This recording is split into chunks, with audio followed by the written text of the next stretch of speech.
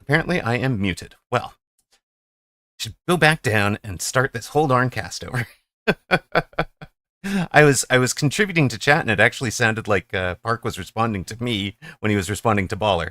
So fair enough. Um, Thanks for letting me know, Reven. This was no, you didn't miss the tourney. We are reviewing the Asia results from this morning. So congratulations to um, Illuminati on the championship, beating Urios in the final. Spoon third, Narion fourth. Bunch of numbers came fifth, with Ben Malls, fellow streamer, sixth place, Fleet Command seventh, and conclusion rounding out the top eight. Hawkins Space and Ping Shi in the top 10. Congratulations to Illuminati, your Asia champion representing Germany and the 301. We are coming up in about 58 minutes, so I figure maybe I'll give you guys a couple of matches on ladder to whet the appetite. Congrats from some other tournaments around the Mag One or the Mechabellums community. Huge congratulations to our champions last night. We had Park 09 came in fourth place. Tremendous effort. Cody, who almost kept up our tradition of the fourth place finisher not waking up to fight the third place match, did beat Park 2-1, but then lost to Red Scare of 94 in the losers bracket semifinal. Red Scare went on to the finals, where Odyssey beat him 2-1 to have concluded the champion, concluded the Mecha Mini Masters as the champion. So huge congratulations to Odyssey. I was very disappointed when I went over to my season 3 stats, which Odyssey had been my strongest opponent defeated all season long, except last Wednesday, right before that match. I beat Phoenix Nirvana, who had a slightly higher MMR than the account that I beat, which is Odyssey's alt, not his main. So, also, congrats to Sacco and Flower Fairy, who have made it to the Mag 1 Finals. Mag 1 Finals coming up tomorrow for the Mag 1 Open Season. So 501 v 201, two of the all-time greats. You are not going to want to miss that one on the Mag 1 channel tomorrow. Best of 7 series coming up. So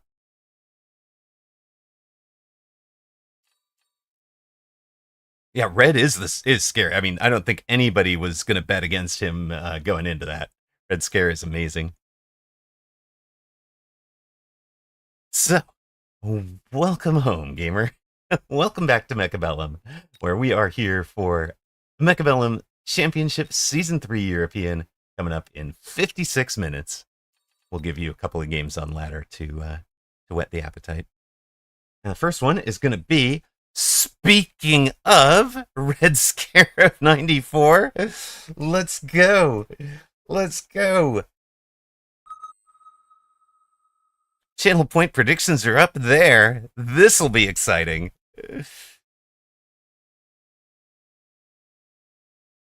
Amarok against Red Scare of 94. Let's go. 5-round win. Mess him up. Easy. GG easy. Oh my goodness. We go from casting the man to having to face him on ladder as my warm-up game. Nice easy warm-up game, right? This is the way to do it. Red Scare's at about 2230, 2240 MMR. I'm actually at an all-time high. Finished Wednesday's stream on an all-time high at 1940. So beat him, and we'll have a new all-time high.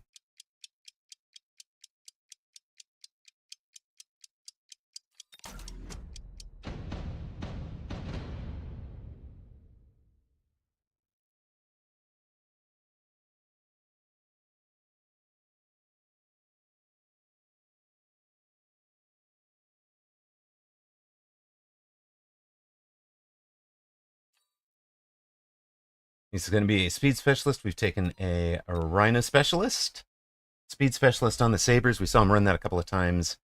11 meter per second. sabers can be pretty scary. We do know that the sledges ought to slow them down decently. I'm fully expecting him to come out on the line on the left, but I'm not going to hyper commit to the idea. I think he's going to be right here. That seemed to be his tendency after watching matches. After watching his matches, you know what? Maybe we will bet just a little bit that he's out on the left side.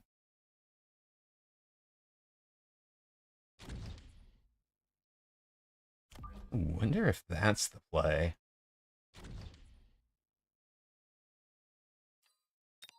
I came out on the right. We've got, yeah, so I switched these guys up, so we're actually pulling some folks away from the tower. You can see we're kind of creating a pulls it both sides away from the tower, and we've got these guys having an unimpeded run straight at the tower. And they are not going to get there before the speed spec crawlers do this round, so a slight problem there. But c'est la vie. It's fine. Opfer Klopfer, welcome in. Hello, hello, first-time chatter. We got Red Scare. After casting him last night, we draw him on ladder for the first match of the day. Nice, easy warm-up against a guy 300 MMR better than we are. That's all right. If Odyssey can beat him and I can beat him... Well, he won Mini Masters, exactly. But if Odyssey is my all-time highest player beaten, and Odyssey beat Red Scare, that means I should be able to beat Red Scare, right? That's how it works. Transmutative properties of Mechabellum. Of course, you know, I can beat anybody once. It's a matter of doing it consistently. Do we want that Wraith? Nothing to lose, everything to gain. So true, so true. Literally, I mean, I think I could lose like 3 MMR if I can't win this, you know? Yes. Level that tower.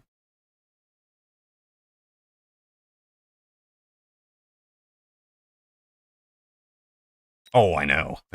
I wish I could see my win percentage against certain players in a tracker or something. I know. I really cannot wait for that tracker to get out and reach the public here. All right, where do we want you? We want you, but not you. Perfect. We don't really want you. Mind coming? Yeah, probably good enough. All right. Oh, there's some amazing stats for sure. All right. Opponent has taken the Phoenix, so our poor little Wraith is going to be in a lot of trouble this round. I feel bad for it. Hound is going to just demolish our little crawler over here, too. C'est la vie. C'est la guerre, really.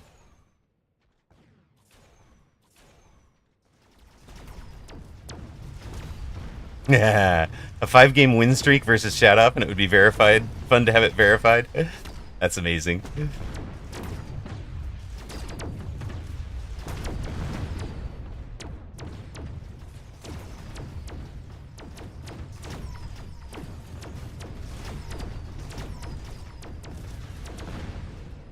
All right, did we stop that near side attack? I think we did.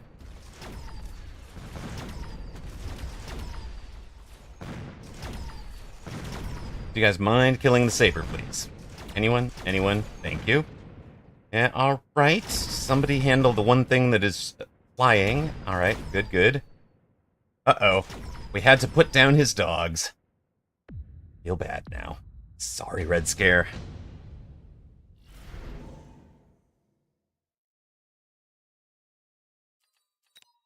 Oh, I don't really have great chaff clear.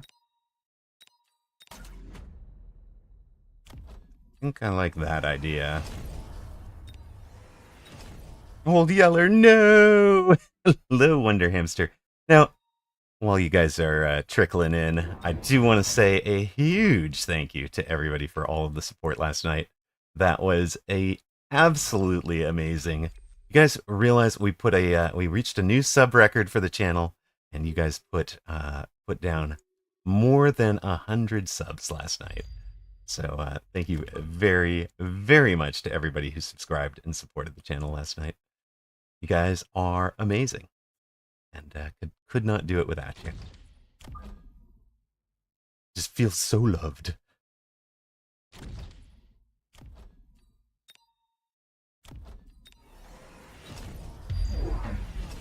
Ah, yep. You're going to mobile beacon the correct direction, sure.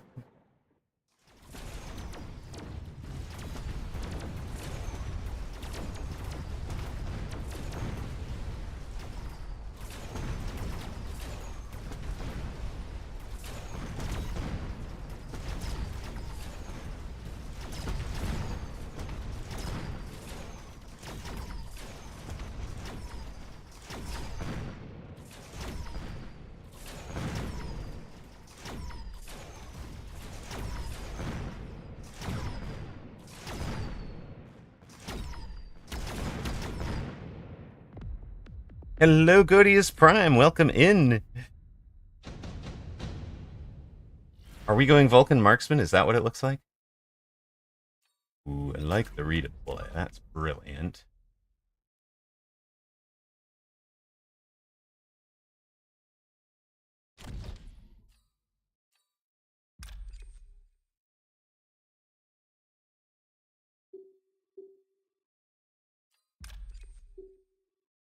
In fact, if we have the redeploy, right? We don't even care about our positioning. Literally just going to go straight on down. Throw this guy, give you guys range, get you guys your level. What's the rest of the build here, folks?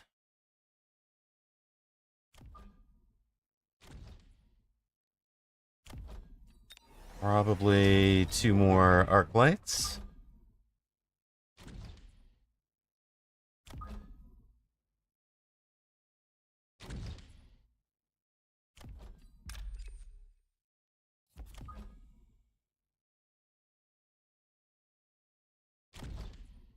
We'll take our extra there. Yeah. Something in front of the donut would be definitely have been helpful.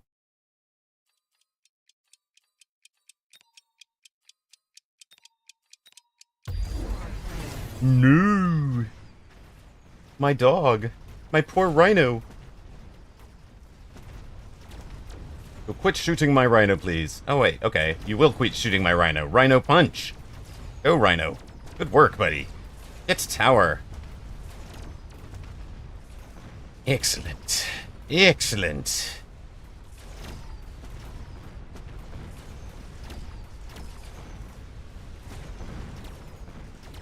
Bit of a tempo shift for us.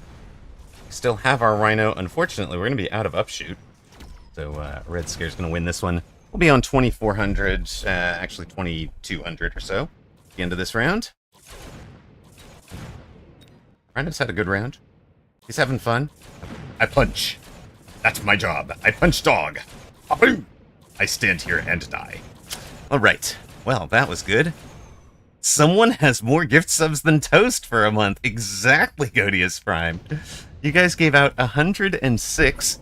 Ocelotus Gaming basically said he would match any other gift sub that was given last night, and jumped himself from second on the list to first on the list, but as folks kept goading him into having to do it. So deep appreciation to everybody who gifted.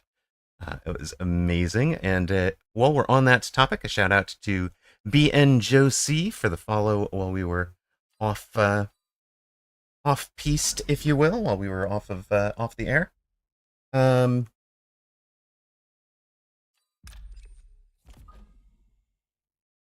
We get you here-ish.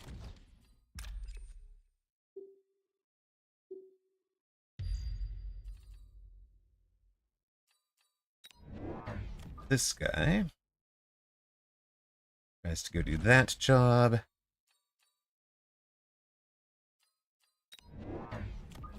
Line the Tower of Power up there.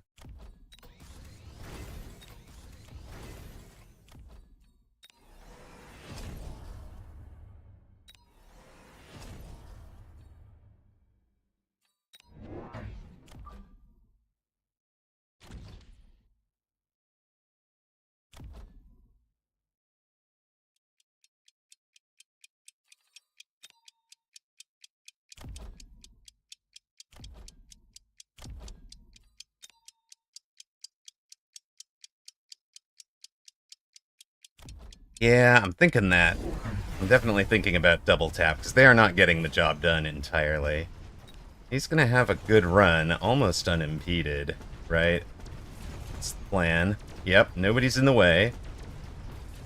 And the Phoenix just are not getting the job done. Get there faster. I should have done temp speed this turn. That was a mistake. Cost us a bunch of time in terms of how we get to that tower.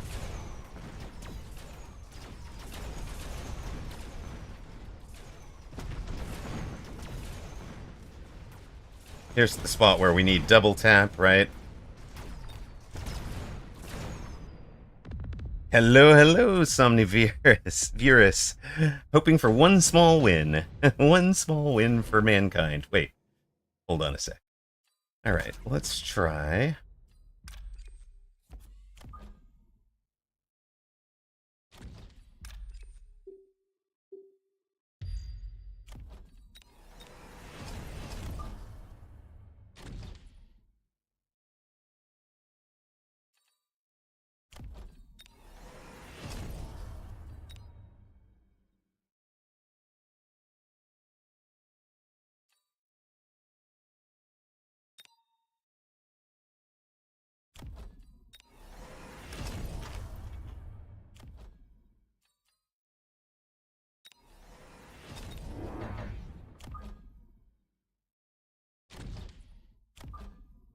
Get these big boys up and running now.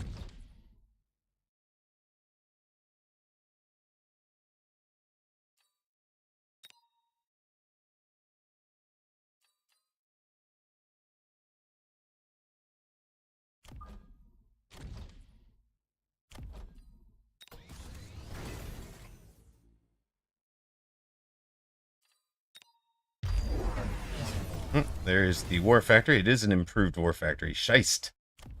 Well, that's the knockout, I think. I needed my own improved War Factory, not this play. I'd sold the Farseer. I bought the improved War Factory. We're in much better shape. Bit of a problems. Didn't even check that he'd taken the improved War Factory. Improved War Factory with speed is going to finish us off. That's plus 40% hit points, plus 15% attack, plus 10 range, decreased attack interval. We've got nothing that's going to stop that. That is GG's. And, you know, you said game in 5. We got game in 6. Oh. But you know, 2267 versus 1930 as our warm up. That was a little rough. -6. All right. That is that's the start of the stream official. 1924. -6. Now, was I misstating it? Was my all-time high 1930, not 1940? Because I thought we ended on a... Yeah, yes, you did. You had to factory me, and I just needed to factory on that turn. I could have sold. I could have afforded it. Yeah, it was a great choice. So that's definitely the play I should have done. Instead of going to the two... Instead of going to the 2 forts, I should have gone factory and probably put it right in front, right? So if we run back around and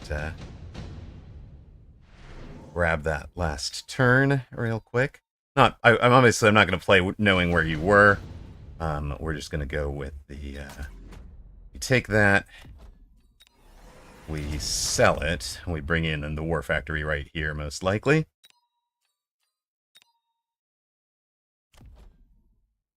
Yeah, but the factory can definitely be big and beefy, right?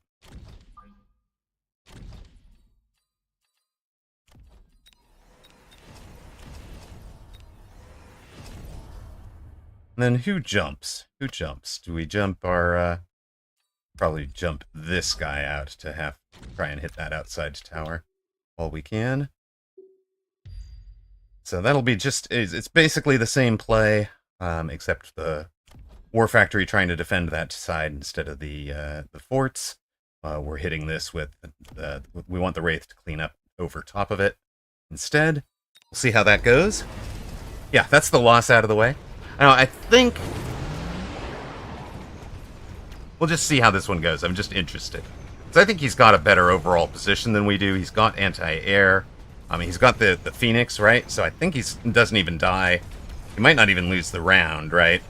Because he's going to get both towers. It's 7-second debuffs because it's level 2 on the left, 5 seconds for this one because it's level 1. But as you can see, we're out of upshoot. He's still going to win the game. It wasn't going to matter if I brought the War Factory out the way I would have played it. You know, you could probably workshop this board over and over to find a way out, but this game is lost, not in the final round, but much earlier. So, well played to Red Scare. Nicely done.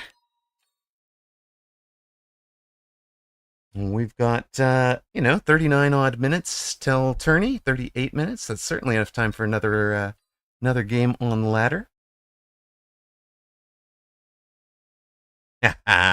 Cheat Snack Abyss the factory. That would have been quite the play. I would not have thought of that on the line. So we're now going to have to face Mr. Civilized. Hello, Cardalaw. Welcome in. Congrats to those of you who made Red Scare of 94 a 113-1 favorite. You have earned 10 rocks for your large wager. It's not a realistic play to make blind, no.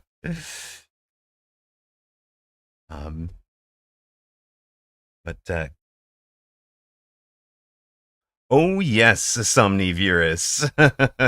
100%. That is a thing you should be doing.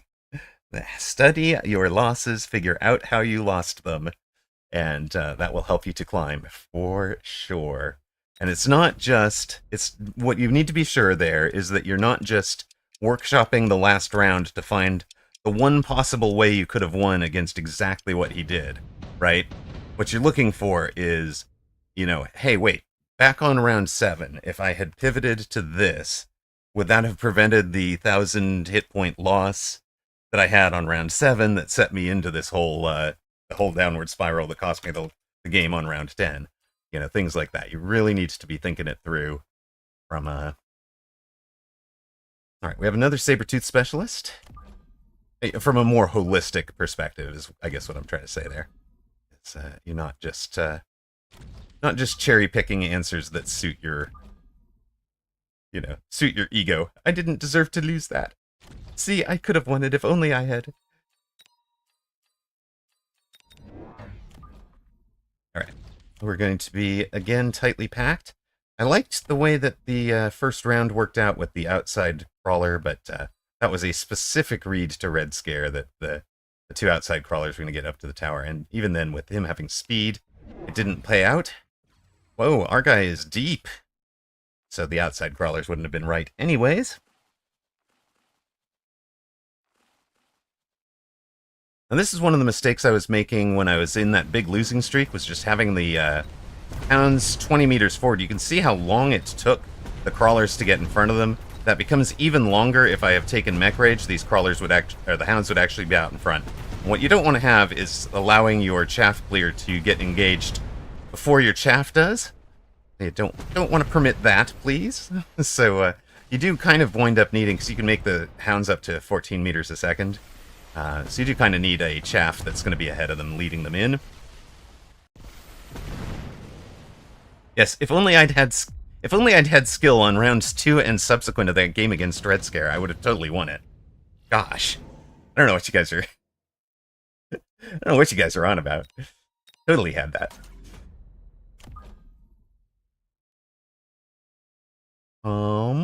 What we got? What we got here? Can we just let this guy arrive late?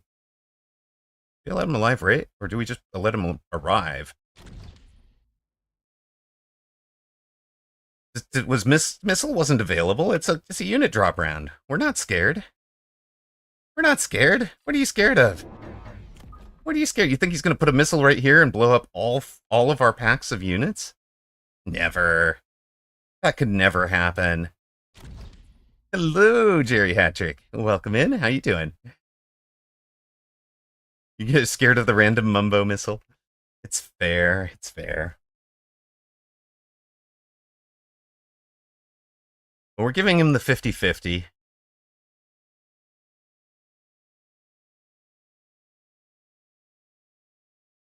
We have no upshoot.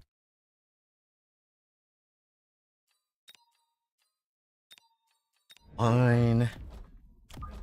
Have an upshoot if I have to. Up is a fake direction. Oops, only savers. It was great fun. That was such a fun stream. I miss those low MMR battles where you can just do anything and anything works.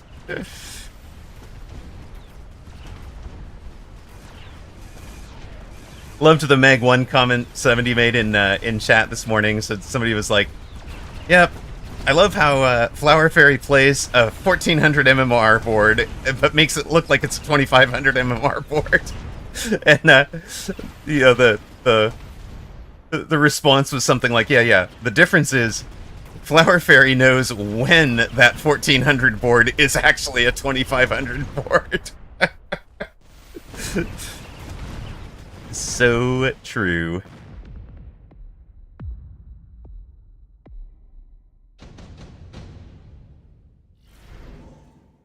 No, it couldn't have been Fangs in front, Cartala, because eventually the hounds will outrun them.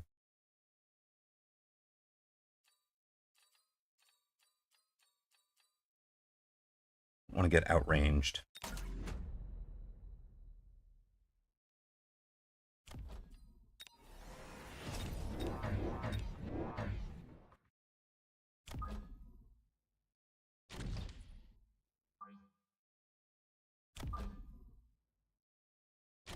Oh, hold on a sec.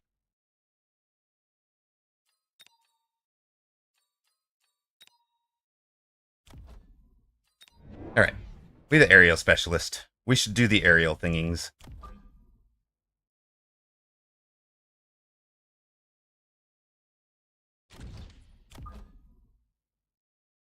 Run those guys.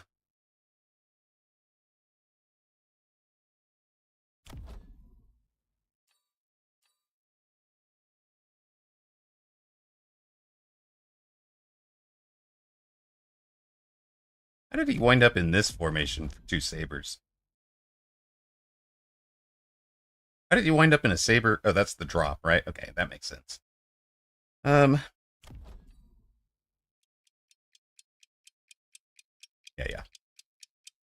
I got there eventually.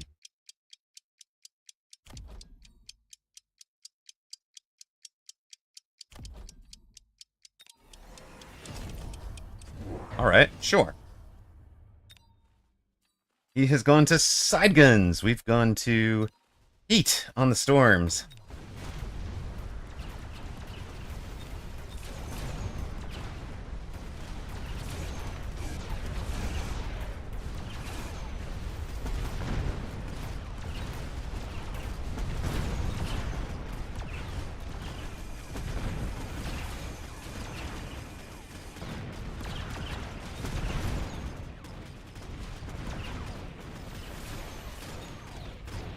I mean, heat was only 50, so it's not like that even hurt to press the button.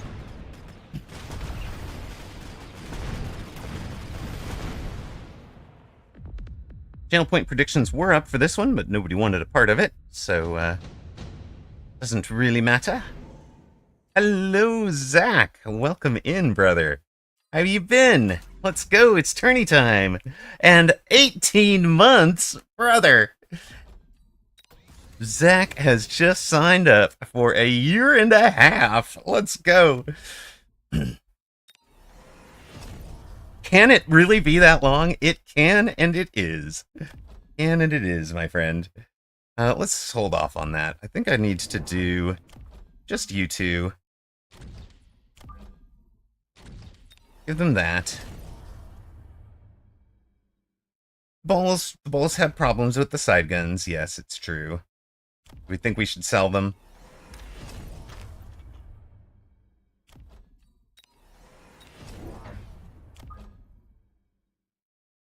Sell them, range the dogs, so that nobody's even in the side gun range except for the crawlers and the fangs.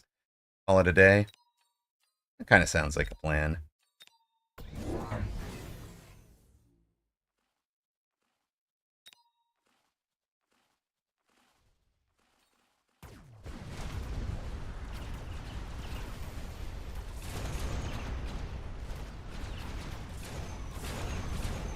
We have not yet made 2K. We're currently sitting on 1924. All-time high is higher than that. Is actually higher than that. We'll check that in a moment.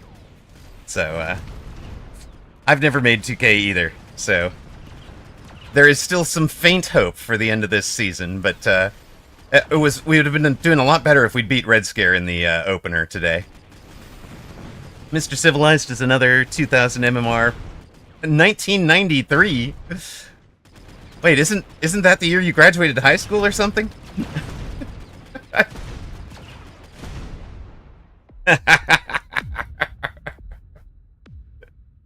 Love you, brother.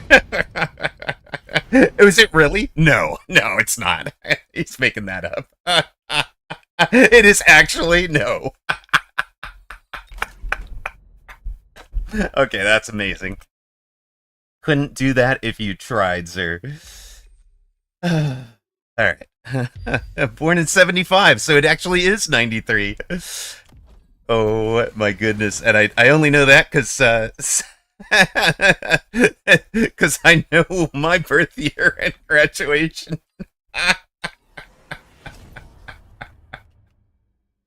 Oh dear God. Alright. Well. Funny. Exactly. But, is this the turn? The turn to just go bust this junk out, I think.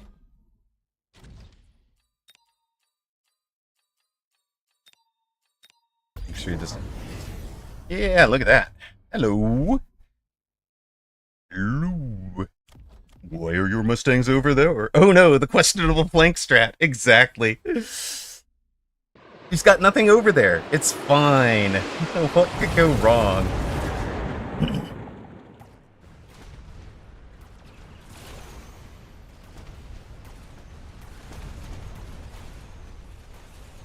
Other than all of the wasps chasing this one stupid...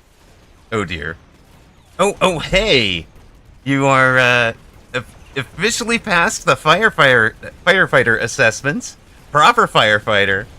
Joining the team in July and on the run. Let's go! Way to go. Way to go, Zach. That is huge. Congratulations, my friend. We do also have...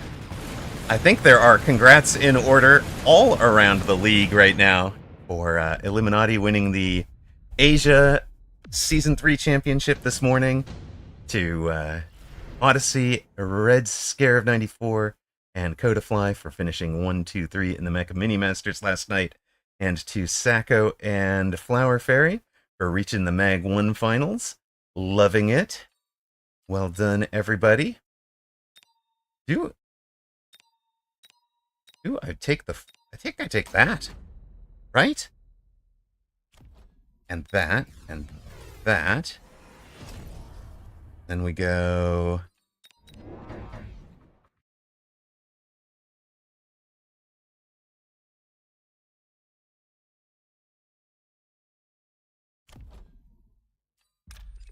Every now and then you have to sell something. This is not a sell I really want to make.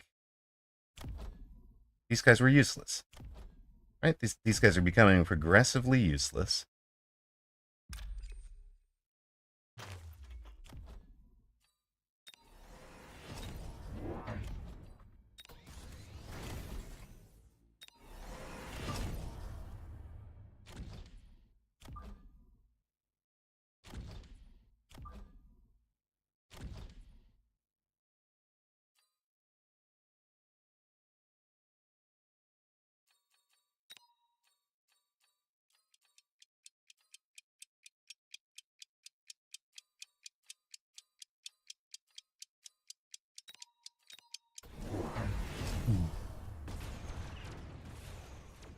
Yeah, they forced opponent to get anti-missile as their second tech. They got secondary armament, which isn't helping a ton. They got missile interceptor, which isn't helping a ton.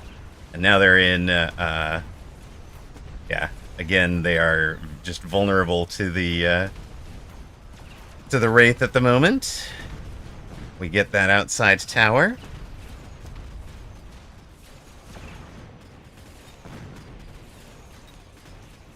Phoenix quietly having a good day themselves.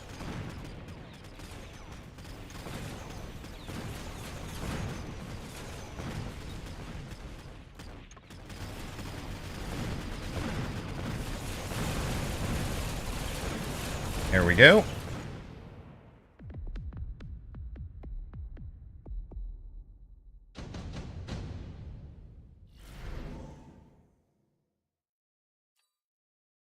I mean, sure, we're for this guy anyway, right? Hi. I don't think I even mind having you down on that flank right now. You guys need ground spec. You guys need armor. We want another one. Here-ish. Along with that fellow.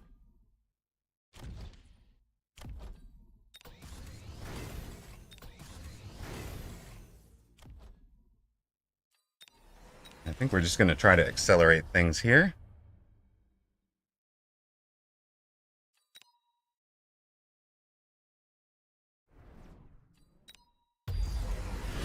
Alright, he's gone with the anti-air barrage forts into the armored wraith at 22,000 hit points. The AA Mustangs at level 1 over here, completely bricked by the wraith. These guys are going to come over and do, you know, like whatever that is. Like 231 minus 60. So the armor is not really going to slow down the level 3 Mustangs. But at these levels, these guys should do great into the Wraith and all of that. We'll also be adding the Photon from the flank here. Titan, welcome in, brother. How you doing this morning? Did you get some sleep?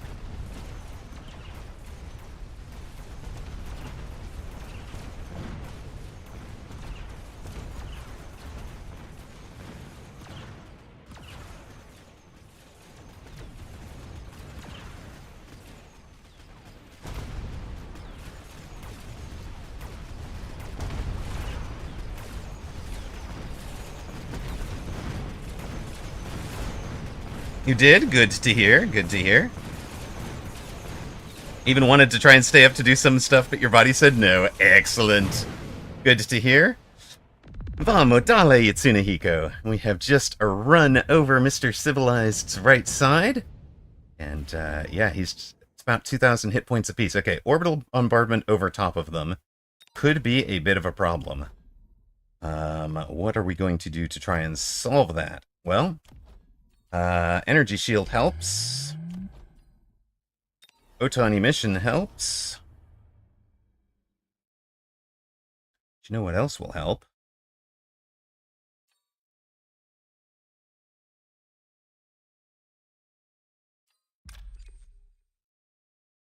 Imagine, well, I think we're just going to drop a bunch of stuff out here. Because he advances, right? So we just land a bunch of stuff on his head. I don't know that he's going to drop something here, but this would be a spot to think about it. Photon's not helping much. I mean, sure, it could be grasping at straws. You're not wrong. These guys did nothing at all.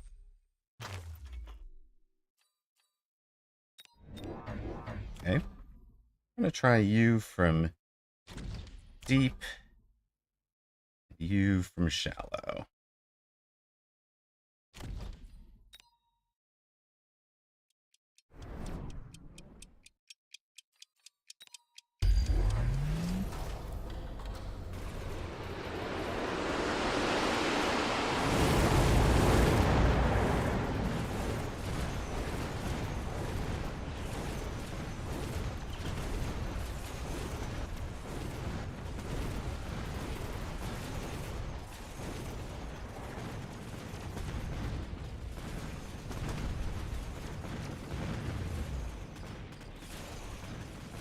I mean, the boat survives and it's hit point damage on the bar, right?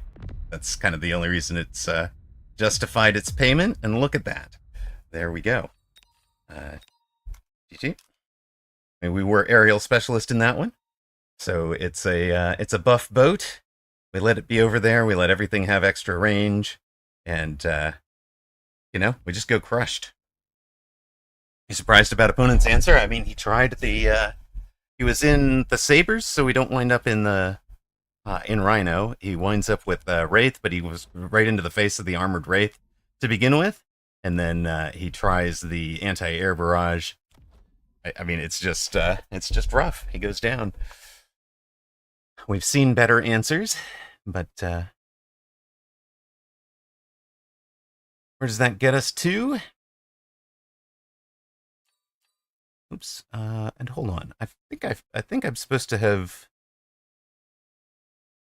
I think I'm supposed to have been logging those matches, right? Hold on a sec. We have 2 matches to log. One against Red Scare, and then this one. So it'll be just a moment. I'm going to go ahead and run the ad now, so you guys are just missing me putzing around here. We've only got about 16 minutes. I don't think that's going to be enough time to log in and get another ladder match done. I don't want to be in like round 10. It's the start of the cast. But right then, what did we wind up at? Opponent was 2267. And came out aggro ASIM. We took the loss. I don't remember what the score was against Red Scare, so we're just going to make up some numbers. Remember, it was a -6 MMRs. And then this fellow was like just over 2,000, right? We were both standard symmetrical. We came out and got the win. 2126, he's at -37. I think you're right about the Photon not having contributed very much. But hey, it's all right. +26 puts us at 1950. Well, whatever our all-time high was before, it is a new all-time high now. Let's go. 1-1, win 1. 1950 and +20 for the day. Yes, Skay, we did check in on that. So did show off. There we are. That is a 1826, 1884, 1904, 1950 all-time high, baby. Let's go. Yeah, so tournament news from around the various regions, right? Mechabellum Season 3 Championship for Asia. Mayav, the rookie group champion, beat XSY in the final.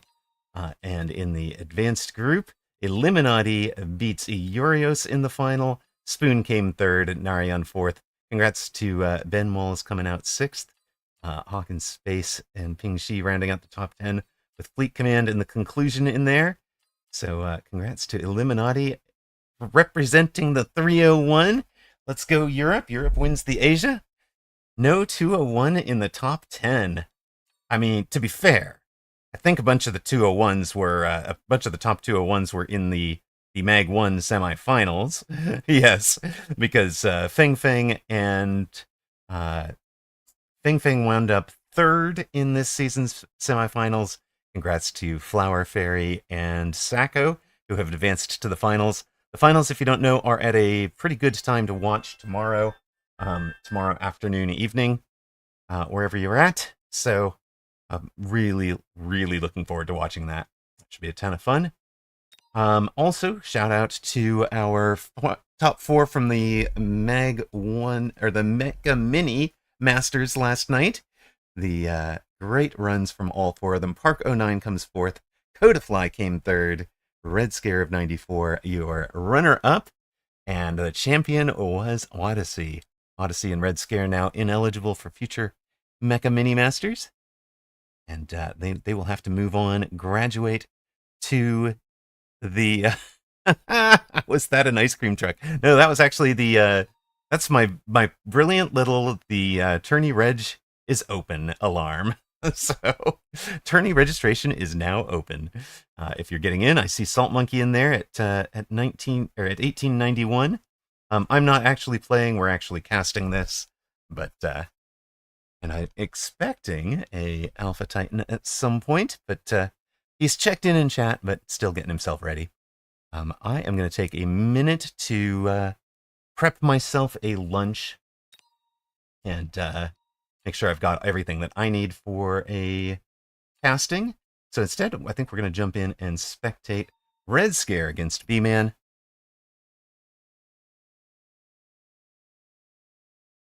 No commentary on this one, guys. I'll be right back.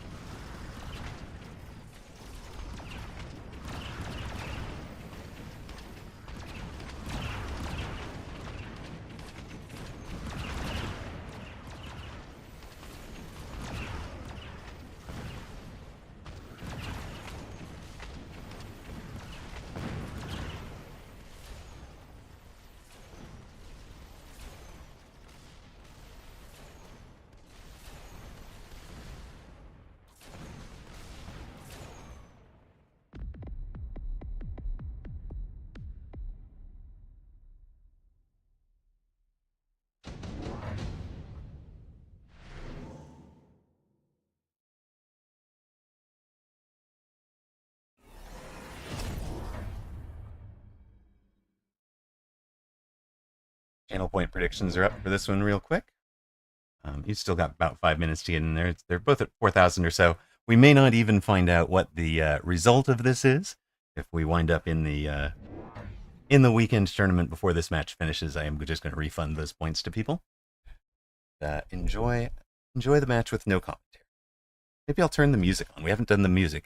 Hey, Wardeo Warvergerben, thank you very much for the follow. Well, we're going to put the music on just a bit for this match, since there's no commentary. Be back in a bit.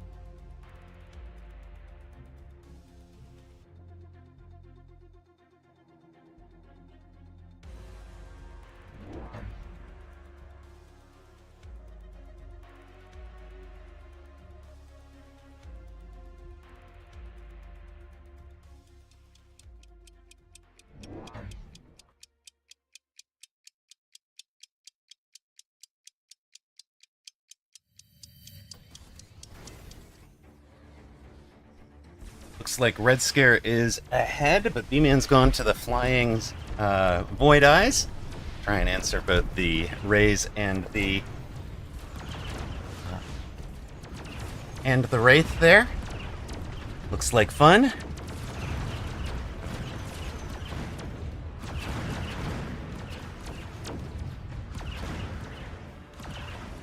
You've got about 5 more minutes to get yourself registered, get your coffee, go to the bathroom, get your water jug filled, whatever it is you need to do for the weekend tourney.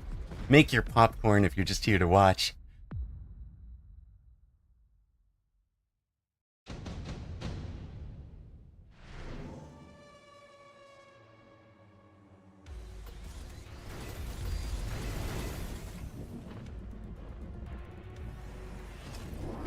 Hey, Hypergig, welcome in. How you doing tonight?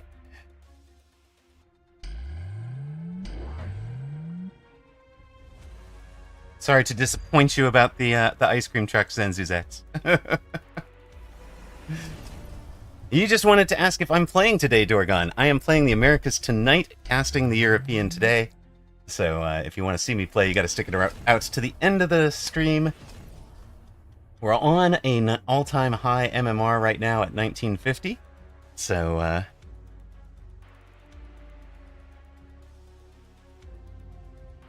oh, if you want to compete in the European accent, you have to put a European accent on for the entire event. Let's go. Your area gets a red crack truck for an ice cream truck. Oh dear. That does not sound healthy, mate. That doesn't sound healthy at all. That does not sound... Little bit worried for you, if I'm not gonna lie.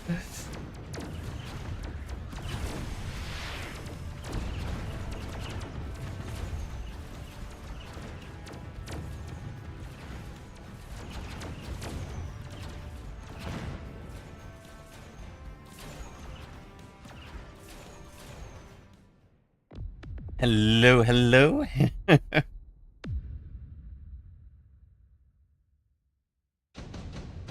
Getting ourselves real close here.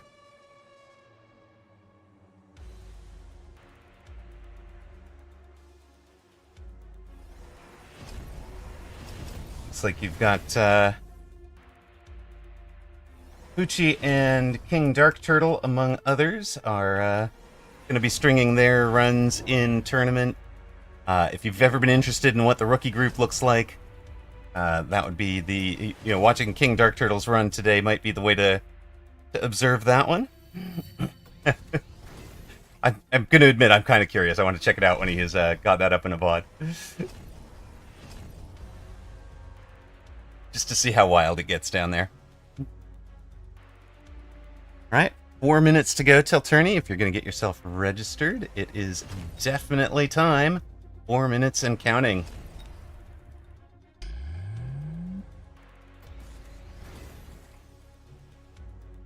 Guess that's just enough time for me to eat a sandwich here.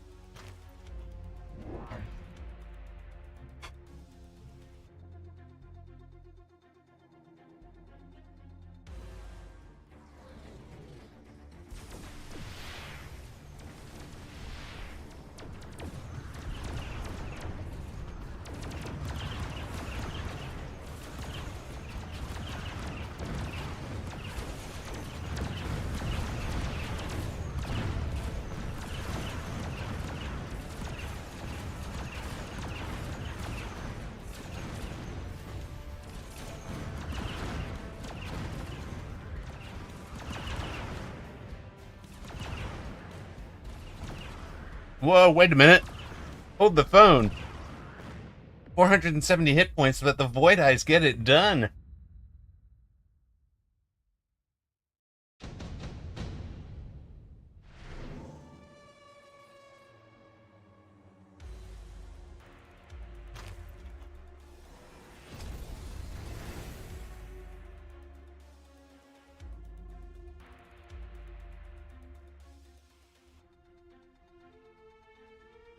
Hola, Miss Diana. 2 minutes till tourney at this point.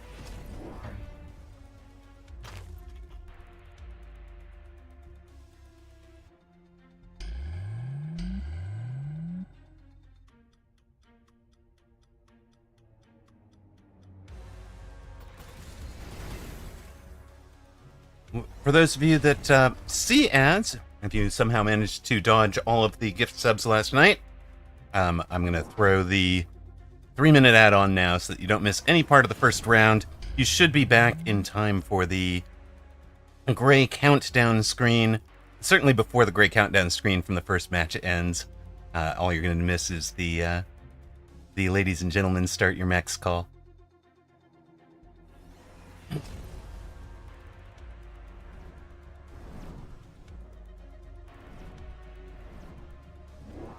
Under 2 minutes to go now.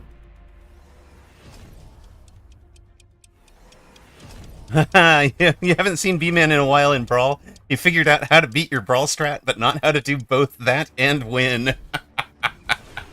Love it, Miss Diana. All right.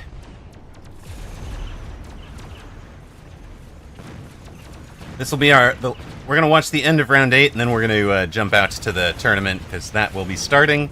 If this is not the final round, we're refunding the bet, even if somebody's on like 2 hit points and it looks like a foregone conclusion. That was one of the risks involved in this wager.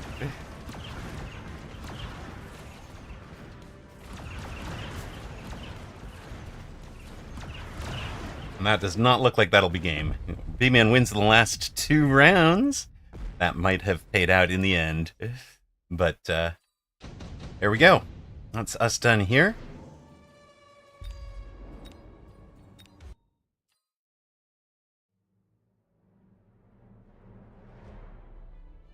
Let's turn off the musica again.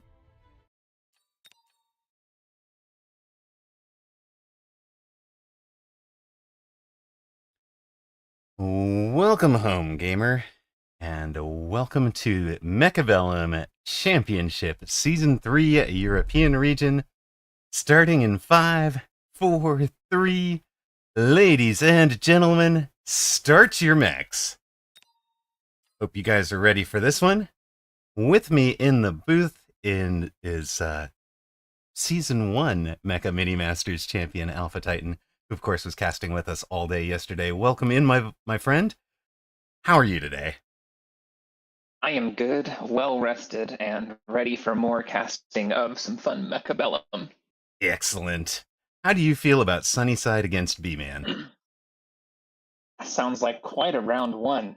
It does sound like is an OG, amazing. And clearly their MMR isn't where it's in, but honestly, them being both in the middle of the pack is quite surprising. This is going to be a super stacked tourney then. Indeed. We knew that people were going to turn out for the season championships. We've got 3 groups, a advanced group 1, an intermediate group 1, and a rookie group 1. And, it's a little bit smaller group than it might have been. It looked like we're going to have about 100 in each group, rather than a full 128. But should be incredible, should be amazing. B-Man will be a near side blue, I believe, and Sunny will be on the far side red. I do want to say a huge thank you to everybody out there in Viewerland for the tremendous amount of support we got last night. You guys gave 106 subscriptions. Actually, I think the total gifted was about 100 and it was 100 even, with 6 regular subs as well. Yes, we were just watching Red Scare and B-Man. We didn't get to see how that match finished. One of the 2 of them surrendered so that they could make the tourney. And of course, we were watching it on a 90-second delay. Right. Yes, I saw Diana drew Lau, Salt Monkey drew Red Scare. Bit rough, a bit rough. Right. This is going to be quite a round, even round 1. Yup. Channel point predictions are up. Welcome to round 1 of the European Season 3 Championship, the last major tournament before we see the introduction of the Mountain and Farseer to the core units. B-Man, Straw Hat, near side blue Farseer specialist with the Sledgehammer and the Marksman on the far side. Sunny side, Typhoon specialist with sledges and crawlers. Let's see if we can incite some wagering. One thing I will say, this is actually a fan of B-Man. Actual B-Man has a Oh, Mechabellum icon, so Farmer Hat B-Man is kind of like a fan of B-Man and is following their name homage. all right, all right. Fair enough. So just a clarification point on that. Got it. I actually thought that those two were the same and just an alt. Appreciated. So that said, Farseer Specialist, very solid. Typhoon Specialist, also very solid. And honestly, Typhoon Aggro is very classic, something I wouldn't be surprised to see from Sunny, given they don't play as much, and so falling back on what they know and what has been strong. Very interesting to see kind of a old school style, and somebody who plays the game more regularly now. Flashing should be a lot of fun.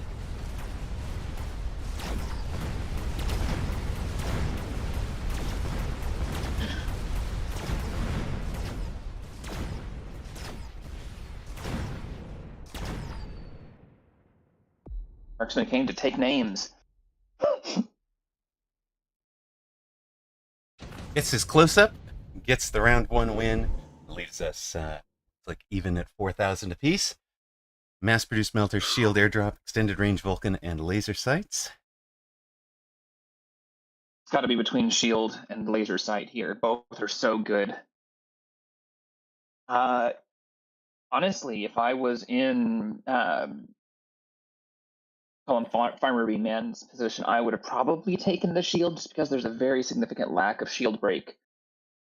Whereas the marksman under the shield with low chaff would be well protected. And I think that it would be a very strong bulwark to kind of build up from. Sunny took ER Vulcan in aggro position. Very spicy.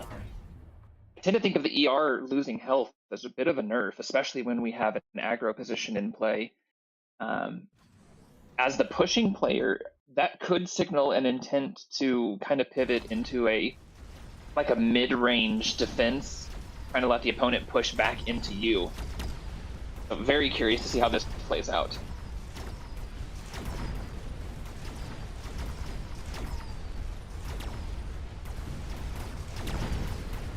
Lots of traff trickling in from Sunny, only just now connecting with the sledges.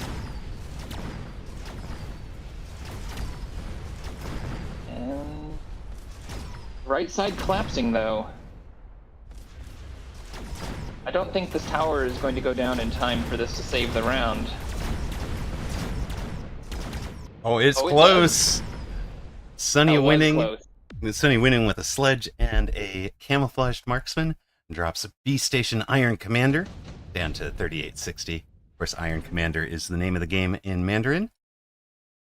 Right. Phoenix. A little unfortunate to see the birds when you took marksman before, but you don't say no to birds. I was going to say, neither player has teched the marksman. 4 birds, great deployment for your single target. Yeah, and there's so many sledges and arc lights, it makes complete sense if you're in Sunny's position. What makes a little bit less sense is a Vulcan with no chaff in front of it, but that's what Sunny's got on our right side. Missing a deploy to unlock it manually too, very spicy.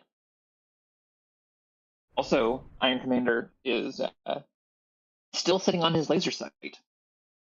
Lots of very good potential targets for that.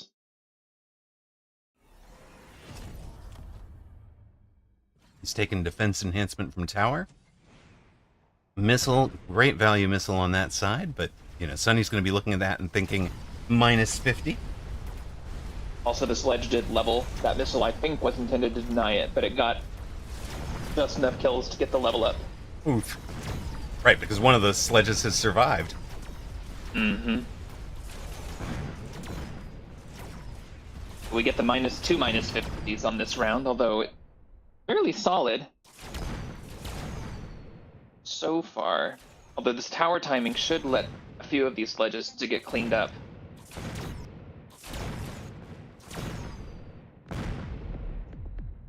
And so he paid 100 to do about 700 damage to Sunnyside, drops Sunnyside just under 3,300.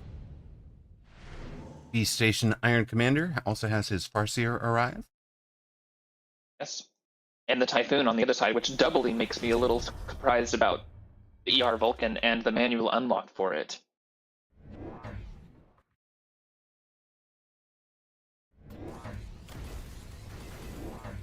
Well, surely it's an Very ER. curious. Surely it's an ER Vulcan with an amp core now.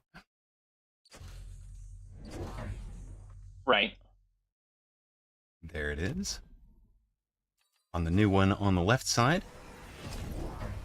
While the heavy armor goes on the right side, level 2 sledges.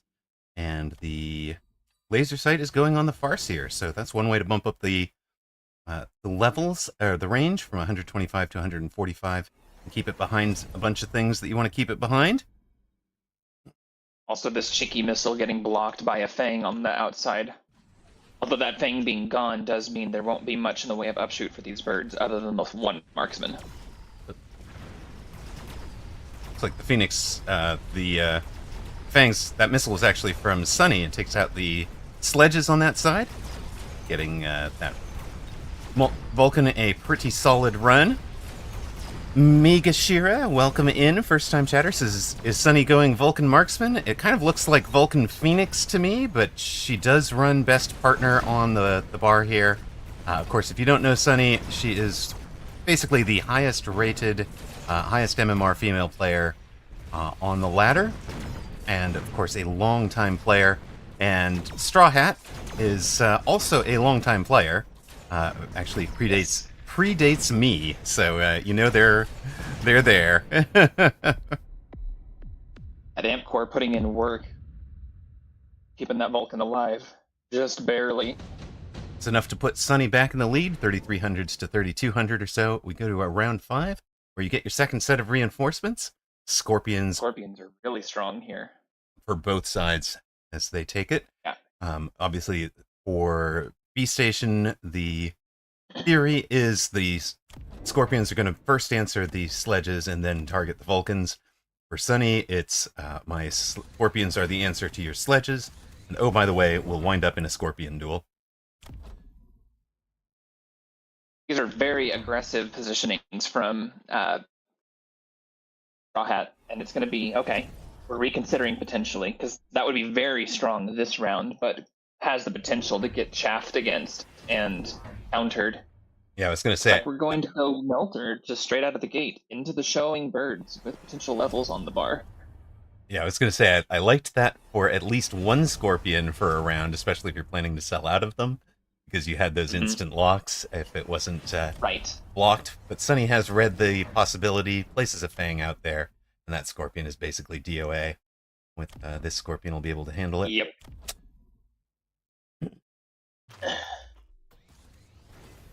So we sell one bird but level the other. I'm really surprised, but that does signal to me that it is going to be either Vulcan Scorpion or a Vulcan Marksman for your range. Right. It'll be is going to put in good work. It'll be Marksman. I mean, she did range the Scorpions, but it'll be Vulcan Marksman at this point because you know, she's got the summoning on the bar for the Vulcans. She's got the extra range on the Vulcans, and you know, she can put the 100 into this Phoenix only to just sell it next round. So there's no reason not to have that Phoenix at level 2 for this round, even if you're planning on selling it next round. Unless you think it's going to die and feed a lot of experience to the Farseer. I mean, that would have been one reason not to. Farseer will level off of it. Out of damage, I think, though. Yeah. But, you know, sometimes it's valuable to deny experience by not leveling something that you think is just going to die. You're not planning on committing to. So, I think Melter overall is in a good place. I do wonder if they level too quickly. That is one balance tweak that I think would be healthy for the game. I think because they tend to focus down big things and level off of those kills, they might level a little too quickly. Especially with the shift for Season 4 coming, the potential of really high value Titan levels from round 5 onward, just feeding XP into them. Yeah, I can certainly see it.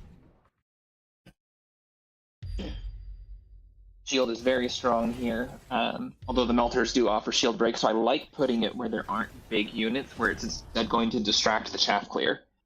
That's a very good shield position, I think, from Sunny. That's pretty solid. 2 more marksmen, so we've seen the full commit now to the Vulcan marksman. Migashiro was correct from the get-go. There's the cell of the Phoenix. 1 more marksman, range on all of the marksmen. And I'm just going to point out, of course, the marksmen were elite recruited this turn. You don't want to be bringing level 1 marksmen onto the board in round 6. They just don't do enough damage at that point. So a common mistake to make is to bring them in at level 1 and then just wonder why you don't have enough single target damage. And if anybody... Sunny not running elite, by the way. Running double tap instead. Anybody wondering why she would commit the techs into the marksman when she also committed tech into the Scorpion? The idea there is she does need a single target anti-air, so she's got to be able to take down the Phoenix, she's got to be able to take down a potential Overlord or Abyss later on. Right. Very fortunate this oil lit so late in the round. That oil was a very low impact play compared to what it could have been. If it had lingered, then it could have been devastating on the following turn. Still putting in work, but only after a good chunk of the chaff was dead. Sunny's down to 2,500 after that round. We go to round 7. We know we can't have a unit reinforcement drop because we had one on round 5. But we could have one from rounds 8 through 10. Anywhere in there. Tank production line or B station. It makes good sense. He's already in the tanks. If he ever techs them, the produced tanks will also be teched. I'm surprised that Sunny skipped it. I think it would have been really good. Taking the intensive instead to try and get to a level 3 Vulcan. Part of what you're planning for in that with his best partner, so I see the intent. But when you're against melters specifically, tank prod is so good to just keep that melter unlocked because, you know, a level 3 Vulcan dies just about as quickly as a level 2 or a level 1 once the melter really latches on. And at the end of the round, you want the melter locking onto one tank, locking onto another tank, and by the time it's burned both of them down, you're producing the next 2 tanks, and of course your tanks would have 95 meter range or 110, while the Vulcans are out at 170, so the melting point never even comes up to target the Vulcan. That is exactly what Titan is thinking there, and I do agree with it. Also, you don't have elite on the marksman. If you did, then I could see the levels being more important because that's helping your marksman to win the range war. But without elite, you're never really going to be super outranging these melters in a scaling way.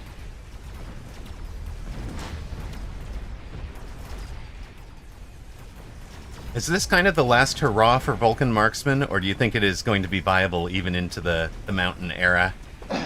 I think it will always be viable, but I think that your window is going to be because you're a giant spec or because the game sets you up for it. Right. I think that it's going to be exceptionally hard to force moving forward. It's already been kind of on its last leg in terms of forceability, even in a standard v standard match, because so many things punish it between worms and other options. Yeah. Oh my goodness. It comes down to a single marksman versus a single melter. Sunny's marksman is superior. She wins the round. She's on 2,500. B station down to 2,840.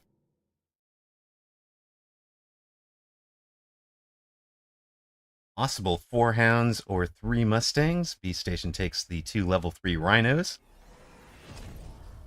Sunny takes the mustangs. Now, we've talked a bunch about wanting to make sure that your late game boards are not vulnerable to wasp adds, so that is Sunny's answer to, somebody using wasps to distract her marksman. Great, now she's got that covered in advance. And, oh by the way, even at 135 meter range, those mustangs will still get out and chaff for the Vulcans late in the round. This laser sight melter is going to be an absolute menace. I really like adding the storms here. I think it's just good overall damage. I think that it's going to put in work. I said this build is scaling from Sunny at this point, and Vulcan Marksman does beat Melter head-to-head. And last piece of the puzzle comes into play. Best partner now on the bar for Sunnyside. That'll be 4 more Marksmen, including a level 3. If you don't know, the Marksman does come in at the same level as the Vulcan, not just a level 1. So there's the summoned level 3 Marksman. He only does 25 hit points to the bar if he survives the round, so he's not as dangerous as a full Marksman, original Marksman. but he'll still be a lot of value in terms of the board fight. Sure. Also, Sunny definitely wants to get some sacrificial chaff at the front. The initial EMP volley from these melters hit a couple of these key Vulcans very early into the round. You can also see those late arriving Mustangs tanking some melting point lines as well. Yes, that's another really huge value to adding the Mustangs, is they are good chaff into melting points. There you go. It is a cleanup for Sunny, doing a fair amount of damage, drops B Station down to 2142. Straw Hat in trouble, and as Titan said, it looks like Sunny has reached the hyperscaling point. Is there anything Straw Hat can do to turn it around? That's tough. I honestly, there's already Mustangs, so a Wasp pivot is difficult.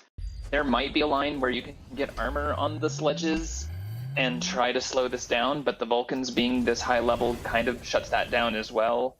I think this is a spam the melting points and take crawler prod, so that way you have a second round of chaff to distract the marksman after the Vulcans are dead. I think if you added 2 or 3 melting points and you take crawler prod here, you have a shot. I think EMP on the storms is a huge mistake, just in the sense that I don't think it's going to do enough. Lou Farrell, Maybe it will. Thank you very much for the resub. 19 months now. Very much appreciated, my friend. How are you doing today?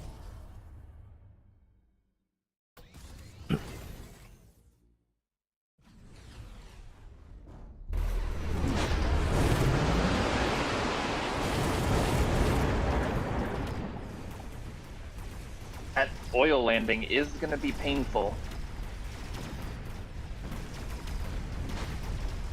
Ground on fire in front of the level 2 laser sight melter is probably his best shot at sneaking a round for sure. But honestly, I think that these marksmen are at the point where they will just absolutely destroy melters. Yeah, this is why she's running double shot instead of elite marksman. It's not about having even more range, it's just about having more damage. And when they shoot twice, even giants go down. Sunnyside takes down Straw Hat, the 28 seed beating the number 23 seed in round 1. Sunnyside is through. Congrats to those that bet on her. Full faith in Sunny. You guys have paid out about 2.5 to 1. Nice.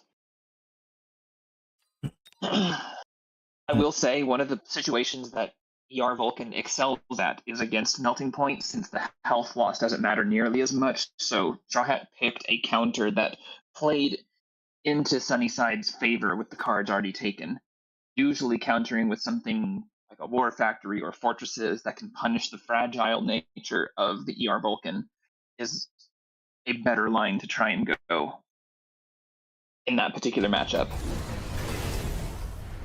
Soja, of course, is joking there, says, so Sunny's a bad person, playing a boring and OP comp, because, of course, Soja plays a whole bunch of Vulcan marksmen as well. Soja is the, quintessential Vulcan marksman player. Just to clarify, since the sarcasm doesn't always come through, somebody might have had the wrong opinion, or wrong interpretation of that read. Yes. Also, Soja, as much as I love Soja, loves to diss himself as a terrible player. Do not. True, right? Soja is very good, but I don't think there is a player that self-deprecates as hard as Soja does. So, Soja will critique the best of them themselves most of all. I don't play Soja often, but when I did, it was a Vulcan marksman mirror. I love it. From Skay, who's probably. If Soja, let's put it this way: if Soja is the Vulcan in the Vulcan marksman comp, Skay is the marksman in the Vulcan marksman comp. I love that. I love that. That is so true.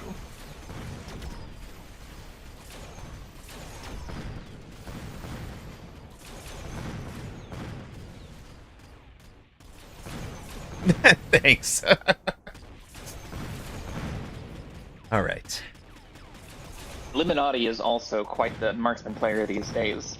Well, and he won the Asia tourney with it this morning, so. Mm-hmm. Well, I didn't actually see necessarily that it Oh was my the goodness. that what he ran in the Sasuke! finals. Yes, that's exactly what we meant. No. No, no, Skate, Jesus.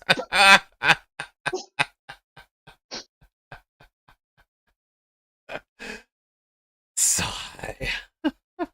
That's too funny. I mean, you could have said I called him hot. Gosh.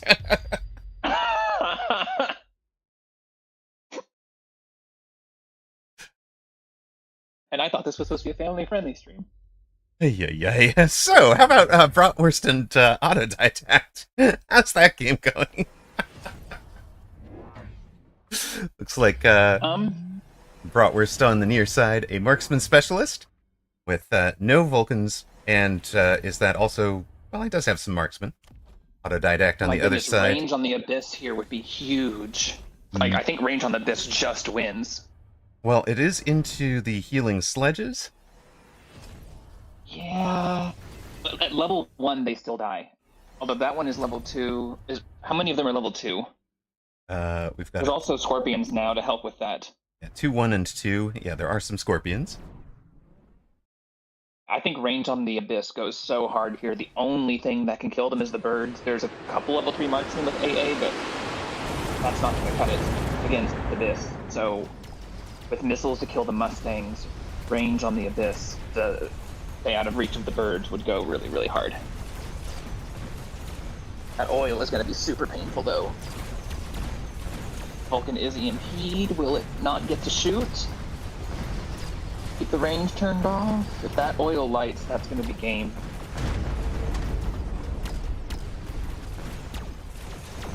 Yep. If these Abyss hadn't wandered forward like this, it would have been huge, and they also would have gotten to swipe their beams sooner. Maybe it's not game, maybe there's another round.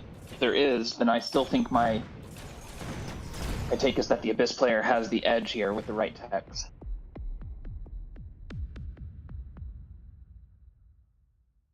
Autodidact down to 982. Needs to turn it around now.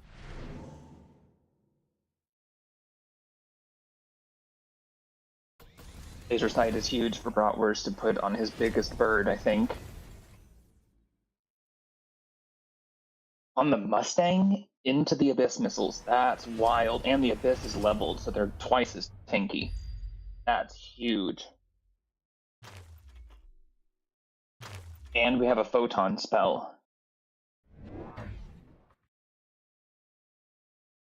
We also have shield on the Wasps. I think Autodidact has this. I know that he's almost knocked out, but I think this is going to be a stabilize and comeback. There's no fire. Yeah, this is going to be tough. There is a little bit of a lack of late chaff for Autodidact, but you can only solve so many things, and the range on the Abyss is going to go hard.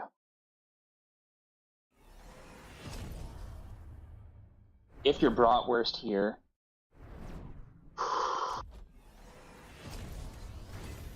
was the Vulcan sold? I think it might have been. I don't know if the arc lights are going to be enough chaff clear here.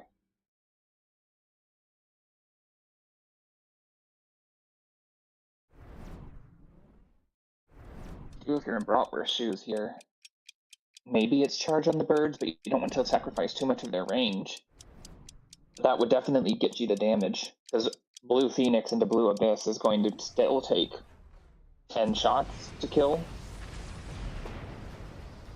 And only 3 Mustangs into 3 Abyss sets of missile is going to be a huge amount. Right. Missiles will do damage. I mean, anti-missile can work, but he doesn't have that tact. It's going to be a lot of damage from the second volley of missiles. Yes. And now these Abyss are staying back better, not eating as many immediate locks. And these ranged beams are just carving up the front line. And now these birds are going to get swiped.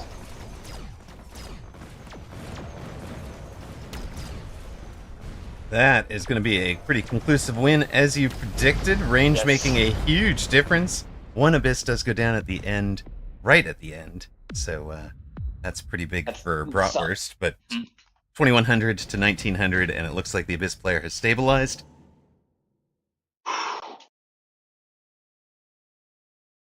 If you're Bratwurst, EMP is absolutely your Hail Mary here.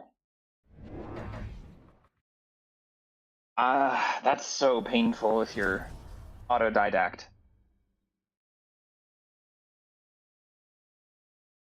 That might be enough to clinch it, because EMP Photon is so expensive for the Abyss, but them being disabled is almost okay. So the redeploy can save one of them. Maybe you try and predict that the EMP goes between, and you beacon the other one like to the left or to the right hard.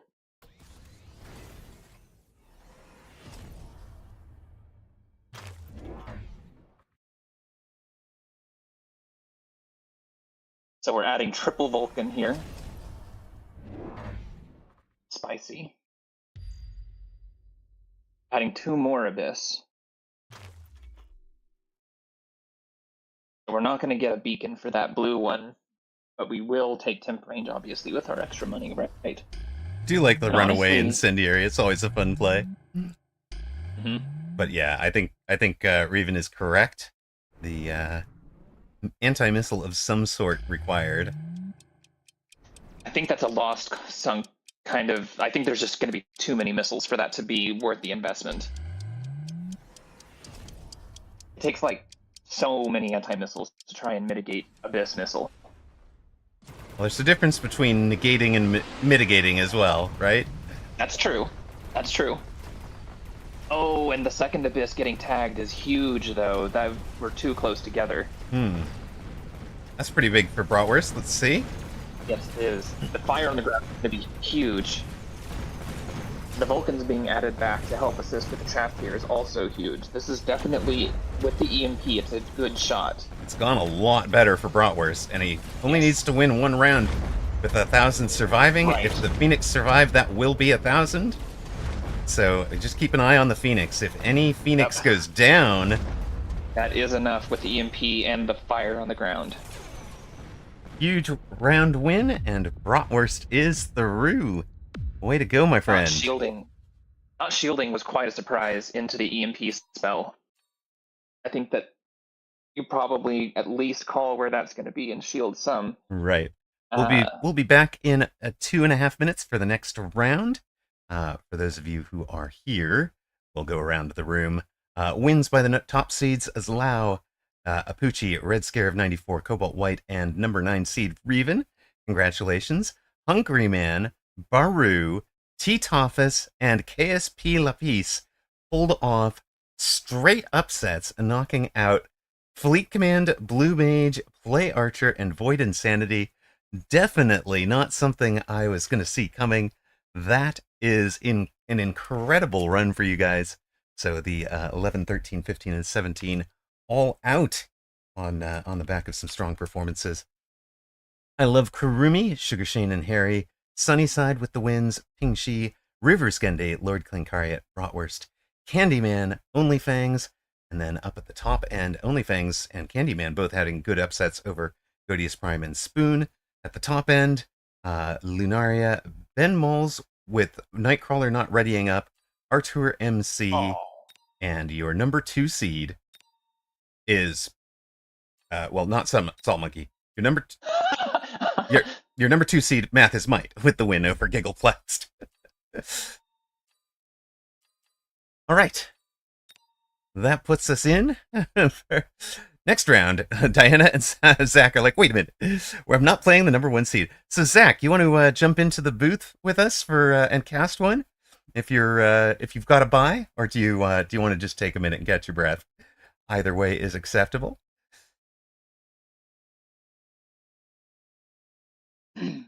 What match do you want to see here? I'm scrolling now.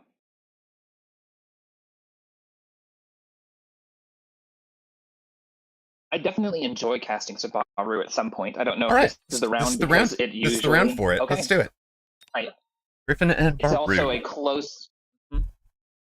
I enjoy watching Baru because he's very unconventional in his play style. Right. Um, and I don't have a super high expectation that he'll go deep. So if we keep with our unbeatens, this is in round 2 is always kind of filled with some strange matchups because of the top and bottom bracket. And so I think this should be a good fun one. I also vaguely recognize the name Griffin as a solid intermediary player. So Indeed. Welcome back to those of you that see ads. Thank you guys very much. And a big thank you to Angry Leaf Blower, who did not want to see ads and subscribed with Prime. Of course, if you don't know, if you're an Amazon Prime subscriber, you get one free Twitch subscription per month. You can just pass that around the Mechabellum community, or pick one streamer that you want to support unflinchingly, and just re-up on that person with your Prime sub. But it doesn't cost you anything, and it puts a little bit of Jeff Bezos dollars into streamer pockets. So the rest of us appreciate it. Welcome to round 2, where we've got Griffin versus the famous streamer Baru. Admiral Baru will be far side red, Griffin near side blue. Baru, of course, a total gentleman on ladder, and I love the fact that he plays Mechabellum and gives it the kind of exposure that we all want to see the game grow, and I think he does too. So I deeply appreciate that. And he plays it for fun, which is also fun to watch because he really enjoys the game. It's a make you think kind of game. And it's not even that. He plays it for fun off stream, right? I have watched him end stream, close out, and switch from a game to Mechabellum to chill and relax. He doesn't have to try hard. Like, we run into each other and just, crazy wacky strats because he's just there having fun and doesn't need to entertain anybody but himself. So speaking of wacky having fun, he just intensived a Fang on round 1. Oh, I see. All right, I know exactly where this is going. One of his Mustangs. I know exactly where this is going because 2 weeks ago in the weekend, the mini tournament, Baru, round 2 of the game of the mini tournament, Baru won his match pretty early and spectated my match. My guy was a either elite or intensive who went carry Fang from round 1, committed to carry Fang, and beat me with it.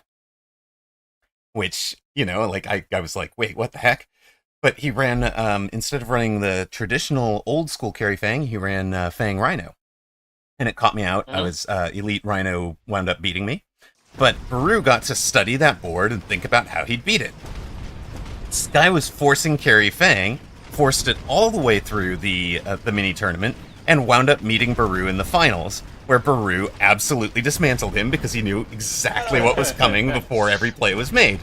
But then Baru's like, wait a minute, this guy made it that far in a mini tournament. I'm going to force carry Fang in tournament.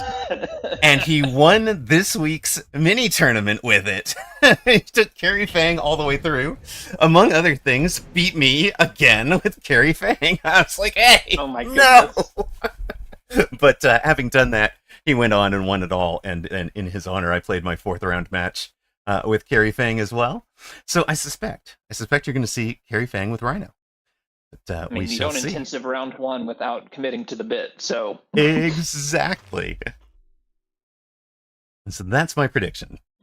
Sell something. Blue score. Sell something. There it is. Range, 2 more Fangs. The blue Stormcaller, though, is absolutely going to body this particular lineup. You definitely need to put a crawler or something, once he sees that, like in the shallow flank of his opponent to distract. Baru is a talented enough player to use the full real estate of the board. Griffin, of course, is holding on to a mini tournament 3rd place, 2nd runner-up from Advanced Group 2. And the mini tournaments I'm talking about with Baru were from Advanced Group 3 in the European. So, again, 2 players very evenly matched in terms of MMR. Should be great fun. They're at 4,400 for Baru. Or 4,400 for Griffin, 4,550 for Baru. There is, hey, we called it. There is the range on the Fangs, 2 more Fangs. And he's got his Storm out here to have an unimpeded run on the level 2 tower. Carry Fang really deeply relies on getting a tower and using the tower debuff to feed experience into the Yes. Fangs during the debuff. It's also incredibly slow to get off the ground because the Fangs need text. It's even slower than Mustang getting off the ground. They need, because you need the mech rage and range before they are a credible threat. yeah, they need both tech and levels.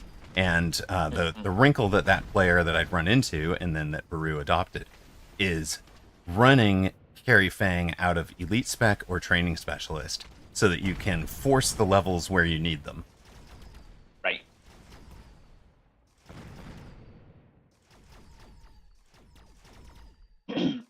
I like the way Baru picked a different side. These Stormcallers in the Crossfire will be great against a bunch of slow units like this all clumped up, even if the Fangs aren't getting the kill, and there's also a decent chance that a Fang will last hit amidst the Storm volleys.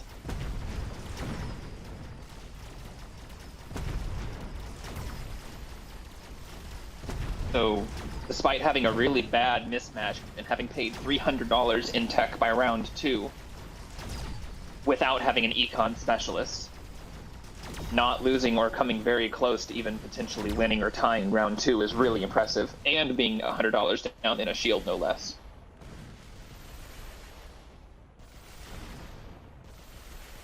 That one Fang is Neo. He keeps dodging. The storms can't hit him. And that actually lets Baru win the round. Oh my gosh. Let's go. Robbed. Let's go, Panda. And redeploy so he can get away from there. That's huge with his leveled Fang. And then he can make it level 3. Right, and a shallow flank can become a deep flank, while a new unit or replaces. Double intensive. Double intensive could be interesting. He's going for the bit. Orbital is also strong with opponent this packed together. That's a great spot for it.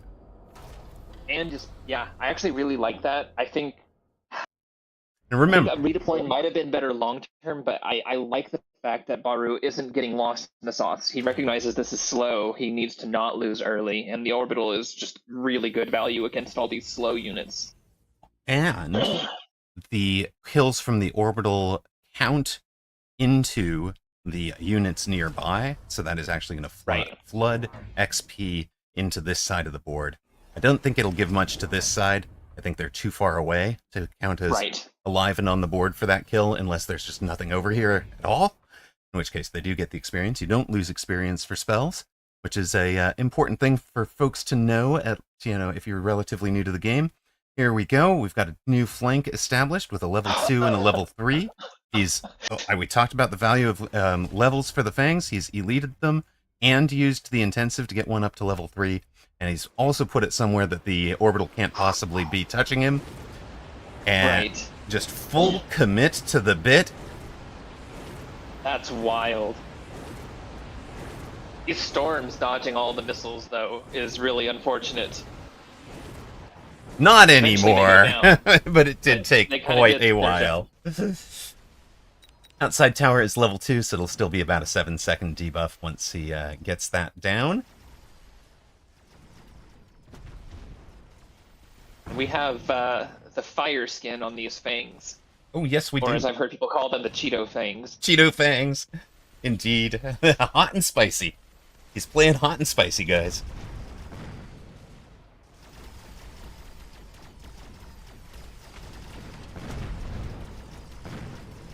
I will say Tarantulas with range and splash, they don't outrange Fangs outright.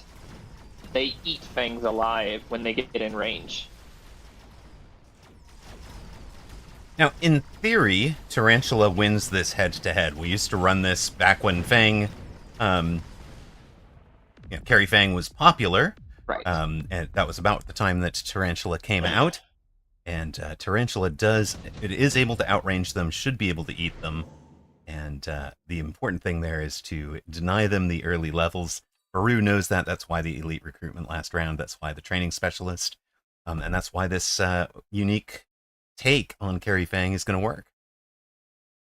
Speaking of, if you are sure it's going to work, I did put channel point predictions up. They're a little bit late. But you can take a bet now that you've seen what the battle lines are. I'm gonna toss my rocks behind Baru here. I think that he's in a good position. Excellent. Let's go.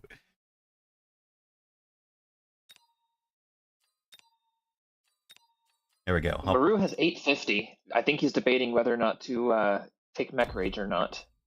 Yeah, it's going to be Mech Rage 2 levels and 2 level 1 Fangs, and he doesn't want to be recruiting level 1 Fangs, is why he's somewhat stuck there. I think he needs to put a crawler in the shallow flank to distract the storm caller, though. That would I help think a it's bunch. Yeah. where if they deploy a ton, it could turn them around. And I also think he needs something to eat the initial locks from this tarantula, or he needs to just sell this level 2 Fang here, because I think it's just going to do absolutely nothing spawning in range of this tarantula on this side. Right.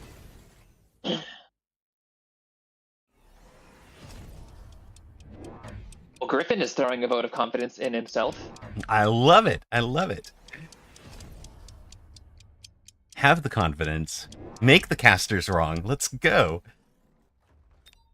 Takes range on the tarantulas, so now the tarantula's up to 120 meters. Without temp range, the fangs can only get, well, they're also 120, I guess. Let that happen. They're 115. That's what I expected. That was just, it was still showing data from the tarantula. It hadn't loaded the data yet.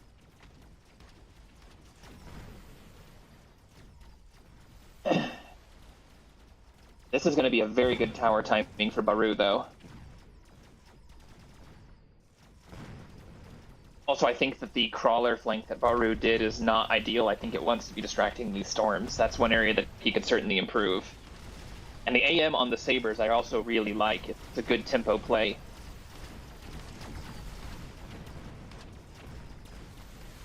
Second tower is going down way too fast. Crawlers are also the bane of a Fang carry. They're the bane of a Fang carry that doesn't have Mech Rage, right? Eventually, when they are out-leveled, you absolutely have to have Subterranean Blitz, because, you know, they have 277 hit points. Once this Fang is up to level 4 or so, it's going to be, you know, one-shotting those. Doesn't matter anymore. But, yeah, at low level, it's definitely a problem for them.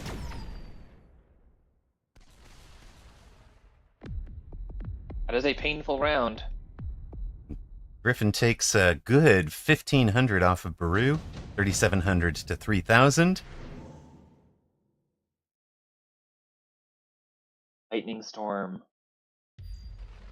Big opponent is... No, put it further forward. He's trying to hit the backline crawlers as they come in. And relying on the lightning bolts having struck and slowed things down. Okay, I can see it. You want it further forward, I like this though. a lot more with that side flank. To pull everything into it horizontally before they get out of it. Right, like this positioning, but out here with the side flank to pull a bunch of guys out towards it would have been really interesting, but it would have put this Saber outside of it. There's the Mech Rage that he was debating last round. I think Baru is probably regretting that one, but you know, not taking it last round because it would have helped so much against the crawlers. Also, this level on this thing here, I think, is just feeding, and is kind of a resource sink. Unless you can redeploy it or protect it somehow, I think it's just super low impact. Right, this Fang is feeding this Tarantula levels, is what you mean, right? This top right. Yeah.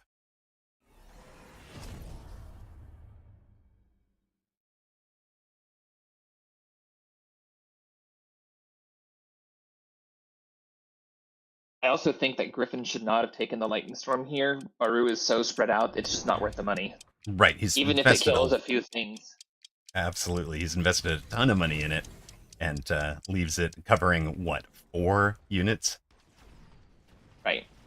It won't finish off this shield either, most likely, unless there's some really unfortunate RNG. Level 3 tower is going to take some time. It doesn't even get the storms as they travel out of the beacon either. Or out of the barrier, excuse me. Just wince. That hurts.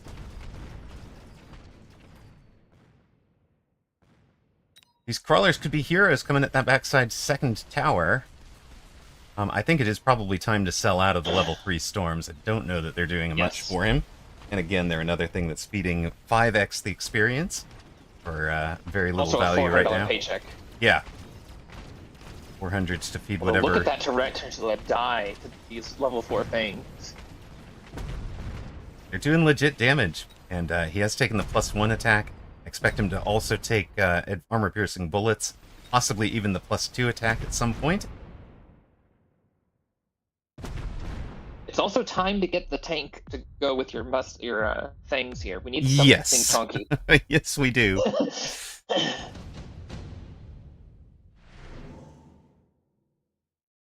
And he gets his rhinos, although if you're Griffin, I think that you kind of have to see that coming and take your melting point. Well, and he's also got the sabers on the board, so double tap would be the other possibility. Oh, not here, Baru. Not right in front of the sabers. No, no, no. I see. So you're kind of just trying to boom them. Yep. So we're gonna Bane of the survive. MMR. We're gonna survive long enough, run forward, and boom on the combined saber and tarantula. Even if the saber brings you down, it does it while you're right in its face, and that's gonna blow up all of these key units that have been carrying Griffin the last 2 rounds. There's a third one here, so this, remember how we were leveling this Fang and Titan thought it was an error? Now that's got value because he's counting on the Rhino getting through to boom this Tarantula. You're going to wind up with, potentially power armor next round so that they can't get missiled out. And, then it's probably next tech after that would be the armor-piercing bullets. Griffin trying a flank in the back left corner with a Fang and a Typhoon. Does not want a Fang here. He wants a Crawler. He's chosen a Fang because they're going to move at about the same speed as the Typhoon, but his Fangs are going to be badly outranged, out-teched, and just mulched before the Typhoon's even anywhere in range. And the Fangs outrange the Typhoon, so eventually they will be out DPSing it. Maybe with a shield barrier it'll be possible, but I don't really see that turning profitable for Griffin. I would have really liked to have seen armor instead of photon here for these rhinos. The extra health enhances their boom, and I think that until you're seeing anything like EMP, that the armor is higher value. Well, let me point out though, when they blew up, they took down everything that they needed to. So the extra hit point damage in the explosion wasn't necessary. The photon preempted the, oh shoot, I just got EMP'd by something I wasn't expecting to get EMP'd by.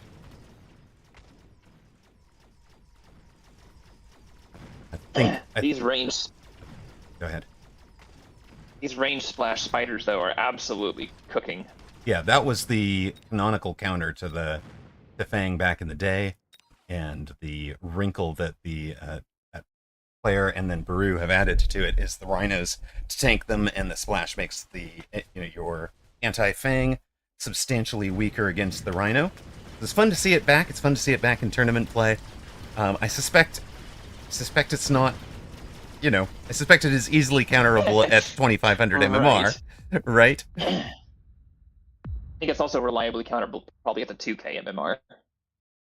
Hello, Thunderous T. Why doesn't a Vulcan just destroy Carry Fang? The basic idea is the original thoughts for Carry Fang were Fang Hacker and Fang Fort, where you wind up with the shields protecting the Fangs from ground fire, and the ground fire hits the shield and lands out in front of the Fang instead of landing on the Fang. And then, the Vulcan just takes way too long to burn through the shield barrier. By the time it's done that, the Fangs have mulched everything else and have worked on the Vulcan themselves. The blue hackers, I think, is a little hopium here. I don't think you have the damage to kill this rhino in the first place, or hack it before it gets in and punches you in the face. And instead of adding the power armor, he's added the armor enhancement that you were calling for. So, yeah, the hacker just has no chance of getting through 75,000 hit points in time. It was also time to sell this Stormcaller Griffin. That Stormcaller overshoots the Rhino at the start and misses. Instead of trying to power armor them, Baru is relying on the Crawler here to ensure that there's no, that a sentry missile gets eaten. Right. I also think we need a Rhino to protect these flank fangs from just getting absolutely mulched by this level 3 Tarantula while they shoot this level 3 tower. Right, but instead Baru went with a flank defense Rhino to go get that Typhoon out of the way. Did get the hack off. There was enough chaff to stall the Rhinos. Wow. With that's a bit of a problem over there.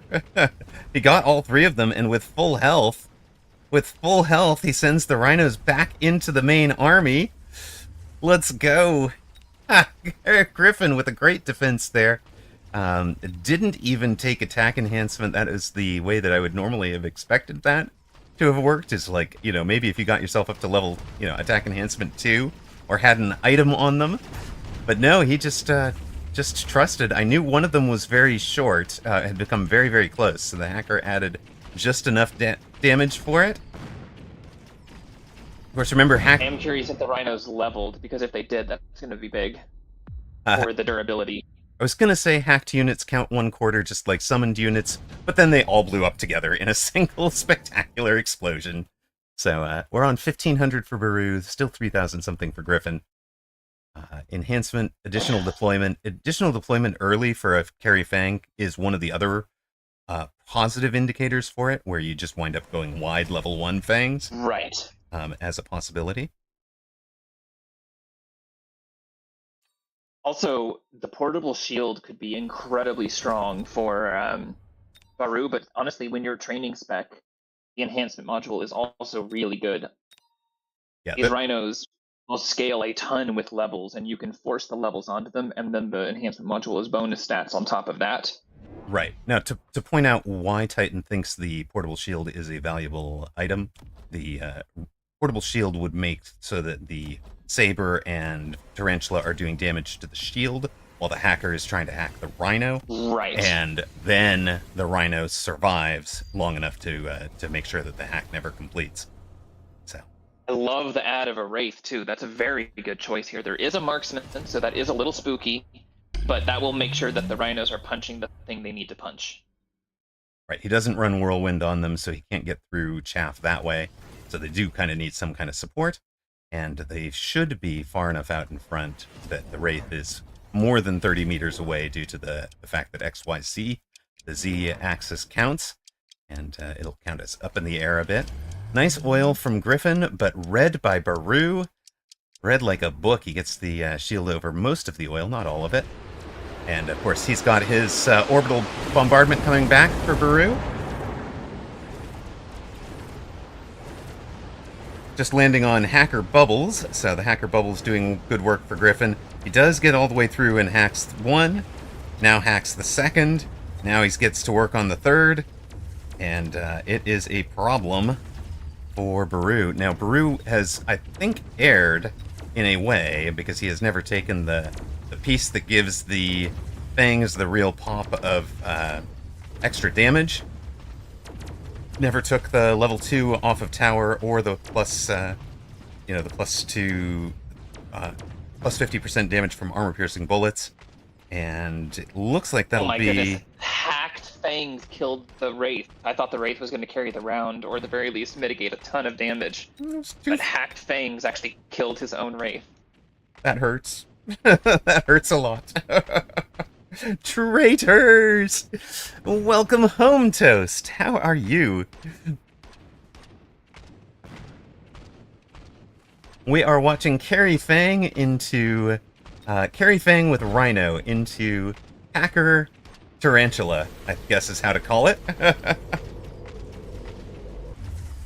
Counter-hacking would have been interesting, but then you get the ping-pong battle, right? Where each person hacks them and has enhanced control to put them back up to full health. Baru is down to 103 hit points in a dream. Can he turn it around?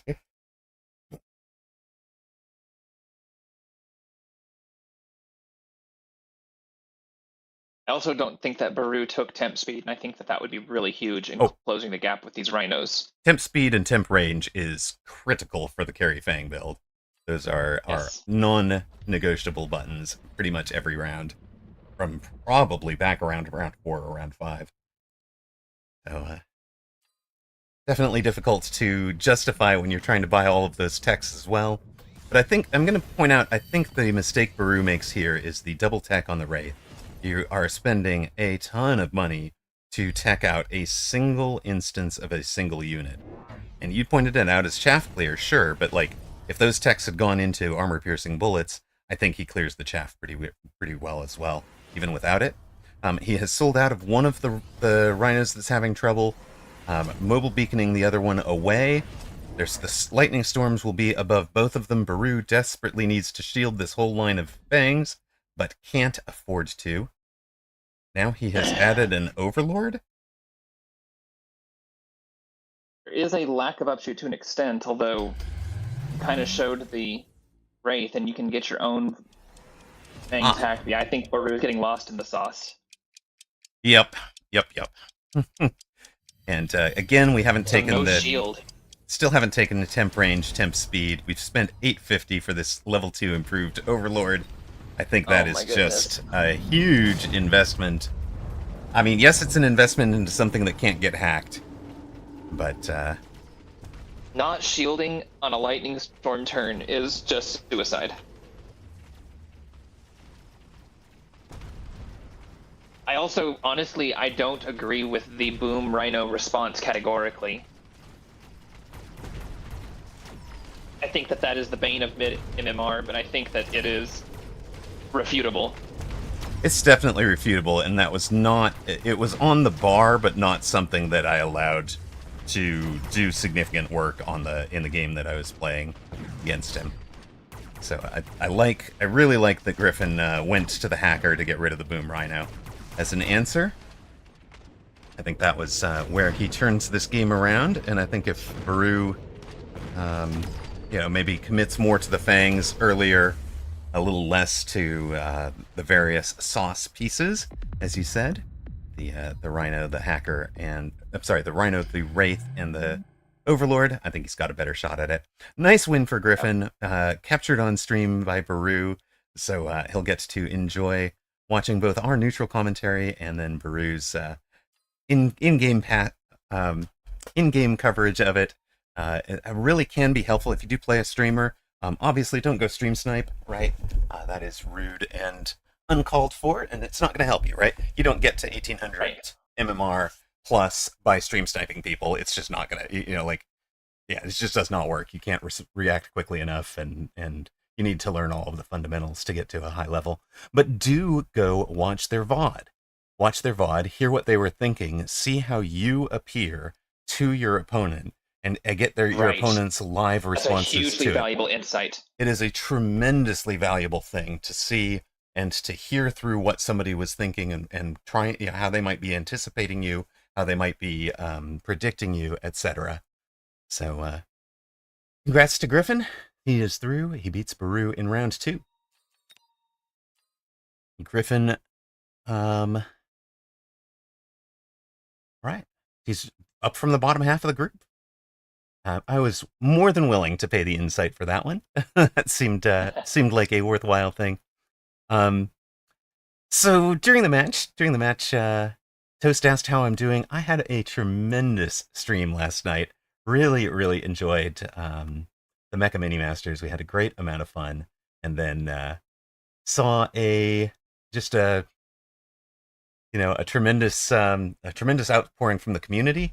Wound up with 106 subs gifted, or not gifted necessarily, but 106 new subscriptions over a 13-hour stream. So I wanted to say a deep thank you to everybody who contributed, and it was just amazing. It was just amazing. So deep appreciation for each and every one of you, and especially tip of the cap to Ocelotus Gaming, who said that he would match any other gift sub during that stream. And people made him pay for it. So thank you guys for holding him to his word. I really, really appreciated you guys. Going around the room, we've got wins from the favorites. Allow, Apucci, Red Scare of 94, and Cobalt White, 1, 3, 5, and 7 seeds, all getting the wins. Mojo upsets Lunaria. So your original... Where was Lunaria originally? I think Lunaria was originally number 10. Original number 10 seed goes down. Lord Clancarriot was the original number 20 seed, gets a win. We had so many upsets in the 11 through 20 range that Lord Clancarriot promoted from 20th to 11th and gets the win there. This fellow was the 25 seed, gets the win over Longfire. Becca Mellum upsets Sunnyside, so our round one winner is down to Becca Mellum, former tournament winner. Bratwurst, we saw earlier in round one, beat Dirty Carl. Azan beats Candyman. We've talked about Azan being just so solid and doesn't make mistakes. There he is, getting a W for the 101. Sir Maestro upsets OnlyFangs. OnlyFangs having gotten an upset win himself in the first round. Hungry Man beats God Bless. Ashram over Ben Malls. At the other half, 247 gets a win. Griffin, we saw, beat Baru. T-Toffees over Easy Dragon. ASP Lapis beat Hecate.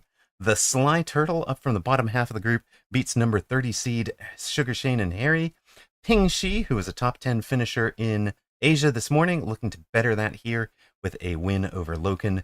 Drunken Master upsets Riv Ruskende. River was, I think, the OG 22 seed. And further up the top seeds, I Love Kurumi. Reven, who was the original number 9, now up to 8. Artur MC and 25. All getting the wins along with Math is Might. Takes us to round number 3, where I understand a certain someone has 0 minor points. Yes, I saw that. Wait a minute. Where'd he go?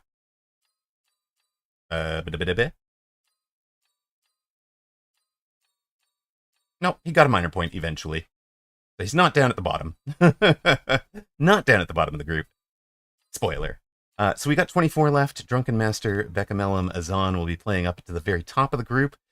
Things will add up to 25. Still have like Reven versus I Love Kurumi. Lord Clancarriot versus Cobalt White. Those are probably our best matchups. Yeah, in fact, let's take the Reven and I Love Kurumi match, I think. Okay. Oh, it's Reven and T-Toffis instead. Still probably a good one. There's Laumange versus Red Scare. Whoa, wait, what? Let's do that. Because of the minor points. Because of the minor points. Because Lau did have 0. He got 1 from somebody getting the bye, right. I think. Okay, perfect. Let's take Lau against Red Scare. That is ridiculous. I can't believe that's round 3. That's a final.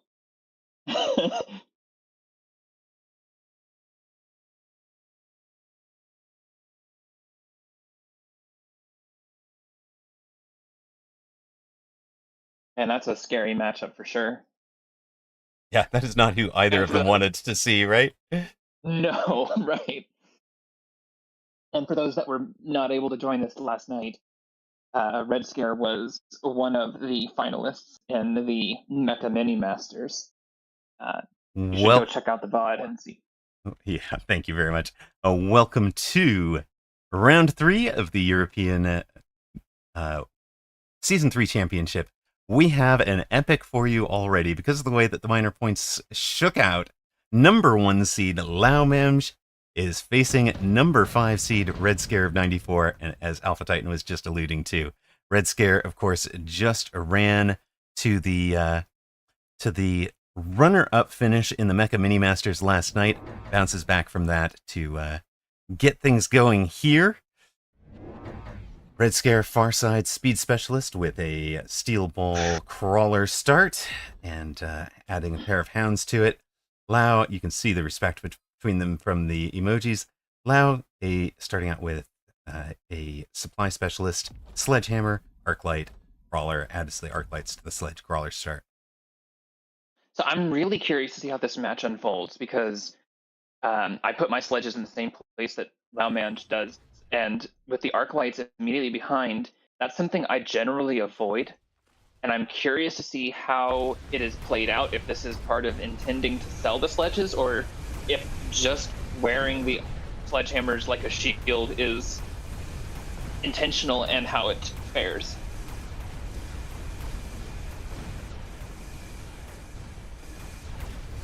And it is sentry missilable, right? so you're going to need to Right, that's the ship other something thing. in front of it. But actually, kind of do like it as well.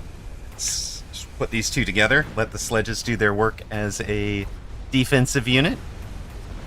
The tower And timing was huge, or they would have absolutely been rolled. So those outside crawlers getting in were big. tower timing suited Lao, so he has won round one, 3,600. Red Scare's at 4,500. We've got a Farseer drop in round two, of course, coming up in season 4. Farseer is being moved from a rare unit to a part of the core units, so you won't have to rely on a level 2 or a round 2 Farseer drop to be able to get them on the board this early. And I do think that Farseer and Phoenix in round 2 will be huge parts of the season 4 meta. Yes. Also, Lao absolutely loves Farseer, so no surprise at the pickup. A little surprised, but not terribly so, that he added another one. So round 2 double Farseer is very fascinating, and honestly, into this Wasp ad, the Farseer is going to be very solid. I would not be surprised if we see 3 or 4 Farseers from Lao here over the course of the next couple rounds. Also, this Farseer is very quick at efficiently clearing these Hound flank that's established, and then turning in time to also intercept the steel balls that might otherwise be gunning for tower.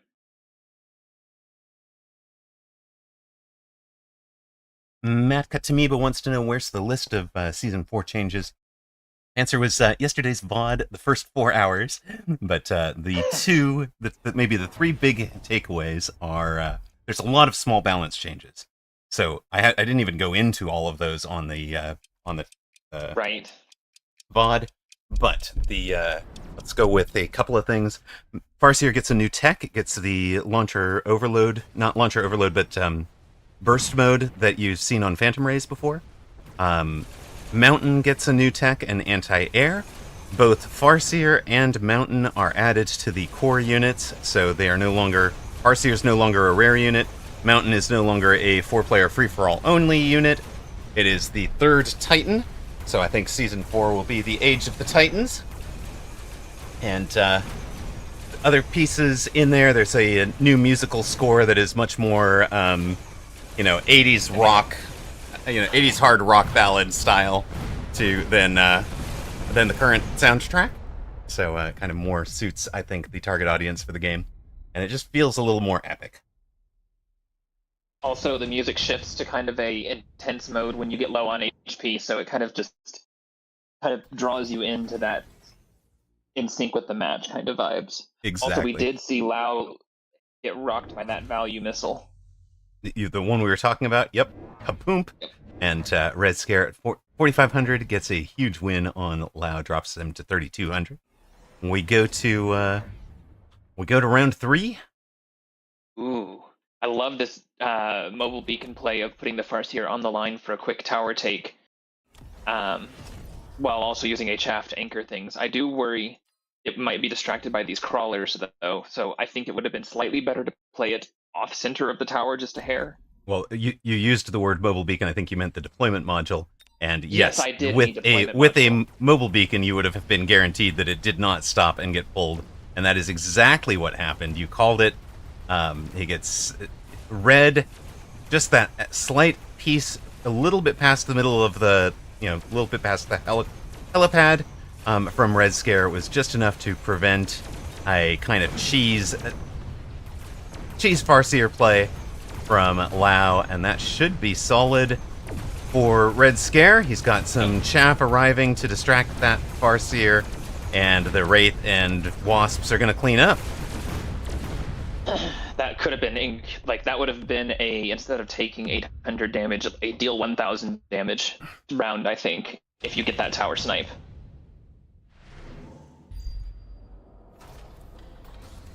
Yes, actually, that is one of the huge balance changes in it. Kakaru asks if Mountain's going to have an efficient maintenance to reduce upkeep. Yes, it does. And the all upkeep for Titans is being reduced from 200 to 150 as of the most recent balance patches. I do know that the balance team are still discussing that, so it may not make it all the way, but...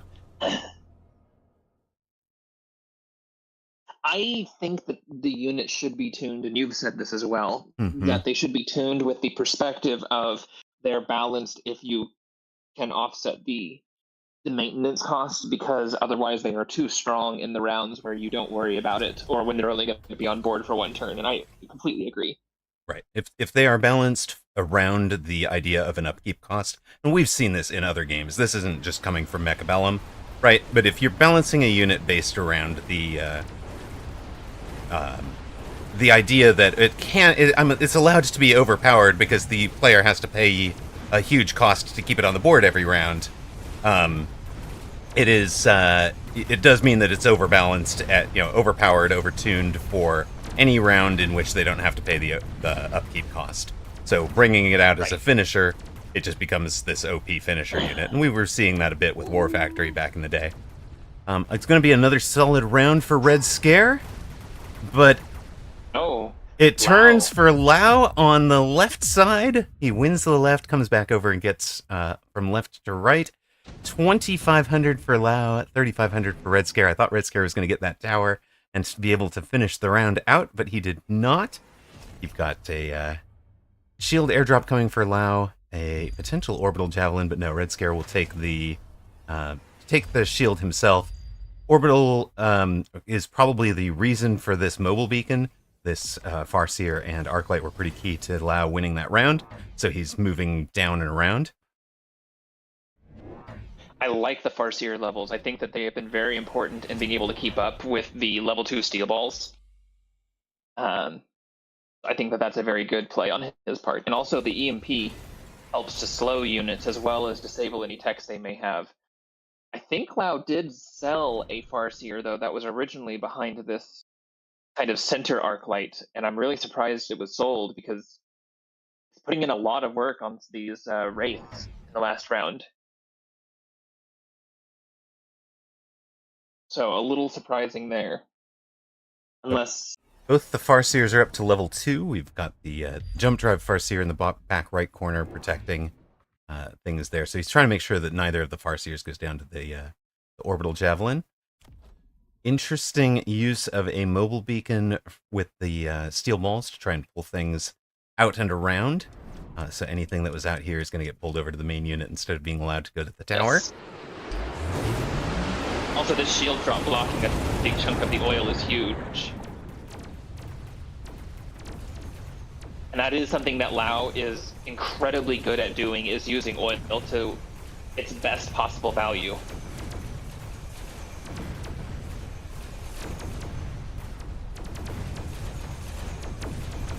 Oh, I think this tower is going to go down. It's close. Blue farce. Oh, tower take. But the steel balls are dead first, which is huge. That was where the majority of the threat of damage was going to come from. And the blue Farseer is able to hold the line.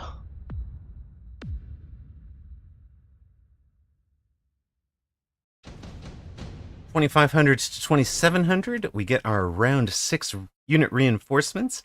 We've got Typhoons, 4 Marksmen, Sabertooth for Lau, or 3 level 3 Void Eyes.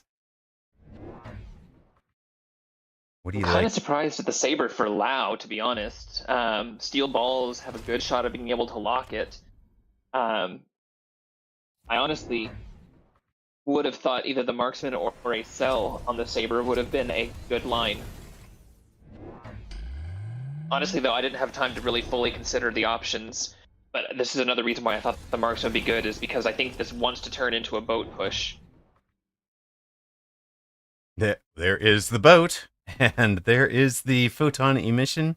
Red Scare has the improved wraiths out. So improved wraiths with speed, backed up by Overlord, and given the photon emission so that everything on the board is taking less damage, and invulnerable to the EMP that is being provided by the Farseers. So key to keeping the Wraith techs on. Of course, this is one of the reasons why people think of Farseer as countering Wraith. Wraith can be triple teched and slamming out a degen beam, but as soon as the Farseer connects with it, it becomes a pretty inert paperweight. But with the photon backing it up, and of course this photon is one of the 20-second variant because it's affecting so many units, so it's short, You got to make great use of it while you have it, and that's why the mobile beacon and a lot of times things like temp speed, which you're seeing off the right-hand side tower. So we're going to make maximum value out of the 20 seconds, closing all that distance. You can see how far the wraiths have gotten. You can see how much they've cleaned up. This the EMP here just doing nothing. And now he's got the tower just as the photon wears off. It's a really textbook use of it from Red Scare of 94. Just brilliantly executed. Gets all the way through, gets the tower. Now you're EMPing a unit that isn't providing any techs. And you're EMPing the chaff and dying. So congrats to Red Scare of 94. That was a great round. Drops Lau down to 1657. Still plenty of time to fight back, of course. Yeah, and if that Saber had been anti-air marksman, for example, I think that round goes for Lau. We've got a speed specialist for Red Scare. He takes the advanced power control. Lau skipping goes for triple ranged fast. energy diffraction melting points. So whatever you are sending at me, I am going to melt. That's the plan. Get the locks, melt everything. I will say level 3 steel balls with photon take a while to kill with a level 1 multi-melter. So there's a very real world where these steel balls basically shrug off the multi-melt. And I think Red Scare gets the knockout here. Honestly, I think that these steel balls with the photon are just too much.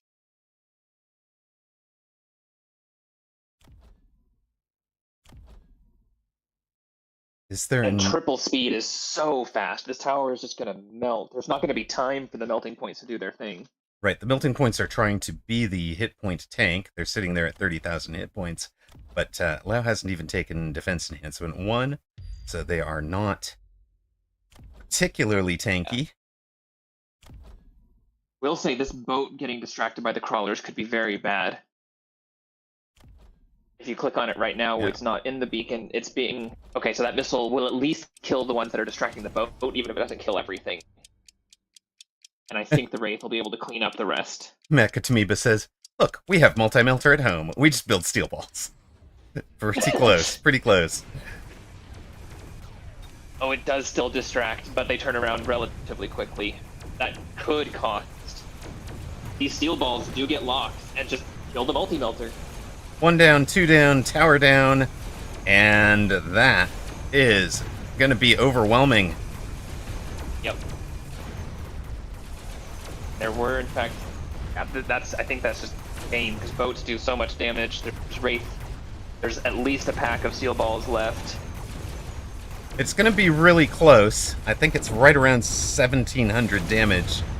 So it should be... Lau should finish on just a very low negative. Yeah, minus 237. But Red Scare closes it out.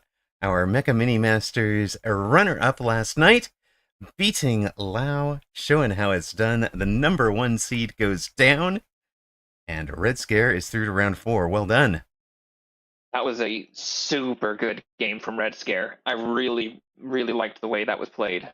Just good decision making, and honestly, being speed with speed with speed and improved Wraith is, to be fair, a pretty nasty combination.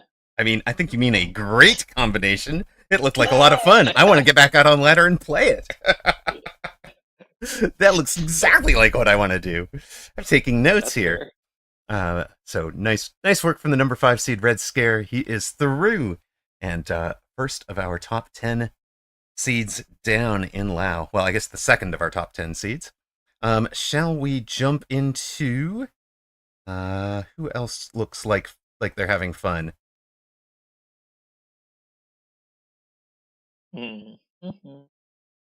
Scrolling.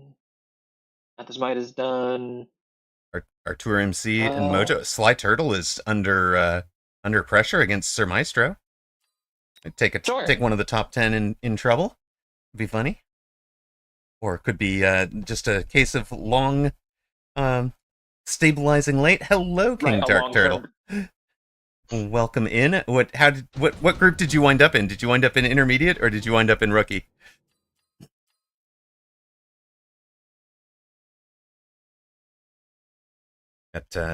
Right.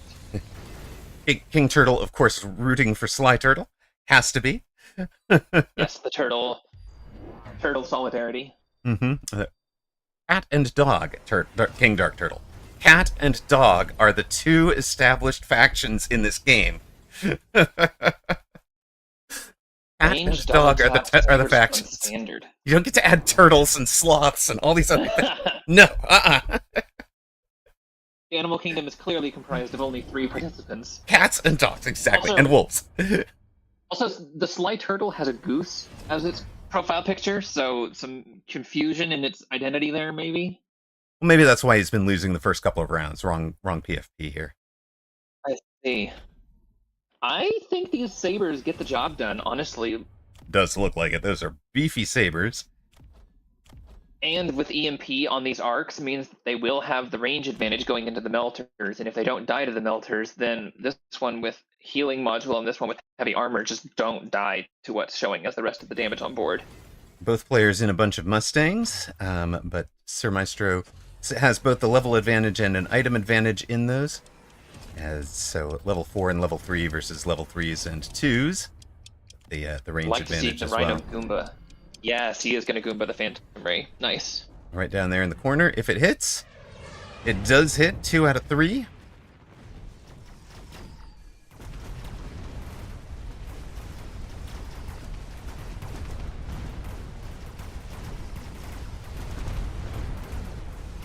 These arc lights are going down way too fast. The Mustangs aren't dead yet. Oh, wait. No. Maestro's arc lights pushing in, disabling the melters. Yep. Level 3 sabers with double tap absolutely do a stupid amount of damage.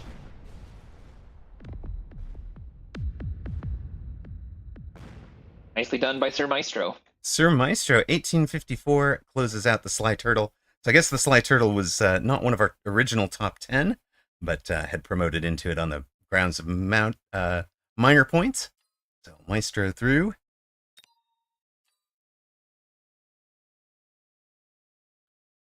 Reven and T-Tophus are still going. All right, let's take a look at that one. Reven, the original number 9 seed. T-Tophus, originally number 36. And Reven is down, but it's very close. 1,000 and 1,700 respectively.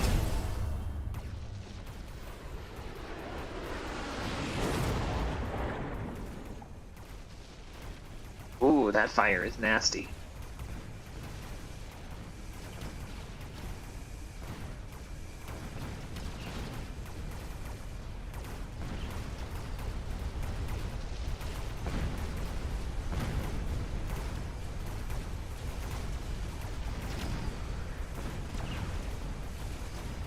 Melters get the worm. There's still birds. The right side where the fire is actually winning for Reven. That's really impressive, and the storms do a good bit of damage despite the Mustang anti-missile. Is it enough?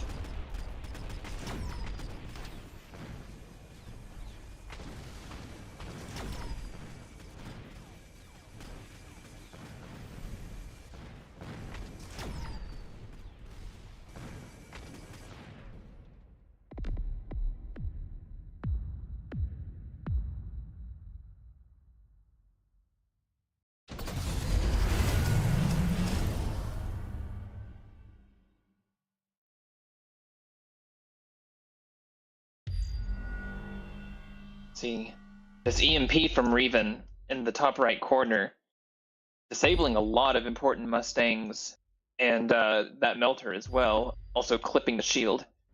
Jav not going to kill a melter, so I think it's the wrong spot for the Jav. I'd really have liked to see that on the level 1 melter on the other side, force the level.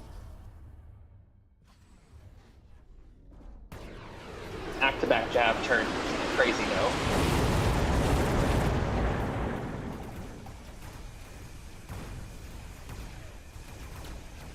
Ooh, Seal Ball lock. It does get the spider. Rhino's going down hard.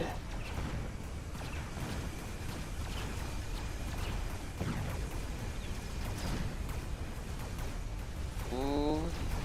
Photon just disabled, going away. The spell call in. A Center Spider putting in a ton of work, but I think the AP Storms was too much damage. Reven looks to have stabilized on round 9. He's at 994. T-Toffus down to 790. You're hearing the voice of Alphadite. Honestly, these steel ball line is starting to really become scary. Triple teched, they are able to brick the Mustangs if they survive, and a nuke. Oh my goodness. Nothing like back-to-back javelins to then be followed up with a nuke. Goodness, if you're T-Toffus, I honestly want to see a Scorpion, maybe? Like, selling out of the Rhinos and going into Scorpions to help smash these steel balls early might be really strong, but you'd need level 2 Scorpions to kill a blue steel ball with suck, so it may just be too inefficient. Reven said he started out in steel balls and sold out of them. So how the heck did we wind up in this board, sir? Yeah. The steel balls, by the way, are absolutely your carry unit, with obviously the Stormcaller DPS to support, and then Photon, the EMP arcs as supplementary. There's also a decent number of birds starting to mass, so just kind of a very eclectic board.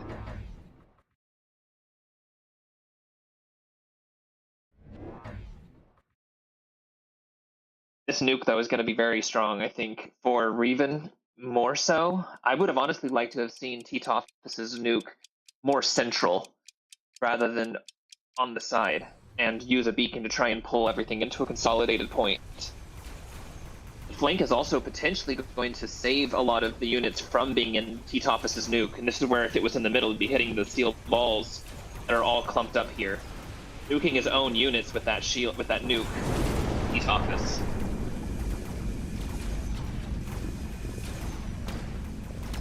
I think that was a huge misplacement on the spell.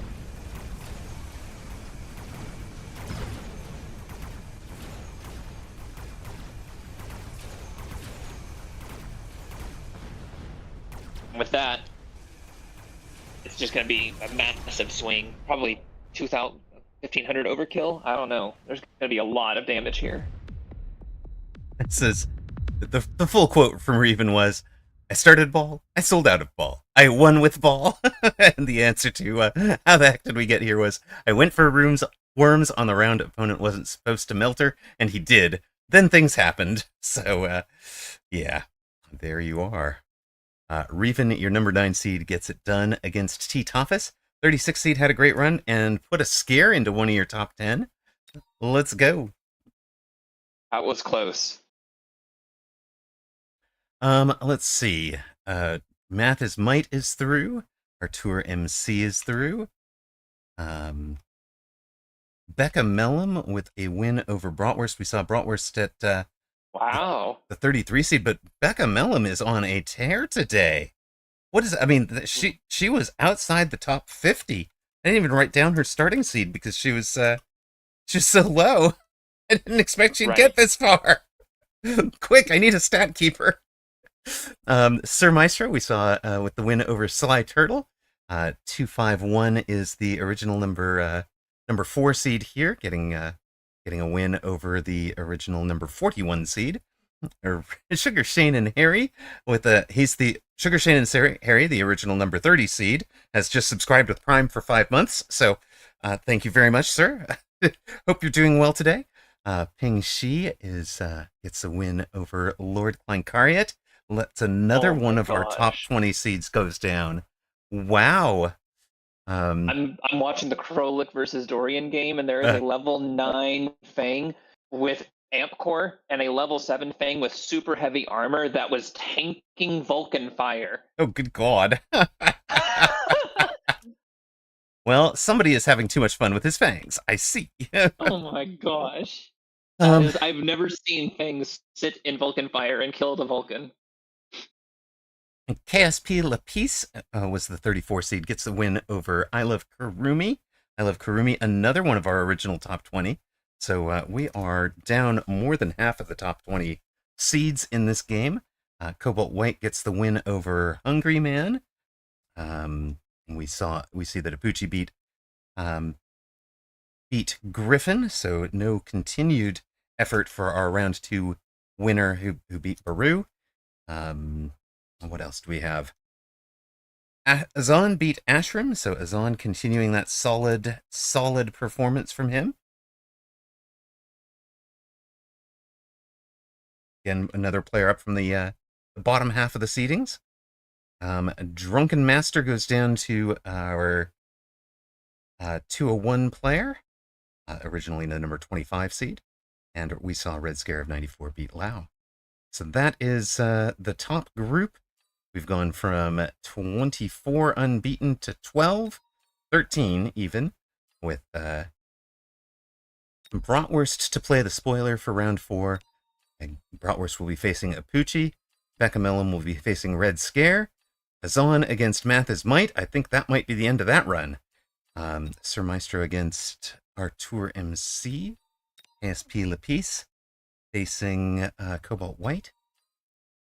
25 against Reven will be the lowest seed sum, so that'll probably be our match. The 9 seed versus the 4 seed.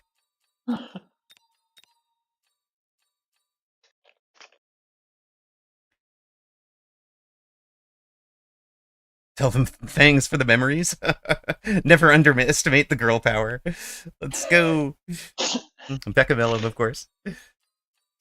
Wait, she is a legit former Advanced Group 1 tournament winner. She just had a tremendous run on a day that some people were off playing a Mag 1 or had long streams and difficult whatever. So there was a slightly weaker field, and then there were some early round upsets of people, and she just cruised through, took the title. Can't ever take it away from her. Amarok remembers. Amarok was there.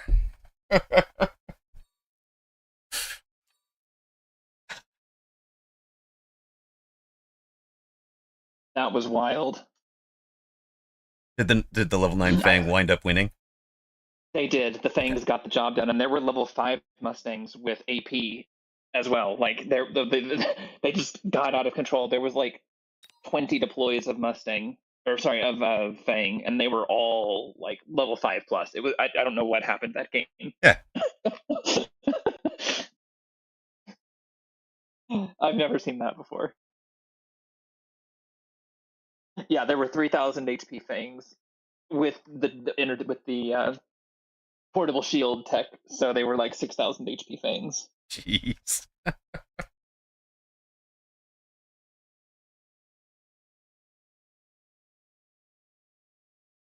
Alrighty. So in 14 seconds, we'll get to see our matchups.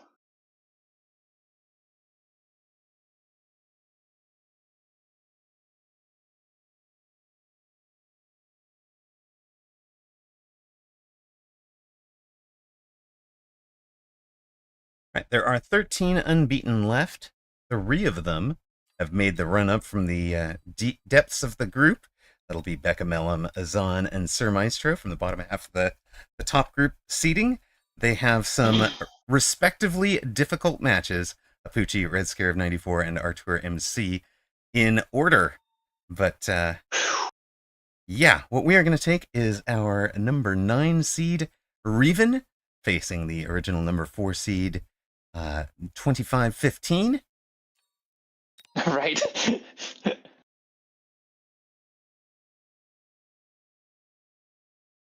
To 2 of the OG top 10.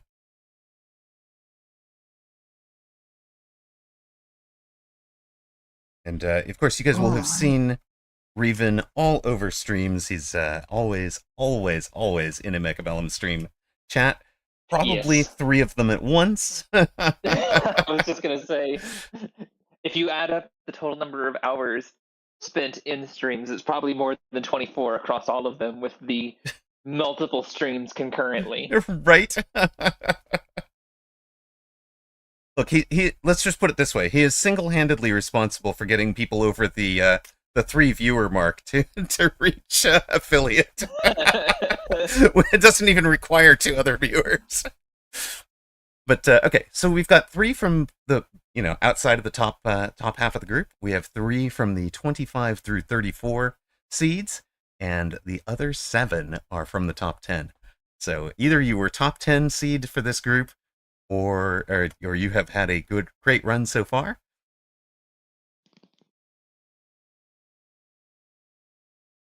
And you've picked a good tournament to have a great run in as the capstone to the season. Exactly. 25-12 will be near side blue. Welcome to round 4 of our not weekend tournament, our season championship European. 25-12, the number 5 place finisher in Asia this morning, came into this tournament as the number 4 seed. He's facing Reven, far side red, a supply specialist with sledges and fangs. Number 9 seed coming in, both of them, of course, unbeaten. Giant specialist with crawler sledge is so flexible, but I think this is definitely wanting to be a Vulcan marksman just from the initial setup, and honestly, the marksmen make a lot of sense into the sledges here. Yeah, initial setup and initial positioning does look like a Vulcan marksman, but there's certainly a couple of other pivots. He's left himself, for example, the 7 gaps there for Abyss or whatever he might need. Right. I'm going to point out. Your Reven, your supply spec, adding extra fangs is interesting. I'm curious if you want to add a marksman here or if you add a crawler. It's a little tricky. I can see why they're pondering. Yeah, he's giving it plenty of thought. Does eventually unlock and buy a marksman.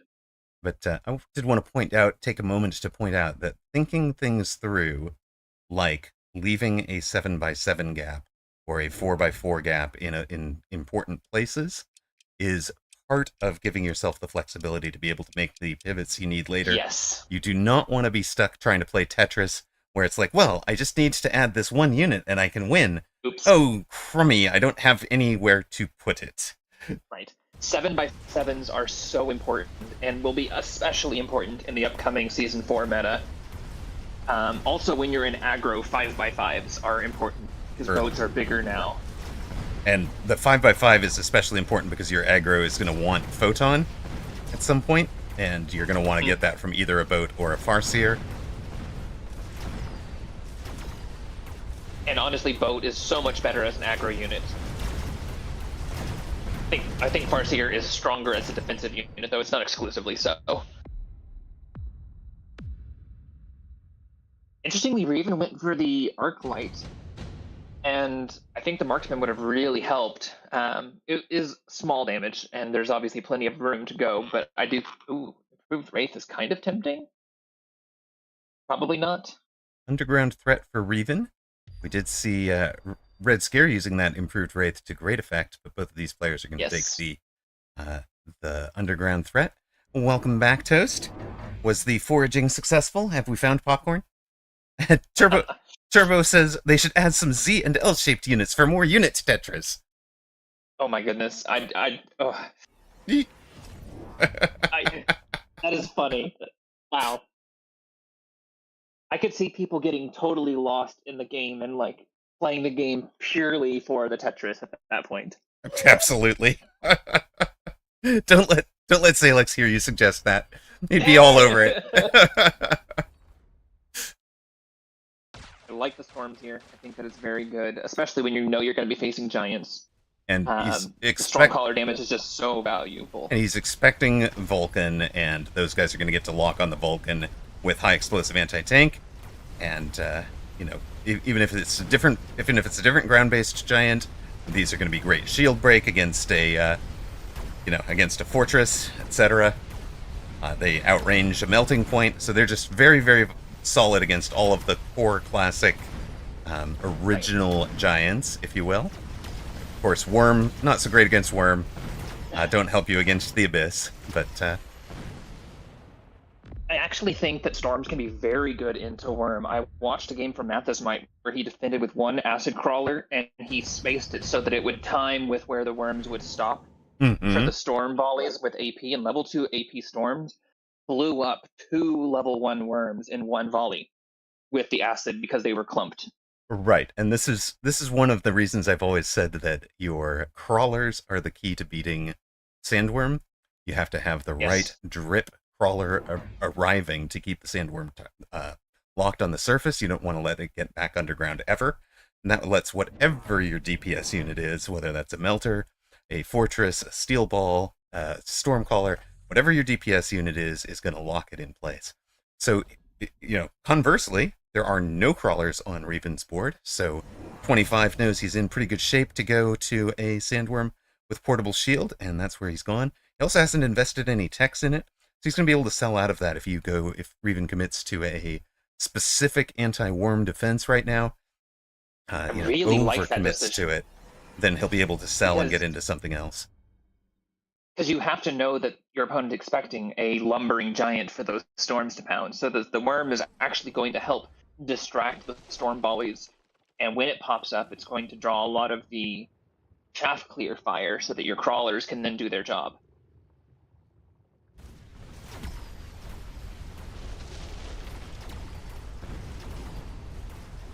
And it's got a portable shield, so it's effectively level 2 Yep. for hit points, which is all you really wanted it to do.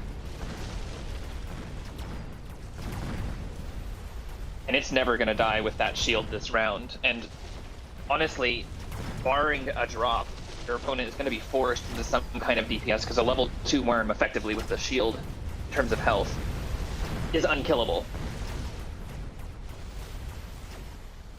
I mean, you're just saying that because they haven't taken the shield off, right? I mean, They wouldn't have even right, taken that would, it down that at would be the level halfway 1. point. Oh dear. I still have shield hit points. I still have shield hit points. You have no units. I win. And it leveled, which means it could be a level 4 worm in terms of HP, Aw. which On round at that 4? Are you I kidding me? know 25-12, looking great. Reven, I don't think any of these tremendously help, but double tap could saber be the sabers with. would be the canonical response, right? Yeah, but you don't want to be stuck in sabers in standard versus giant specialist, so that's kind of a win for the Exactly. worm player if you do take it. That's exactly what I really was tough. saying, where the worm player hasn't actually committed anything here. It's a free unlock. Right. He'll be able to sell out of this, take the value and put it somewhere else. He does force Reven to go to the sabers, sure. I mean, Reven absolutely has to, right? Because it's Right, you just have to play the tempo. yeah, 200,000 I hit actually- points. I'm not a fan of splitting them up, though. I really want them in the same spot. I just really want them to have double shot, and I want to see 3 crawlers to keep that thing pinned on the surface. We get 1. And heat, high explosive anti-tank shells from the storms. He's got plenty of money left. He could still do the double shot and or a plus attack. Takes the 1-on-1, and he's still got 150 for double tap. Actually undid the health. Oh, I see. Debating what to take here. Right. What's the last 100 was a level on the far side sledge. Interesting. I don't think this is going to be enough to kill the worm. Yeah, I'd like to be proven wrong. 17,000 damage per shot versus 222,000 hit points. Be 10 shots. It's doing it so far, but one crawler didn't keep it on the surface for long enough, right? Right. There's also a Stormcaller from 2 from storms. the giant player side that's putting a huge amount of extra DPS into this. Right. That Saber did have the portable shield. It almost killed him. It's true. But it lives. Worm Turns out killing survives. a level 4 worm is really hard. At least the HP of a level 4 worm. Who knew? It has probably 83 hit points left, and 25-12 made that happen by taking the defense enhancement. And, of course, Reven had taken attack enhancement, but, the difference plus 15% for defense enhancement, plus 12% for attack enhancement, right? Yep. If you looked at what the plus ones are, and that difference... This is also where... I was going to say, that difference is how that worm lived. This is also why I wanted both sabers on the same side. I don't think that the opponent gains a lot by adding a worm on the other side necessarily. And I think that playing them both here would have been really valuable because that's where the item and the level are from Right. your opponent. Right. Now, what you were pointing out is that the reason Reven was doing that was he was imagining a second worm here coming at the other side's tower. Right. Right. And then, of course, it would be disastrous to have your sabers fighting a worm via debuff. 2512 is switching it up again, has sold one of the wraiths to pick up a overlord. Really?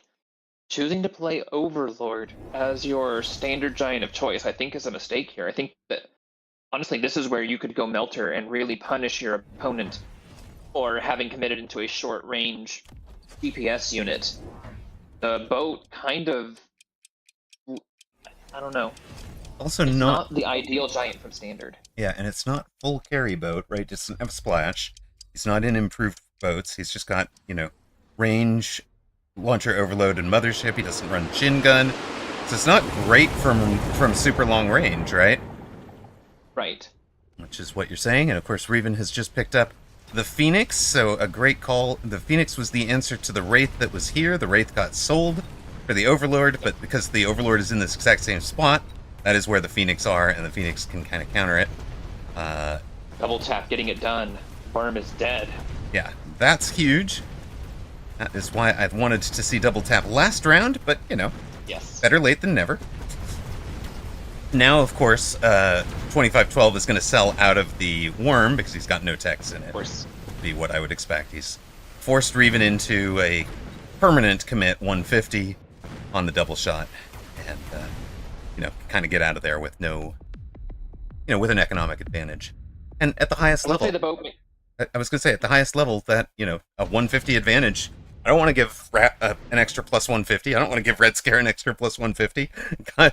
Flower Fairy would take an extra plus 150 and grind me out of the game in 5 rounds, And it's not just that, it's also the tempo pick of having taken sabers when they may not be ideal, and it's also the deploys that have been invested. So it's honestly way more than just the 150. Right. And of course, here the Melter is huge. That's another reason why I think unlocking it would have been valuable if you were in the giant position. It is worth noting, of course, that going boat does mean you can kind of dodge the Stormcallers that you see getting massed. Right. So it does get you off the ground. But I honestly think that Melter was just the better play for 25-15 last round. And a couple of reasons there, right? You're saying, one, because it would have locked it out, prevents it from becoming a drop. And then second, Yes. because you're able to build a 155 range Melter versus a 135 range Saber. Right. And the Sabers are also positioned far enough back that they're not going to be very good if you're not rushing forward. So there was a lot about this board that had the potential to really punish Reven's positioning, I think, by going Melter.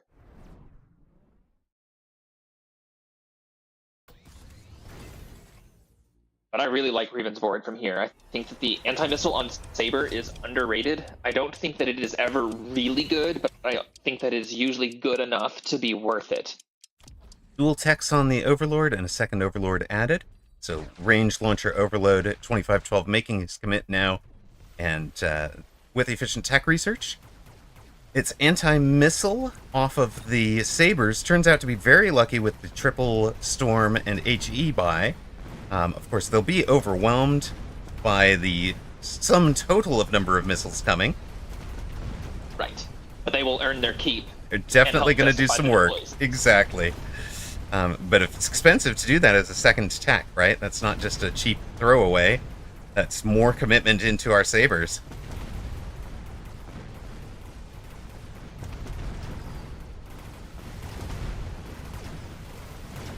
And round win by air for 25-12.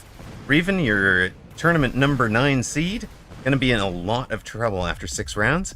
He's down to 824 hit points.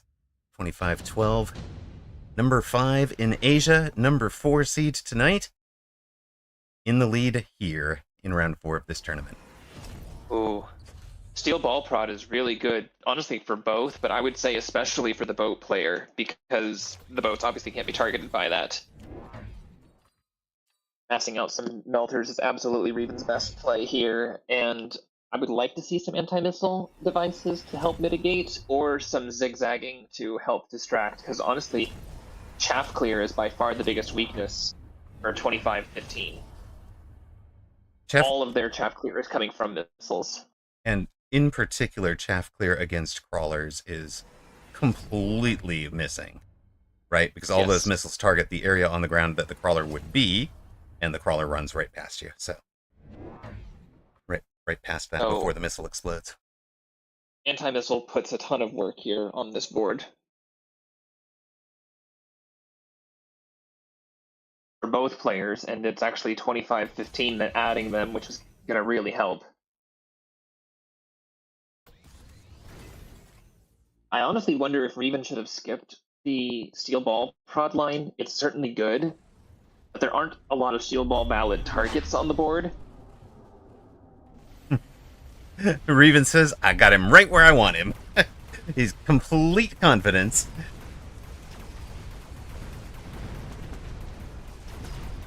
Yeah, these melters are really strong here. If Reven clears the chaff, if he wins the chaff war, he does have the melters, which should win the the giant war. But the Stormcaller battle could be a problem.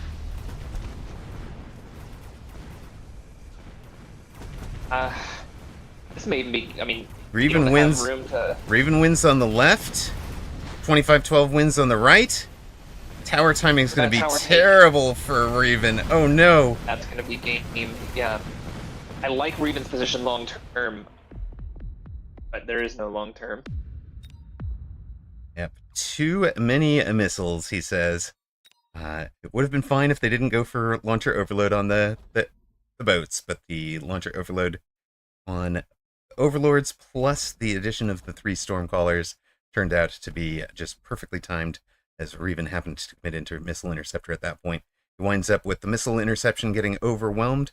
We've talked about this earlier. Sabertooth AM is not great anti-missile, and buying it at a premium because it's the second tech made it very expensive and kind of limited some of the other things he could have done. And 25-12, again, we talked about using that saber, or using the worm to bait out a response and then punishing that response. Very forcing. Exactly what he did. He forced Reven into the sabers, and then Reven is in 4 sabers that aren't actually very good against the board that exists here at the end game. They were the exact right call for the day, for the round that the portable shield level 2 worm existed. But, now he's into some units that are a little bit dead, and there just wasn't quite enough to chaff clear. There wasn't quite enough crawler, and Reven, your number 9 seed, goes down. 25-12 showing why he is the number 4 seed in this tournament. He's through to round 5, our quarterfinal round.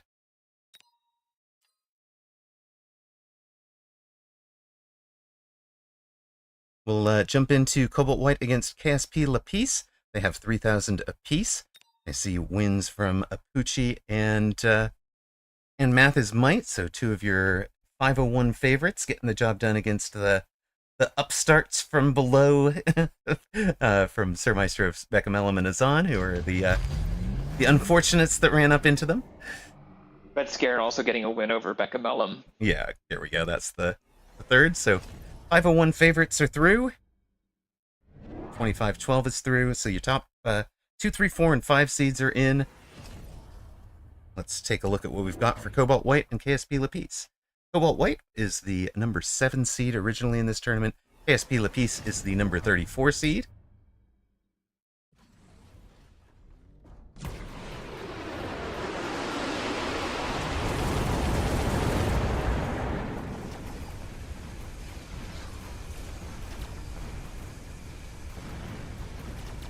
Boats dodging an expected ion beam, although there wasn't one. It looks like there was an EMP, although spending the time of the EMP in the back of the board could be good, but all of the chaff now gone.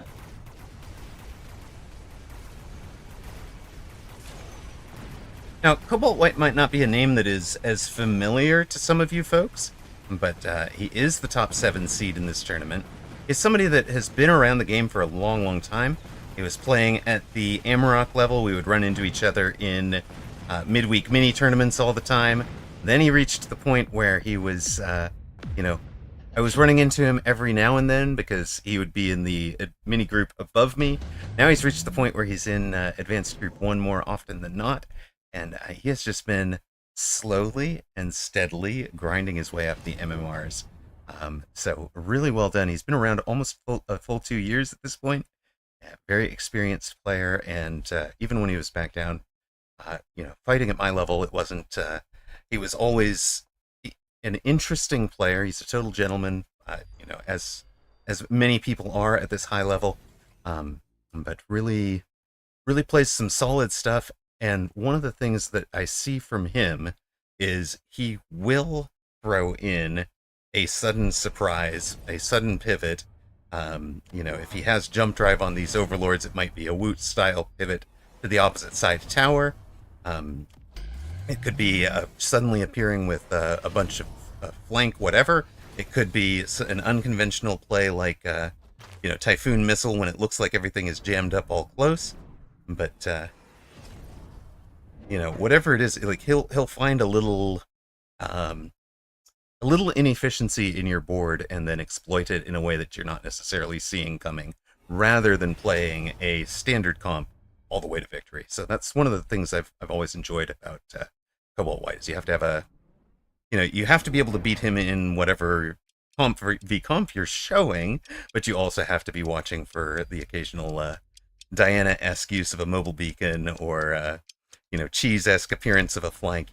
You always have to be playing some form of solid defense in every corner of the board, and I think you see KSP Lapis respecting that on the far side tower, which is level 2 and has some chaff clear and a Phoenix on it.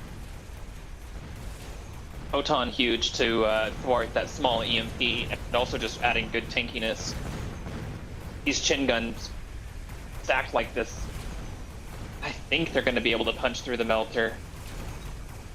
They've got to get their locks, though. There we go. Melter finally goes down. There's 3 surviving overlords trying to clean up. There are some high-level Phoenix on the far side. One of them is down. Timing is going to be good for the Phoenix, I think. Oh, unless they're distracted. Went to the wrong place. And Cobalt White gets the round win, drops KSP Lapis to 2471.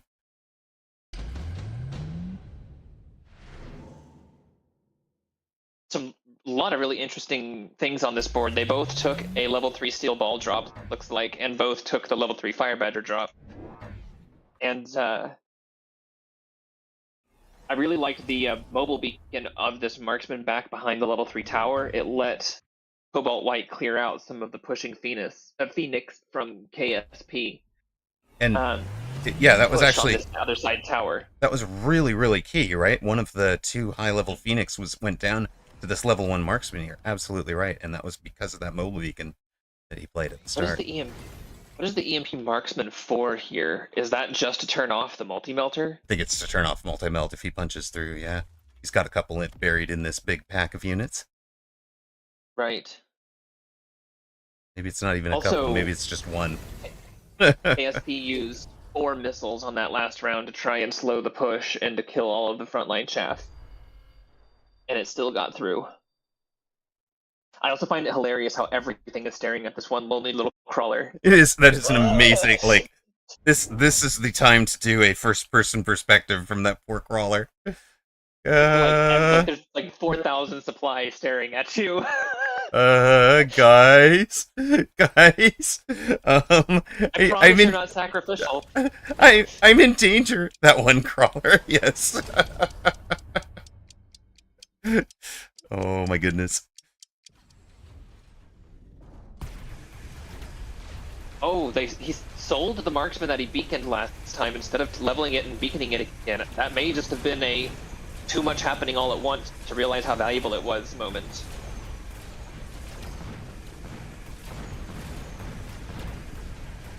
Without the missiles to get Chaff killed, I think these boats are going to do even better than they did last time. It's all down to this marksman.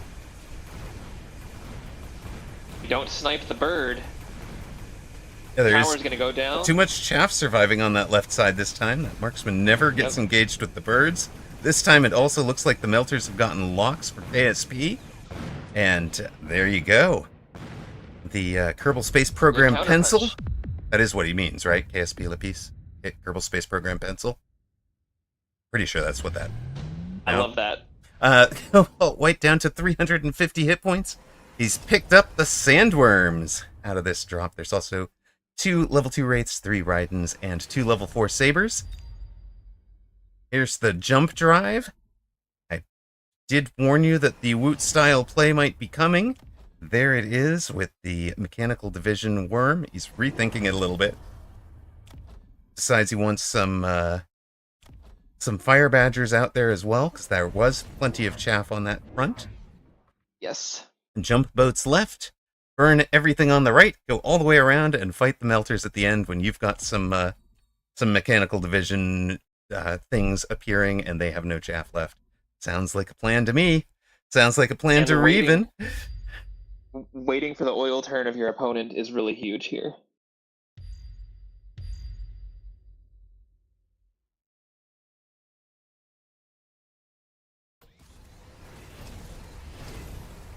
Surprised KSP didn't actually touch these to each other. Well, they can't see them. These are from different players. Oh, both of them. Okay, got it. These are each of their they're each own getting oils. played. Yeah, they're each them. getting played at the same time. Yep. I was thinking of this as oil already on the board. Thanks for correcting. Yep, no, that's easy. I was also looking. It's very unusual that you see people oiling like that. So. Yeah, I mean, it looks. Oh my gosh! Look at this one side with all the. That is a huge pivot of where the army is, and a lot of missiles on that side. I wonder if KSP is anticipating this. Woot would be proud. Look at KSP with the blind read puts the multi-melter on that side. It is, of course, going to be completely overwhelmed, but it's going to do its best in there. He was ready for the shenanigans. Or attempted to be. This oil putting in a ton of work. I think the tower is going to go down at a rough time unless these Badgers back here are going to be enough. Ooh, can you get these multi-melters before the boats go down? Tower timing brilliant for KSP here. But the melter does go down. And the multi-melter's distracted. The chin gun's getting the job done for Cobalt White. Maybe, but it's not game. It is not game. 2 surviving Overlords. Wow. Cobalt White hanging on at 334 hit points. KSP Lapis at 1671. We go to round 12. Of course, if you have not seen full tournament play, you do need to know something. Round 13 is the final round. There will not be a round 14. Correct. If it ends at round 13 and both players still have positive hit points, greater than 0, the player with more hit points left wins. So Cobalt White doesn't, KSP Lapis doesn't have to win by completely eliminating Cobalt White. He just needs to make sure he doesn't take 1,300 damage over the next 2 rounds combined. That said, there's an ion beam, an orbital javelin, and an incendiary bomb for Cobalt White this turn. That's insane. Also, the taking the photon here. Okay, he already had the photon. He did take the jav. I was gonna say photoning with these photons here. The EMP isn't gonna do anything. So you should put it where you think the boats aren't. Do you remember that the photon coating does prevent damage from the orbital javelin? So whatever is taking it will be taking 70% of 70,000 damage, so 49,000 damage, not the full amount. That is still enough to kill the level 2 boat. It's enough. It's actually enough to kill the level 2 unless Cobalt White sees it coming and takes the plus defense. What it won't kill are the sandworms. They'll be down under the ground, and even if they were stuck on the surface by chaff, they'd be above that 49,000 hit point breakpoint. I like these super late multi-melters. I also like the level 4 tower. I think that's very strong.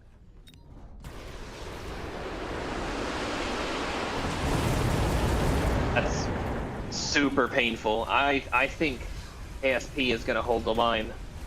Yeah, big Jav taking down a level 2 boat by less than 1,000 hit points with the photon up is very, very painful for Cobalt White. Yes. Level 4 tower is going to tank this stuff forever while those behind the line melters do their work. And then it's only a 3-second debuff that's already worn off. So leveling the tower serving two purposes for KSP. Right. Now there's a real debuff. It's worn off now, but there's not enough left, I think, for Cobalt White. Is there? No, that is not enough. Wow. GG's. Trying to take the tower. Your number 7 seed knocked out by a number 34 seed KSP Lapis. Of course, 2,000 MMR gets you the into that top half of the bracket, so KSP Lapis has been fighting top tier players since the first round. He had a great first round upset. Now he gets another excellent upset and makes it through to the final 8. Hey, multi-melter, good unit. It's true. Cobalt White. Oh, Chain Gun Boat is a good counter to multi-melt in general. I think that this was really good positional play from KSP. And I think you actually called out that leveling the tower to level 4 was really huge this round. Also, Yes. we talked about the orbital javelin. That should have been the last round of the last match. We'll run an ad real quick. See you guys for the next round. Apuchi, Mathis Might, KSP Lapis with the wins. Our number 25 seed gets a win over Ping Shi, who was the 27, for the right to represent the 201 further. 25-12 we saw beat Reven. Sir Maestro upsets number 6 seed Artur MC. So Sir Maestro is the survivor out of the lower bracket who makes it to the final 8. Well, final 7 as it turns out, because we've got the Sly Turtle in the spoiler role. Sly Turtle versus Apuchi. KSP Lapis continues with a match against Red Scare. 25-12 faces up against Mathis Might. Sir Maestro facing the 25 player. Want to take the number 2 versus the number 4, sir? Or would you rather see our 201 guest and Sir Maestro? I want to see Mathis Might hit up against 25-15, I think. We haven't seen a Mathis Might one yet, and I think that would be really fun. Sold for $1.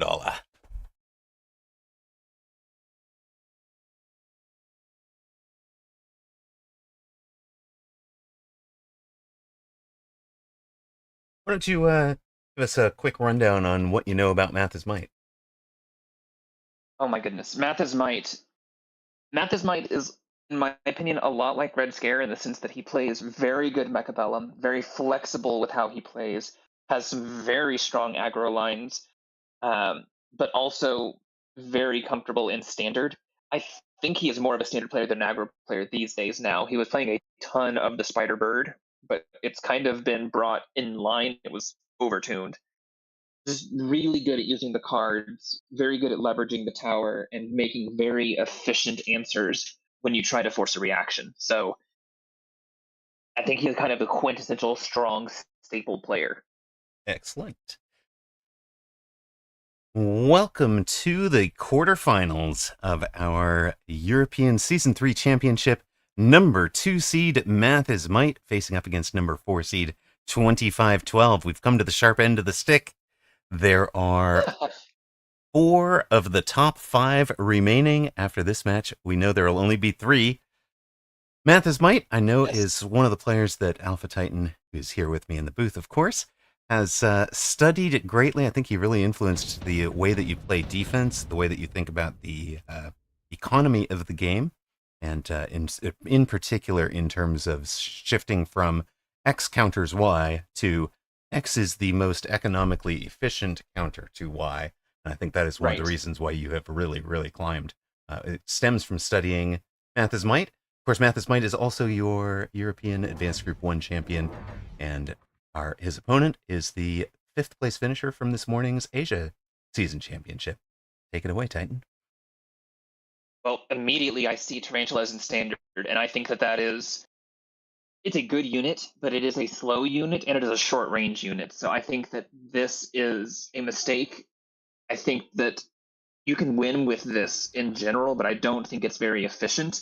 It's inviting you to get punished with storms, and unless 2515 is deliberately trying to go air again by baiting storms, this is going to backfire. And without being giant or air spec, the ability to do that is going to be drop reliant.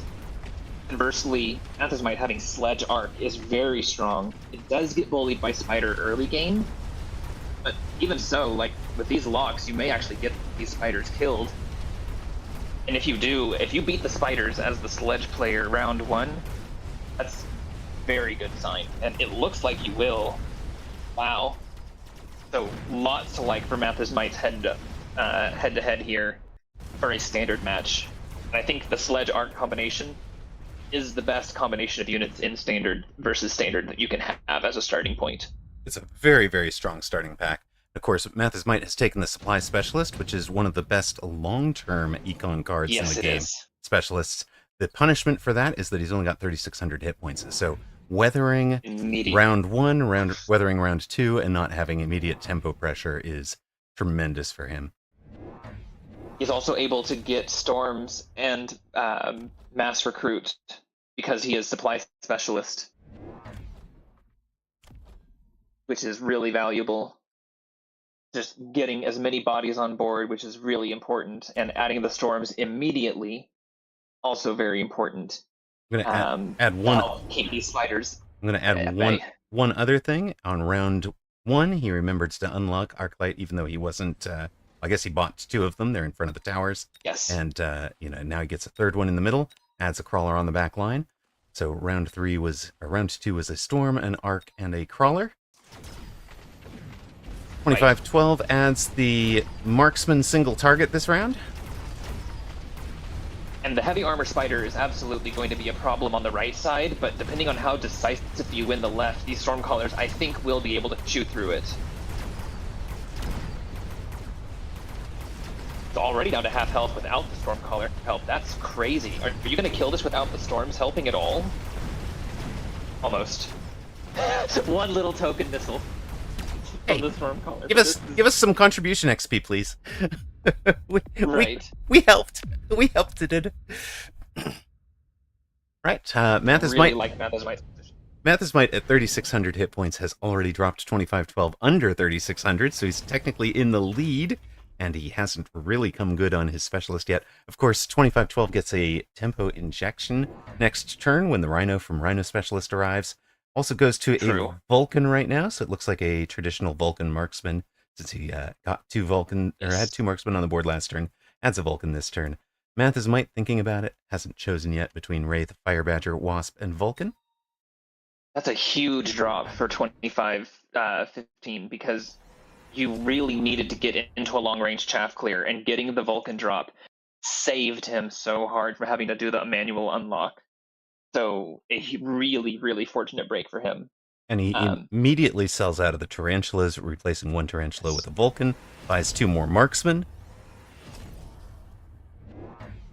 When you're in Mathasmite's position and you already have the 3 Arclights, the Vulcan might be tempting, but I think that it's better to commit to Storms as a DPS answer and rely on the chaff clear that you already have, although this was the last thing Mathasmite wanted to see.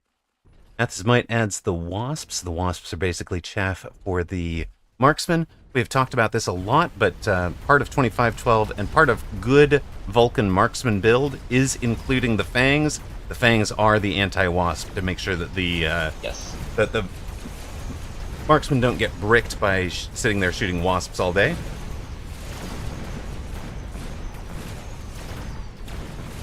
You can see the DPS on the right has worked out against the armored Tarantula for Mathis Might, but on the left side, that Vulcan has all but cleaned up. At the end of the day, the right side tower take for Mathis Might continues the tempo pressure. All of a sudden, 2515 is down to 2,600 hit points, and that's with getting the Vulcan with free tempo. Right. So that goes to show you how critical it was. I think this could have been a 5-rounder or a 6-rounder without that. Well, lots of options in the reinforcements this turn, both of them thinking about whether they want to play around Lightning Storm or commit to the long term. 2515 had the choice, of course, between an Amp Core for a Vulcan to increase the DPS, or Super Heavy Armor for extra DPS. Super Heavy Armor for a Worm for Math is Might would also be pretty tempting, at least in my mind. I would have been thinking Armored Worm, Super Heavy Armored Worm. But that's not the direction he's going. He's gone to 2 more Storms with and adds HEAT, High Explosive Anti-Tank. Well, you might think of it as Armor Piercing, for the double DPS. Not quite double DPS because you lose the rate of fire a little bit, but you basically double the hit from each missile that strikes, and Vulcans are very big targets. Missiles don't tend to miss. This heavy armor on the Rhino I like, as opposed to it going on the Vulcan. This Rhino will charge forward. I kind of want it to be on the side with your weaker Vulcan, though, rather than the side with the Amp Core, but I do understand the logic of picking a strong side. There isn't a good answer to this Rhino yet from Natha's Might, but maybe the Crawlers can hold it still to get hit by storms, but I find that unlikely. I think we are also at the point where 3 Arc Lights isn't going to cut it. You don't think 3 Arc Lights is a long-term chaff clear? What has this game become? As you said, the Rhino, nothing on the board handling it. The Rhino punches through all the way to the tower, takes the tower. Matz's Might will have to deal with that next turn. But he kills one of the Vulcans. Does he get to kill anything else? Takes out the Marksman to save himself 100 hit points. And 25-15 finally wins a round. He pretty much had to. If he hadn't won the round that his Rhino gets added to the board, you can just say goodnight, it's all over. But he wins that round, wins round 4, gets it to 3,000 hit points for Math's Might, 2,700 for 25-12. 25-12 gets the tank production line. Math's Might takes a barrier and adds a worm.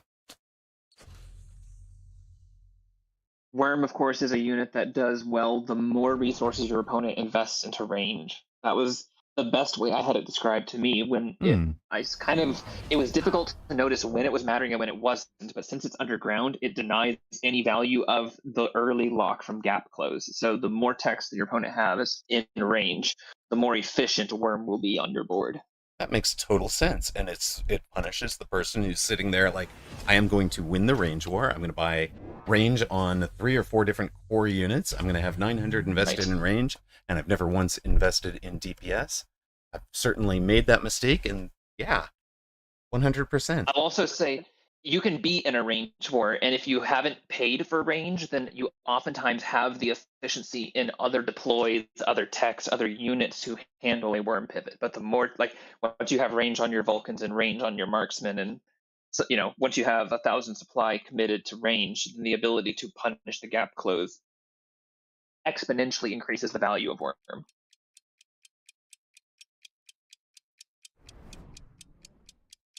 All these giant items are super strong, obviously, for the player that did take that Vulcan pivot and wasn't relying on them. I also like not running these worms into the Rhino. I think trying to just slow it down and kill it with the heat storms is better with that sentry missile.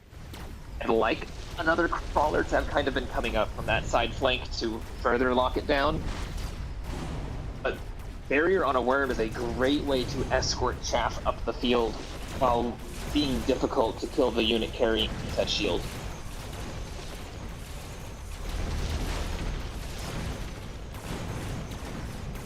Oh, now it's just a race to see whether or not the worms can get the job done before the Rhino turns to get tower. Or did the Rhino just die? It does just die, but so do the worms, but we still have heat storms, and that's what they're here for, is to kill giants at range. But this was a critical turn. One of the things I always say is you can bully a level 1 Vulcan. A level 2 is dangerous, level 3 bullies you. And I think 1 or more of the Vulcans leveled, and 2 of them do. Melter, though. I don't know if that's correct, though. Vulcan Marksman does beat Melter, but when you have worms to push up the middle, that can change the math. Do you like It the? also does help you answer the Rhino. I was gonna say, do you like the Phantom Ray pickup for 2512 here? That's interesting. There's only the melting. I mean, there's basically no upshoot showing, and so the two wasps untech and the two fangs untech cannot answer it. So those would be very strong.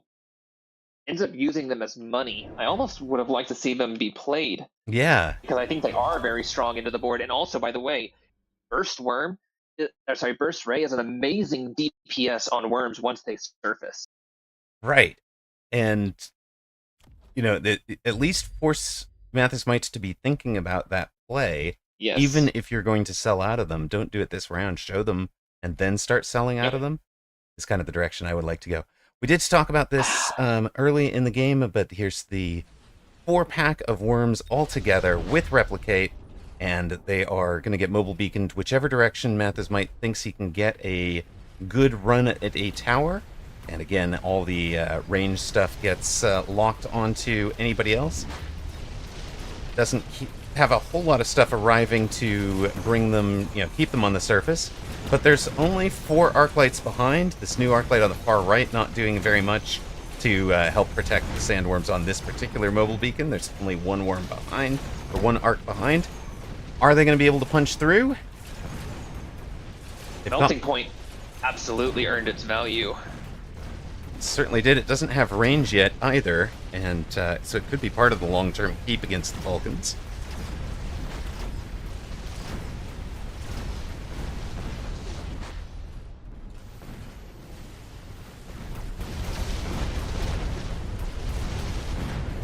This is a swarm of tanks getting devoured by worm. And honestly, Mathis Might has had an uphill battle. I think the cards have definitely favored the opponent with a lot of ways. And Mathis Might is just rolling with the punches, being patient, and then taking what he needs when he needs them. He's lost less than 600 hit points all game. Opponent has less than 600 hit points left. Mathis Might gets a Mustang production line. Both players take it. Mustang prod going on the melter.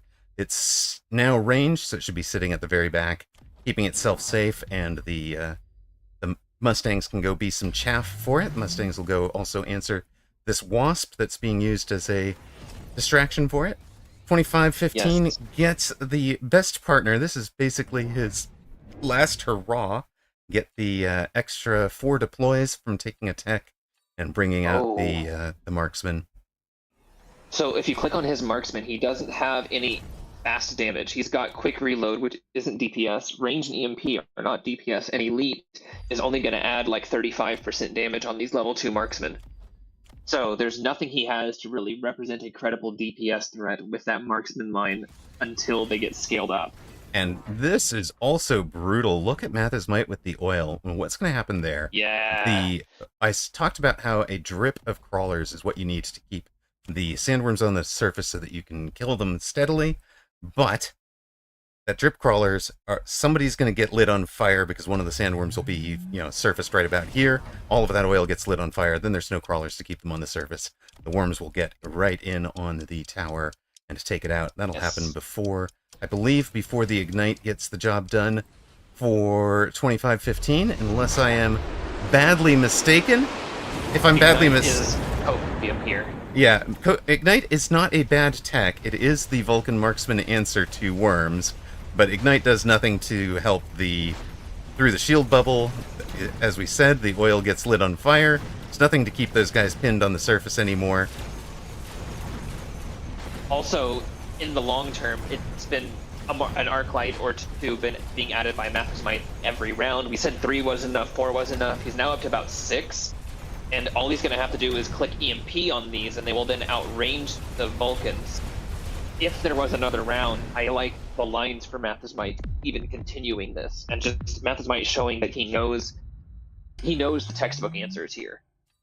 And that's what you're seeing is just a labbed out correct response where there's not time to play Vulcan with the marksman bar he has. If there were double tap on these marksmen, if there were other options taken here, I think that there are ways to beat Worm. Math is Acid might. on the crawlers would have also been huge for it. Math is might through to the semifinals. Shows up to say Vulcan is just so unplayable. It's not even funny, even with a perfect drop. We talked about that Right. when we saw Vulcan Marksman in round one of this tournament, where we said it's either on its last legs or completely dead once the mountain drops in season 4. But as you can see, here is a canonical answer. And remember, if you want to study this game, if you want to come back and look at it, obviously you've got the VOD, but you can also download a saved game from the tournament to pull this down onto your board and take a look at it and see exactly what Mathis might do. Let me think these lines through.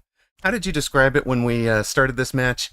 Alpha Titan, the way that Mathis might plays economically the most efficient answer? Is that what it was? Right.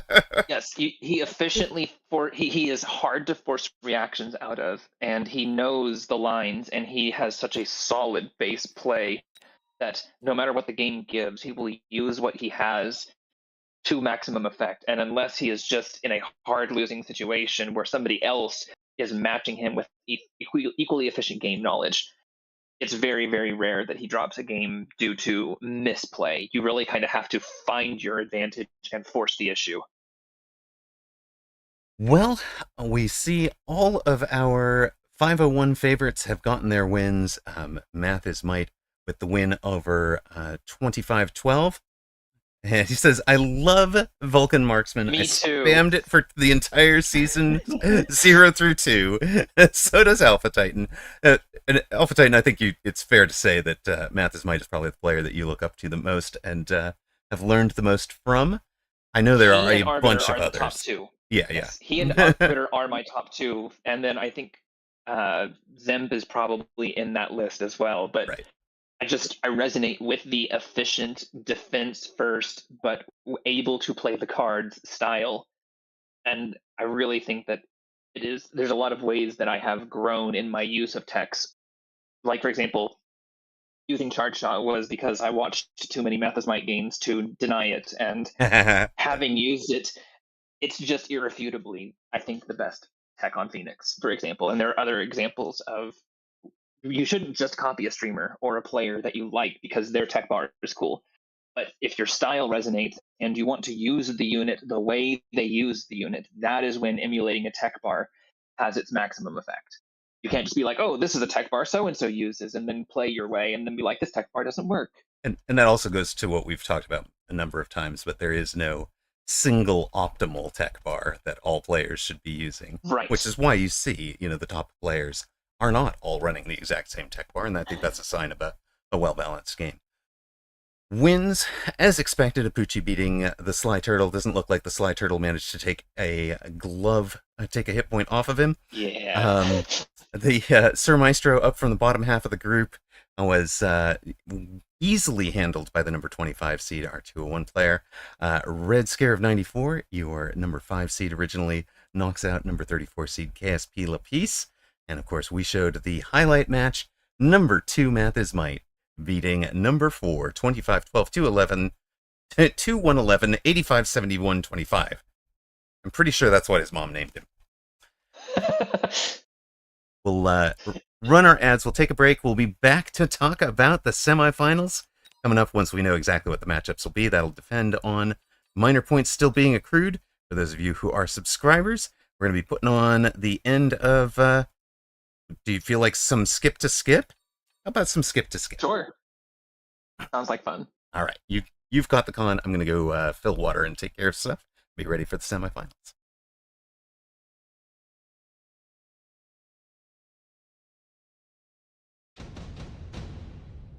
Also, tip of the hat to Toast for getting Math as Mighty sub.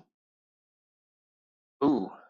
So it's late in the game. We have an enhancement module. It's not often correct, but if you have boats or really powerful giants in the background, it's certainly an option potentially. Boat drop is super strong, generically speaking. Hard to really know more without examining the board. All right. Ridens into sledges. with marksman behind, no AA taken on these marksmen yet. I wonder if it's even being run, but I would love to see it. That extra range is huge, especially into chain, trying to keep those marksmen safe. Since chain now does prioritize closest, it doesn't often snipe back to marksman, and there is the A8. I like that. I suspect that this Raiden is teched, but it is sold, so that's a pivot, a little bit of a wasted value on Skip's board. The side gun sabers with arc lights here into the carry sledge. Couple of Mustangs to try and hedge against any Wasp pivot. I really don't know. This is all going to depend on whether or not the sledges can shred the ground game before the Raidens connect. 7 Raidens is a lot. And most of them, or at least a good pack of them, are blue Raidens, which means they will be one-tapping these sledges, even at level 2 with techs. Level 1 would likely not. I think the Raidens are going to punch through, but crawlers are disappearing. The Raidens are pushing ahead, and the air on the marksman will give blocks. Do they go down? They do not. Yeah, this is just too fast. And that's where the arc lights with range kind of overwhelmed the position. That was a really valiant attempt from Skip, but level 2 giants, when you have a pack of 4 of them in the sky, is just super strong. Probably was late on clicking anti-air that game. Could have let those marksmen level faster and possibly deny Raiden levels. And the difference between level 2 Raidens into level 3 marksmen versus level 4 marksmen into level 1 Raidens. A big part of the shakeup there.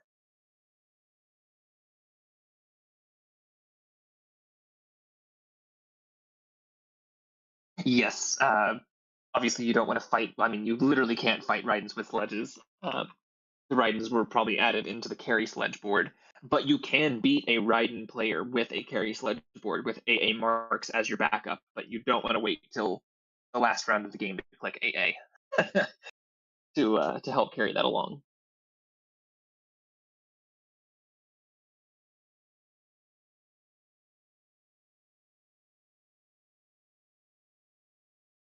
Very even match though from MMR, only 20 difference between them, so very solid play. And honestly, from what we saw of that board, a little bit of preemptive decision making could have been a big difference. I do think that the EMP on the sledges was a low value given how little was on the ground, but there are arc lights, and if you can EMP those arc lights, then it's huge. I think that there's enough on the ground that it's worth it. I think the real problem was that his chaff clear was just a little too slow. Wasps were a consideration, but there were level 3 Mustangs in the corners. So I'm not sure. I mean, once you commit harder into that, then your opponent goes harder into Mustangs, which is actually good chaff into your Raidens. So Wasps help, but it also splits your deploys and encourages the Mustangs, which you don't want to do. So once there's already some Mustangs, and it's less likely to be a gut punch, it can be tricky. All right, we've got our final 4. It looks like Apuchi will be matching up against the 201 semifinalist. 201 player is Lightning Ghost Mizuno I. We know is strong. And then you've got Math's Might versus Red Scare on the other side. That's so tough. I mean, we haven't cast Apuchi at all yet. It's true. As much as I would love to see a Math's Might Red Scare head-to-head, like, I'm super tempted. I think Apuchi has not been streaming for a while and is back. Let's take a peek at Apuchi. Let's give Apuchi some love. Speaking of love, I really want to say a huge thank you to everybody who's part of the 13-hour Mecha Mini Masters stream yesterday. All the way from the start to the end, I felt super, super loved and taken care of by you guys. Both with getting to do the sneak preview on the beta branch. Big tip of the cap to I am Mecha Sam, or Sam is not dead, depending on your way you address her, where you address her. To Bear Lake for getting me invited into that. A big thank you to Whooped and Alpha Titan for helping me preserve my voice in the interim between the sneak preview content and the the Mecha Mini Masters, and then just felt absolutely tremendously supported by the number of folks who stuck around through the match, through the entire tournament, and then thanks to all the competitors, thanks to Clint Leetwood for inviting me. Really amazing, and I just had so much fun with you guys. So thank you all very, very much for making that happen, and of course, thank you for the many, many gift subs. Welcome, welcome to the semifinals of our European Season 3 Championship. Europe, of course, the biggest prize of the 3 tourneys. 3 of the top 4 are 501 Legends. Math is Might facing Red Scare on the other side of the bracket.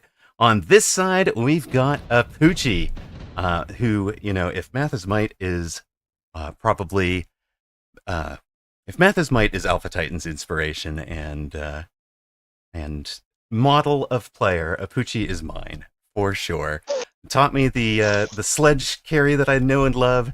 Taught me so much about answering different flanks, causing different problems, thinking through tech bars for different situations.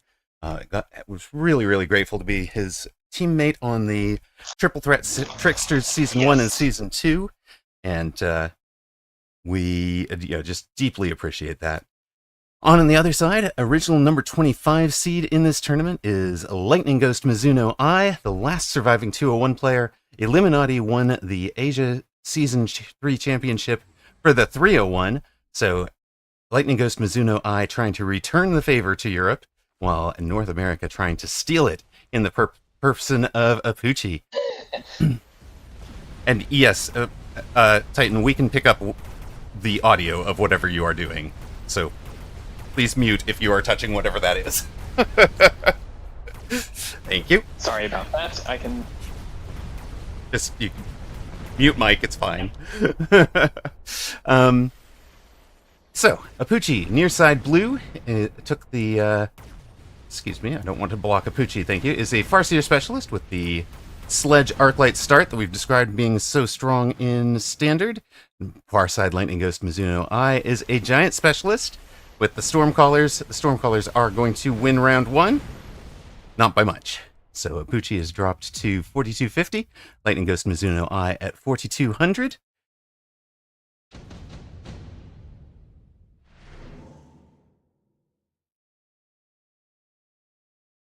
Both of these spells very valuable. Both players skipping. Wow. Okay.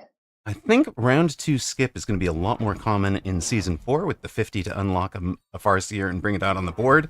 I was really thinking Apucci might just bring that out with a chaff this turn, but no, he goes for the 4 sledges. Is Apucci back in carry sledge? Is that where we're going? Or is this just getting his semi-chaff out for now? And I think that it's really good into storms. So it's definitely solid even if he doesn't commit to it as a carry. I haven't seen him play carry sledge in ages, but I think it's just good into what the opponent is showing. I would love to see an Apucci carry sledge game, though. It's been a minute. It's been a hot minute.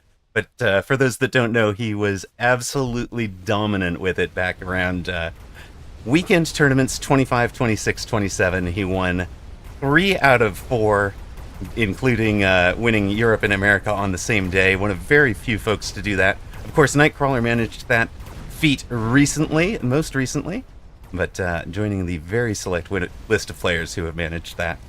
But Apucci did it back in the day. He's one of the OG greats. And you can see, the sledges are, in fact, getting it done. The sledges are, in fact, getting... This one sledge is dodging. I didn't know sledges could dodge, but he lives a charmed life. And Apucci's at 4250. Lightning Ghost Mizuno I down to 3680. If you struggle against Stormcallers and sledges as a backbone of not your core chaff clear, not your core chaff, not your core tank, but good in all 3 roles, is a great way to help kind of solidly distract those storms. And we go with a Raiden, the Giant Specialist. Yeah, Lightning Goose Mizuno I taking the improved firepower control system, putting it on a Raiden. So that thing is going to do 9,000 damage. It'll easily one-tap the sledges, even the level 2s. The only reason to put the item on that was to make sure that we were one-tapping the level 2s. It would have one-tapped the level 1s without it. It's also a really important item for it, I think, to hedge against the inevitable tanky unit in the future, because one of the biggest weaknesses Raiden has is killing something like a blue rhino or a fortress or something that is singular. So I actually really like damage items on Raidens, even when you don't immediately need it, because if you never need it, then your opponent is poorly countering your Raiden, and if you do need it, you certainly want it. I don't think I agree with that, because to me the efficient counter to Raiden is actually Fangs, because the Raidens do so poorly against them. Now Fangs very poorly indicated into Stormcallers, especially ones that are showing Incendiary Bomb. But I don't know that you needed to commit to the improved firepower control unless you were thinking about the level 2 sledge this round. I mean, I'm not saying don't take the item. I'm just saying it didn't necessarily need to be on the unit yet. You give yourself the flexibility to put it on a new one next turn, or, you know, put it on this one next turn as a kind of a surprise, like, hey, okay, now I think I need it, whatever it is. But that kind of comes out of my board gaming background. There's a lot of value in giving yourself flexibility for future turns. It's one of the reasons why I really agree with the advice not to spend your 50 on a sentry missile.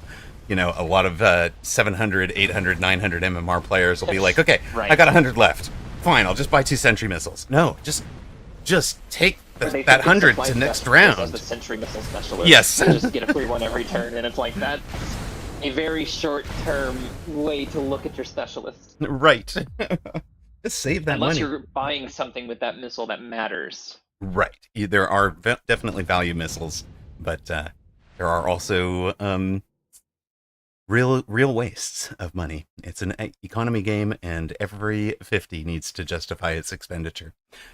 Lightning Ghost Mizuno Eye wins round 3, then gets a pair of rhinos as the drop, gives them armor enhancement. He's at 3680, and also leveling these outside storms. They've been the gold and silver damage dealers, respectively. Wait, Control Z's back out of that. Interesting. What are you thinking to do with that money instead, sir? Well, I think he's already spent the money this round. He's added some chaff. He's added some rhinos with the armor tech added to them. Takes the AP. It's AP that he was doing it for, because he had spent the last 200s to level both of the outside storms. Rethinks that, decides to get 8 heat and level 1 of them. I kind of like that. Pucci also took the Rhino as his improved firepower control, which he held for his Farseer, which drops as a Farseer specialist. So Rhinos for both players, or there'll be some Rhino boxing, but Lightning Ghost Mizuno Eye should win the Rhino boxing on the grounds of having more hit points with the armor enhancement. Pucci, right. I'm a little surprised to see Apucci not armor them, because that is a very Apucci thing to do.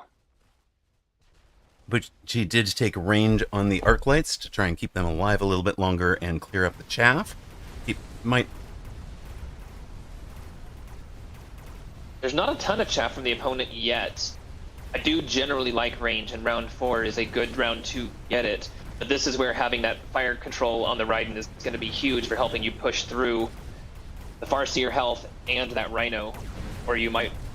Only if you target the Farseer before it kills you. And he gets the job done. He's talking about the efficient answer. He had barely enough time to finish that off. Yes. Woo.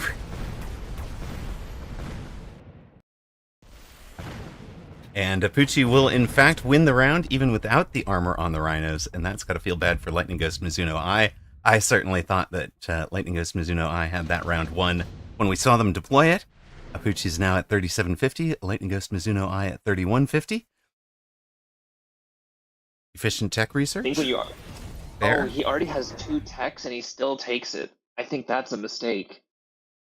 Would you have preferred additional deployment for him or portable shield? Yes, I think either one I think would be good. If you're in Apucci shoes, you've only taken 1 tech. I think I would be shocked if that ends up being worth more than $50 for either player in the course of the game. I think that is overpicked. and rarely pays off.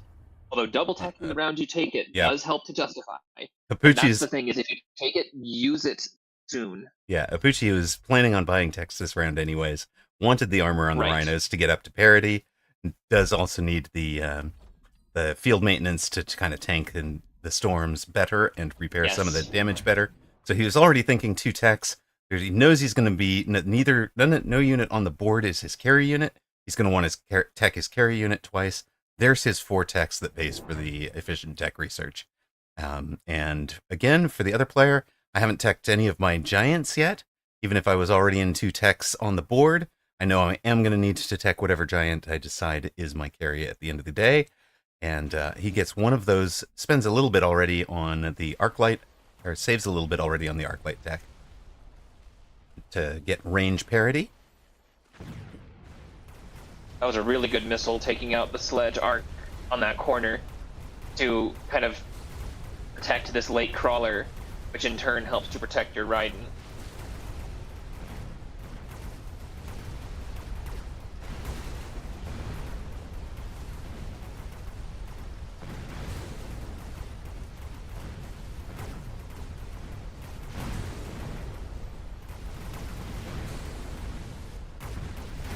And it looks like it's going to be win by Raiden for upshoot this round.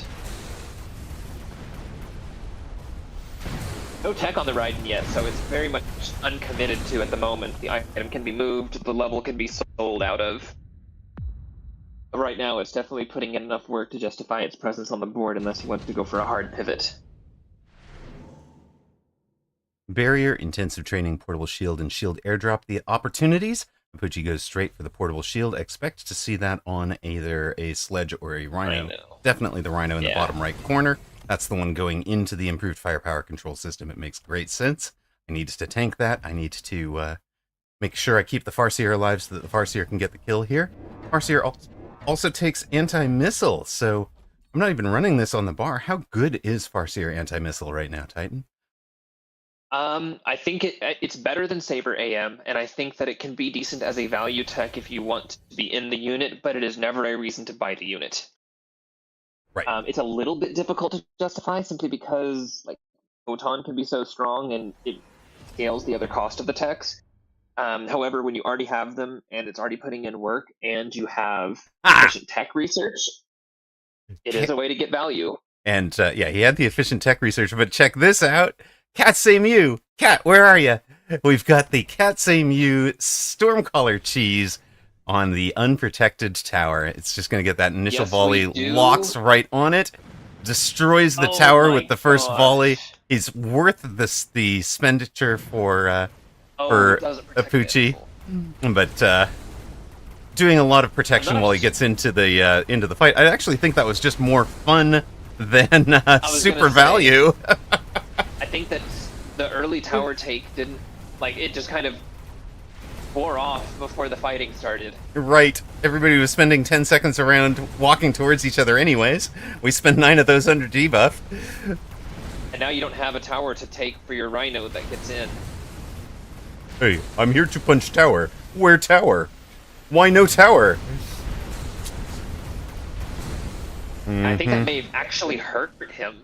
Yeah, as wild as it is, because slowing him down meant that the engagement was better for the opponent. Now I actually want to go watch Apucci's perspective of this and see if Cat Say Mew suggested it. Cat, of course, was our teammate on the Triple Threat Tricksters team I mentioned earlier. Apucci, Alpha Titan, Amarok, and Cat Say Mew. We won the Season 1 title. Great fun working with all of them. It's about sending a message, exactly. Sandworm for Lightning Ghost Mizuno Eye. Apucci thinking about it. Sandworm, I think, would be my choice. I think the marksmen make a lot of sense. You can just click air. You have the Raidens you need to kill. And it's exactly where he goes. That's exactly where he goes. Great shout. Just for the damage instead of the anti-air, but it's one or the other. Right. Maybe both, but at least one or the other. He doesn't know that the sandworms exist, but he knows that they were one of the possible drops, so that would be the argument for double tap. No, he'll just take the aerial specialization. One of the things Apucci kind of coached me on a bit is not countering the things I don't know my opponent has taken Right. preemptively. He's like that. It feels great when the gamble pays off, but it is not always worth it. He plays around the things his opponent might have taken rather than countering them preemptively. And I do feel like Apucci is lacking a bit of chaff into a board of 4 storms, 5 arcs, and it's been hurting him a little bit in his ability to kind of connect. He's also had a lack of punch. Like, he has basically been relying on Farseer DPS. So these marksmen, I think, very valuable, and we do now have a chaff to take that missile that's been hitting him on that right side corner for the sledges and arc light. Which is going to make a huge difference in clearing the chaff efficiently there. And a level 3 Rhino will just body a worm. That worm had a very bad day, it's true. Looks like Apucci is in complete control on the right. Is he going to win on the left as well? He's got the worm down. It's down to just the storms versus the anti-missile Farseers. Big round win, and of course 1,200 in damage from the surviving Farseers, plus everything else on the board. Lightning Ghost Mizuno Eye suddenly goes from, hey, I'm fine, to, oh crap, I've got 880 hit points, and I'm about to get knocked out of this tournament. Funny, because the previous game we watched the tail end of that you let me spectate was the Vibe game, where he was in a sledge marksman against Raiden, and I had said you don't wait to get air on your marksman, and Apucci takes it instantaneously. Right. And the way this is getting played out literally is the manifestation of what I was saying Vibe could have done in his game previously. Right. That was the Wednesday mini tournament, right? No, it was the game you stepped away, and it was literally... Right, the one we jumped into. Got it. Yes. Sorry, Skip, not Vibe. Skip, not Vibe, yes. I was thinking about Vibe I was thinking of the Wednesday because of Vibe. Yeah, the AA marks really shut down the Raidens and took advantage, I think, of the fact that the Sandworms were underground at key points where they could have, if they were a surface unit, they could have conceivably locked the marksman.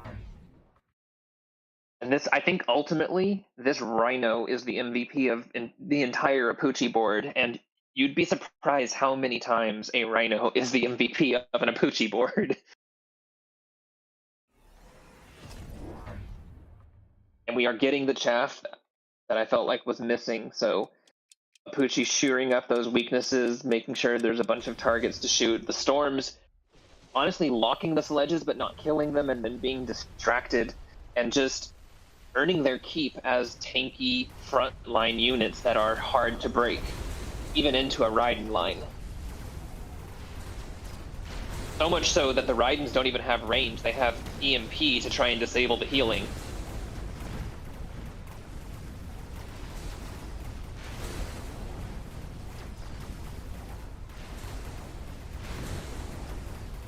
Which honestly, into these Farseers with triple teched Farseers. Oh my goodness. You know what's crazy is these are triple tech support Farseers.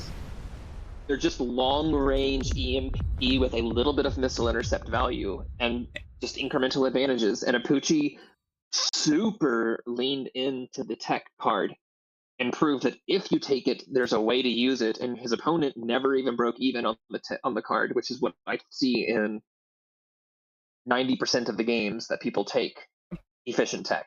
Technically, opponent broke even since he's got the mech div, the EMP on the Raiden, and he took the range on the arc lights, but on that round. But okay, yeah, so he paid 150 early and eventually broke even, but at a negative tempo, so never had advantage. Right. Whereas Apucci is in, he had 1 tech on the board in the arc lights.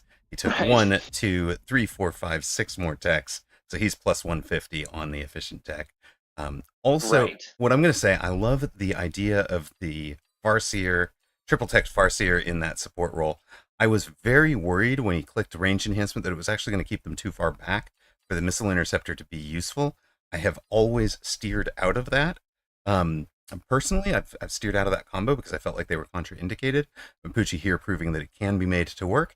But most importantly, by giving the Farseers range, he's keeping them out from under everything, And if he Right. survives a round, he's doing the 1200 damage that wins the game for him.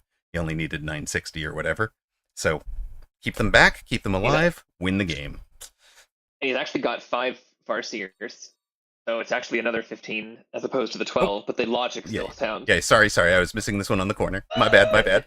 But Apucci is through to the finals. The 201 is eliminated. So Europe wins the Asia Championship. The 501 will win the European Championship.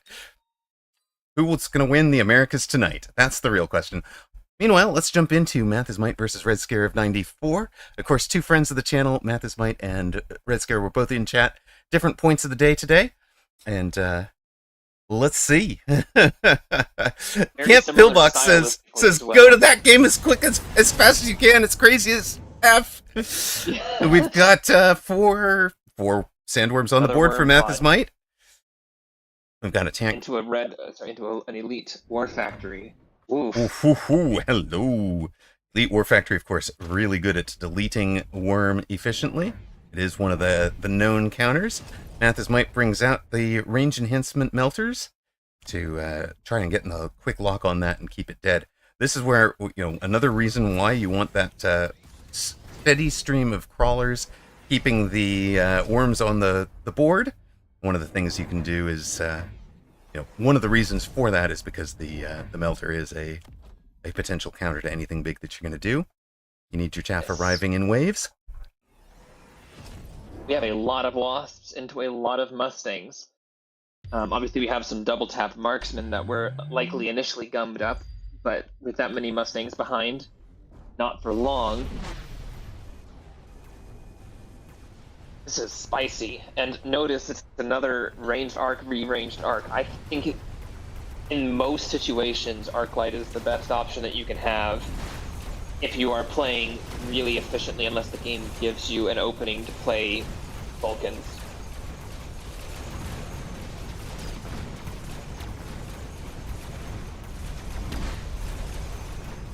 War Factory, because of the beacon, is actually stuck in the tower,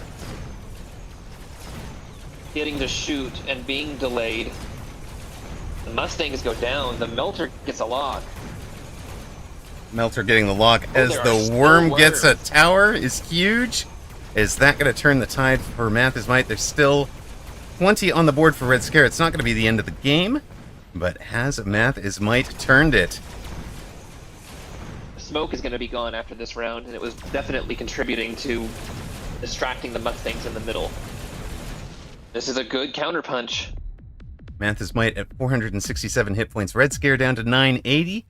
We go to round 10, surely the final round, right? Surely. It's gotta be. I mean, there's 4 worms, there's a... with Apucci awaiting the winner. What do we got here? Barrier for Math is Might? What do you take if you're Red Scare? You're not in Giants. I don't think it's correct to get into Giants. I can see a damage item on the Mustangs, most likely. We're gonna drop a Rhino. That's just going to delay some of the chaff on the right side. We sell the factory, so we have $1 gazillion. Are we getting more factories? Are we getting an Abyss? We have additional deploy. We are elite. Well, Red Scare has additional deploy. He's an elite specialist. He could pick up 2 level 2s. Instead, it's going to be 1 level 2 on the line with range and launcher overload. So he sells out of the level 3 to get it to level 2.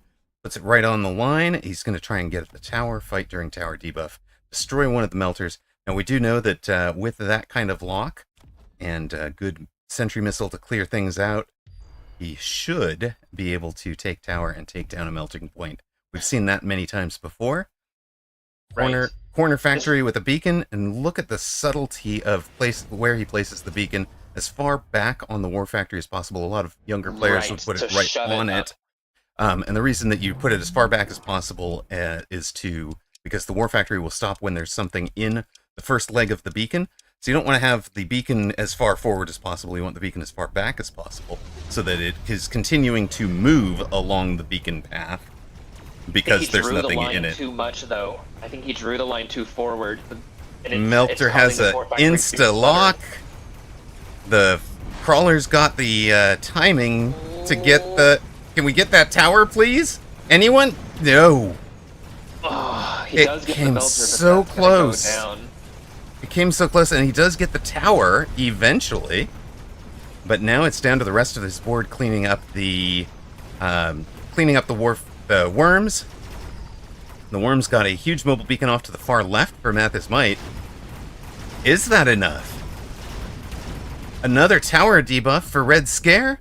Mathis Might going down despite being able to beat the War Factory proper. Yeah. Red Scare, your runner-up in the Mecha Mini Masters last night, through to the finals against Apucci. He lost to a dog last night.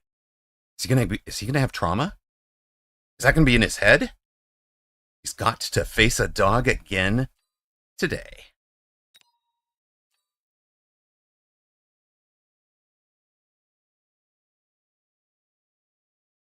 Wasp lost. How is that even possible? Exactly. Stay tuned. We'll be back for our final in just a moment. Thank you very much to Gene Knuckle for the follow. That is 1991. We have 1,991 followers. If you are just listening in, you've never given us a follow. You're not hearing me because you're seeing an ad. Never mind. Man, I thought that beacon. I mean, Red Scare could have saved that War Factory with a slightly less greedy beacon if he had drawn it a little less forward. Then the chaff doesn't get in that path, and the War Factory moves forward faster and is able to take the tower and then save itself before the Melter can kill it. Even though, with it going down, it still tanked long enough that it was able to basically win that side. Right. All right. We are ready for our final.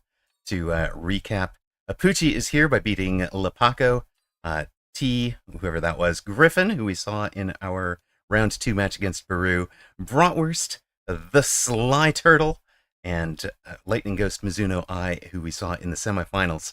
So, great run from Apucci. Red Scare of 94 has definitely been tested a little bit more. He's had a very difficult route to the final. Yes, he has. First off, beating longtime friend of the channel, Salt Monkey, is Zach, beating Nimba in round 2. We saw him beat Lau in round 3, Becca Mellum in round 4, KSP Lapis in round 5, and then knocks off number 2 seed Mathis Might in the semifinals. So, he's beaten the number 1 seed. He's beaten the number 2 seed. Can you guess what seed Apucci was to start this one? Of course. He was the number 3 seed. Channel point predictions are up. Glad you're here with us. Got your popcorn? I hope so.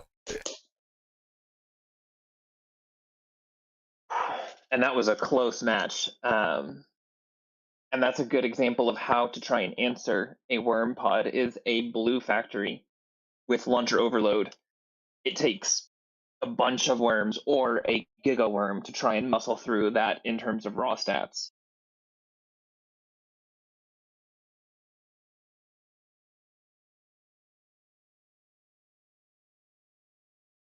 It would be a very impressive consolation prize for Red Scare to also be able to close this one out as a champion, having almost been able to close out last night. Absolutely.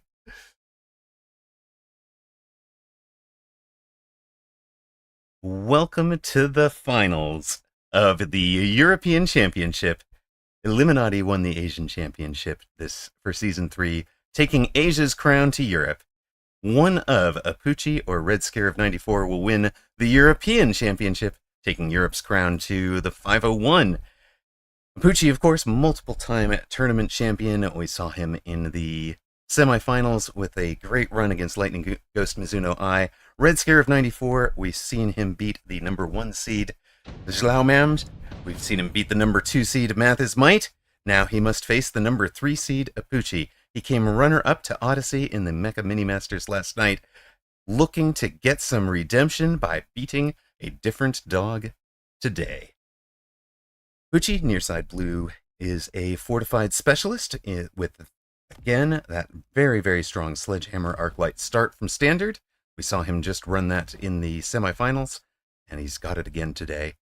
Farside in red, appropriately enough, Red Scare has the Farseer specialist with a Sledgehound opening. adding a pair of marksmen to it. With me in the booth, as always, Alpha Titan. Looking forward to this one, buddy. Yeah, by the way, I think this was a huge degree of just how much Apucci values the sledge arc start, because he took Fortified Specialist over some really killer specialists, where Fortified is considered rather mid. It's definitely not bad, but it's definitely not like an S tier pack. But the sledge arc is just so valuable and so strong that it's kind of hard to refute taking that. And then Red Scare obviously going with also a sledge pack, also playing it from standard. And he has the Farseer to back it up, which we saw Pucci use to great effect in the previous game. So just some very clear indications of what's strong, and if you're looking for some safe and some good backbone plays to build off of, this is the way to do it. I also love the marksman ad from Red Scare. Whenever you see an Arc Light Sledge opening, marksmen are probably the best thing you can add in round one, because there's just such a target-rich environment, especially when you already have sledges on board to screen for them and to clear whatever chaff gets added.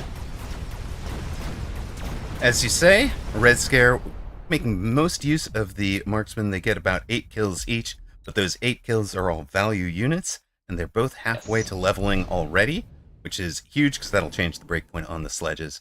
We go to round 2.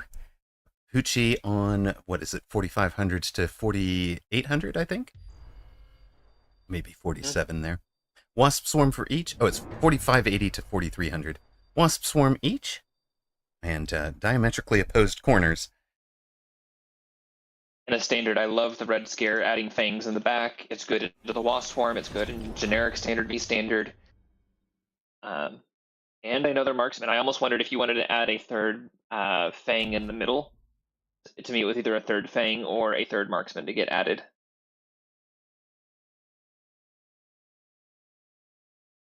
You're Pucci. I honestly think it's the same answer. Just fangs in the back behind your towers.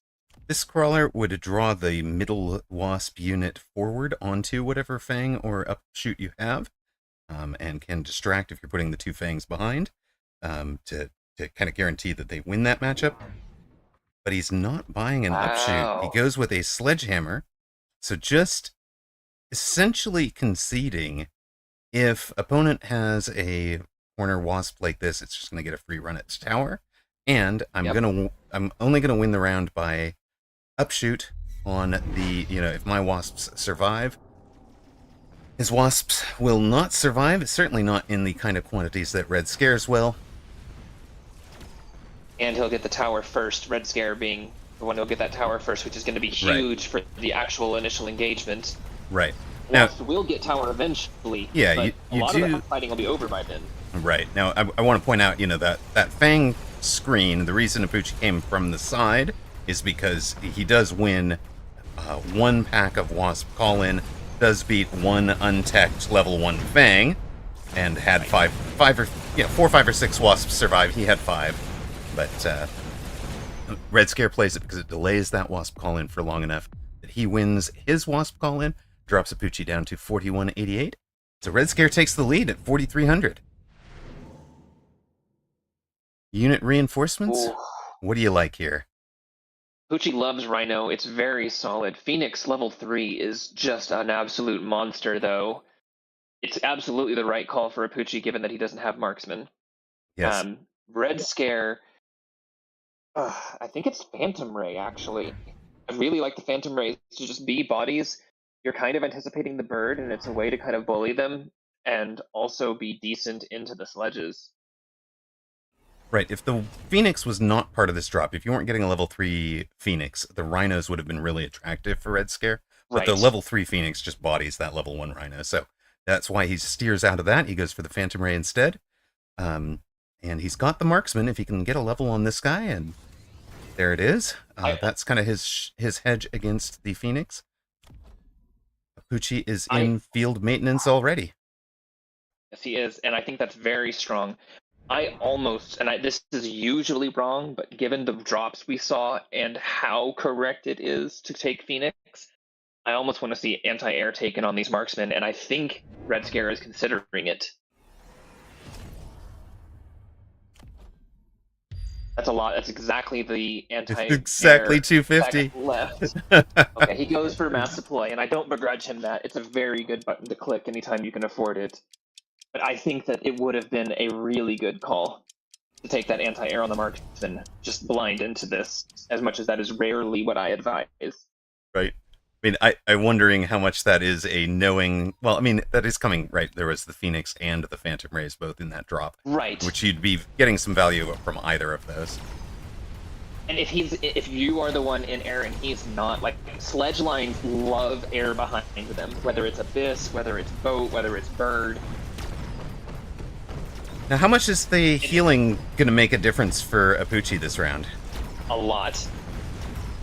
I know we say that mid-round where it's already obvious, but I am a huge believer in field maintenance sledges, and I can remember having several conversations on the Discord about trying to tell people armor hard bricks specific things, but healing gives you favorable matchups into almost everything that doesn't one-tap you and still beats a lot of things that armor beats.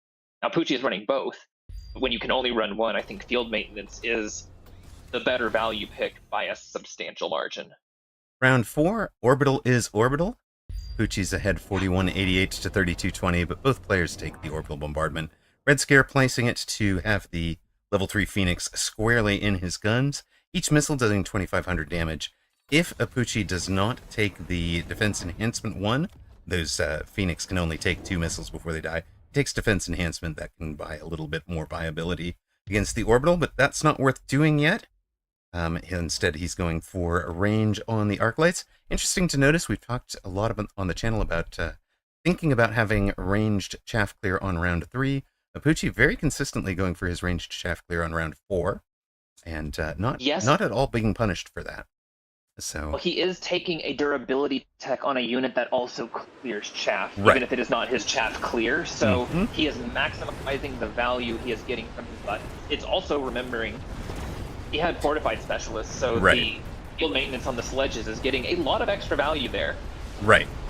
The 2 missiles do bring the Phoenix down. 2 missiles from the Orbital Bombardment. Scorpions are the answer for Red Scare into the healing tanks. They are losing to Phoenix on the right side, but winning on the left, where there is no Phoenix. Is so strong here. Farseer will clean up for Red Scare. Of course, he was the Farseer specialist. That's where that came from, if you were missing it.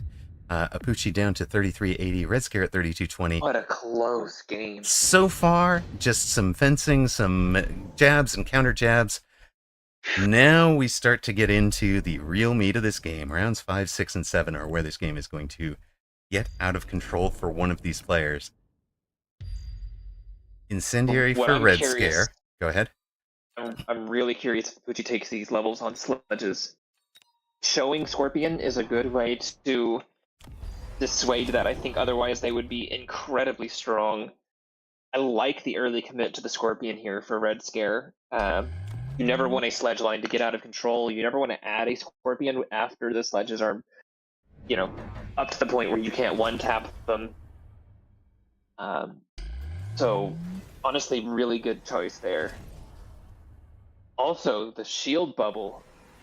I'm not sure I would have if I was in Red Scare's position, but I think that it's going to pay off massively that he did. It is worth noting healing sledges really don't struggle all that much in ground fire. So this ground fire from Red Scare is good, but it's not going to be huge, I don't think. I said I think him being safe from it and the ranged Scorpions are going to put in an absolute ton of work.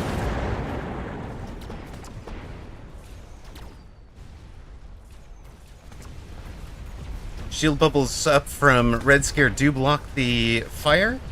Fire doing work on the right side. Yes. These sledges sitting in the fire the entire time and having to be shot by Scorpions and marksmen to go down. Yeah, we don't care about fire. We heal. That is, right. If you've ever wondered, that is why a Fire Badger has healing instead of armor. Same idea. The thinking is it's just going to sit in the fire, its own napalm, and heal through it. Again, a round win for Red Scare. He keeps both of his shield bubbles, and dips Apucci down under 3,000, in fact, all the way to 2,200.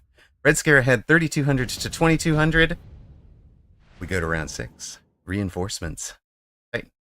Ooh. This may be the time for the rhinos for Apucci. They are surprisingly good at locking a scorpion shot. Scorpions take several shots to kill a level 2 rhino with armor. And a fortified level 2 armor rhino with armor, he'll win the mirror. Rhino, of course, also very good against sledges, and both sides have those. Rhinos would also kind of brick the marksman. Note that Red Scare's never teched the marksman, so he's not into AA or anything. Red Scare's already decided on the rhino with armor in the back corner. Apucci, of course, taken plenty of time. Range. There might be a Sabertooth angle here. Kind of fill the same role of a super tanking unit that can also one-tap scorpions. And that is what he was considering. What? Oh, he's gonna sell it. So is he going Abyss? Well, he's already ranged them, the marksman, the Phoenix, but he is going Abyss, or at least has unlocked it and considering it. It's not like he's giant specialist. He's thinking about it for sure. And the fact that he's already ranged the Phoenix does hurt, but when you have the healing sledge line, as I said, you love to have air behind it. Does he even go efficient, or does he just go Tex for it? I think it's too early in the game not to take efficient. Range? He doesn't. You can still afford it, really actually. Risky. You can still afford it. Okay. Not anymore. Really he could loan for it. Nope, he's ended to deploy. He took a Fang, puts his Wasps behind to make sure that the Abyss isn't infinitely distracted. Got one of the Phoenix there, which is nice. From Red Scare's perspective. Right. You get a locks on those rhinos. The rhino kind of punches through the beam and really blocks, kind of distracts the Abyss for a long time. Right. This is a very good counter to Scorpion. Also a very good counter to shields. Right. Yes. In theory, the missile, swarm missiles are the answer to the marksman line. So that is the direction you'd... That's why I was expecting the missiles, let me be clear. Because I didn't want to see you get into this situation where you're wasting the beam on a single crawler and letting the marksman sit over there and shoot.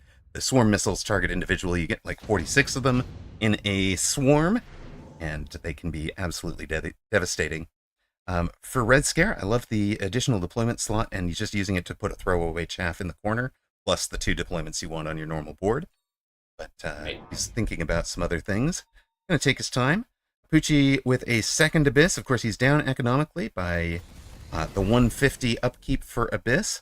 Next season, we're adding the 3rd Titan, the Mountain, which you guys have been able to play with in 4-player free-for-all this month, this season, but now it is getting added to the main core units for Season 4. This, of course, the Season 3 championship, so Mountain doesn't exist.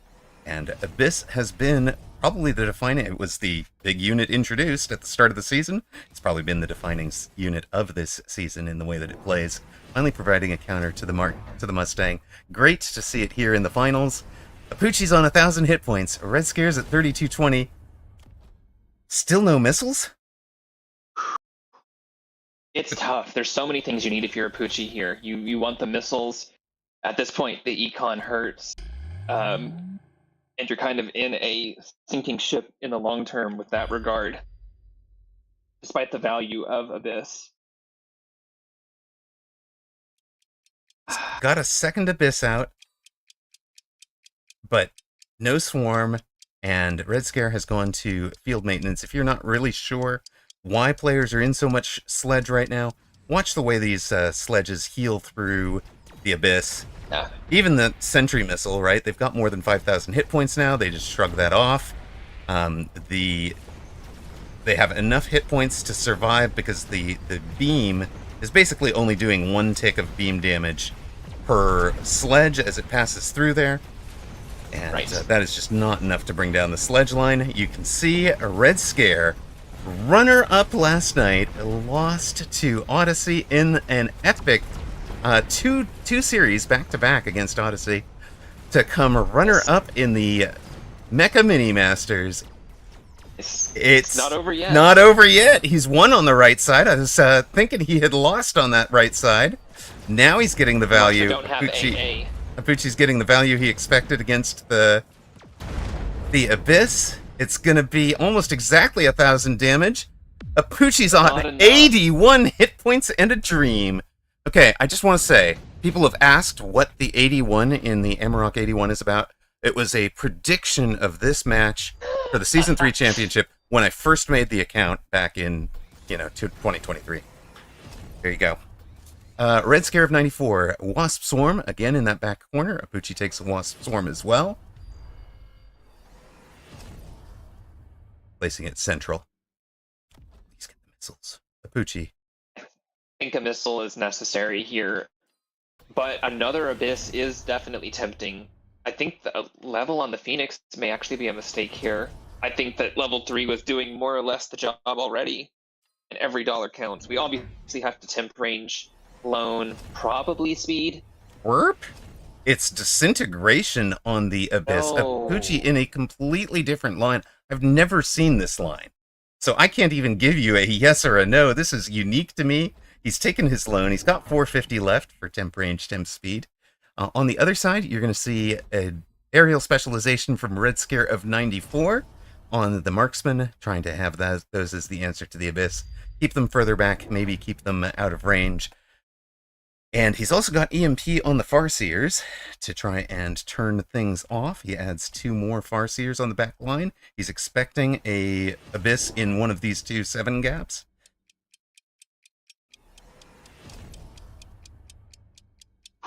$81 hit points in a dream. Does Apuchi have this? No. I'm sorry for the spoiler. This is the wrong Abyss tech. I'm just going to be on the record. The issue Alpha here Titan was is not a believer. Let's go. not with this tech lineup. What he needed was something that could kill marksmen, not tickle them for percentage damage, and percentage damage into a healing sledge line.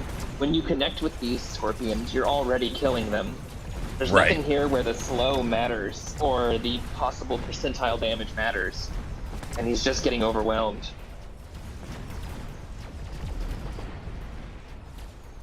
There might have been a world where missiles get it done. There might have been a world where a third Abyss gets it done. I almost want to run this round back, where you take missiles on this turn instead of Bart, or to take a third Abyss. That is one of the things I love about Apuchi on his channel, is that he will do that every time he takes a loss. He's a great streamer to follow for that, and there is the shout out. If you've never found him, please do swing on over. He will take a look at the at that match again afterwards, and get a, kind of gives you a chance to look at it. But here we are going to celebrate. Congratulations, a Red Scare of 94. First ever weekend win.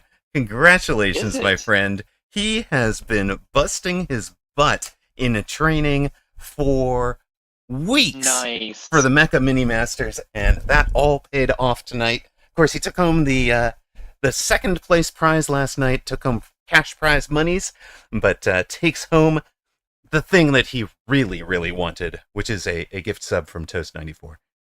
So, as a celebration for winning, Red Scare of 94 going to be your European champion. Congratulations, sir. Well done. What did you think of that Abyss play, if I can ask?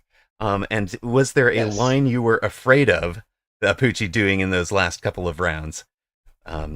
It's easy, Red Scarab. Just number 1 seed Lao Mem, number 2 seed Math is Might, and number 3 seed Apuchi in order. Jeez, doing it the hard way. So style points. Yes, definite style points. Amazing. I do also want to say thank you earlier in this tournament.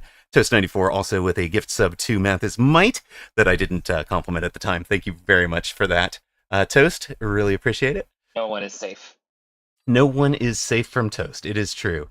Well, there is your European Championship complete.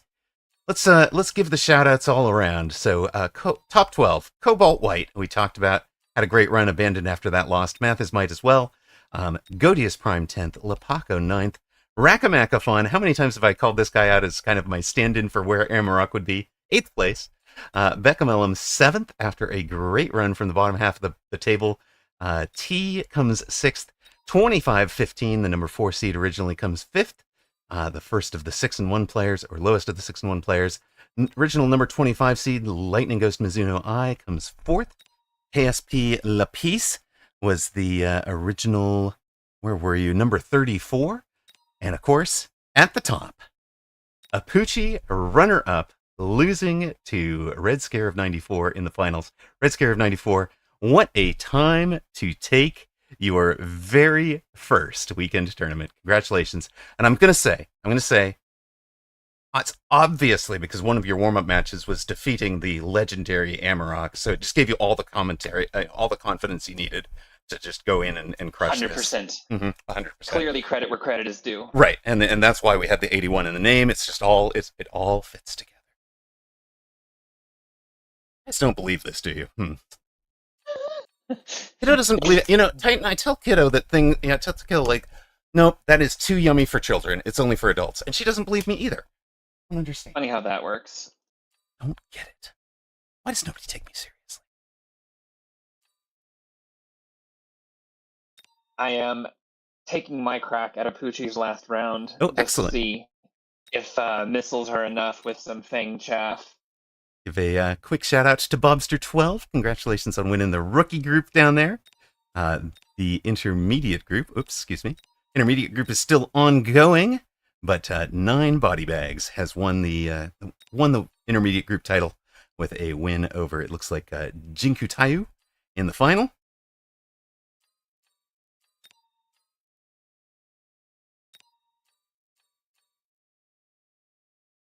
And as you can see, a whole bunch of the big names getting back out on the ladder. You pretty much recognize almost all of those have relatively just started matches.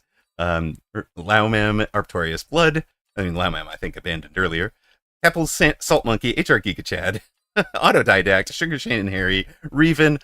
Were these not all of the players in that tournament? If you don't know, okay, I just got to point something out. For people who might not know, if you are relatively new to Mechabellum, the season is coming to a close.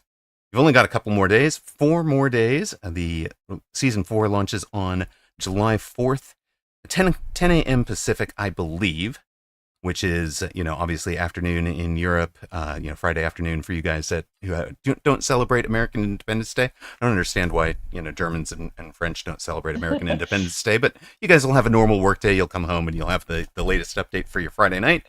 If you are off in New Zealand or Australia, sorry guys, you get it done July 5th. Something about international date lines I don't understand. But let's talk about that real quick. You're going to have... if you're back looking at the Sakura skin, I believe this is at the 100,000, end of page 10. If you haven't made that yet, then getting into this tournament tonight, coming up in about 2.5 hours, is pretty key for you because you get accelerated combat power and MMR rewards and penalties during tournament play. But if you're not one of the top 200 world combat power, if you're still trying to get that Sakura skin or whatever else you might have been saving up for, you only win. So just take accelerated wins. The only way you don't get some accelerated combat power is if you go 0-3, and you'll have some matches against yourself. Right. You've also got the mini tournaments coming up on Wednesday where the same rules apply. So you'll have those at for my time zone, it's 6 a.m. 1 p.m. and 7 p.m., but you can figure it out in your local based on what your game is showing. If you're just trying to grind some combat power, get yourself out into those games and get whatever it is that you're saving up for. If you are, on page 25 or whatever, there's not much to be gained there because you've already unlocked everything, you already own it all, and you're just gaining, instead of gaining season credit, you're just gaining store credit when you go up anymore. But it's all good. MMR will reset at the end of the season, so you lose 10% of your MMR from wherever you are. For those of you at 200 MMR, I'm sorry, you're going to be at 180. For those of you at 1,000, you're dropping back down to just under 900, which will put you a little bit below median eventually. And, for those of you at 2,500, you guys are the ones that can actually lose some real MMRs. go down. Yeah, exactly, iSavant. Your 10 MMRs are going away. Your 10 becomes a 9. Sorry, man. It's just like that. Did you find a line you like, Titan? Still experimenting with it. I think being in the non-efficient line was kind of a lose slowly as opposed to a winning line. Hmm. I'm still toying around with it. I can get it to where Apucci only loses by like a couple hundred so far by adding an abyss, taking missiles, by selling one of the birds. Right. But you kind of have to know that you need to missile the wasp back in the back, which granted, Red Scare has put his wasp there every time, so I think that is a reasonable play, but without doing that, the abyss there just gets stalled too much, Right. and I don't think you have a winning line, so I'm still kind of putzing around with it. All right. We're going to basically select all. I don't think we need many of these replays, but I do want to keep the Math is Might versus 2512 because that one I do want to study a little bit later. Do stay tuned. We're going to be back on the evening tournament, which Titan and I are both planning on entering. So we've already agreed to meet each other in the final, and one of us be the champion. We just have to figure out the other 6 rounds. That is the You're- plan, at least. We shall see. You're throwing the final for me, right? If we both make it to the final and you still want me to, then I will. But something tells me if that happens, we would rather fight that out like honest gentlemen. True. But just do it. Don't tell Chad, okay? I see. You heard nothing. Exactly. Of course, the season championships give you these unique badges. You can't get them in any other title, any other tournament. So Illuminati wearing proudly the Asian Championships for Season 3, Advanced Group 1 champion. So deserved. I'm going to jump out on Ladder Titan, so let us know if you find anything that you like in that one. I'm going to be facing Skiff here at 1923. For now, and I may jump in. All right.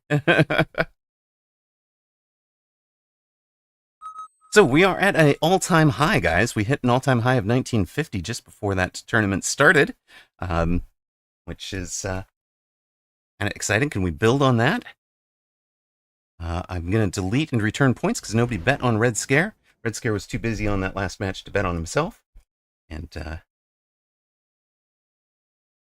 what are we going to take here, guys? What do you think? Big supply with sledges.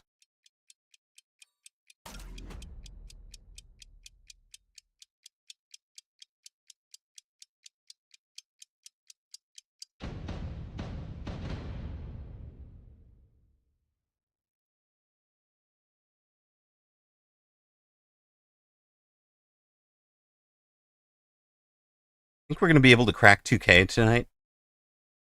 If I crack 2K, do I just give up on MMR Monday? All right. We're going to do it. It might be dumb. Probably dumb into a showing Sabretooth start, but what else?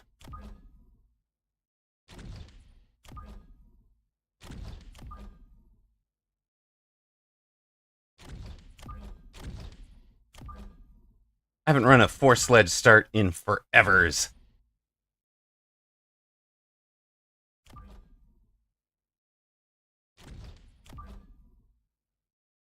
All right, there we go. We got 7 gaps between our sledges. Don't pay any attention to any 7 gaps that your opponent leaves, especially if your name is Skiff and you're listening in which case, just have fun.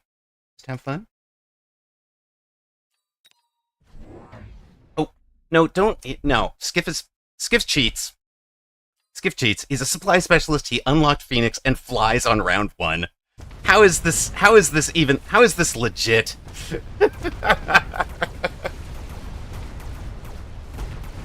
Playing is real.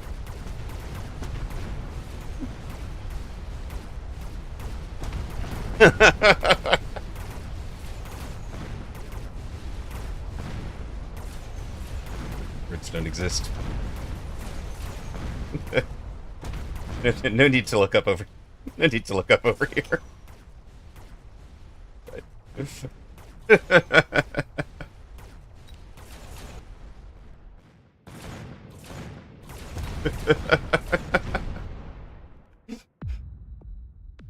Hmm. Birds aren't real. He says, okay. He's like, I don't know. I don't understand what this Amarok guy's talking about. Do we want laser sights or two bird? Or I kind of like smart arc, but I'm not really a carry arc player. Let's take the laser sights. We'll take bird. Hello. Fine, if you say so. Birds can be real. We're also going to give the bird a something. Have that. We'll have you out here.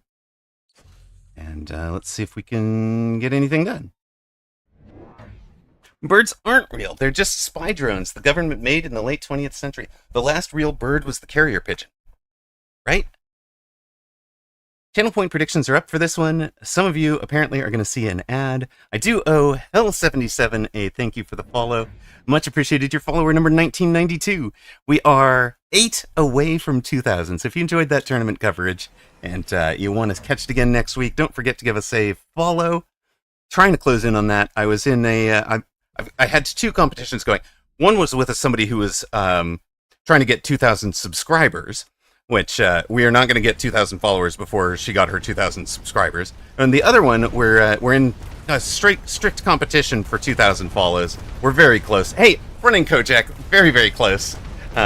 So we are 7 away. If we can close this stream out with them, then I think we've got her. Otherwise, I think she's going to have me, because she picks up a whole bunch. Oh, iSavant as well. Thank you very much. That's 1994 to celebrate Red Scare. To celebrate Red Scare 94's victory, we get the 1994th follower. There we go. I don't want to distract, but I did Yes. find a line where there was a 1500 damage play for Apucci, but Ooh. it was fundamentally it was just an oil play as opposed to an abyss play. Yeah, okay, that makes sense. Do we Basically, like it's yeah. do we like wasps on this board? He's in smart arcs. He has no chaff at all, only Phoenix. So single target goes super hard. It's Mustang, Wasp. It's two fangs, but yeah, they're right on the line. Oh, I see. But I think a leveled Phoenix.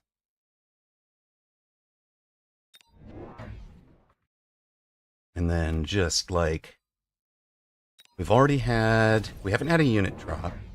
No, we just had the unit drop, right? We took the Phoenix for it, or the Wasps. So we'll take the Wasps, we'll bring in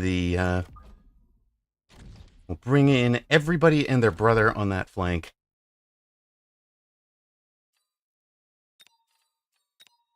We'll just see how it goes. Yeah, you're not wrong. You bought a Mustang. I don't think it's going to be enough. I hope it's not enough. If it's enough, I'm going to be very annoyed. He does actually win on the right side because he's got Wasps over there. His Wasp bar is high explosive ammo, along with range ground and etc. So he's in HE, we're in Energy Shield. I actually think that is the canonically correct wins Wasp v Wasp. And he had enough fangs come back to get us this round, so a little bit painful. Well, we're sitting here stuck on level 2 Sabers. And he wins the round. So Skiff's at 3,500. We're dropped to 30-30. But now that whole flank has paid its summoning costs. And we get an ion beam. Well.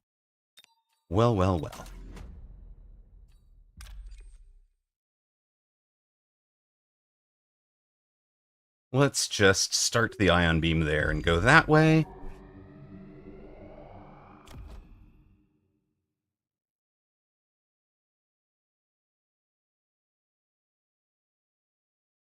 Eye on the Stangs. Yeah, I'm not going to bother with that. I am debating mobile beacon, that, a fang out here for these outside wasps, and another Crawler up on the line here.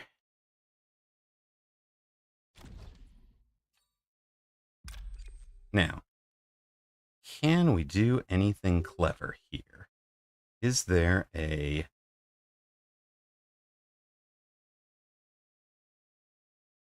dodge the likely positions and then turn and come into...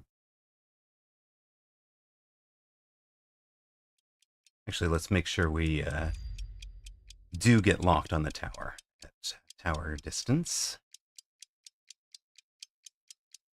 I think that's all right.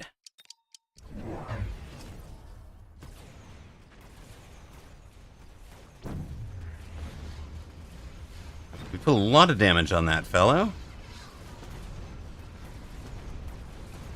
Opponent in Mustangs hasn't teched them yet, but did elite recruit them, so that's also solid for him.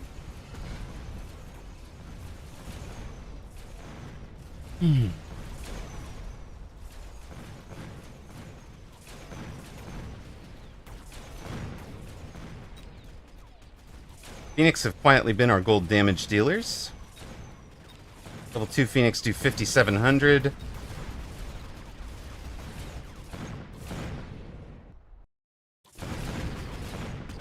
Mustangs clean up, but it's a close round. Skiff's at 3,500. We're down to 2,790. Now what?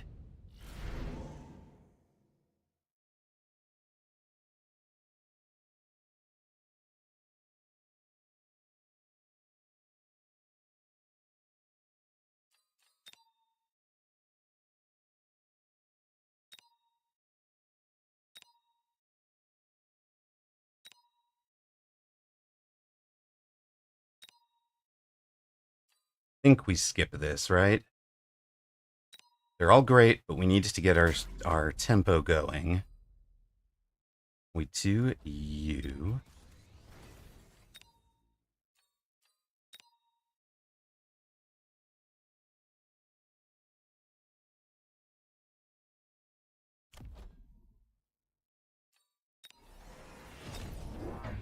You guys go like that. We'll take the armor.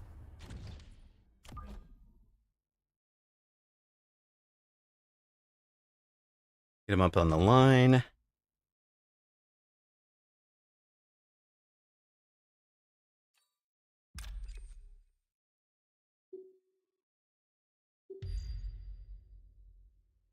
Do we sell a sledge or do anything else interesting? I don't think so. I think we're in good shape. Shimmy2, thank you for the follow. That is number 1995. Getting close. Getting closer. Oh, there is the Wraith. Okay, Wraith with a laser sight. Of course, the canonical answer to this flank. If you're struggling against this flank, that is the way to come in. Try to answer it with a Wraith, because the Wraith gets great splash damage against these fellows. On the other hand, our Rhino is running on in. Level 3 Phoenix does finish it, and again, opponent is going to kind of win on the win the flank. And are we going to be able to capitalize on the main board? It doesn't look like we are, and I think we're going to get into a lot of tempo trouble very soon. Problematical. We're at 3,500. Skiff drops us down to 1,400. Fort with AA could be interesting for opponent. Is Fort with AA interesting for Amarok? Maybe. Maybe so.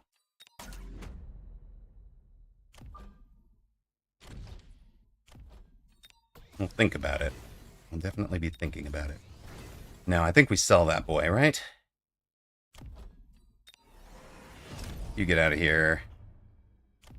Range speed now that we've got our flank established. Boom, boom, boom.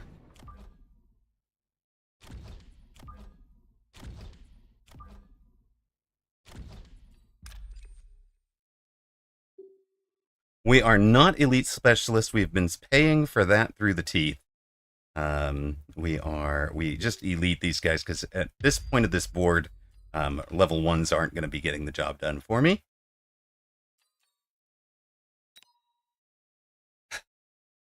I hope opponent is not thinking it through, because a wasp flank could cause us a fair amount of difficulty on that side. Let's see. Oh, well, hello then. Opponent has worm. We have armored rhino of same level. Opponent has been consistently winning the flank against us. So wins it again over there. That's a bit rough for us. We need to do something to get the wasps popping. They are not. We're at 1,400 hit points. 3, 5, 7, 8, 9, 10, 11, 12, 13, 14. We's in a lot of trouble, boys. Anybody? That's 100 saved. That'll be the last 100 saved. Did we get him down under 1395? I don't think so. Better send a GG.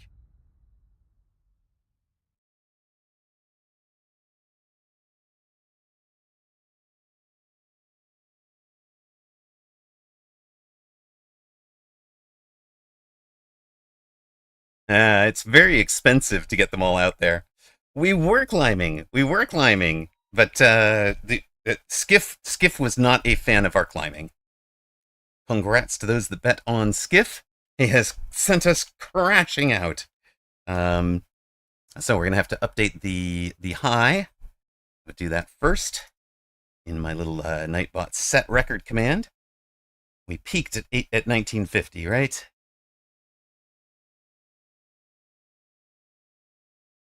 All right.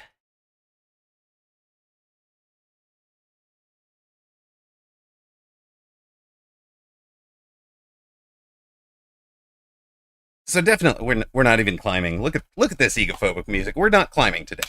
-2. It's all good. It's all good.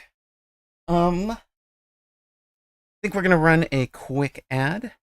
Titan is still in the broadcast booth and currently has himself deafened, but he can jump in if he wants. Has anything to say about that match that or for the audience, but he's under no obligation to. For those of you, this is my all-time high, season high right now, and beats previous season highs, which were, barely cracked 1900, 1880, 1904, 1950, and getting there. We're getting there. Really love to get 70 MMR tonight. Crack the 2K. All right. Dates notice number 1.4. All right. Ooh. Our testers are testing update 1.6. It's true. You guys got to see us testing 1.6. All right. We're going to run an ad. I'm going to get some iced cold water. Exploding head guy. Video quality randomly switched to 160p there. Problems on my end, but still weird as hell. Not even aware 160p even existed. Man, that 160p is for your 2002 era Motorola flip phone, right? It's about the right size for that, I think. And anybody who was probably on dial-up through AOL probably needed that. Now streaming Snake. Oh my god. Yeah. Love it. All right. Mecha on a flip phone would be unmatched levels of hipster. I'm afraid I don't even own a Fedora, guys. Angry modem noises. It's the resolution of a Sega Game Gear. No, I'd forgotten about the Sega Game Gear.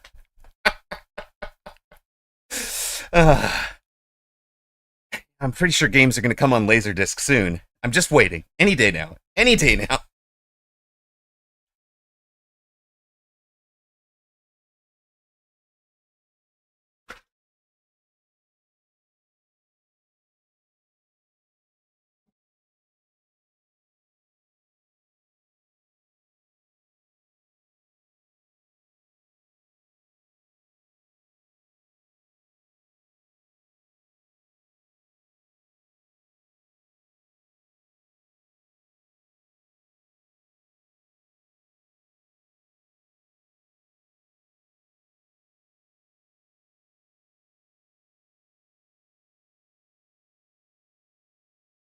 6 AA batteries, 45 minutes of battery life.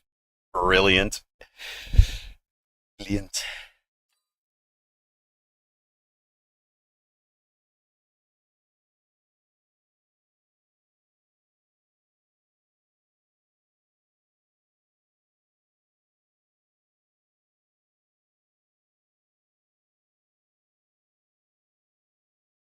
Oh my god! Salt Monkey at 1954. It's been a while. It's been a long while.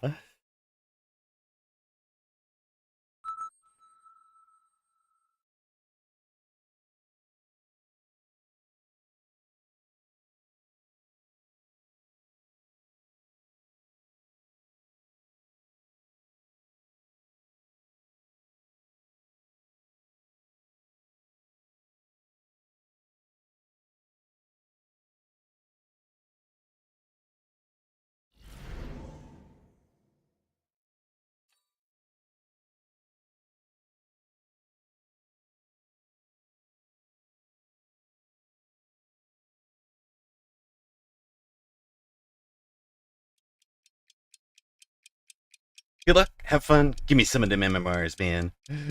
You just beat Keppels at 2.3k. Congrats.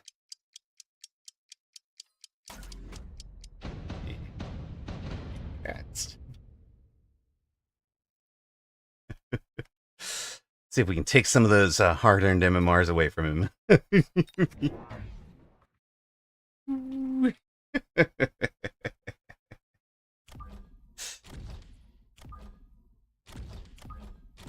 All right. Grudge match. Streamer V moderator. They were once friends, but now they are enemies. The opposite side of a catastrophic war between two dueling factions of mechs. Mobile Force versus Steel.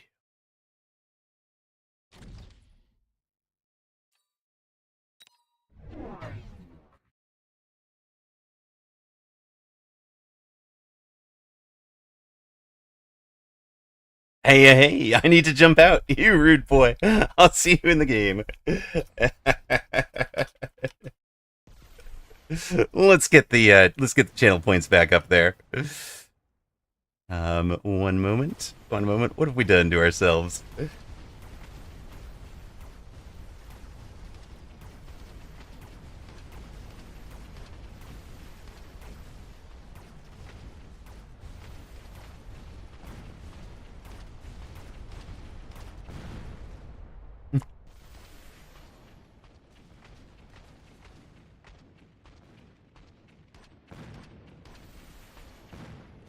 There you go. There you go.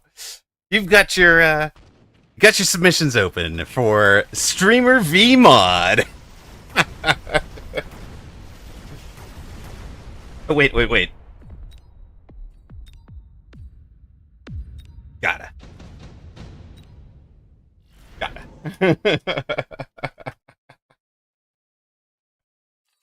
All right, what are we doing here? Ooh. Tip that it's coming.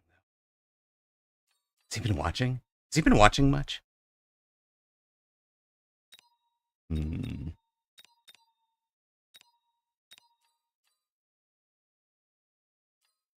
We just play it straight, right? Round 1, 2, 3. Just play it straight, mate. Okay.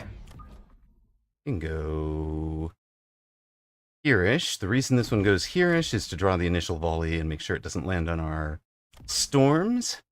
How do we feel about a crawler kind of running at that? Okay, it needs to be split this way. Run it into that. And we don't overwaste our we don't waste our monies, our shmonies here. In fact, we're gonna block a Wraith drop. For now. He's gone to an itemized stang. Okay.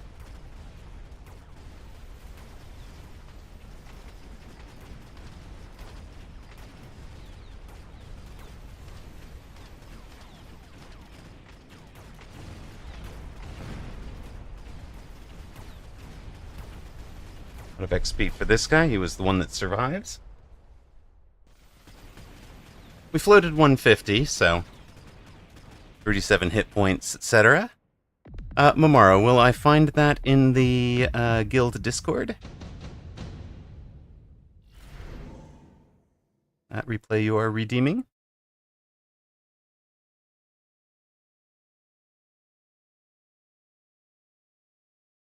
Or are you just redeeming? Like, redeem.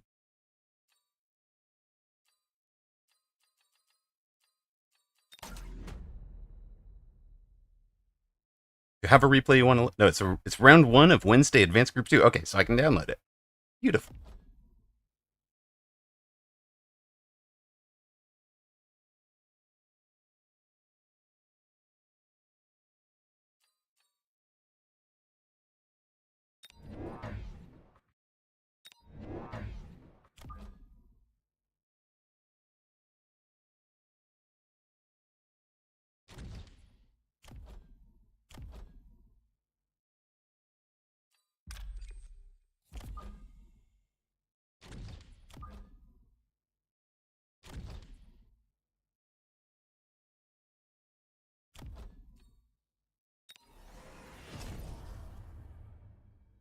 Range our chaff clear on round 3.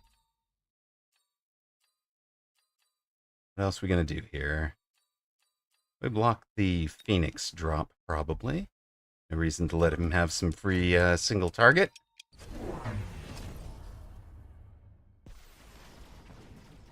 Should be Amarok versus Momaro, unless I forget which group we were in. Oh no, I have already seen that one. Hold on a sec. Are you just trying to relive your glory?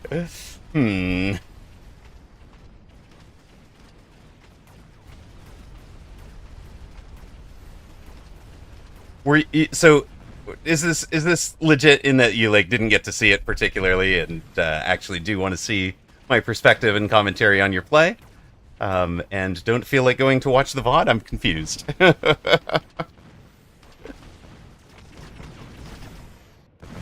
In fact, I think it was round 1, right? Because I lost... Oh, I was distracted during that match. Okay, got it. That makes sense. Makes sense.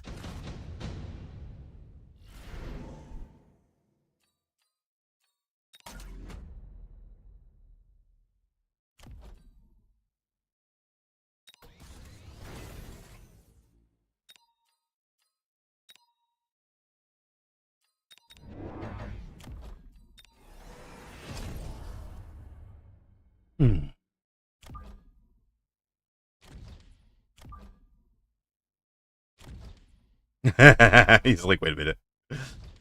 What are we even doing here, guys? Why? Why are we doing this to ourselves?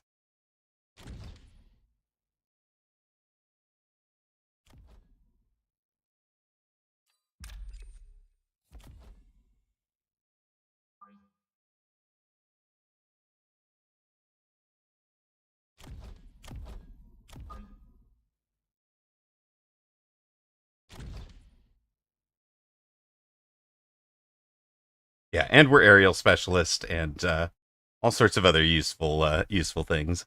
Yes, this is a legit queue into Salt Monkey on ladder.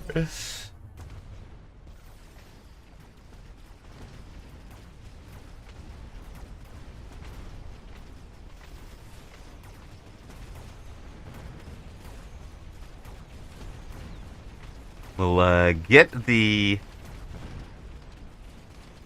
So we've got ranged tarantulas as our Ixnay on the shenanigans.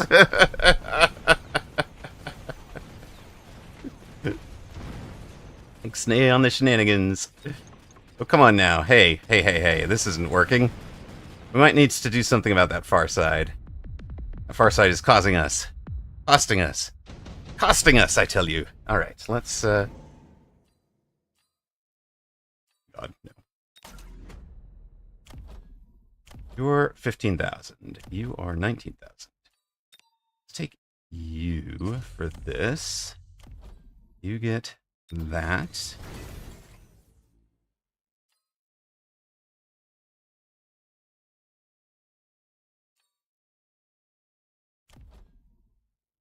Nope, hold on. You don't get that. Get the level.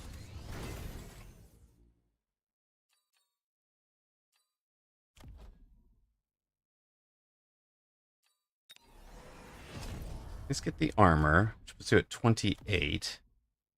28 versus 15. This will make a difference at that point. Turn on the range and speed.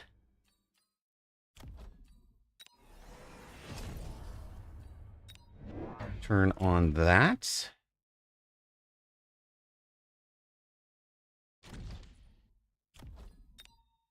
Take that.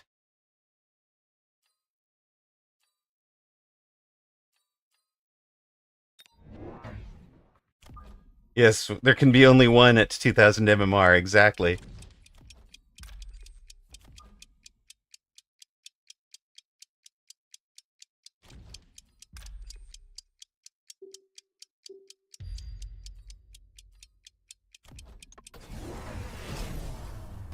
Drill, okay.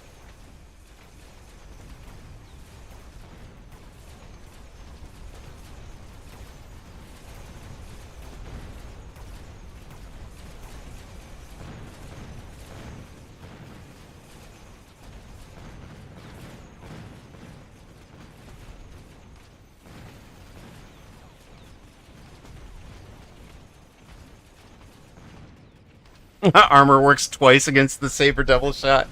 Love it. Very silly.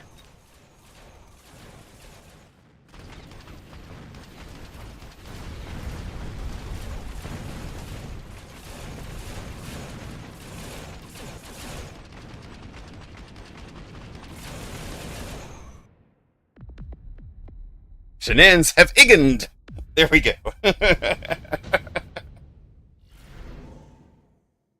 Sponge. Oh no, not this again. All right, hold up here. Who are we selling? Full commit to this, so it is sell, take and sell the 100 cost. Bump that up. Take those levels real quick. Take those guys, get them ground spec. Who won the tourney up? Yes, we saw that you forgot to ready up for your first round and got DQ'd. Red Scare got it. So congrats to him on that.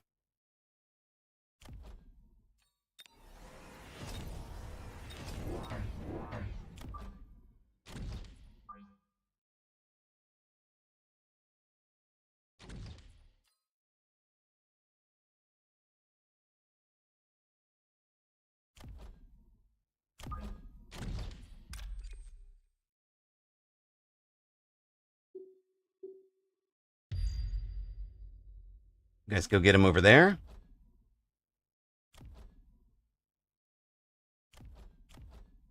Rhino did have some problems, honestly, but yeah, we'll call this. Yes, a crawler for... Oh, he's gone to multi-melt. Okay. He sold the steel balls to go to a multi-melter. That's probably also fine.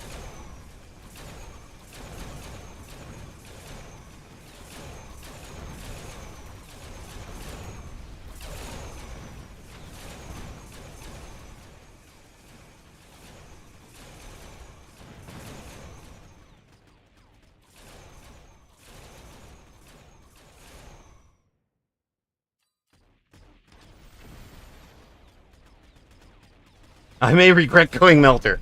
I do hope so. I do hope so.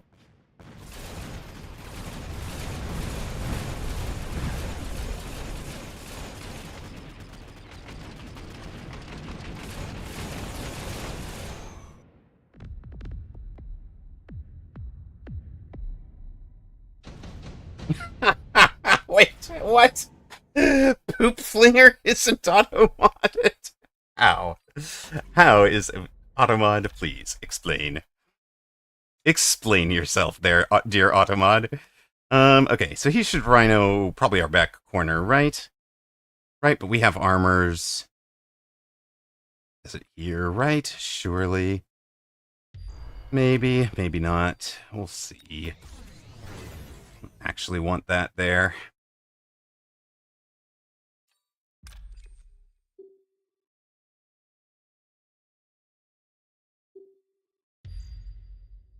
Go hit that front.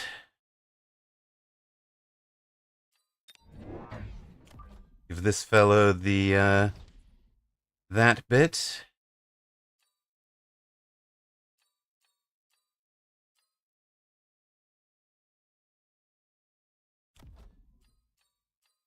Range speed. Is there a tech to take right now?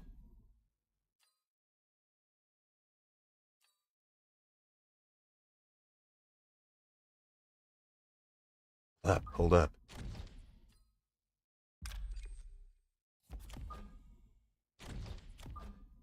Actually, like this?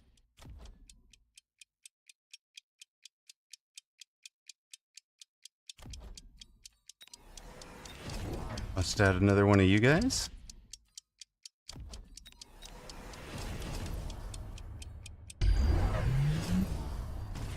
Doesn't work, bud. Actually doesn't work. You don't get to mobile beacon the Overlord call in.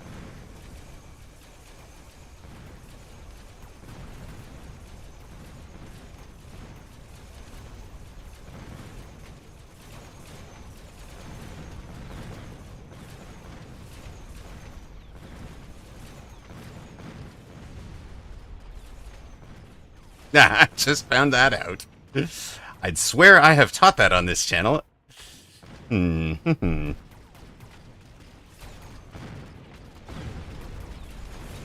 be fair, Nightcrawler, you have been on a absolute tear with, what was that, back-to-back weekend tournament wins? Come on, man. You could probably give a little bit of MMR away from that. Dominant victory.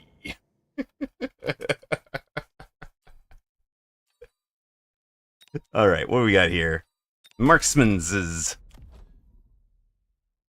Level 3 marksman. I don't know where we're putting them. But we want to be supporting anti-fly. All right, you know what? I'm gonna agree with you about some drill.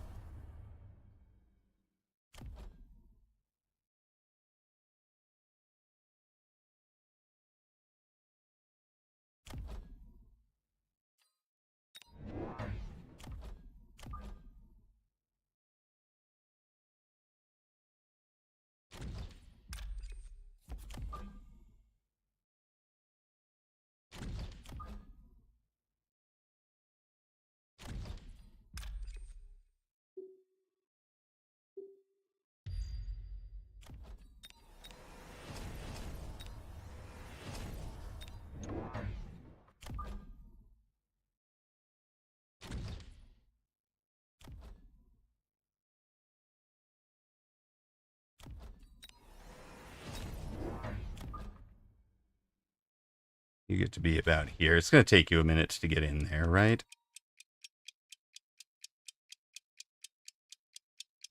Uh-oh. Kind of need you lads in the various places.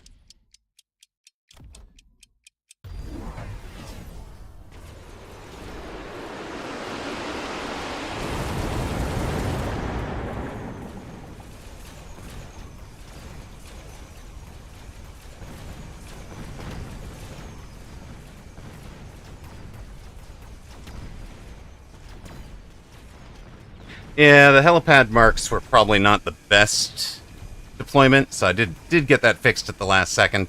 I don't think we've got enough. I think he's just going to win this one. I feel like I didn't play that last round well. I spent a little bit too much time thinking about it.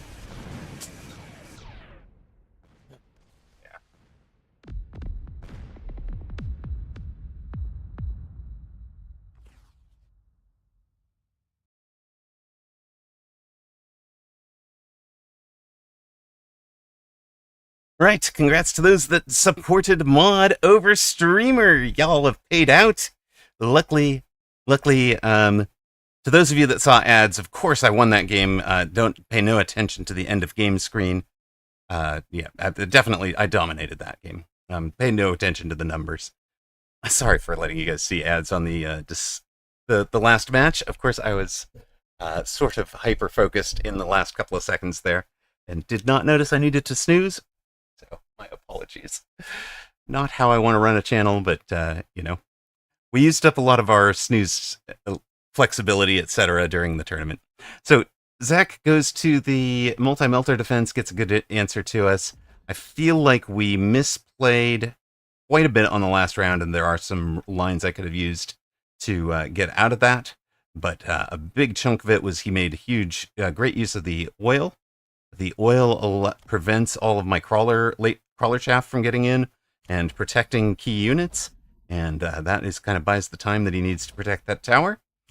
We're going to go show a different defense of it, which is actually pretty interesting.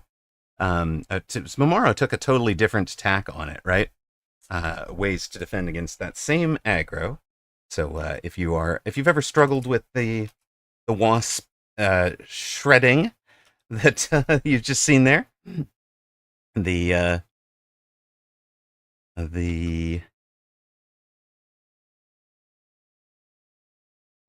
wait. Hold on, what? Hold up. Apparently the recommended formations are stored locally. You could theoretically write your own formations. Set it to read only so the game doesn't overwrite them. And go find them. Oh no. Oh no. You might have just killed stream for the day. I'm sorry, my ADHD insists that we go do that immediately. Okay. Steam library. Wait, what? Hold on.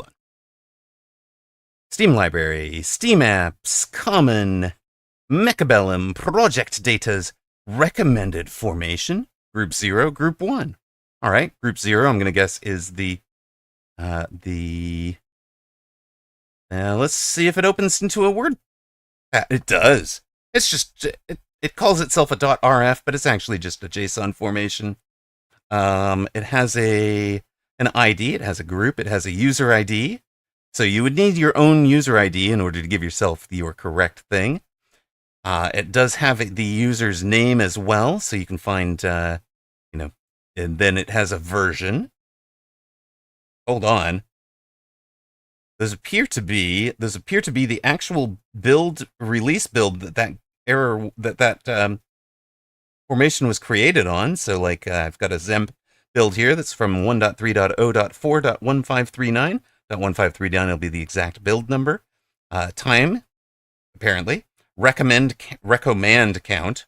I think is that misspelled or is that just yeah, okay. Recommend count.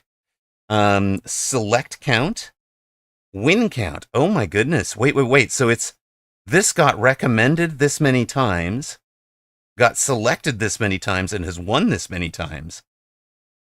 Has a flag, has units, and has the XY positions in.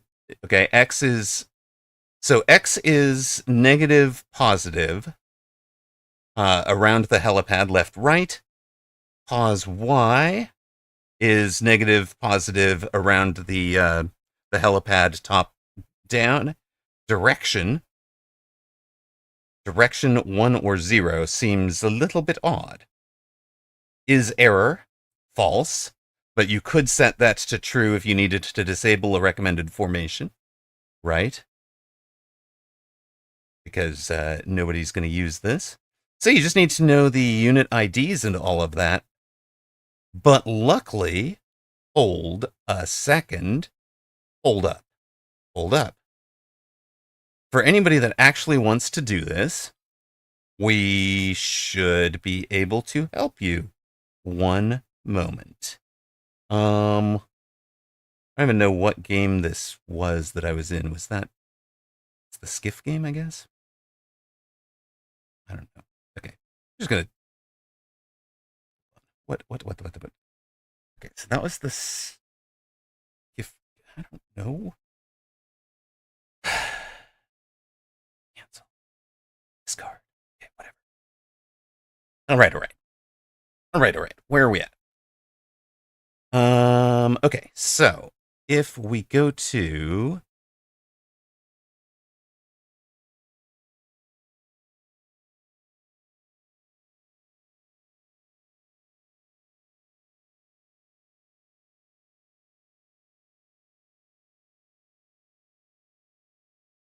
let's see here. Hold on one moment, folks. Let's see if we can get this on for you. You done.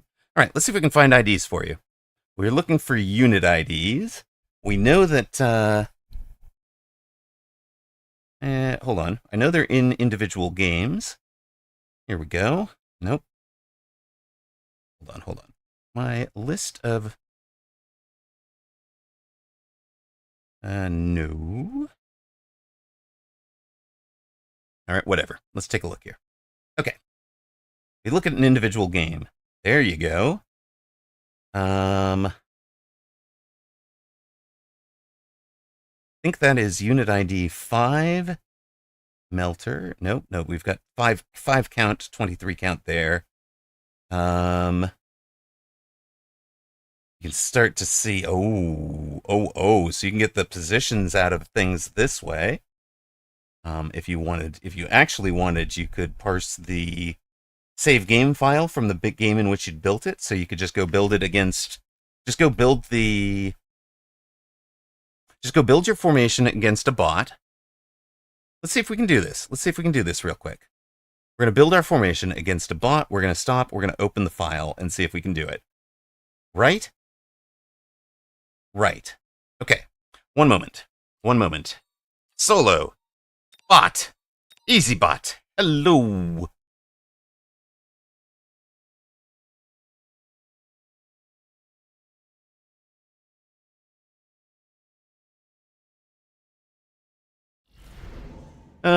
Sure. Let's take a Arclight Stormcaller.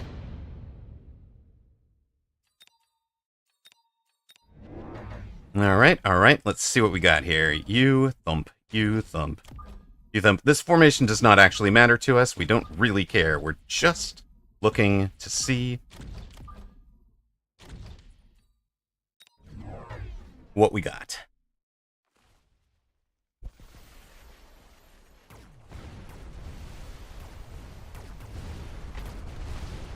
I'm wondering how close this is going to be to cut and paste to pull out.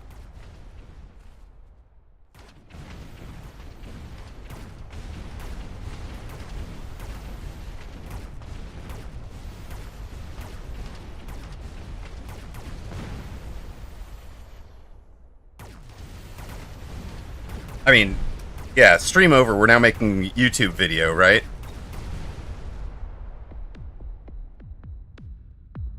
All right. The fact that we win or lose does not matter. This whole thing doesn't matter. We are willing to surrender. Replay save directory gets written. Let's go see what we can find.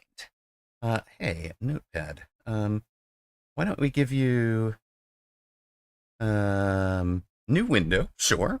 All right. Can I pull? Let's see if we can pull a source. Application capture? What am I looking for here? Application audio. No, wait. That's not it. It's video I just want, like, window capture? Window capture. Share a specific window. Let's go. As source. Not you. What? No. That one. All right. Sure dare. I'm sure this is high-end, totally visible to all of you on all devices, right? And absolute peak content. But we're going to go see if we can figure that one out. So, where are we? You. So this is base0.rtf. This was the .rf. This is what the format of the formation save looks like. So, like, the first one we've got is formation ID 1910, group 0. User ID from whatever, name Divine Sacrifice. That's the version of the game it was built against. time, recommend count, select count, win count, flag. Don't know what flag is, but we've also got an error flag later. And then specific units. And what we're looking for is ID, pause, pause, direction. And I bet what we're going to find is that when we go open, you guys aren't going to see my local file structure apparently, but I can go out to my replays. So shockingly, it doesn't find any text.txt files, but here you go. This is our, we're just using a notepad, so it doesn't know all of the, all the Mandarin characters and all of the other special characters, but it's fine. It's fine because here you are. Unit data, ID, texts that are available, so we don't care about the text. But they are locked in, so the texts that are in, the texts are locked in for all units. Great. All right, sure. Sure. Where is our... Where's XPause? Hold on. Unlocked units. Unlocked units was pretty short. Sure.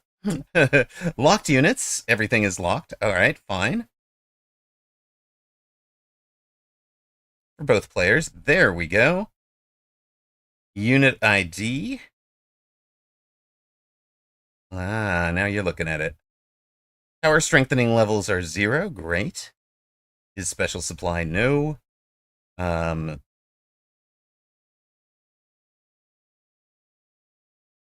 0. ID user ID, unit ID 10, position at 5 minus 200. 35 minus 180.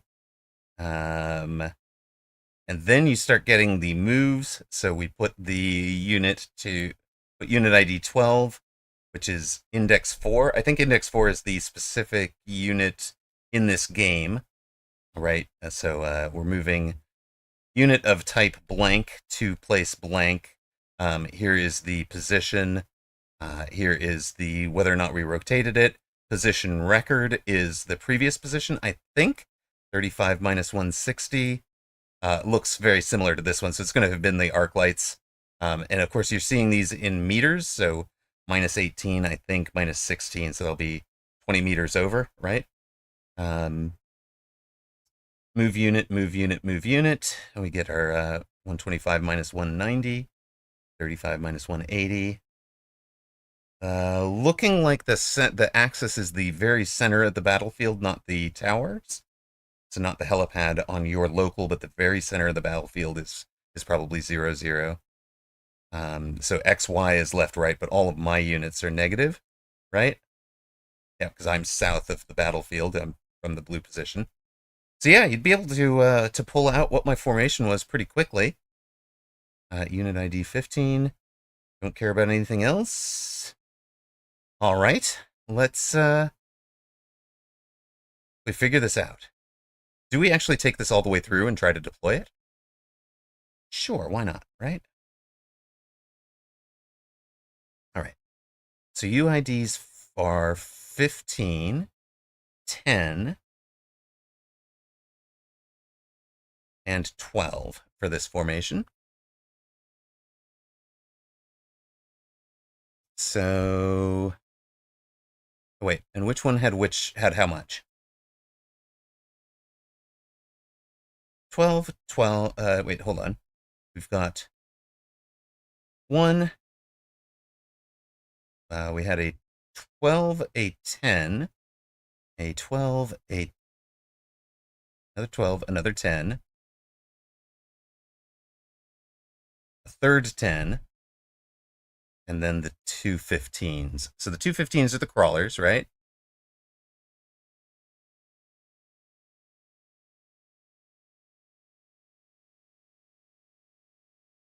Let's just see here. So we needed one more of these for the unit ID 15, right? I'm going to guess that it won't show it if error is true, so we're going to give it a false there. Our 15s went to, where'd they go? 0 minus 150? Hold on. That can't be right. Was this buy? Nah.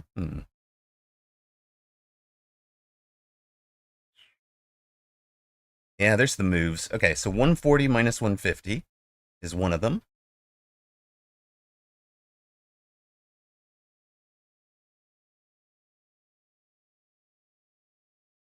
And the other 15, 0 minus 150. That doesn't. Minus 140 minus 150. Okay, so minus 140 minus 150. Right, because I was, oops, nope, it's this one. Minus 150. Thump, thump. Okay, so those are our 15s. We also moved some 10s. Here we go. Minus 125, minus 190. Minus 135, minus 190. I suspect. Yeah, this would just moved it twice. So the 125, 190 is there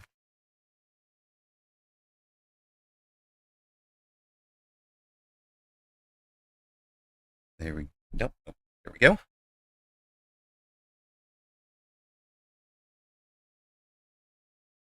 135, buddy. 135.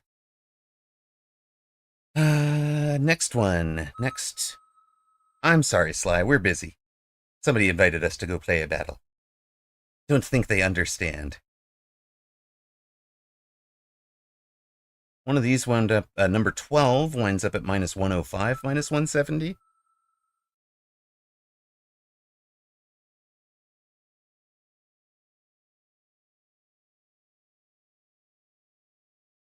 Don't know if that's going to be where we want it, but a 125, 190 for one of the 10s.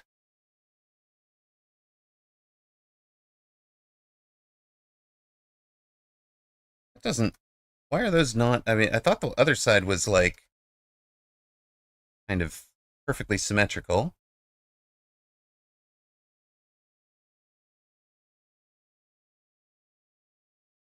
$105 minus $170 for one of the 12s.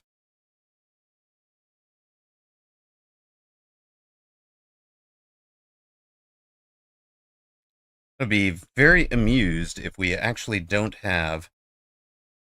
So we have minus 150. Those are the arc lights, right? The minus 190 will be the crawlers. The minus 170 will be the storms. So 2 storms, 2 crawlers, 2 arc lights, and we don't actually need you guys. What? We need one more unit, though. Where is the other unit?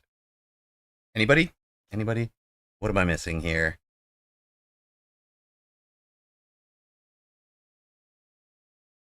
Add by unit was the UID 10. I think the 10s were the crawler. Yeah, the 10s are the crawlers. Great. So, 12 at 105 minus 170. 12 at negative 105, negative 170.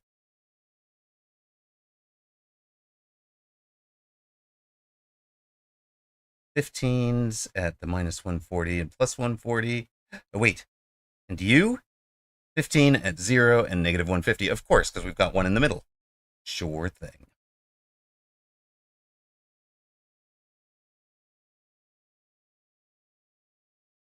Note that that won't necessarily break it, but it's not great, so we delete the extra comma. We take that one. You're supposed to be a 15, and we said 0 and negative 150, right? So that'll be. That should do it. Now, in the Mechabellum tracker thing, I can actually go get my player info, right? Somewhere my player info was. So there is my big old player ID. Great. Account name is Amarok81. Sure. Actually, kind of wonder if I can just leave this.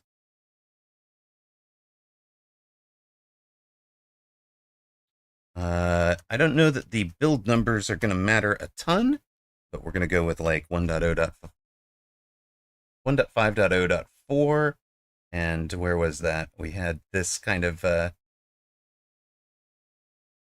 hold on a minute. 1.5.0.4. Where are you? Well, of course you can't find it if there's a trailing space, buddy.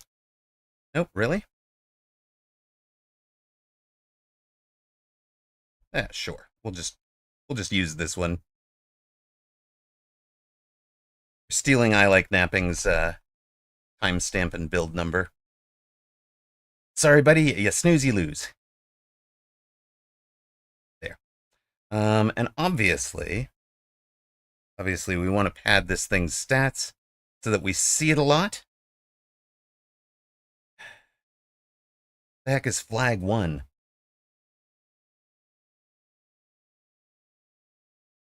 Oh, I don't need that. Whoops, we've wandered off to somewhere.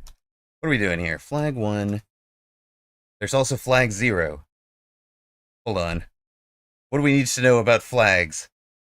Flag 1 is error is false. Flag 0 is error is false. Gosh darn it. You're not helping. Oh, flag 0 because it's positive Y? Okay. 0 is positive Y, 1 is negative Y. Okay, so I think flag 1 is correct. It's which side of the board we're on.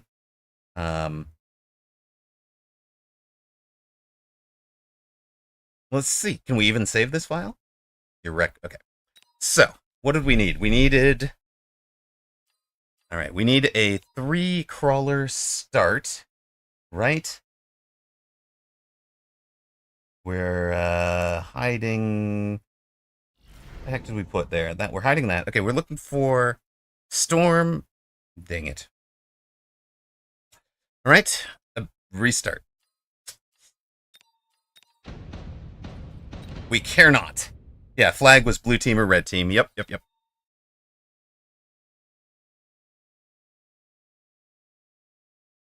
Ha! In before Amarok gets a vac ban. Wait, help! Don't get me banned. Okay, there it is. Here we go. Missile Specialist. Crawler. Hmm.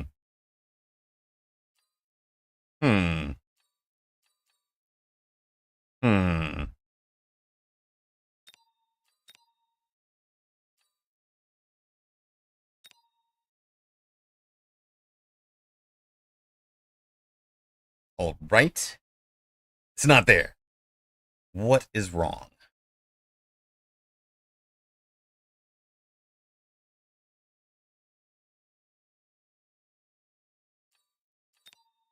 All right. Next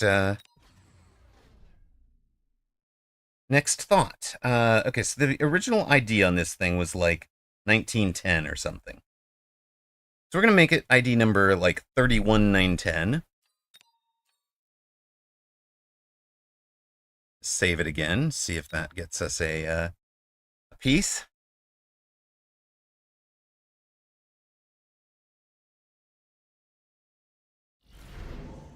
No. None of you guys.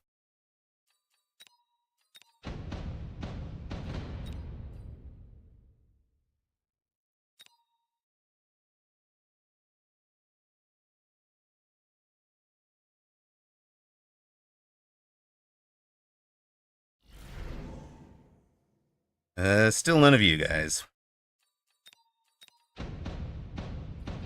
And my MMR is getting hammered by this bot today. Wait a minute. No, it's not. You just beat Salt Monkey with triple text storms. Let's go, Baller. How does Salt Monkey queue into Amarok and then Baller? He's like, I just wanted to ladder. Why? Why wouldn't you guys just let me ladder? Why am I playing in-houses right now? Poor Salt Monkey. He just wants to get his 2k MMR. Oh, you sniped him. At the end of my match, you were like, he'll queue up again, so I'll snipe him. Love it. Oh my god, why? Why, game, why? I just want my formation.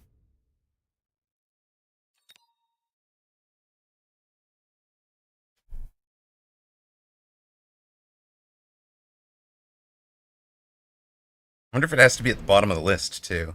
There it is. So we're a higher ID. Now it's picking randomly, right? Because these are not all the same. Okay.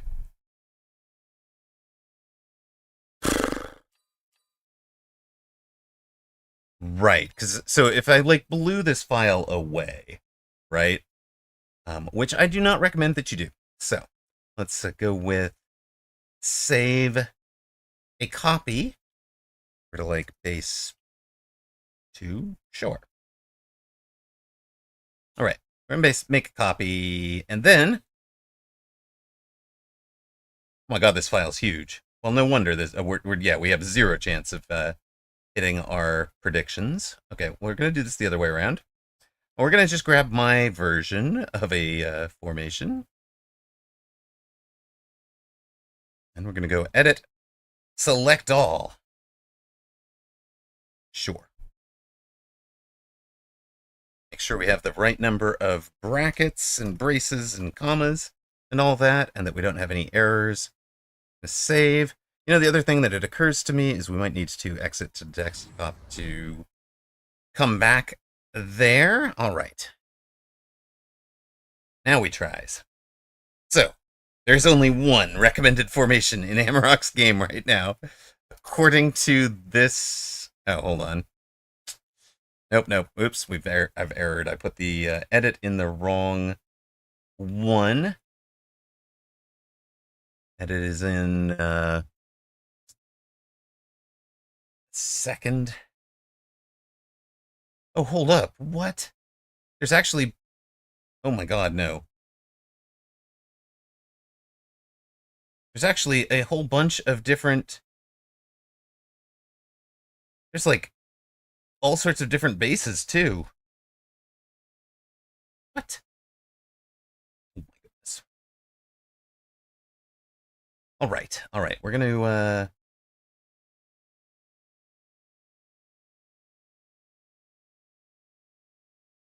shoot.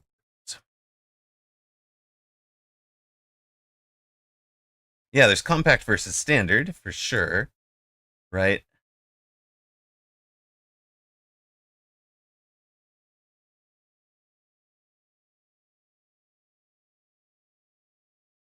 All right. Now we'll try exiting out. So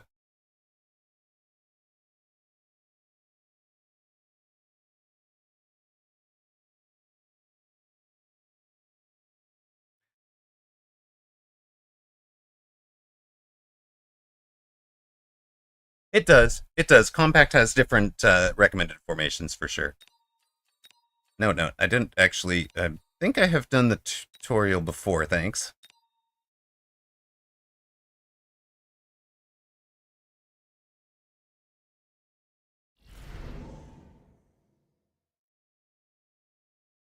Whoa! It downloads. It downloaded all of my all of the formations again. So all of those that when it says downloading data, it yoinks all of the starting formations. So we're not gonna get it, right? It's probably even overwriting us a bunch. The only reason we've still got a copy of it is because we were in the in our one in our one copy, right? And then huh. All right. So you opened your friend list and your game crashed. Yeah, it happens, man. It does happen. Okay, how do we fix this? How do we make what are we gonna do?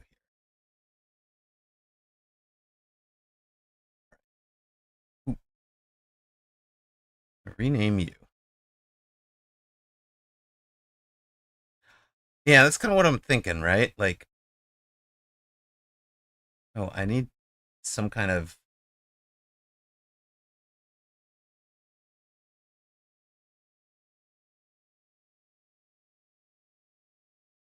ridiculous. All right. Close that. What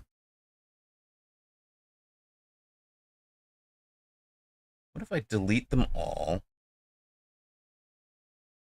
Yeah, okay. It's it has gone away now. And we're gonna save as. We just want to start a star, right? And then what are you guys? Honestly, is there like .rf, right?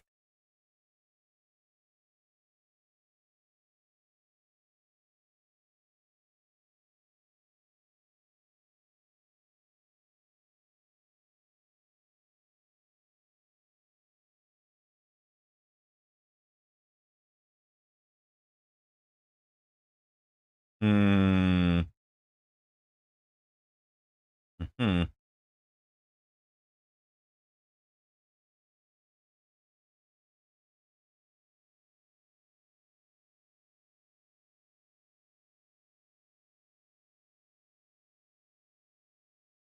Why is that not working?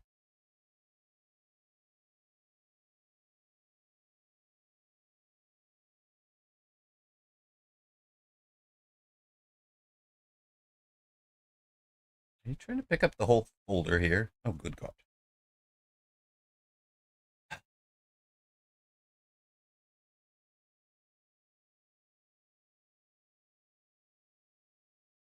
Why won't you let me rename it? I used to be able to right click and rename. Have I made it? Hold on. Made it read only, so it couldn't rename it. Oh, not all folders. No, Jesus.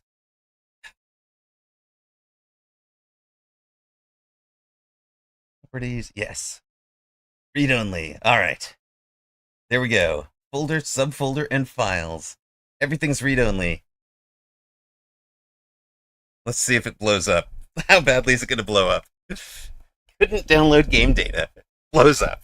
It's got to blow up, right? Verifying login server, sure. Repeating play, but oh, nope.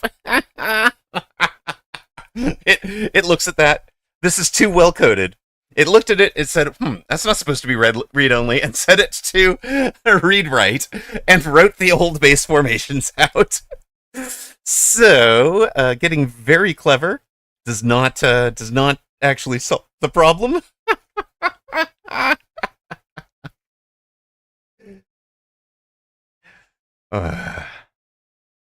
Also, can I get something that shows me like full details? Like, show me the extensions. There we go. I see. You're not supposed to even be that stupid thing. The game unchecked. Yes, it did. The game unchecked read only. It's true.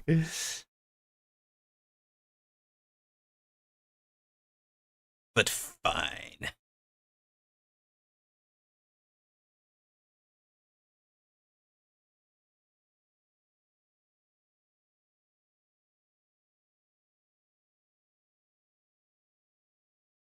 Yes, I do figure we could.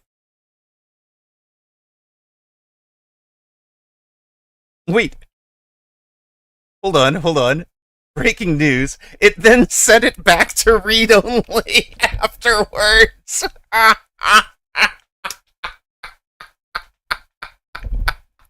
Brilliant. Okay, I'm gonna have to take a quick real break. I'll be right back.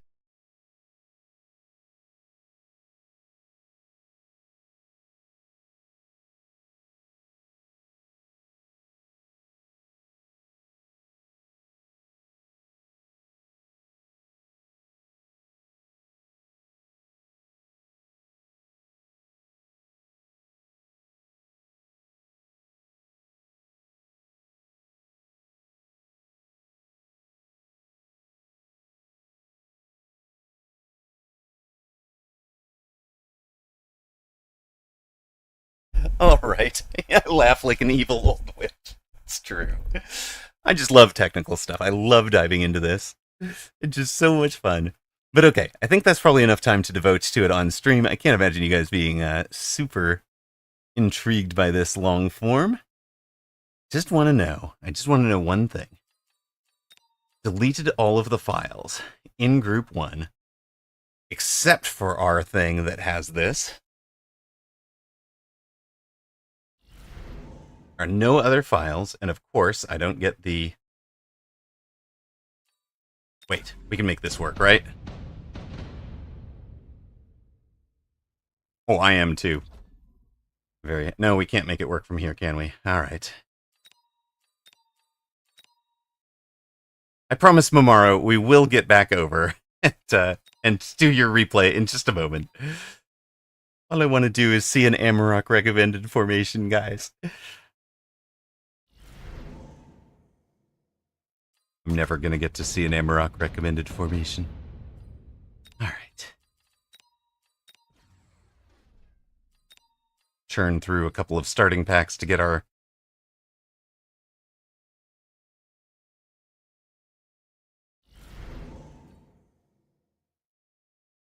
Wait a sec. No, can't do it there.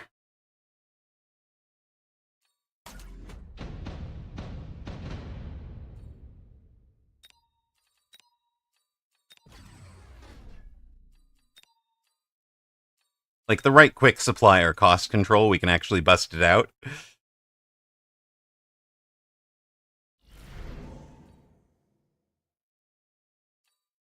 Elite won't do it.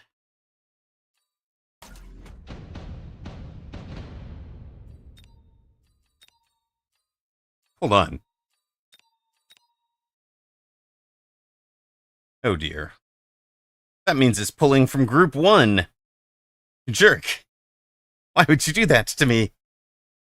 I know, but like, as in theory, all these formations are gone, but alright, fine. Make you group 1 copy. But the other problem is, okay, and then we're gonna copy you, paste, and rename you to group 1. So either it preloaded and it's ignoring the edits that I've made live.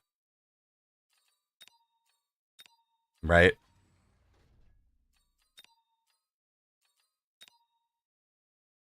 Probably preloaded. Because if I'm at this point, there should only be, there's 2 different groups. There's only 1 recommended formation in either group. All right. That wasn't it. So now there shouldn't be any recommended formation if it's loading them live at the moment. I can't imagine though. Like, I think it should be storing them, right?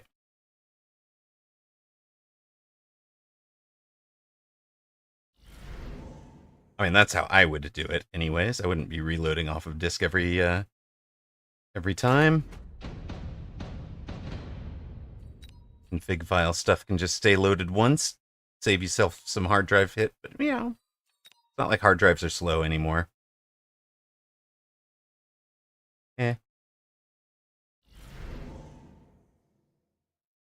It's just mocking me, guys. It's just endlessly mocking me. Amarok Surrender Simulator 2025.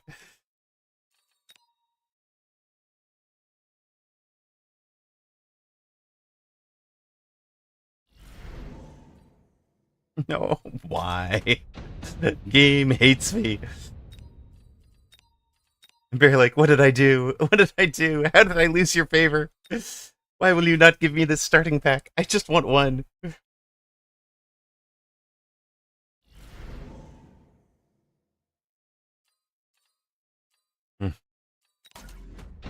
Well, okay, if it has... No, it has recommended formations. So these are, again, pulled from preloaded. So that is enough to determine that it is not working for what I'm trying to get done. And, right. We've at least learned, right? We've at least learned. But to actually hack it and make it work would be different. Okay. Surrender. There we go. And I don't actually have to worry about any of the mess that I've left there, because it'll just re-download them and get them correct next time. That's handy. That's handy to know. All right. Replays. Oh, dear God. I don't think we need those matches, do we?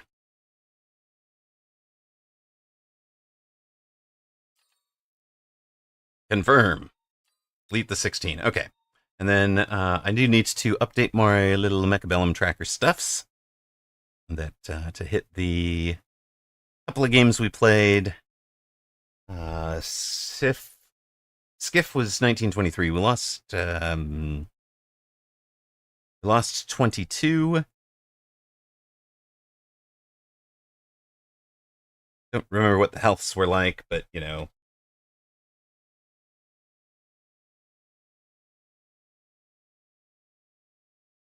I don't think we basically did much damage to either of these guys. There we go. That's one. And then Zach was at like 1954. We were on the line. We took the loss. And what? Opponent health was like 31 something, if I remember. Take our minus 19 and like it. Oh, Amarok starting formation for you. Yo, just a tequila. We did learnings. It was great fun.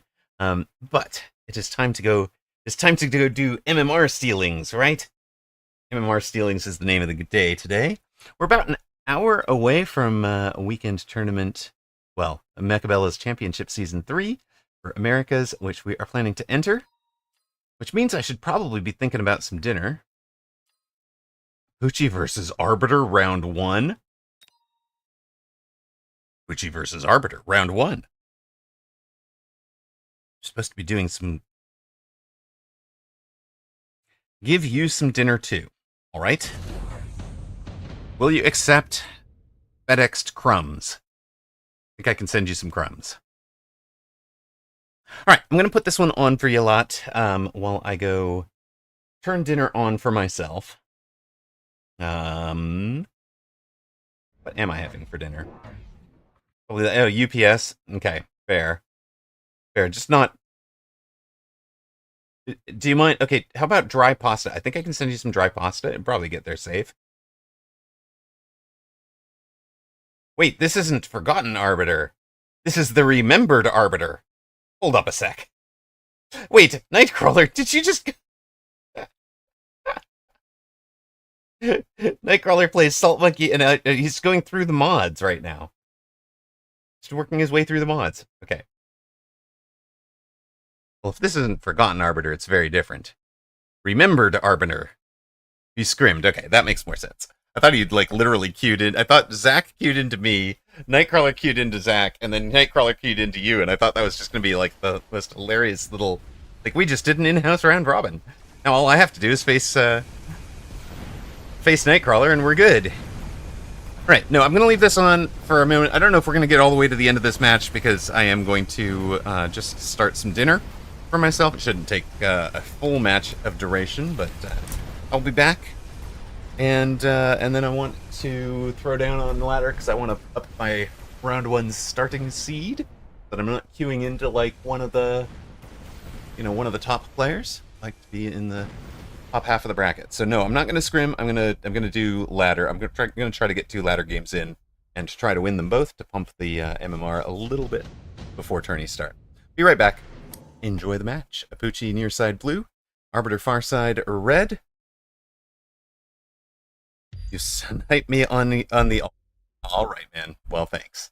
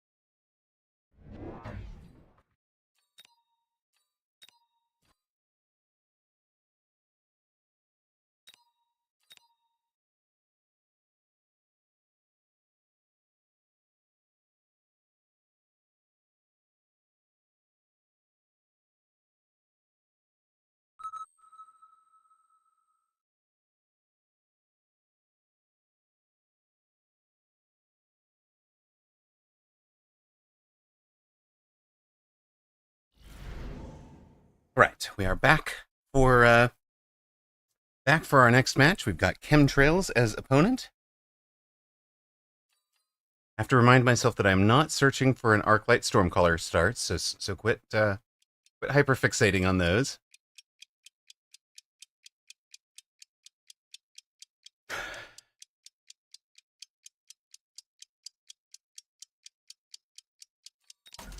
We'll try a not the Fire Badger start, but the Stormcaller start on top of Sabers. Gotta figure he's coming out aggro, so we'll position ourselves with Giant Room. Hello, Nimwin. Welcome in. Things are going very well. We had a great stream yesterday, and also pretty pleased with what's the word? My bounce back ability, since we were on for 13 hours yesterday. Now, admittedly, with some deeply appreciated spell of the wheel to whoop to GG and to Alpha Titan. But we had a fun escapade off in the recommended formation files. I think we figured out how to correctly format them, but then also couldn't figure out how to keep the game from overwriting my changes on load. And it caches them, reads them once and caches them, so. But yeah, that stream last night was really good. Really appreciate it. And we are here. Had a fun cast of the European Championships earlier today. Now we're just prepping for the Americas tonight. Trying to recapture my all-time high, which we hit earlier in the stream at 1950. We're back under that now.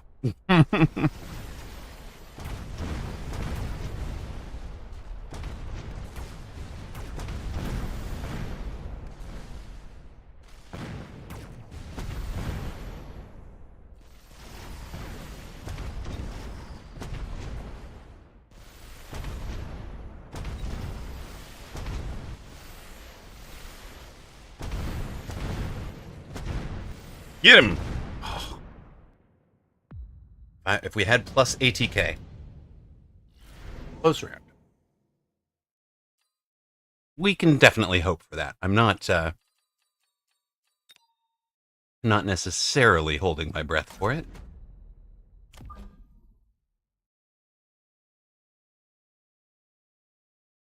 But yeah, I'd love to end the season on 2K.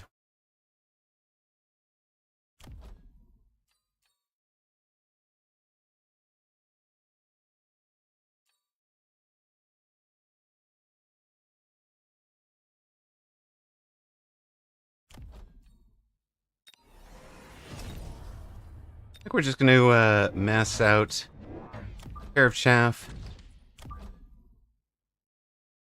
on what appears to be his strong side so far. Have a bit of a flank screening Arclight Crawler combo.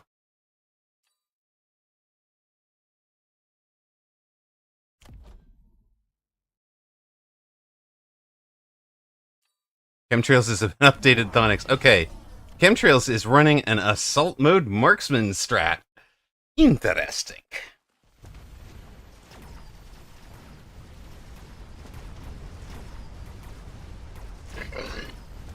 Are we just memeing because it's the end of the season, or is there something to this here?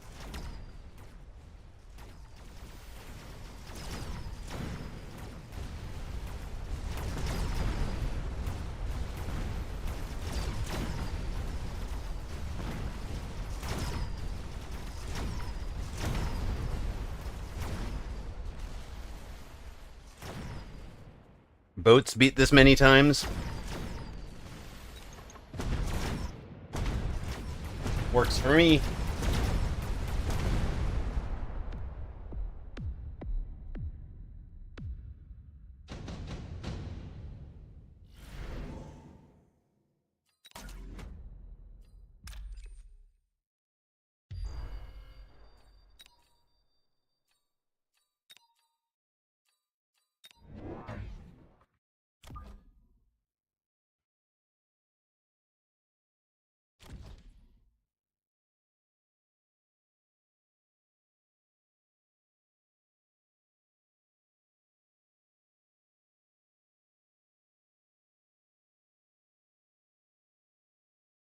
Yeah, photon is not, I think, or sorry, EMP is not, I think, the answer.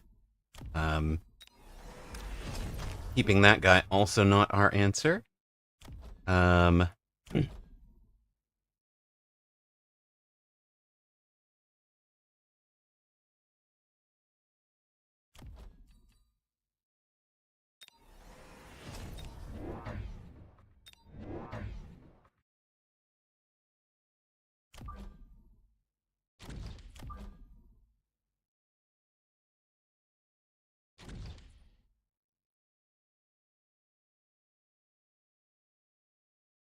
I'm going to agree with Nightcrawler on that one. That is pretty much spot on. Now they move at 11.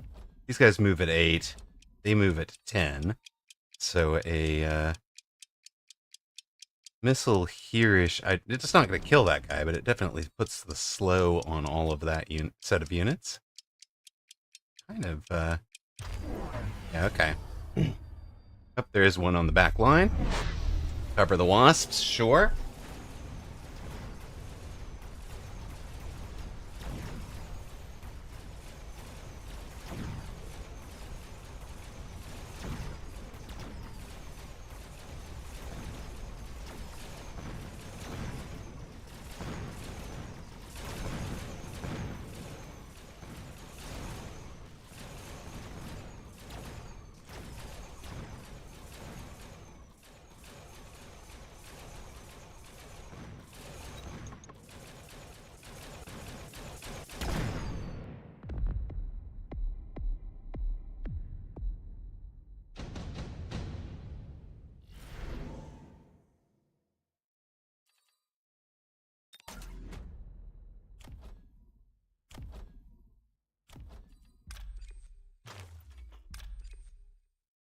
Why would you think that, Physica? I don't even think that's true, okay?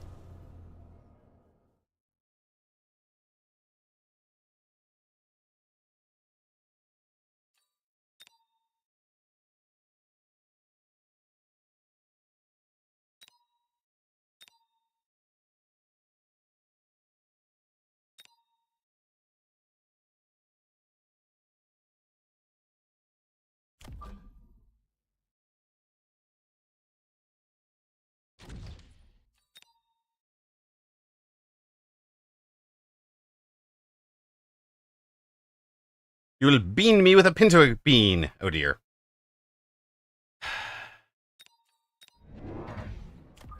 We're taking a baller recommendation, or a Nightcrawler, as he is now known.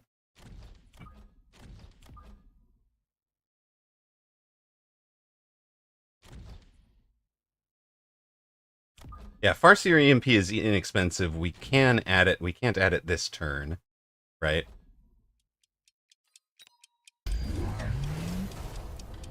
Opponent does drop a shield on top of us.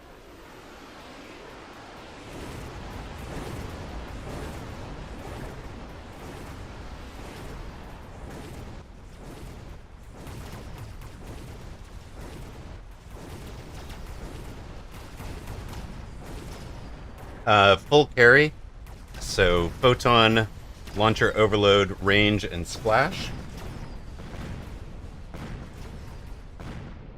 Gin gun would be awful nice right now.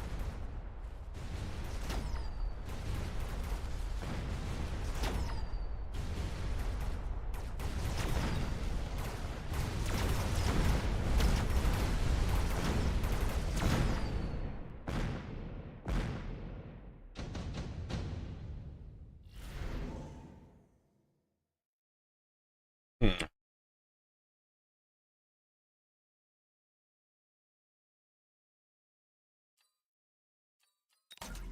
Yeah.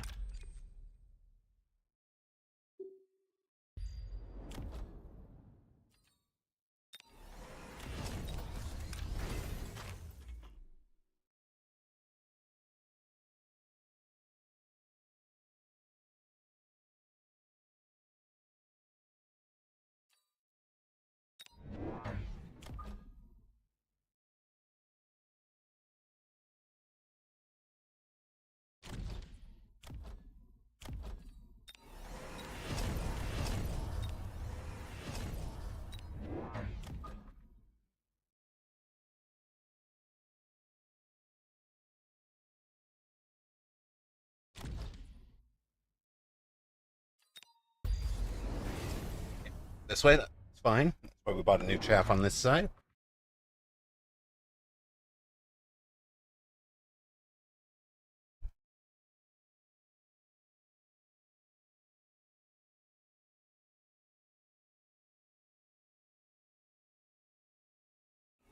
How disastrous is this round going to be? Kind of make or break time for us.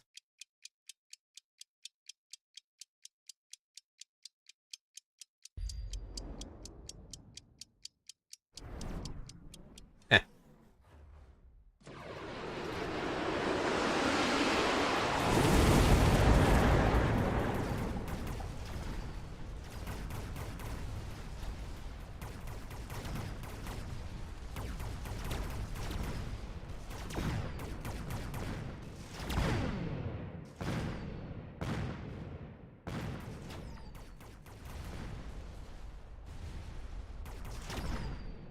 Hmm.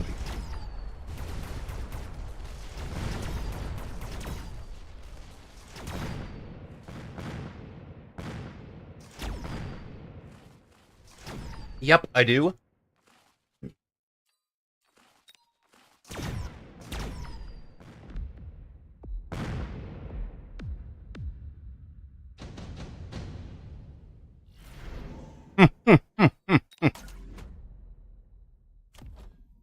I don't think so. I'm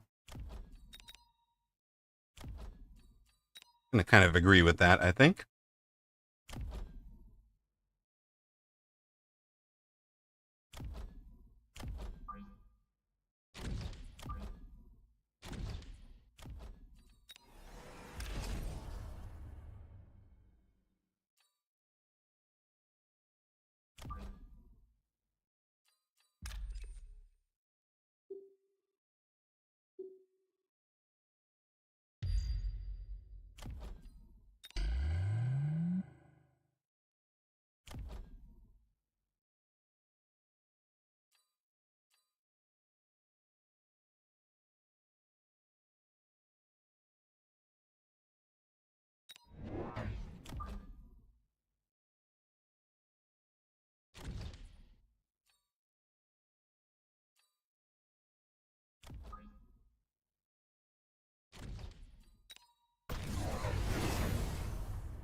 Okay, crawler, okay.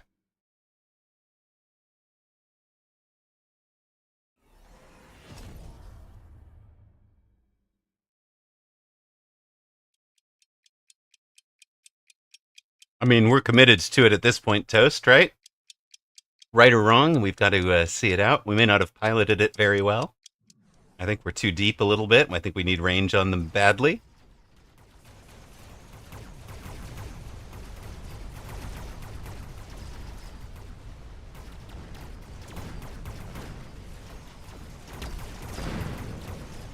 Or we could hit a tower and give chemtrails something else to think about at least.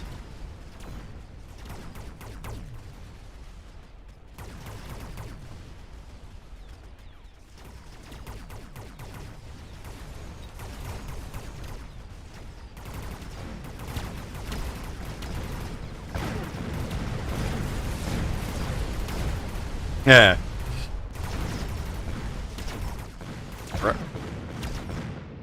Come on, boys. You gotta finish it. Go, no. You stupid fangs. Why? Why? Very close.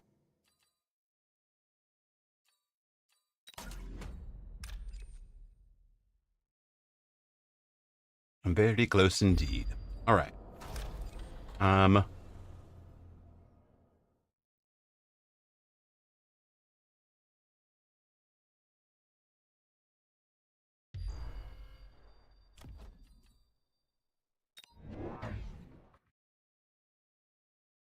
It's because I called them stupid. I'm such a meanie. Oh no. Disaster. My fangs have revolted against me for use of the word meanie.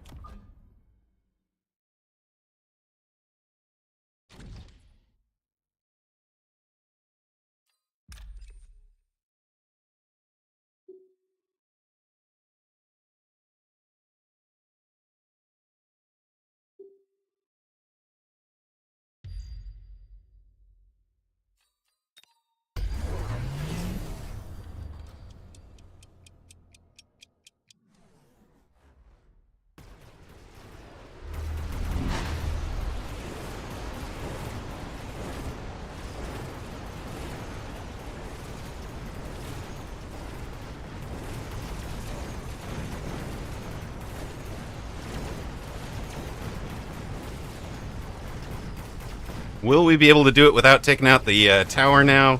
That's a different question. I think they have hyperscaled on us. I think we might be in some trouble. They've got triple tech. They'll have double tap in a second. So that's going to be a little rough. They haven't won yet. 41k. We're in a lot of trouble.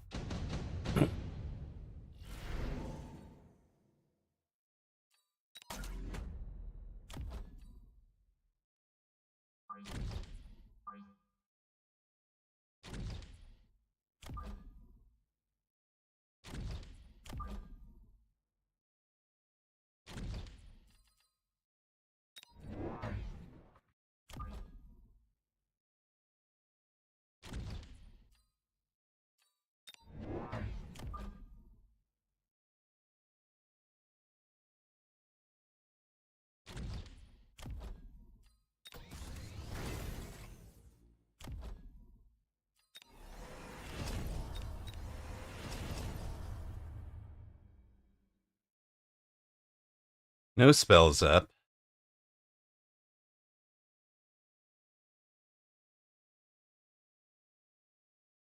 Phone for a level somewhere. Full damage dealer there. Shoo. Whoops, not a loan for a level. We have a side pull back there. Yeah, we could do a side pull here. That could work.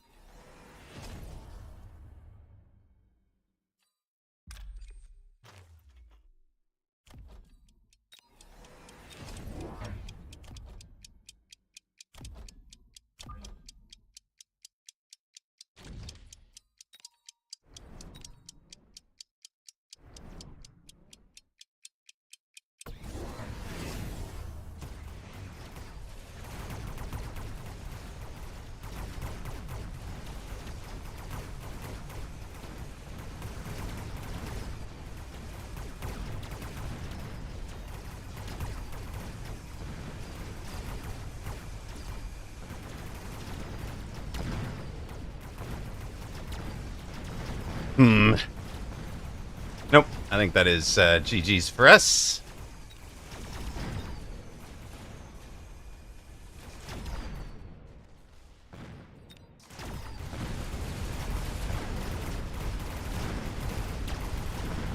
Oh, maybe he doesn't win it this round.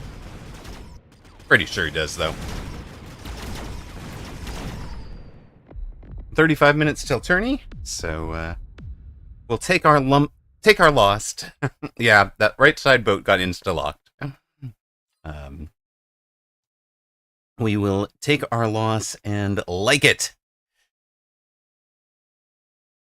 At least we're queuing into the 2100s, right?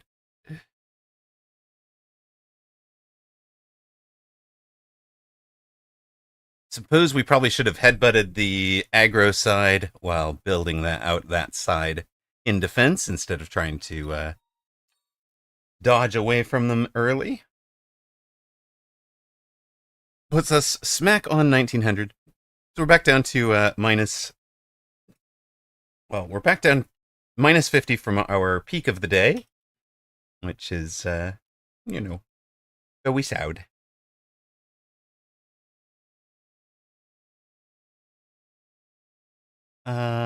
So Zach gave us loss number 3. This was loss number 4, 3-game losing streak. Just get the losses out of the way before the tournament starts, right? That's the way it works? Pretty sure that's the way it works.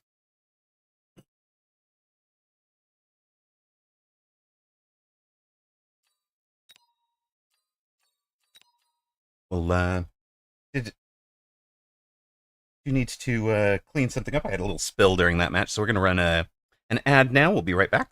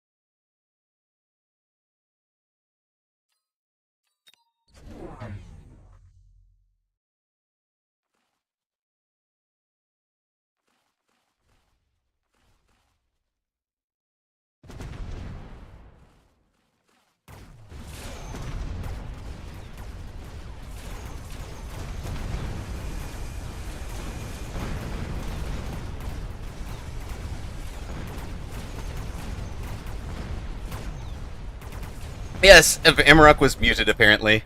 I was totally laughing about that. Like, oh wait, can you imagine if if the brick was two different it was you like get dropped in one Tetris formation, like that's your start, but then the recommended formation is a different Tetris formation but still a brick. So okay. Hey, look. Which of these do we actually want? When it's going to be in Mustangs, I will take the late arriving. Yes, I've lost the first two rounds. This is a perfect time for somebody to bet against. It's true. Complete truth. No lie detected. Perfect time for it.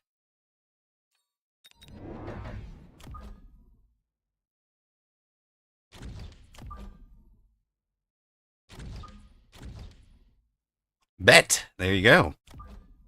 50-50 odds now. It's block meltings.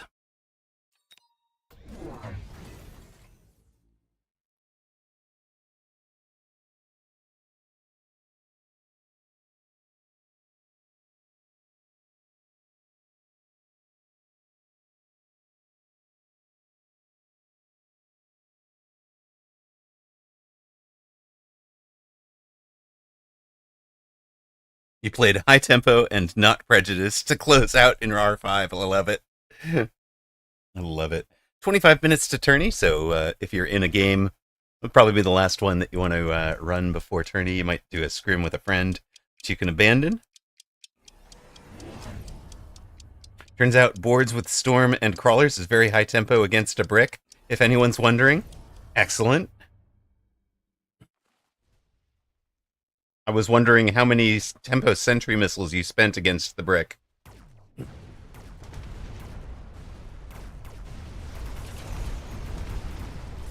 Yeah, speed scrim. Somebody should speed scrim right before the tourney. Only one.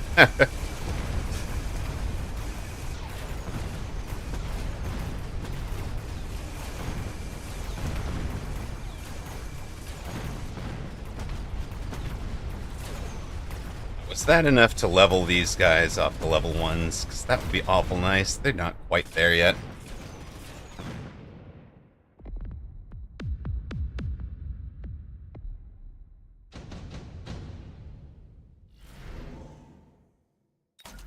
Beautiful.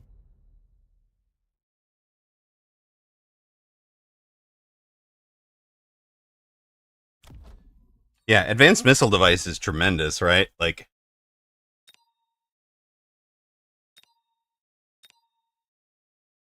I think we just Vulcan. Like, he's just in such a Vulcanable formation, right? Don't be scared of it. You're the giant specialist. Take it.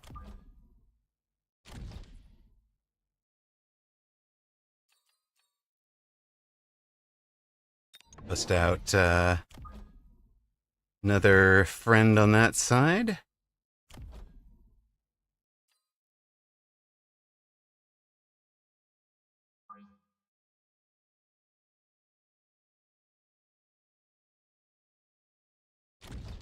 Let it take Scorch. You guys get the level.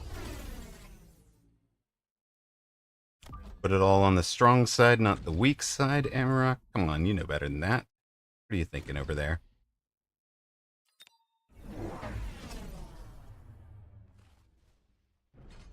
Well, and there are so many units, Red Scare, that are right on, like, 15,000 hit points, and you just drop them down to 100 hit points, and like Fangs kill them all of a sudden.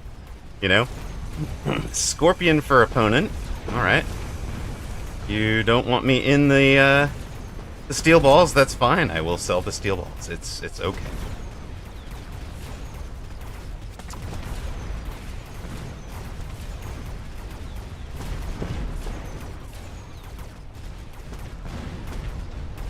Not quite. Not quite, but it's definitely puts it right on the verge.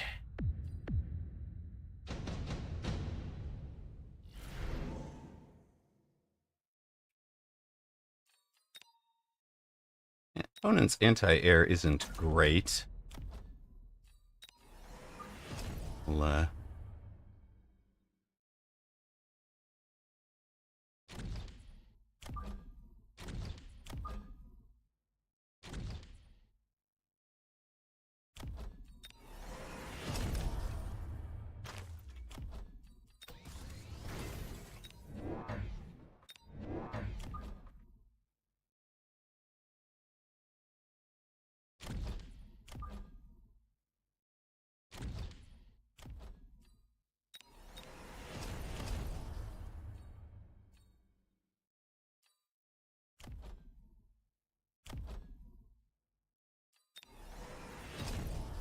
All right.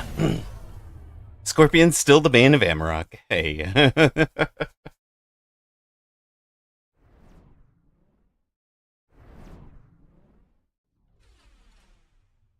Interesting missiles. Why?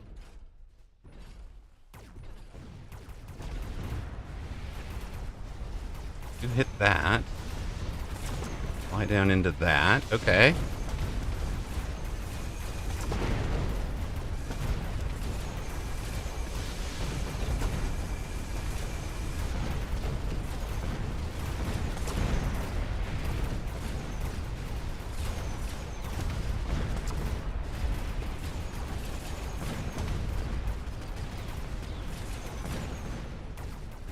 Does look like that'll be the round there, though.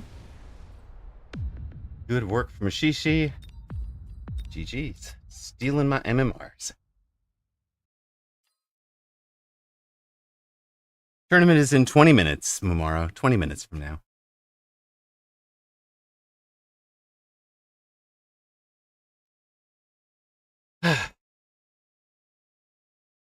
No bueno. Taking another loss. This was just straight up tempo and done.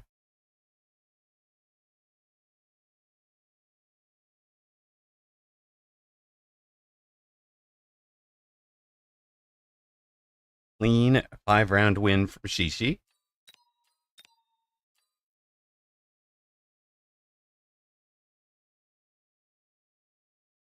Dreams of 2000 today are fading quickly.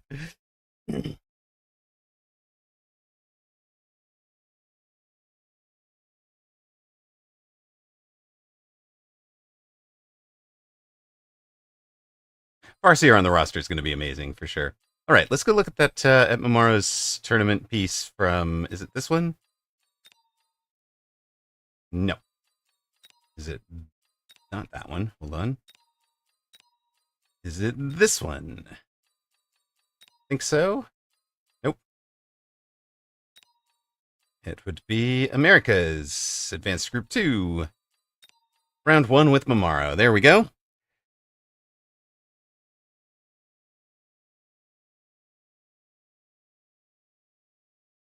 I know your rocks have gone over to Toast. Don't worry, Toast will use them to put them to good use to break a losing streak someday. All right. About 20 minutes till tournament, so should be plenty of time to do a replay. Not necessarily enough time to do a full game. So this was Momaro and I in Mini Tournament Americas this week. And, I was definitely thinking Wasp play from the start. Momaro taking the quick supply with Void Eye and Sledge. Opponents in Farseer Supply, or I'm in Farseer Supply Giant or Fire Badger. I think I took the supply. Yep. There we go. I did Faustenberger while I was for the end of the season while I'm doing while I was doing some MMR stuff. Trying to maximize the end of season MMR by preventing you guys from over interrupting. We will put it back on for season 4 probably shortly after launch, and then run it for half the season or so. 2/3 of the season maybe, and then we'll take it off for the final month again.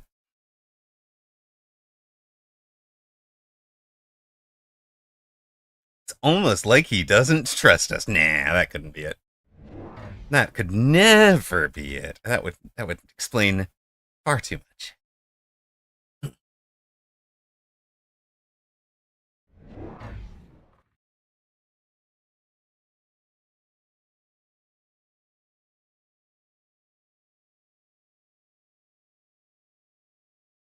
See what happens here in round 1.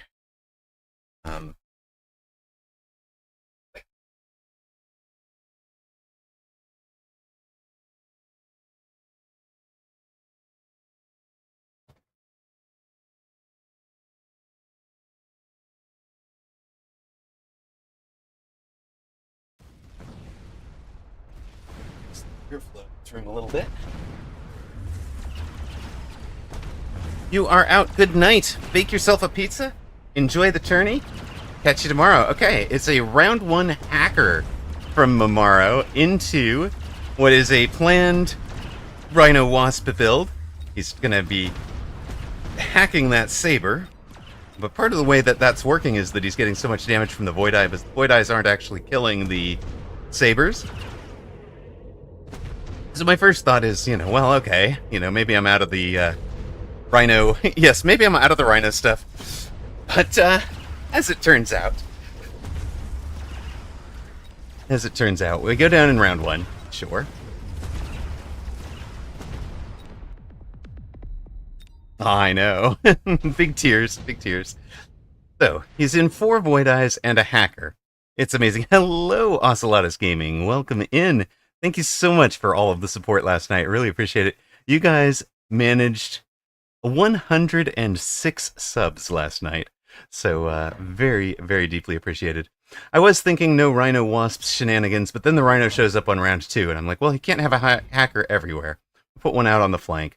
Momaro is in straight up. Okay, Hacker and Void Eyes. Amarok has to be adding Chaff, so I'm going to take a Wraith and have a good answer to it. Welcome back to those of you that saw ads. This is the Mecha. Let's see. This was the midweek mini tournament Americas round 1 between Momaro and Amarok, and Momaro goes for the round 1 hacker with quick supply, 4 Void Eyes, and then you've joined us in round 2.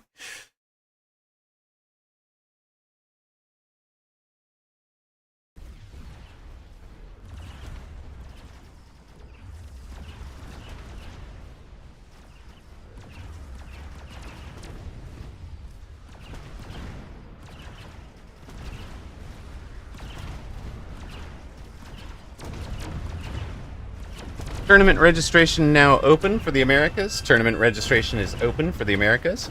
See, my little Rhino got a bit distracted there. Came down to the main area, but the Crawlers get the tower. The Rhino gets the satisfaction of punching a hacker. And at this point, I'm thinking, I'm in good shape. This is going to go great. What I did not do was adjust out of the... what I should be doing here is thinking...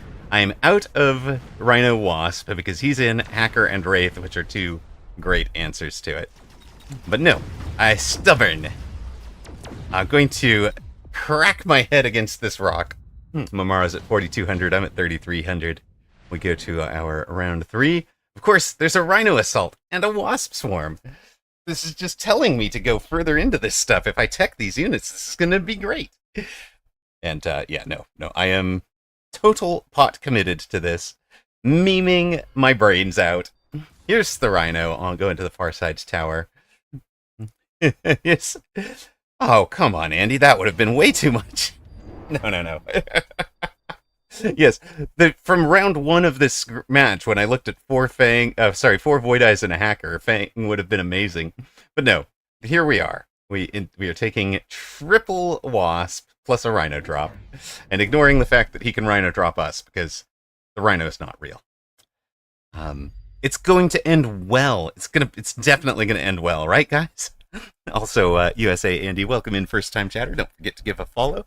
We're at 1995, guys. Trying to get to 2K for by the end of the season. Well, 2K followers and 2K MMR. I suspect the follower goal is a little bit more realistic. Alright, he's got the flank attack Wraith on this flank corner, which, since we don't have any really great upshoot, other than the new Wasps, it's amazing. We just ran one! Why am I not banned yet? We just ran one for you! Of course, he doesn't see any of them because he's Twitch Turbo, right? So, he's joking that I, of course, announced that... So you guys give out so many subs, right? Between Ocelotus Gaming and Toast and Anabolica. There are more subscribers than current viewers. You gotta figure there's not tons and tons of people who are seeing ads. But I do announce them every time because I want a new viewer to know, if they're a new viewer, I want them to know that we're coming back, etc. How are these people, how are there unsubbed people? I mean, look, why am I not banned yet as Twitch Turbo? So he doesn't have to. Faustenberger saw an ad. There you go. But no, we have about 2,000 followers and 230 subbed at the moment. So, you know, there's at least 85% of the audience is not subbed. No, 70. I don't know, about 85%. Okay, we get subsidized crawler because, you know, upgrading your crawlers into the Wraith is definitely the play. We've got a free crawler here. And I think at this point you can see my head is just completely in, committing to this and trying to overwhelm. But here's where Mamaro starts getting clever. This was a level 3 tower last round, now it's a level 4 tower. Even if I win on this side, I am only going to buy a 3-second debuff. I'm going to have spent forever pounding through a 131,000 hit point tower. I know that because it was level 3. I figured you might be going to level 4. So I'm going to pivot. We're going to throw down crawlers, rhinos, and wasps over here. Ocelotus Gaming, a gift sub for Faustenberger. Thank you very much. He's with a gift sub for Faustenberger so that Faustenberger can't see the next ads. And one from Amaro. My goodness, sir. Thank you. Alright, we've also run a mobile beacon at that empty tower. What I was thinking was if I can give the right side flank enough time to get established while hitting the weak tower, and then I'll be able to hit the weak tower again next turn. And there's absolutely no way that Mamaro is going to try, you know, like, leveling both towers to this kind of extreme level. It would never do that. Yes, sorry, Faustenberger. It does seem to be a bit aggressively tuned. I might need to turn that down at this point. What I actually really want is to be able to have it turned aggressively for, you know, like, super aggressively for non-follower, and then, like, moderately aggressively for somebody who's a follower, and then very low for subs. Yeah, for subscribers. But, you know, maybe that's something I can get done in Nightbot, but the basic auto mod is... And then, of course, the Nightbot and Twitch auto mods are, like, both working together. So, you can see, my poor wasps have been hanging out on the, I've been hanging out on the tower all day. They just sit there until they get Mercy finished by a Wraith. Put out of their little misery. Right, well... A more clever man than I might have done something like a steel ball. To, you know, just try to end that tower. Mamaro takes a Phantom Ray. Again, there's not a whole lot of great... We don't have techs, we don't have levels in the Wasp, so this game is pretty much a lost cause, right? We should not be sitting there in a whole bunch of untech level 1s. We throw down range on the Wasps, it's all good. We threw down a boat to send it up here, and Mamaro goes for the jugular. He's like, you know, you are just ignoring my huge massed army and not even trying to fight it. You're allowing me to take level 1 towers and make you fight during debuffs. You know what? I'm just going to level this one up to level 4. You haven't shown you can beat me yet. I'm just going to put all my monies in tower upgrades. So that's a $500 upgrade on round 5.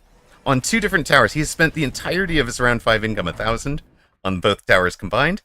But, and he's got no tax. We go for the elite recruited Rhino Wasp.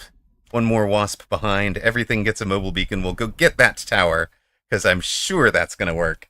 And it's a level 4 tower, so it is as useless as taking the level 4 tower over here would have been. At least it's, you know, at least these units do some actual damage. We are kiting the level 2 Wraith away from our tower. That's accomplished something. Overlord is a halfway decent answer to the Wraith, right? Right? I'm sure of it. It might have actually worked if it weren't for losing the tower. We get a 3-second debuff there. Do get to finish off one Wraith during it. But now we have been debuffed, we've been hacked. The crawlers are going to come over here and finish off the other tower. And it is just all falling apart. Leveled tower carry from Mamaro. It made me laugh so hard, because I was just like, oh my god, I cannot believe You level forward both towers. What are you even doing? And why is it working?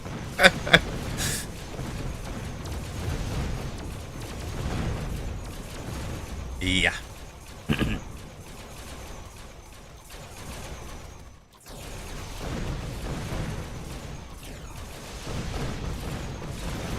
And at the end of the day, we're down to just a boat.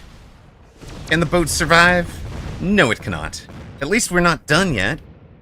This misery goes on to a 6th round, and I'm looking at this going, what am I even supposed to do? Look, I mean, just stop and think about this board, right? I am in 1, 2, 3, and then a scattering of units here. Like, there's just no coordination to this army at all, and I don't have enough mobile beacons to fix all three problems and get them over to go kind of interact with each other. There's almost no way to force the correct timing against this board, and it just turns into this, like, I need something like nukes or big spells to punish the super clustering. We're gonna try range on the Overlord. I was thinking eventually I might get up to high explosive ammo on them, and possibly AA spec on the Wasps at this point, but decided the range on the Overlords, and there's only 2 of them. It probably should have been AA spec on the Wasps, but then I was thinking also that the Wasps are just going to get bricked on the towers, so it's all meaningless. I take a chance, don't rapid resupply, so that and missed range and speed. So if we weren't losing it already, we're just going to make sure we lose full stop. Momaro goes for the flank crawlers, pulls our defenses so he gets the towers even quicker. That will finally put Amarok out of his round 1 misery for that tournament. And that's why yours truly did not go on to win that tournament, since I went 3-0 after that, and reached at what was at that time an all-time high for me. But it's all Momaro's fault. All those stupid level 4 towers. So good work to Momaro. Congrats on that dub. That's a highlight from Wednesday. Lowlight from Wednesday. A highlight redeemed by one of my viewers for Wednesday. I wonder who that could have been. And why did somebody hold on a sec. Why did somebody reward Momaro for bullying streamer by giving him a sub? Hold up a second here. That's not how this is supposed to work. Anyways, there you go. That was that match. We've got about 5 minutes till this tourney starts. Oh yeah, there we go. That put us 5th at the very bottom of the 3-1s. P Nova went on to win it with by beating Momaro in round 2, beat Griffin in round 3, beat Whooped in round 4. So very nice. For about 3 minutes 50 something seconds. Why am I not banned? I'm gonna run just for you. I'm gonna take the moment and run another set of ads. I'm just figuring, like, let's pay the price up front. There should be no pre-rolls. There should be no anything. We'll have plenty of time during round 1, and then if we can get to like having cooldowns, we'll just run our ads normally at the round breaks. But of course, the first round can be pretty long. So if I run the ads now, you don't miss a part of the match. See you guys on the other side. And for the rest of you, for subscribers, don't forget to register. If you're sitting at this screen and you're just looking at blue, you're doing it wrong. You've got to actually click the register button. If you are a streamer and you've been streaming all day, you might want to try the exit game button to refresh your client. Can help a little bit. The game is much better, especially after the rework that was done for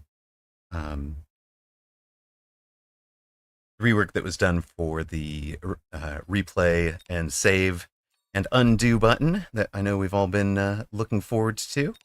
There we go. We'll put that on tournament view for now. The only things we're seeing are tournament games.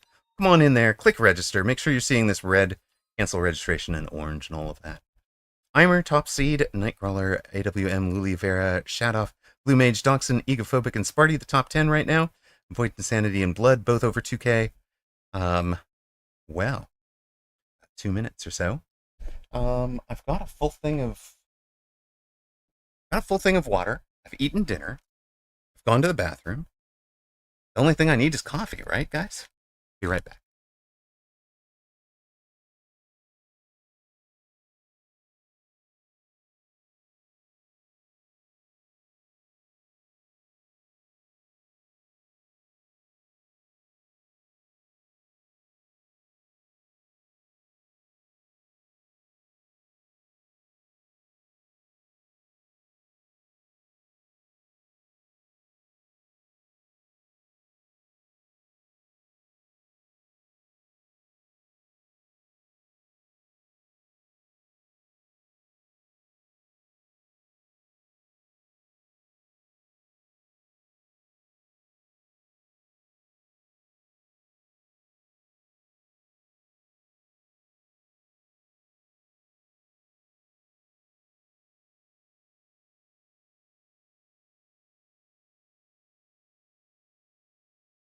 Carbohydration check. Do you have snacks? I do not. Wait. Shoot. You are correct. I have exactly. Wait. I have exactly 2 small sugar snacks. You guys remember we gave up sugar for all sad things. We gave up sugar for Halloween, Thanksgiving, Christmas, and New Year's, and Valentine's Day, and Easter. But I'm now allowing myself very slight amounts, much less than before. Last chance to get yourself registered. There's about 187 players. This is the Mechabellum Championship Season 3. No 4th of July. Yes, I actually probably started the candy around the 4th of July. Exactly. Welcome to the Season 3 Mechabellum Championship for the Americas region. Ladies and gentlemen, start your mechs. We've got DLG from the 201. Now, you guys need to know, the 301 won the Asia Season 3 Championship in the form of Illuminati getting that win. Red Scare of 94 won the European Championship for the 501. So the 201 are hot and bothered to come get our title from us so that we can have a complete rotation. So we've got to make sure to do our part, knock a 201 out in round 1, if at all possible.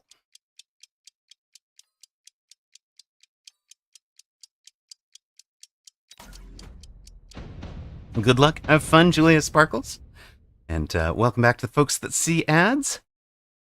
You didn't miss a thing. We are here in round 1 of this tournament. We're facing DLG. Of course, DLG will be one of the higher seeds. Where is Apuchi's number 3? Habsburg is number 1. Eimer number 5. AWM, HR, Giga, Chad, and others. Where are we? Diana's number 27. We're number 29 facing the number 20. So perfectly acceptable. We ought to be able to win that one. Shouldn't be over afraid of them or anything. And we're going to need some arc light, I think. Probably going to want arc lights right in front of towers. And towers at 277. Our arc lights are at 347. But we will, well, arcs at 42. Tarantula. Yeah, we probably do want, if the arc lights wind up working on the tarantulas, we're going to want them to be the pieces there. There are 2 groupings, 2 groups of about 100 and plus, so we're in advanced group 1. If I could return to the tournament list without abandoning the tournament, you would see that we were in, that there's probably a rookie group 1 as well. So there are folks, Nightcrawler, you are the number 6 seed, 2515 is the number 4, Godog the number 2. So a whole lot of the top, top 201 players are here, looking to join. And by the way, congratulations to Red, all the various winners that we've had recently. Congratulations to Odyssey, winner of the Mecha Mini Masters last night, with Red Scare runner-up, Codifly finishing 3rd. Congrats to Illuminati for the Asia Season Championship. Congrats to Red Scare of 94 for the European Season Championship. And congrats to Feng Feng, who you guys might have known as Red Hair, along with He came third in the Mag 1 open season. The finalists will be battling tomorrow. That'll be Flower Fairy and Flower Fairy against Sacco. So looking forward to that one. Oh no, Teddy. I'm so sorry, brother. Teddy says he's super tilted because he surrendered a match for the tourney, and then things bugged. His client bugged, and he just couldn't register and stayed awake all night for it. Jirajin, you got to go back about 20 minutes in this VOD. We just did a round 1 hacker game. Of course, it was a round 1 hacker game done against me, and as you will see, round 1 hacker was OP. Opponent beat me with it. Spoiler alert. But to know. I do not think I need flyings.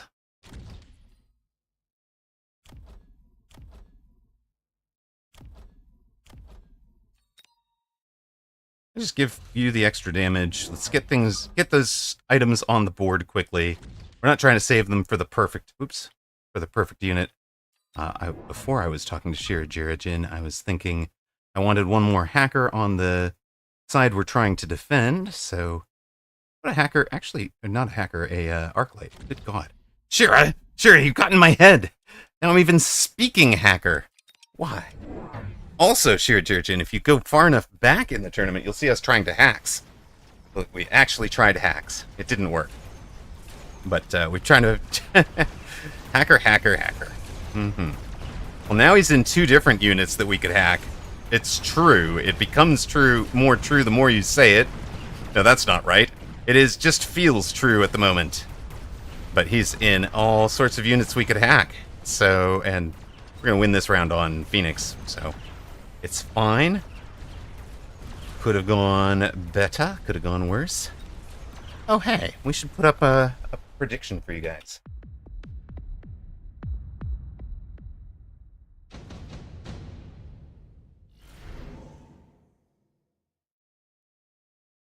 Almost like we've done this before. Oh, why can I not type? There we go. Chunk. Don't skip. I just want to look. What am I? I'm Amplify Specialist. You're Typhoon Specialist. Wasped into a Typhoon Specialist ain't great.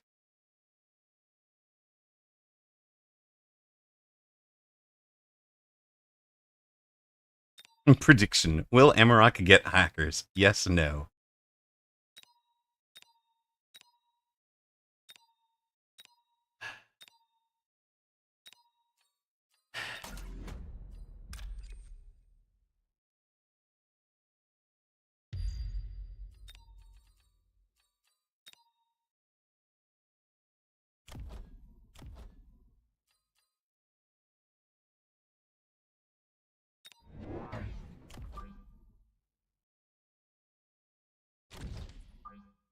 Yeah, EMP for the slow, because they're going to be walking into the unranged hacker this turn.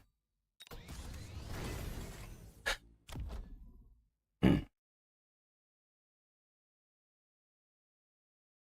I've got the slow further back for the crawlers as well. Opponent took the Wasp Swarm, good. And adds some Mustangs. But they're still in 4. I was kind of hoping they would commit to the steel balls with subsidized steel ball and throw down 2 more. So it's a little bit of a gamble that they might be investing more into hackable units. But we'll start to hack the steel balls. But even if they sell out of the steel balls, we'll wind up in the position of being able to hack the Tarantulas next turn, with probably range on both Arclight and Hacker. Now it has become Wasp v Fang on defense here. The Fangs get the job done, and the Storms finish it out on the left side. There we go. You know, Jirajin, as a... like a broken clock, he's right some of the time. Can't be wrong all the time. Gotta be right twice at least, right? Okay, now let's see if we can cause some additional problems there. You guys absolutely need range. We need somebody here. I feel like you guys need range, but I can't afford it. No, wait a sec. Yes, that's right. We should get some hackers or some worms. Mm-hmm.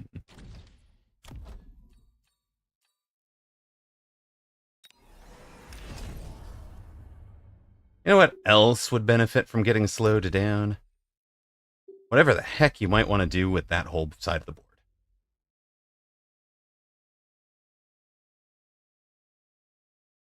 This guy back here. I don't think I actually want to give you anything.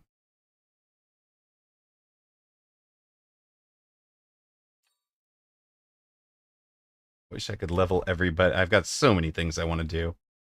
We just need so much money this turn.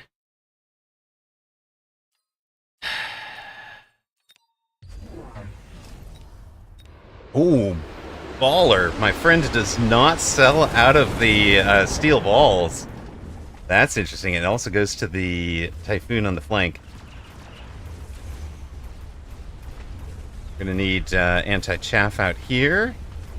And to make sure this guy doesn't spend his whole day on chaff. Please stop. Please stop. There we go. We've got the... we desperately need that rhino to take the tower. Thank you. That was about darn time, sir.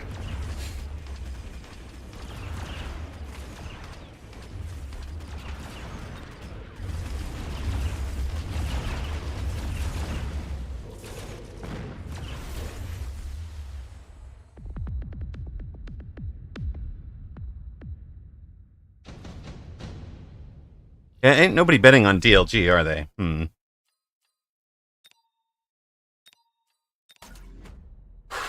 Well. You guys can have a level.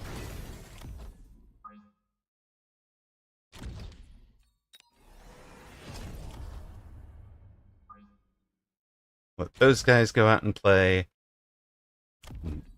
What else? You guys get a level. Take these two.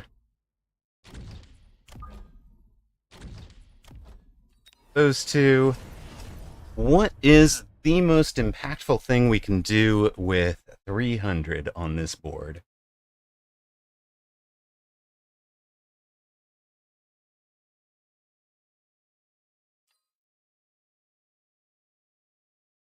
Level for Phoenix.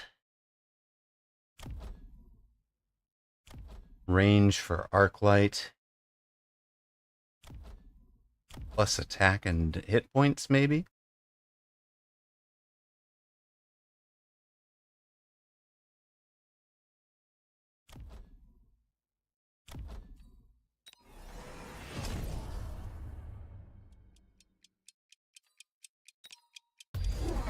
He's coming out and around, sure.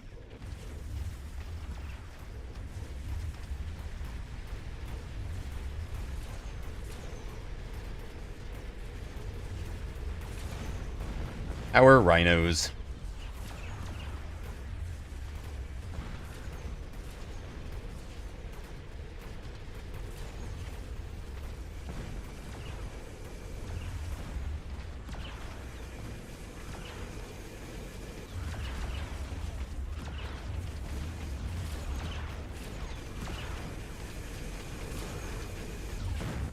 Well, that was quick and comprehensive. No GG from DLG. 1963 MMR and taken care of.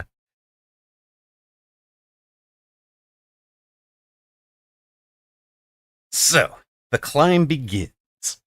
Can we climb from here to back up to the all-time high we'd achieved so far was 1950. If we can go from here onward up, maybe we can go plus 100 and something for the tourney day, and potentially even crack into the 200s or so. What kind of MMR do we get? Of course, MMR and combat power rewards are increased in a tourney, so plus 26, and you can see, 1200 combat power. So grand work for us. 5 rounds and done. Is there anything interesting to spectate?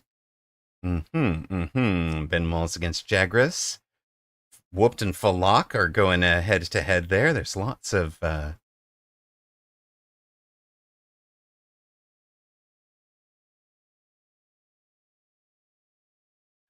hit points left on boards. Poor Vibe has drawn into the number 1 seed. That's a little bit rough. Echamelum against Blood.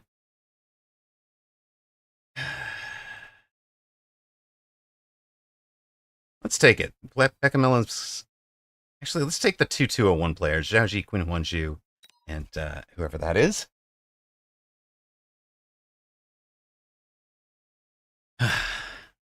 You are spectating Falak and Whooped. Yeah, the only thing is that they were way down there. Art Grigo, thank you very much. Says nice work. Welcome in, first time chatter. Saishu Heiki, victory was in fact because of the hackers that time. You are not wrong. And Shirajira, there you are. Hackers for the win. Opponent just committed into 4 units by the end of round 2 that were very hackable and hadn't come in on anything that was particularly protecting them. We had halfway decent. Yeah, this is the problem when you 5 round your opponent. Exactly. A good thing we're not going to run ads for a while. I mean, we can just sit here and spectate. Falak is learning the Wasp Rhino from me. Oh no.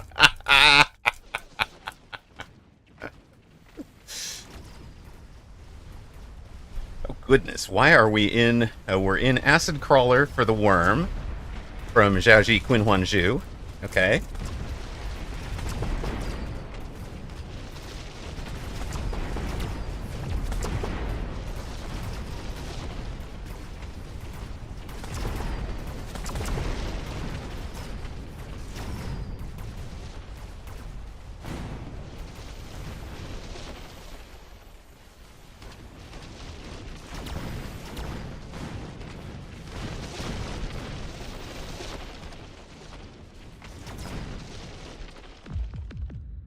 Worm in tears.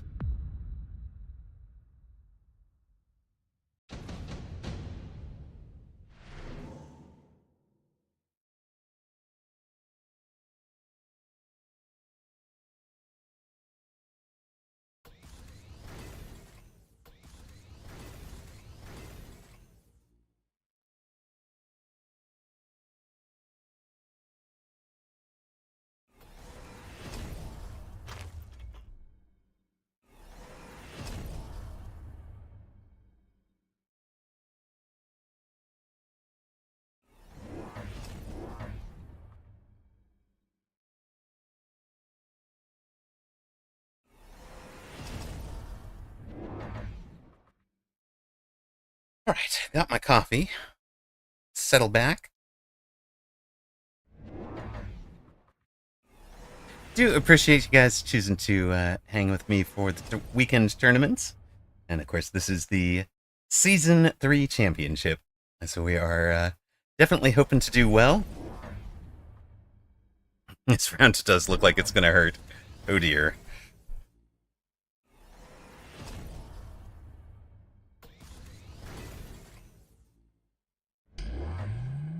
Dear, oh dear.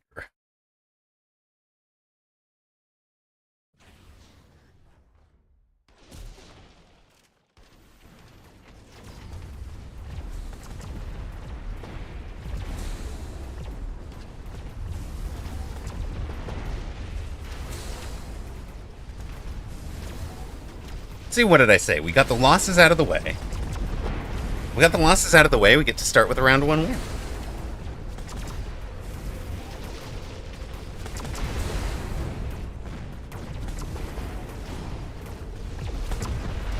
I hope DLG is the kind of person who sticks the tournament out, and not the kind of person who abandons, but since they surrendered, I have little hope.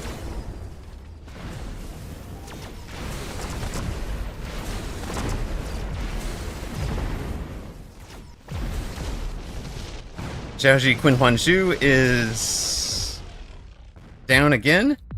Down to 1304, we go to round 8. Worm's getting it done. It's like it's a bizarre build.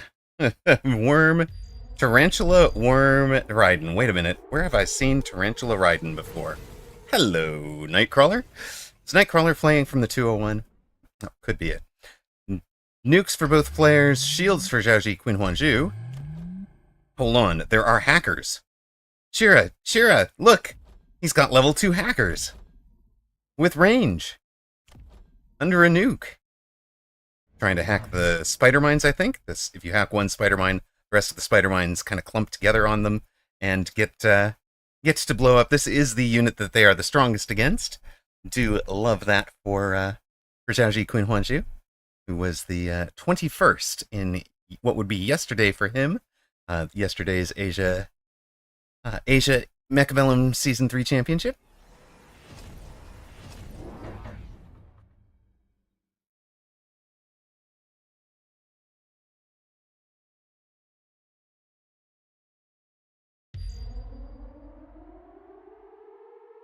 The lock definitely caught you off guard from it, but Whooped has watched a whole bunch of it.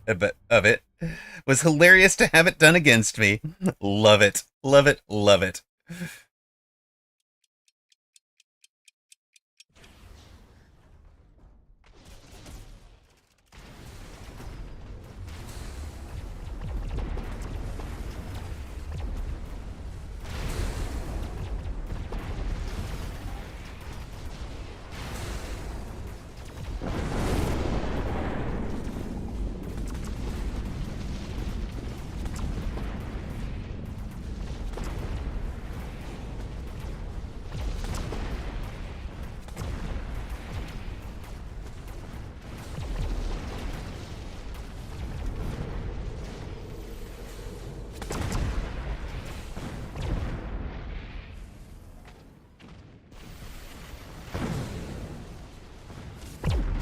You've 1v1 cheese many times and rocks us about 150, and it was still really good from Falak. Love it. The Zhaoji Qin Huanzhu at 1983 goes down, similarly to my opponent, right? With a slight underdog gets the win, and slight underdog there is cute egg fried rice. I went ahead and put up a poll. If you're done with your match, there's we do poll sort of stuff, but this is actually more towards the direction of the channel. And the question is just, do we want a Amarok specific Discord that is specific to the channel and separate from the Mechabellum guild? We've kind of gotten big enough that it's I figure it matters. And as you guys know, I'm a little bit inactive in that Mechabellum guild. So, just put that up to you. You can buy extra votes if you've got tons of rocks. Whooped wants to know from Falak what he should have done on the right side. More Phoenix, more the Scorpions, or Melters. Multi-melt crushed me from in the hands of Salt Monkey earlier. Top 4 have all gotten, well, of the top 7, Eimer, Apucci, Habsburg, AWM have gotten wins. We'll step into HR Giga Chad and Patty the Lad.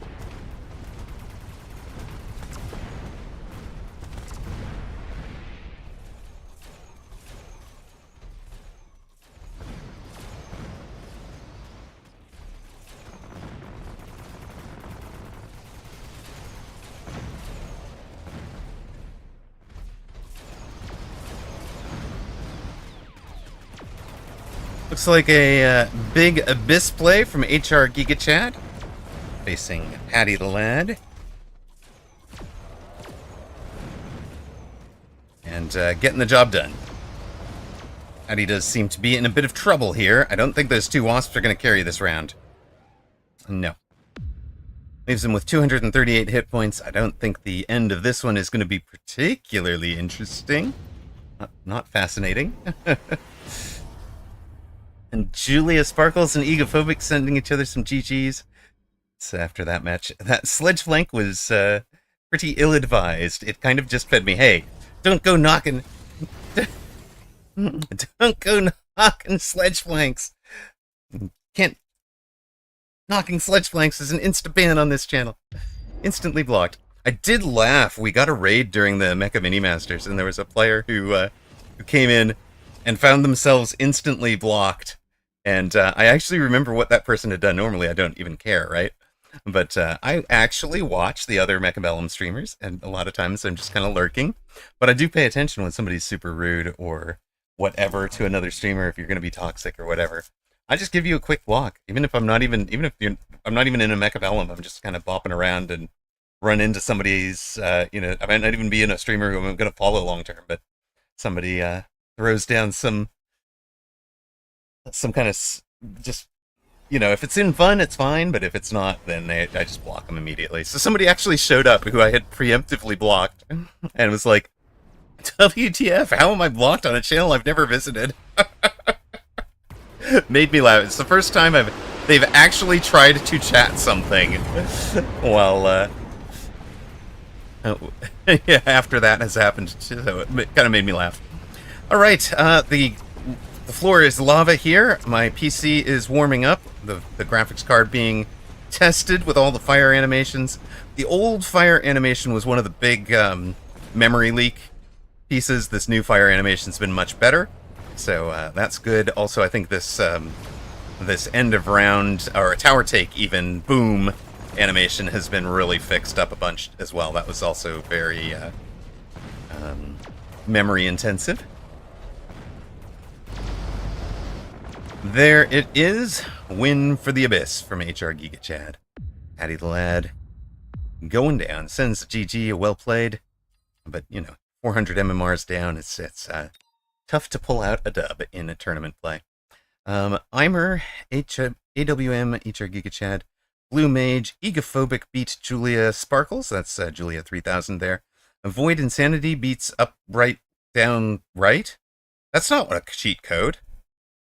Up, up, down, down, right, left, right? AB star? Or AB start?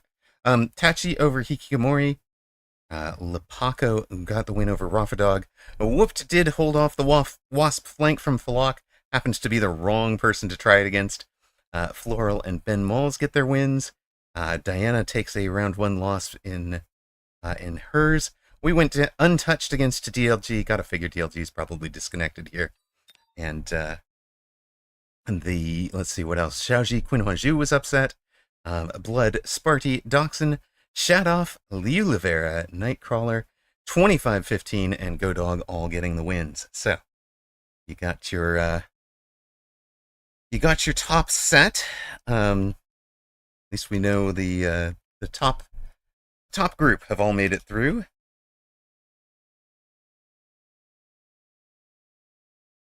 Round 2, of course, has the less amazing matchups as the very bottom of the group come up to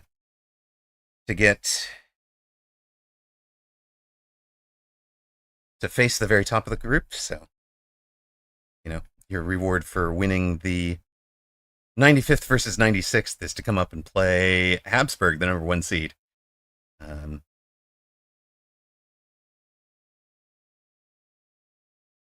We're running an ad real quick. We'll be right back after that.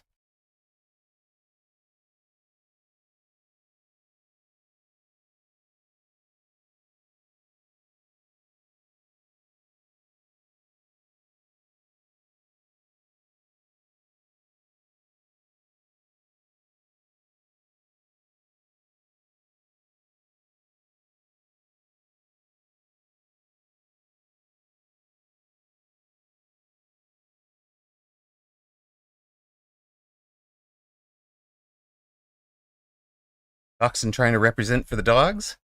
See that?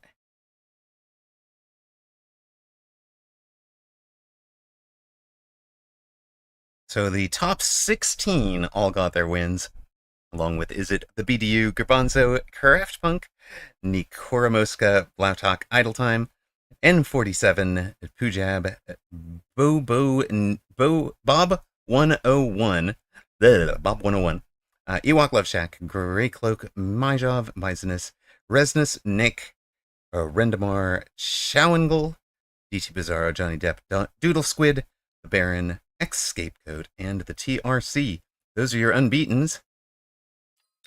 Leaves us how many unbeaten? What are we going to match up against? Unbeaten is a total of 48. So if nobody drops, you'll add up to 49 wherever you're at. So we'll be facing the 27. Garbanzo. Can I beat a Garbanzo bean? And did DLG? DLG, thank you so much for not abandoning. Much appreciated. DLG gonna be way up here. Obviously still in with plenty of a shout to get some wins and go a little bit further. They'll be facing Xiaoji, Queen Huanzhu. Good luck, have fun, welcome back. For those of you that saw ads, we're ready for round 2.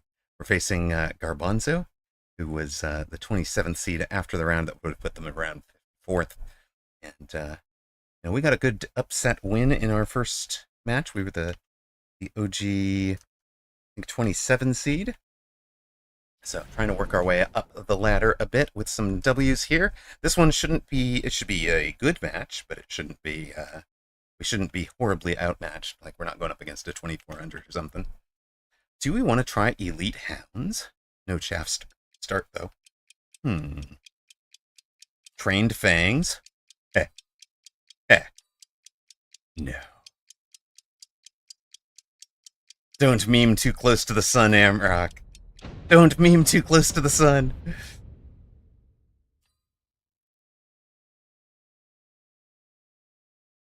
Thank you, Fastenberger. How did that poll end? Where did this go? Let's take a look at that. Poll results. 0 votes for either side. Perfect. Excellent. Glad you guys have strong opinions about that.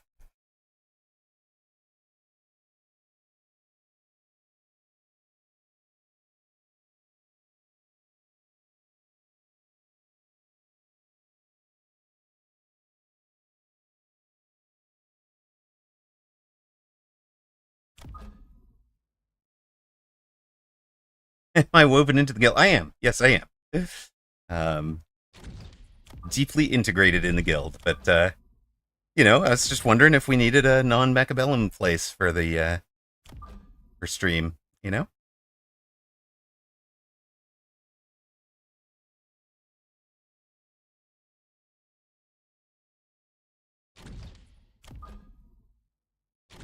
Oh, I know. Just a question. It's not. I'm not leaving Mecca. Goodness, this is just a question, guys.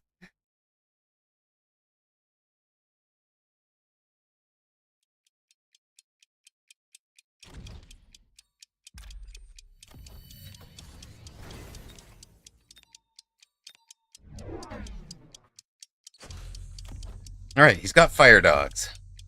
He's thrown out small amplifying cores on his sledges. The horror! The horror! Mock horror! What are you doing that deep?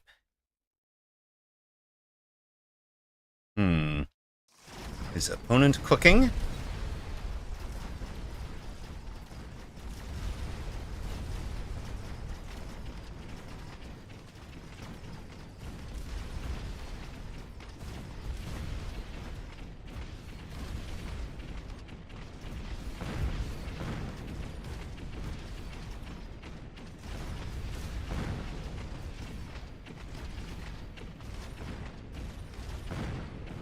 Small amp core sledges, and the fact that the tarantulas were not integrated with the fangs costing us a little bit there. All right, we'll take a phoenix.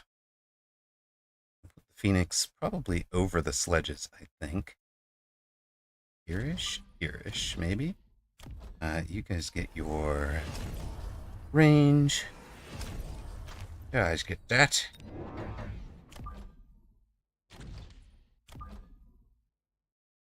You guys get all of that.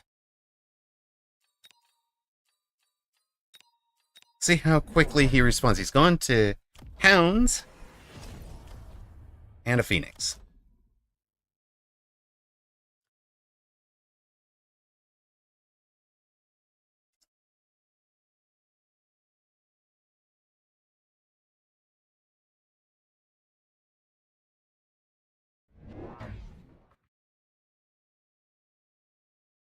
That's a crawler behind his right side tower.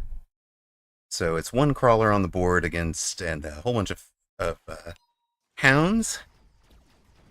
And this looks like more and more like a fire dog build to me. Fire dog answer to the crawlers, or to the hound. Sorry, not hounds. Not crawlers. Fire dog answer to the fangs. Goodness, boys. You know, it turns out doing a 13-hour stream and then a full day of casting actually kind of hard. Who knew? But we're gonna win a round. Yay.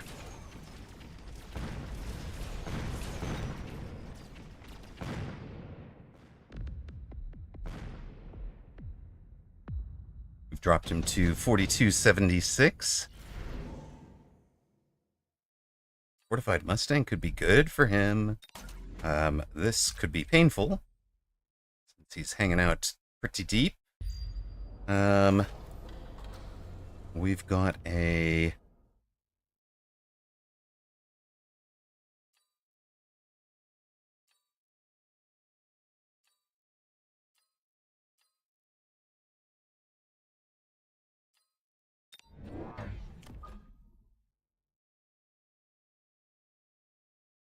actually want to pull you out of that. I want to put you here, right?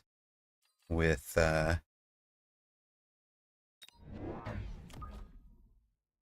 that one out over there. Sell you. Give that fellow his thing, but then take the mech rage. There's just full commit. Full commit to the bit here. Opponent still hasn't added a...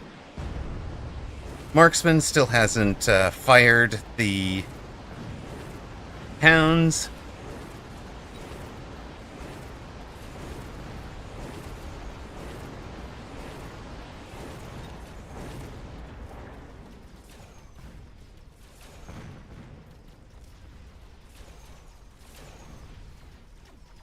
Ow, our orbital didn't work.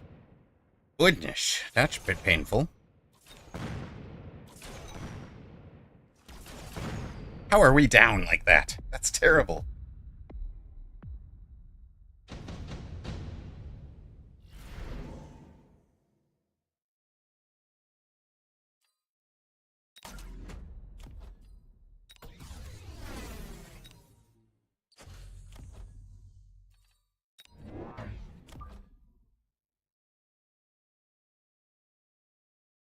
He has I see, he ranged the hounds that turn. Alright, all good.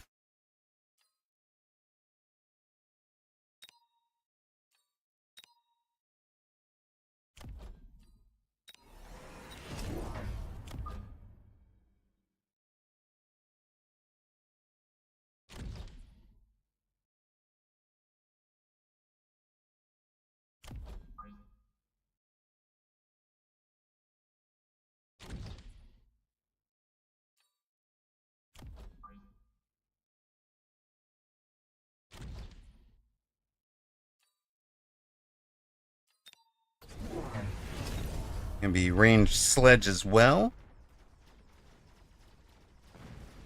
A good set of volleys for him.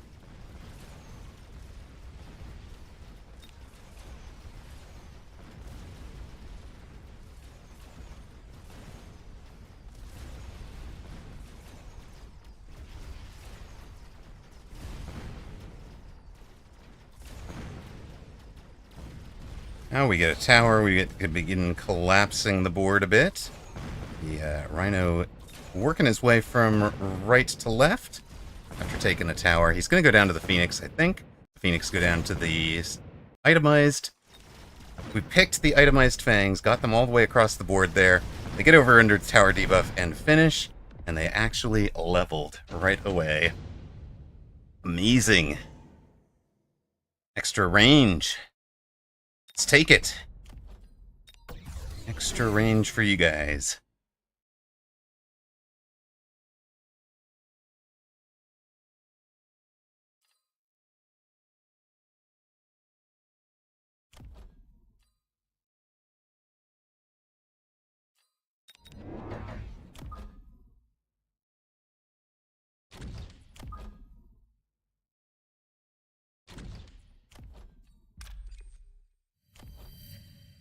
If that guy becomes a level 4, and we do a little bit of speed. See how it goes. That's a level 2 Rhino to come box, and it's a level 2 Rhino with Nano. Hold up here. On the other hand, it's a dead level 2 Rhino with Nano. Really? Well, that's exciting. Are we carry Fang all in? What does it look like? What does it look like to you? Yes, we carry Fanged all in. Opponent didn't go Mustangs.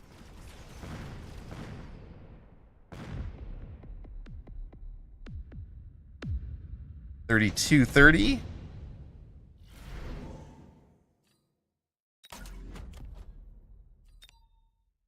There's one over there to kind of anchor this side, I think. We'll take our Ignite.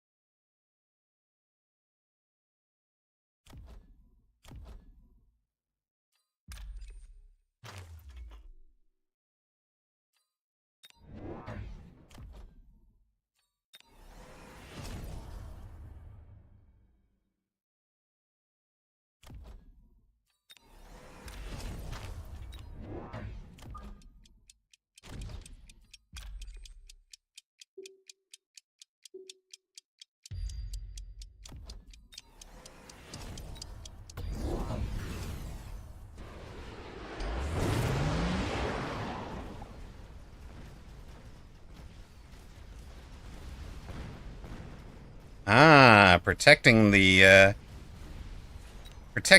Rhino from the Fangs was a good shout for him.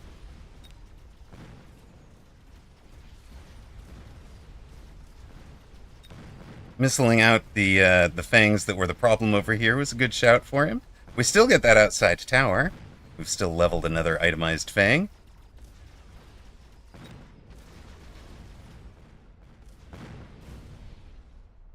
He wins a round.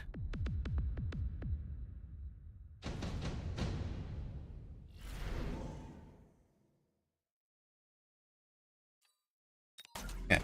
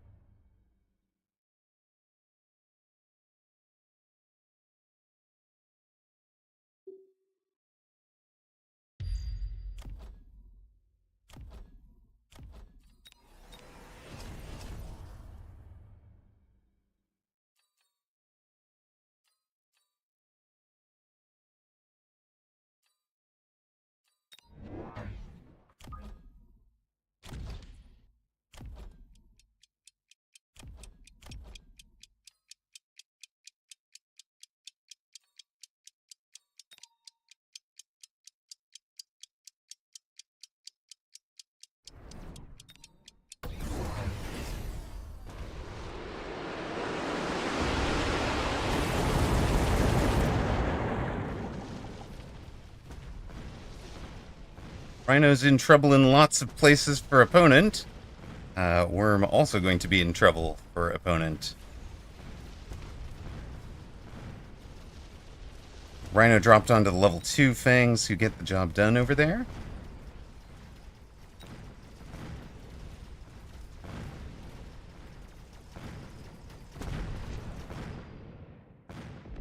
Apologies, Garbanzo. This is just straight knowledge check, and if you haven't faced Carry Fang, and a lot of people seem to have gotten up this high in the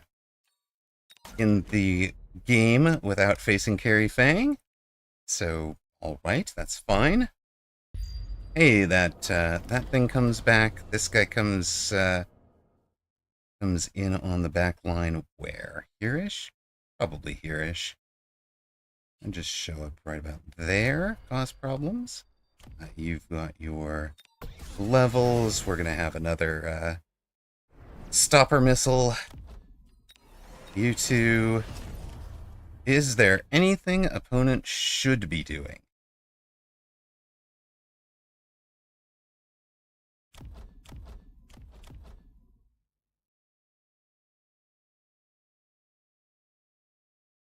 I've just got to finish, right?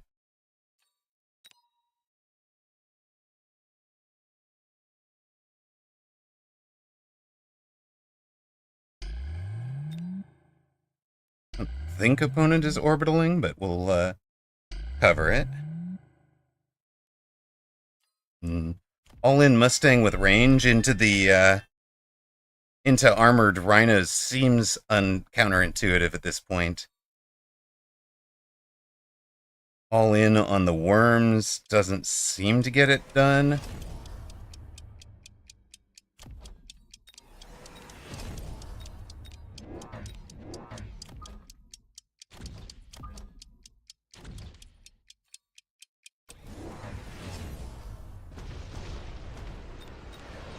Photon coating for his rhino to try and stay alive a little longer. Protects him against the ignite. He's trying to light some stuff on fire, but that's why part of why we had those rhinos coming. To make sure the fire doesn't really land on the fangs. Now we've literally added this fort and another rhino, mostly just to have end of round hit point damage. Does not look like that's going to be enough, but it should be from here.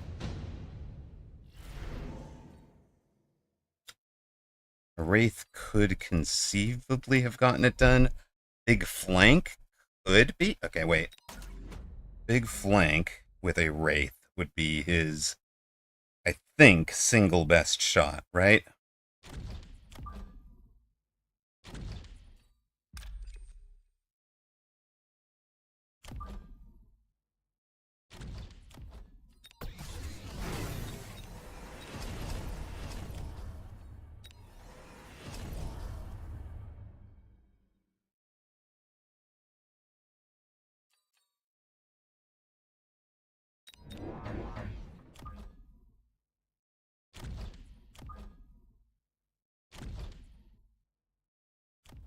Oh, hold on. You guys are kind of useless if you don't fly, right?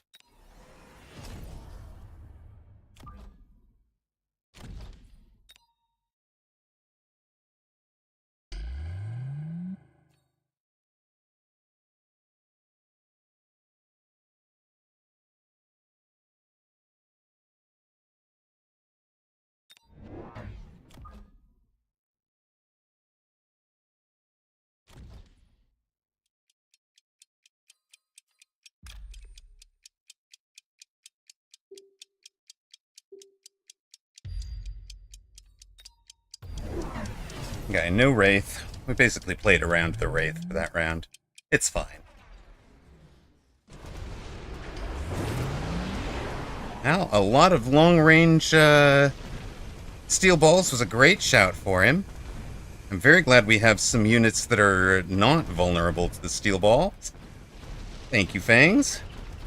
Thank you, flying big damage dealers. Bunch of Stormcallers. He is punching through a whole bunch of stuff there. Love it. Let's go with those The big damage dealers. Very nicely done with a bit of a steel ball pivot.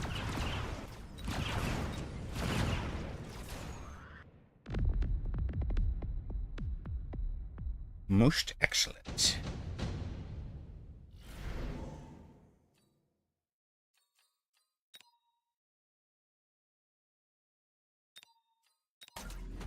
All right. We'll try to hit all of that.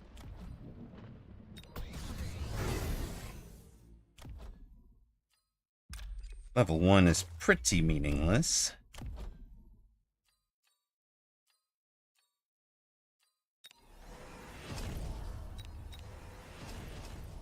I'll run you guys through.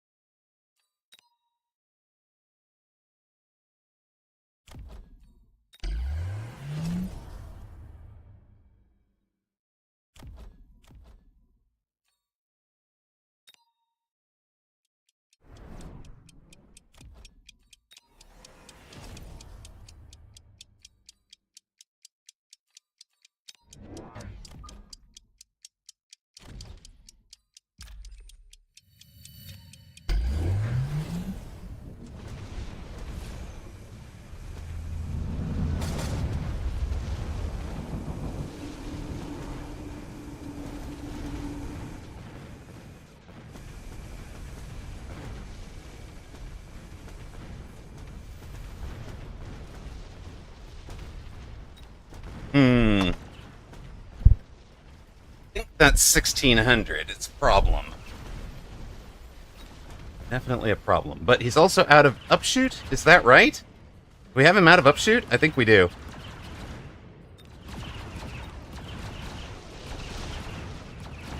Flying Void Eyes cleaning up. Saving a whole lot of damage this round. Do your best, lads. Let's go. Flying Void Eyes drop him to 287. Efficient Giant Portable Shield. Oof.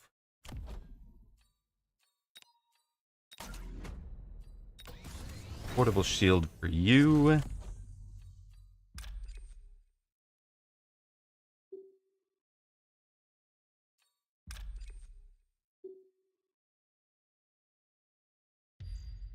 Just let that whole side of the board burn, right? You guys,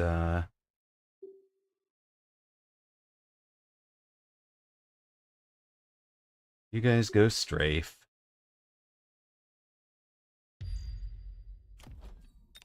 Range speed. Are we selling you? You're doing 100 grand. We're not selling you. We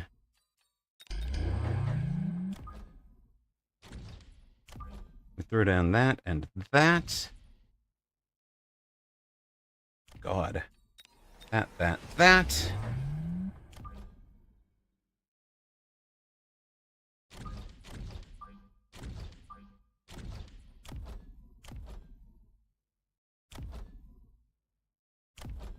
Anybody we're selling here?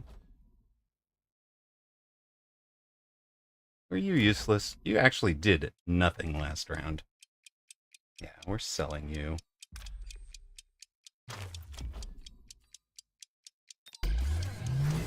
Stronger shields. Less dying.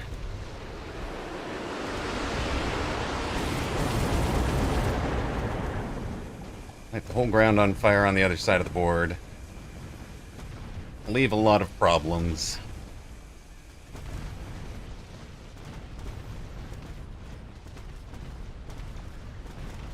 I'm gonna be so sad if I threw on Carrie Fang on a tourney game, but hey. You have to try it, right? You have to try it sometimes.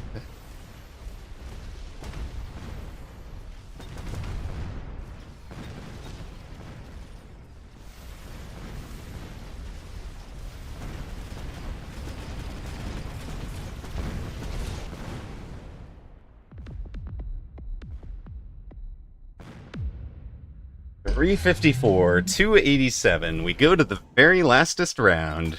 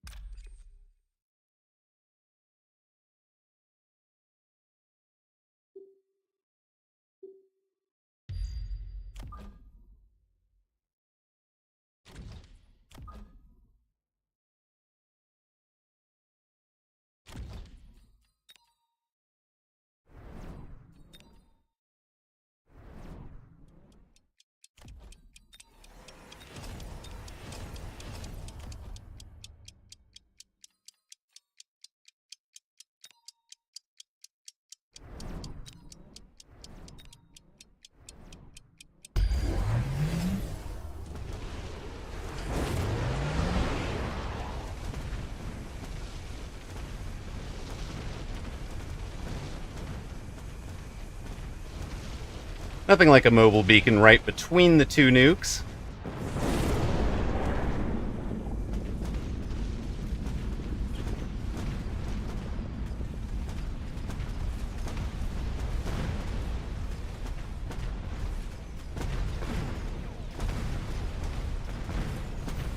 And now we're in on him.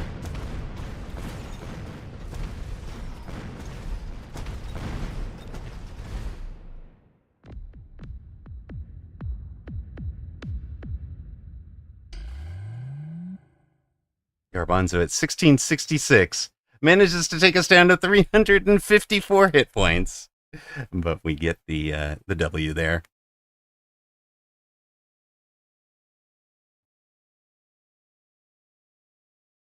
All right, we'll run an ad. We'll be right back for the next match.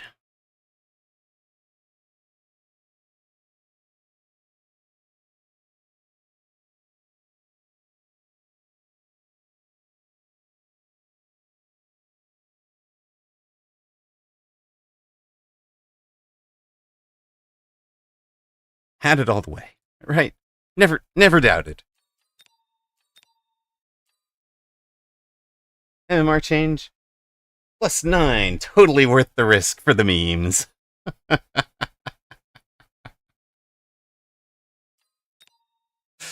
Eesh. All right, who else got W's? Let's go find the top players.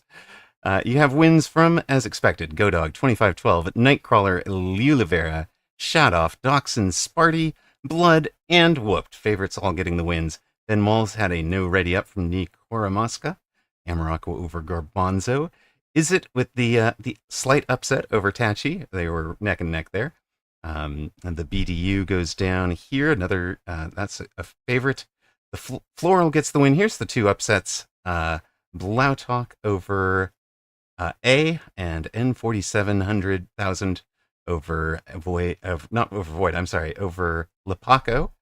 So Lepaco is the upset loss from the top 20 this round. What else do you have? Wins by Void Insanity, Egophobic, Blue Mage. Neck upsets HR Giga Chad. So your number 9 seed goes down in round 2. And no No season championship for HR Giga Chad. AWM, Eimer, Apucci, and Habsburg all get the W's. Now, you get reset for the next round. There's 24 unbeaten. You'll have the top 12 facing each other. It looks like DLG had a loss in round 2, so we're one of the lowest rated players who has both won both games and has only one minor point. Our reward for this is a game against Blue Mage with Habsburg and Apucci and Shadoff. 1, 2, 3 right now. Some of the other top seeds, including number 2 Godog and number 4 2512, have all dropped down to the middle of the pack, where they're also going to have some matches against each other. Now, I've never played Blue Mage, so we shall see how this one goes. It is a chance for a big win in terms of the MMRs. On the other hand, it's also a chance for a 5-round loss. Yeah.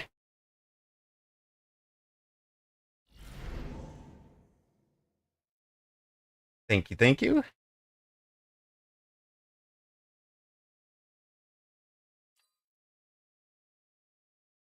What do we like here? 4,000 hit points supply specialist. Pretty nice.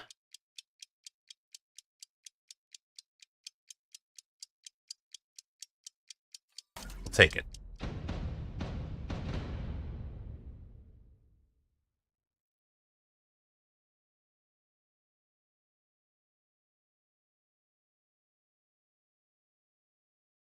Congratulations. For your pain, you face one of the top 100 players of all time. Excellent.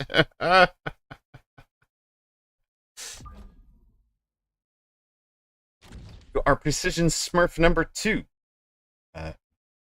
Most excellent. Explains the blue. Explains the blue. Ask whom we're a smurf of.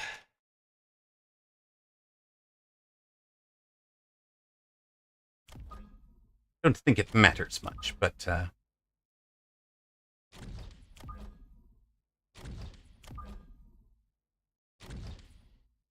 Typhoon specialist, supply specialist. He's got the. Is Kodog any good? Yeah, just a little bit. Just a little bit. Been playing the game as long as you've been live, kid. Not strictly true.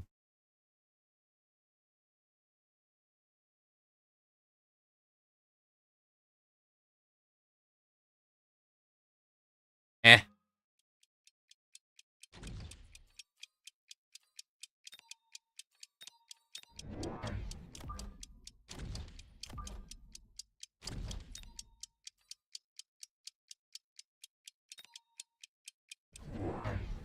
I'll go with that.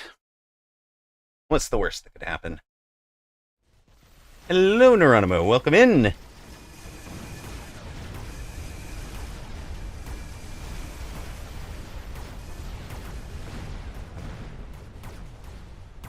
We're 2-0. We've gone to round 3 of this tournament where we have, clocked into, number 11 seed in the tournament. Blue Mage. Claims he's a smurf, but has not answered. Which I'll also say a good luck, have fun. Send our, send this.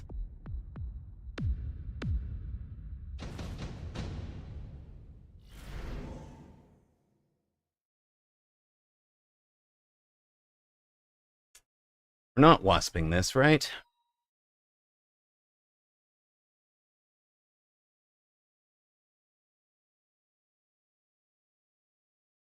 I don't think we wasped this. Looks wasp. He's Typhoon Specialist. Don't force the Wasp Rhino into Typhoon, right? Let's take the Farseer. You've got the cash for it. Take the Farseer, add it to a little bit of flank screen. Take for yourself a Phoenix as well. So we're going for the Season 4 meta. Season 4 meta Farseer on round 2.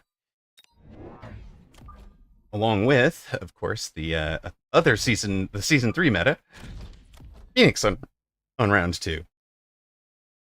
And let's just, if I'm him, I'm trying to hit this tower. Yeah, we'll leave it. No level, no nothing. Save the 50. Don't waste the supplies. Didn't we say that with Titan during the EU today? European Championship between Red Scare of 94 and Apuchi was good fun. It's great. Of course, so was the Mecha Mini Masters against Odyssey last night. Appreciate you guys hanging with us on our Saturday night. What else we got? We'll have a special 4th of July stream for season launch. I'm planning on being here. Kiddo's out of town actually, so that weekend we'll also have, I think, more 2v2 action going.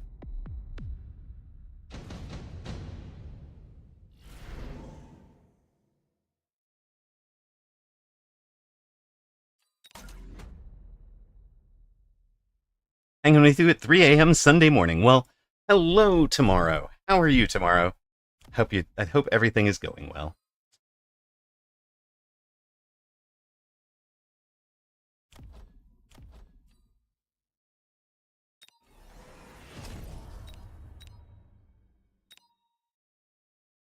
The sprach Amarok, the voice of Mecca, and it was good.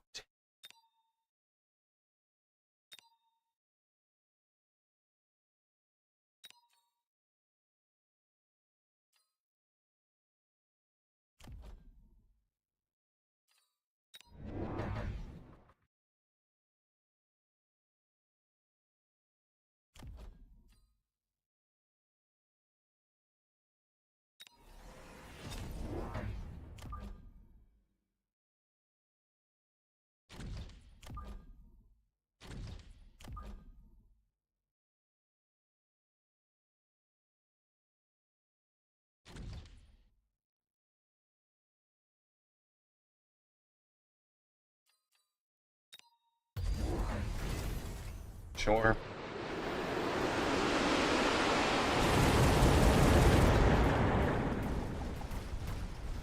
He's oiled our press side. Is the round we've got a Hound charging the far side. Hound will come under a Stormcaller for a moment. And it looks like he has leveled the far side tower to level 2, so no tower cheese for us. Guardian thinks I'm going to win. Can I bet on Blue Mage, please? How do I bet on Blue Mage here? Guardian, can I bet on Blue? I want to bet against you, sir. Okay. Oh, we forgot to put up channel points. Well, we'll see how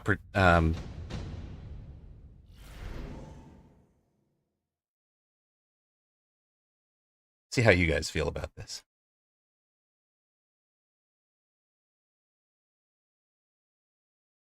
There you go. 2-minute betting window.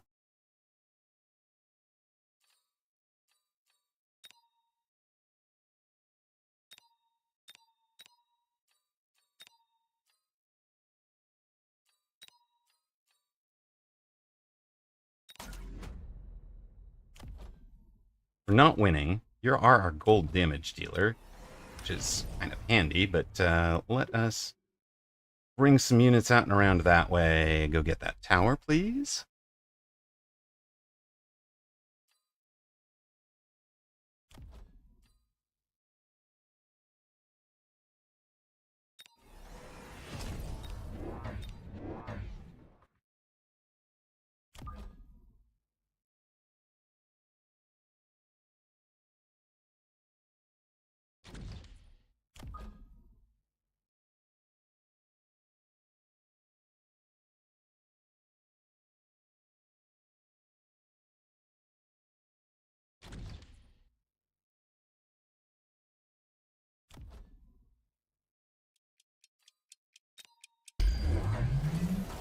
Right, gone on out of there. That works.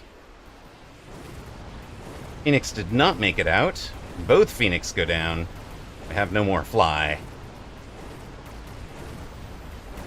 The poor battered steel balls don't bring down the tower either. Orbital is orbital. We didn't orbital. We go down hard. Probably. And his shields survive. Right. That's just about GG's. We're down into very close to out.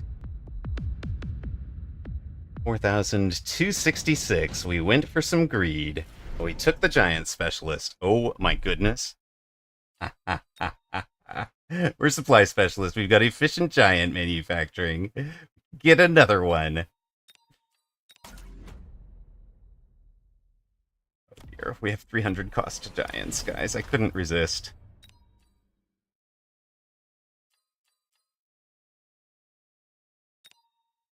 Somebody put 10 points in Amarok's favor. That is Neuronimo. Has a chance for the big win on taking Stu V's 49,000 rocks. All right.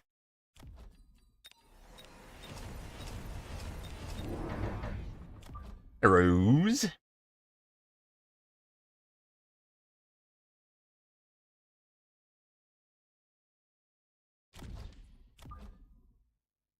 We pushed the level 1 tower, right? Go get him.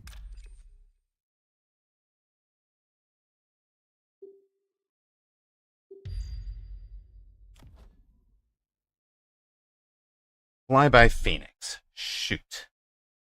Hold on.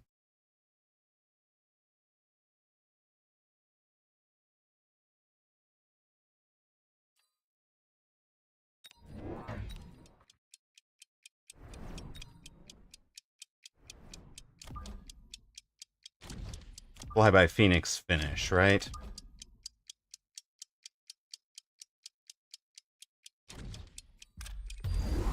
Acid. Unlucky. This. Played around to the thing that I was trying to not lose to. Instead, we wind up in the acid.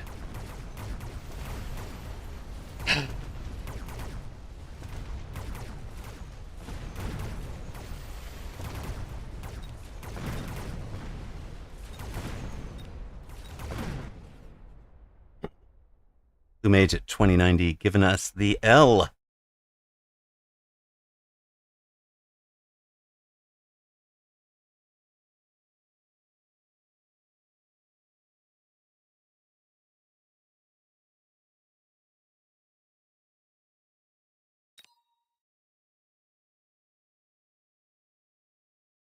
We were very greedy. We ignored the spells. We did not play Spellabellum. We had a shot if we could have gotten to the to a late game to go triple efficient giant. I do kind of want to know if I had a shot without the you know, I had a shot with the third giant, but I don't think we did. I think it was just way too much greed. Way too much greed and got tempoed out.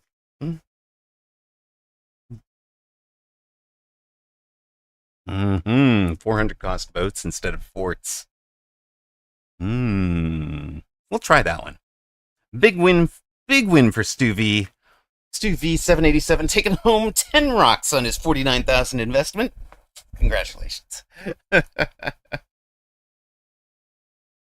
Use magic. It's cheating.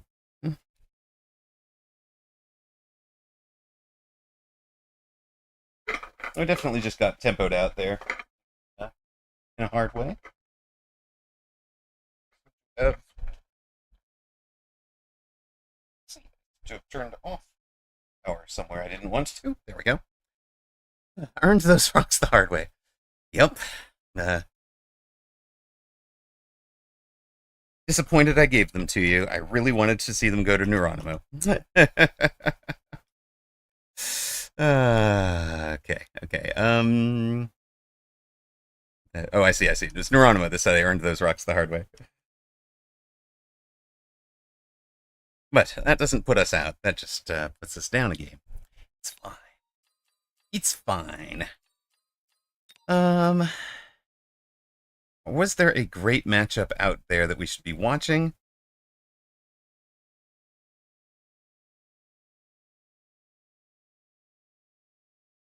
Eimer against 2512 is actually pretty good, and they're on 2000. I need a big hacker button to spend my rocks.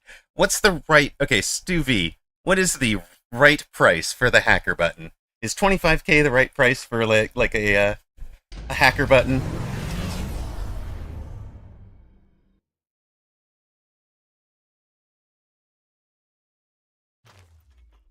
I needs to know. I needs to know what kind of economy people have out there so I can price things appropriately. 50,100. Is your exact total. Oh my god. Love it. Love it.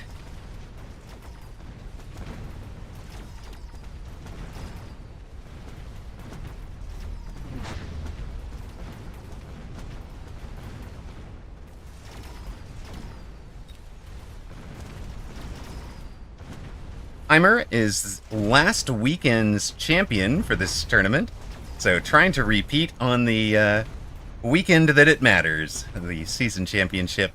Facing number 2515, who's played all three tournaments today, has a, believe it or not, has a fifth in Asia, and I believe also ran with only one loss in Europe, so 2 top 10 finishes today. Trying to improve on that one. Needs to beat Eimer to do it. Keep the not for tournament rule. Exactly. Exactly.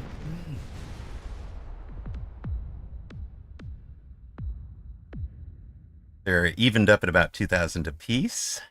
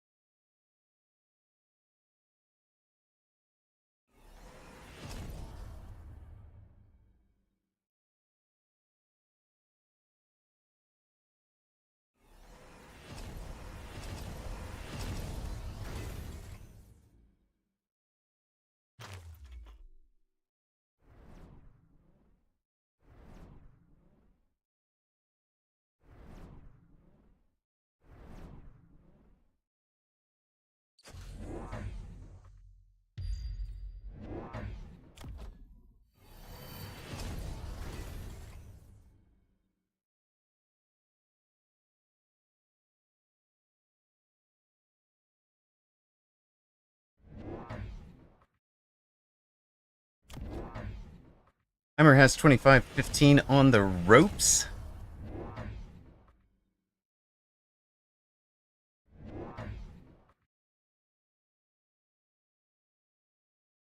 Egophobic was at all-time high after a match against against, well,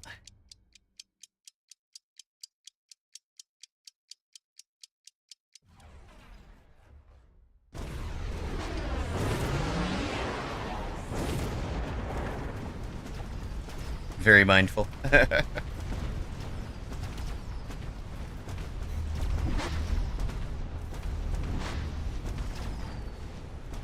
It's Nightcrawler against P-Nova, I think. That's 2V. I don't actually feel he's very well known. I just call him 2515 because I was not going to remember the whole darn thing for him. So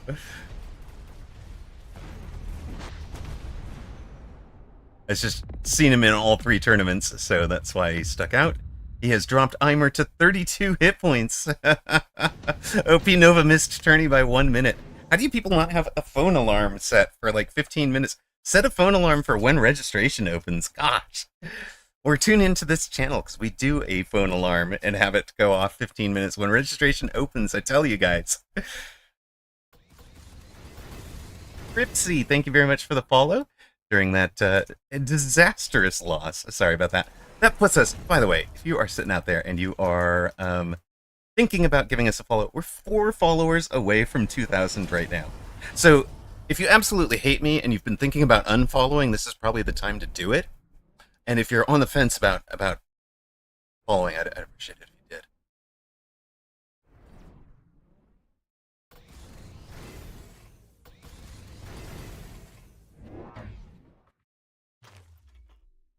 did. Scruffkin was on the fence, gives us a follow. 1997. We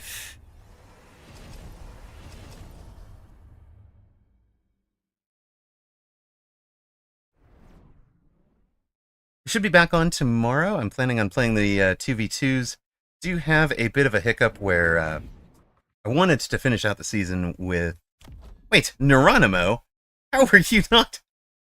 Was Neuronimo really not following, or did he just unfollow just to get back to the follow? It hasn't updated the count. It's just trolling. So you are also follower number 1997, but Scruffkin, congratulations! You are now a longer-term follower than Neuronimo and Nightcrawler. Awesome.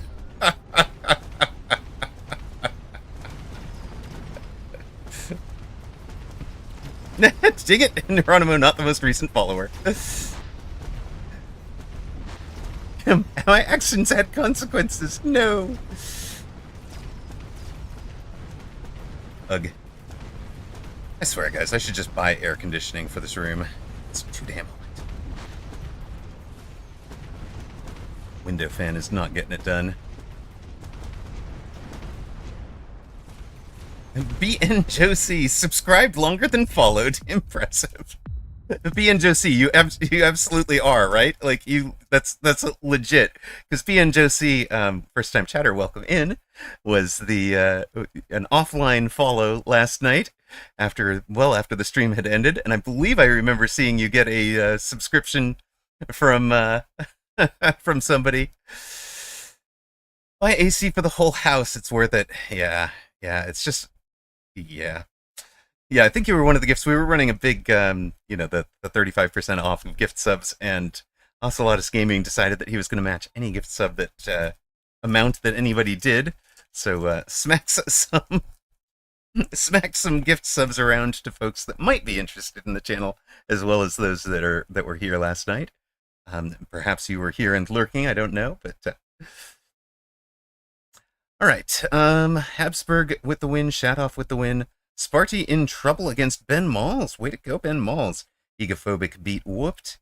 Liu Livera in a lot of trouble here. Nightcrawler over Godog. Let's go. Nightcrawler, of course, won back-to-back, one of very few players to have won back-to-back weekend titles, took the Americas and European on the same day. For him, that's the same night. He says, check the replay of my game. It was amazing. Okay, we will make sure we get that downloaded for you. In fact, maybe we can maybe we have enough to we have enough time to take a look at it right now. We're gonna skip the first couple of rounds. Yeah, we'll try the last 2 rounds, sure. So let's jump out to round. Maybe we should take actually. Let's take a look at round 6, kind of where we were at here. We're gonna hide that. So, end of round 5, you were sitting in a pair of back corner rhinos, some high explosive anti-tank stormcallers, and some ranged arc lights. Okay.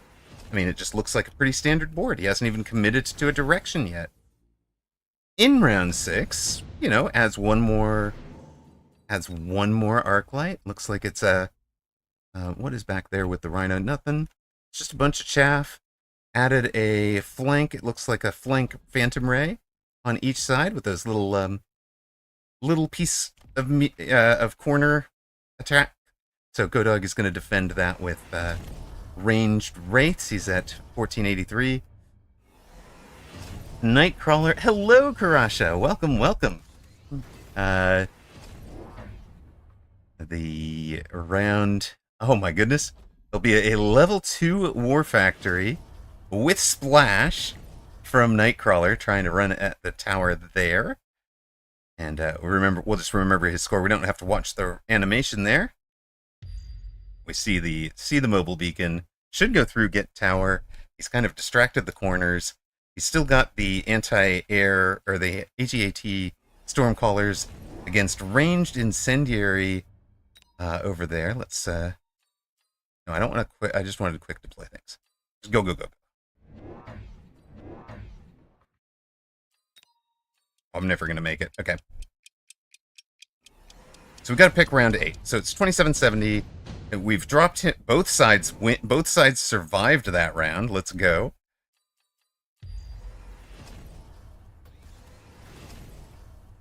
He just played solid egophobic. It was a fairly solid defensive and Farseers. 3000 MMR move. Oh my god. Sells the level 2 War Factory. Puts a crawler out there to tank the chaff. And goes Abyss and War Factory onto the weak side. And Godok brings out the level 2 Melter, one in front of each tower, because he knows this is a play. Yeah, definitely standard. It tempoed me out. Had good answers to most things. And kind of grabbed my last board there. To see, yes, Nightcrawler with all the Titans. It's going to be a little harder next season, though, right? With the addition of the mountain.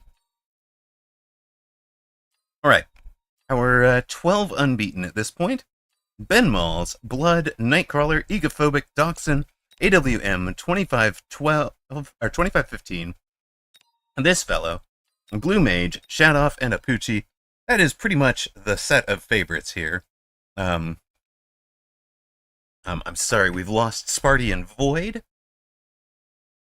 We've lost Leo Rivera. Did we lose Eimer? We lost Eimer. So, 1,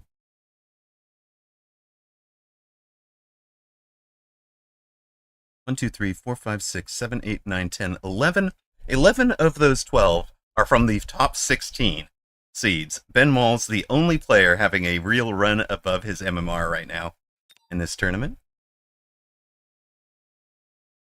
We'll run a... Blood gets to draw a Poochie. Let's go.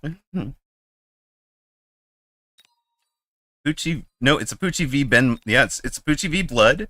Ben Malls against Habsburg. Further on down, it might be Sparty against Amarok. That could be fun.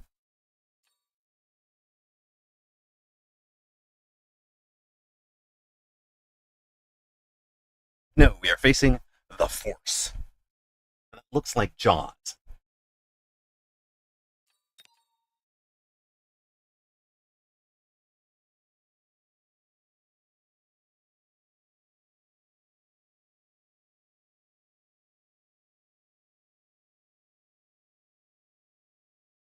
Does Jaws fail to ready up?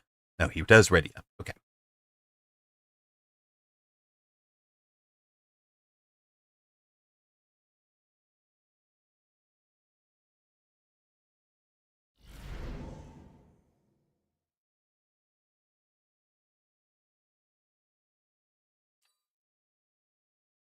Well, it's my favorite. We'll take the speed specialist.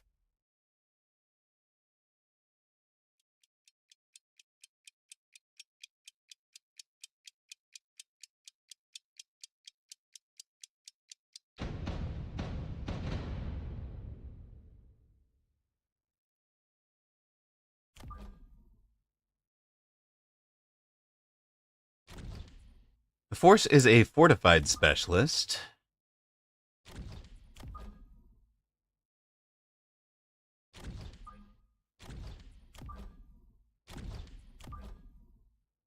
With some fortified sabers. Wait a sec, that's not... That's probably fine.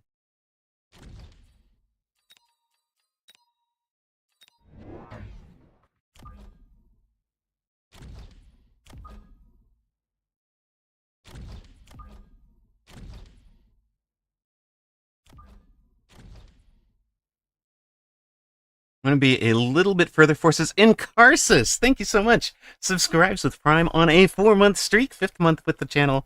Thank you so much, my friend. Really appreciate you being here. And yeah, I hope you're enjoying the night. I hope you enjoyed the tournament coverage last night. That Mecha Mini Masters was incredible. If you didn't, go watch the tag end of the VOD from last night. It was a lot of fun. Best of 3 elimination tournament. I think you were here, but honestly, by the end of the games there, I was paying a lot more attention to the games than to chat. So hopefully you made it all the way through.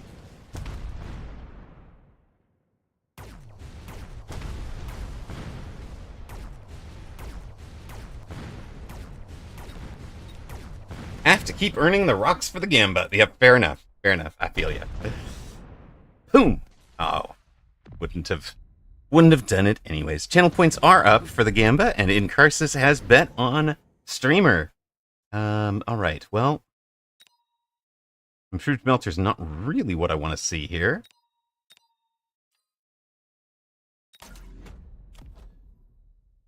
Go ahead, Stormy. 45.96. No, that was dumb. That is not the right choice. It's fine. What could go wrong, right?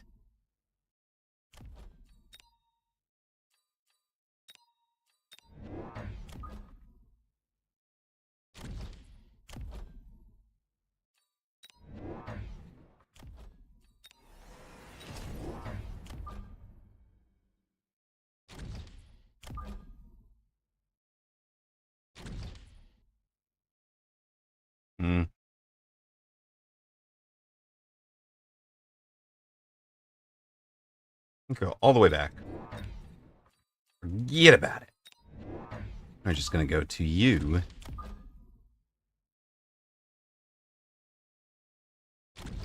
You can be there.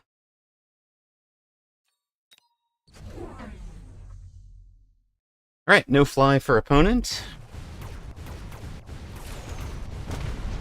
And off go the storms.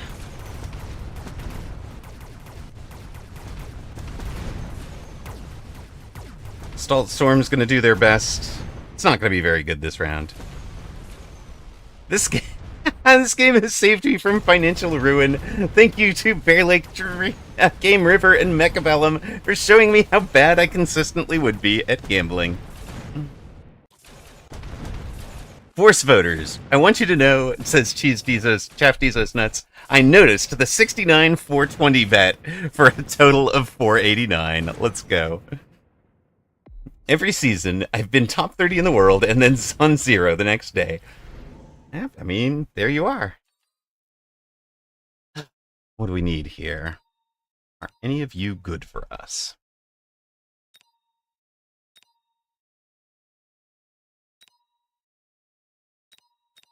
I don't think we pass up the deploys.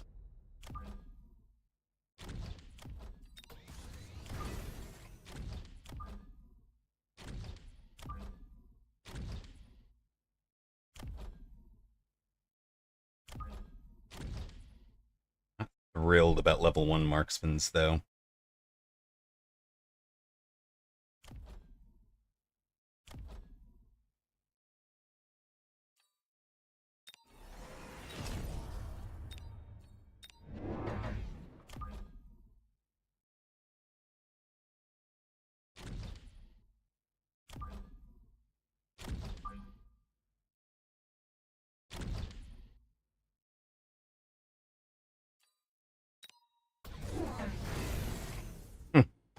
opponent took the Mustangs. That's interesting. It's a great read against the Fangs, which is a little disappointing.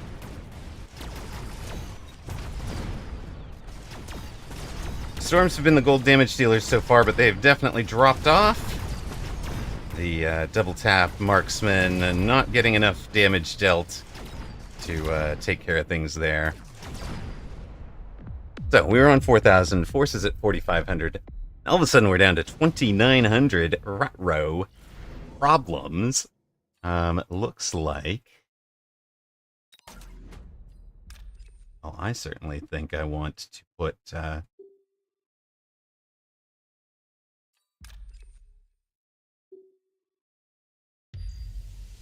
some acid down on the ground.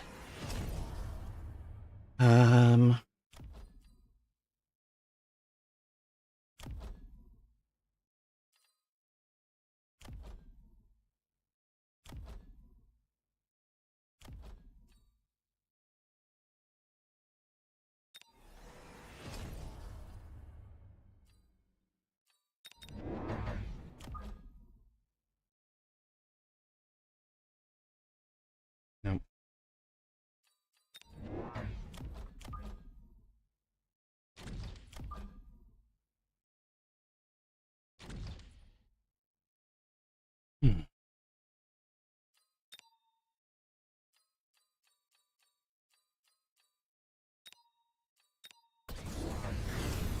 Alright, opponent will drive into the acid. That's the plan here. Yep.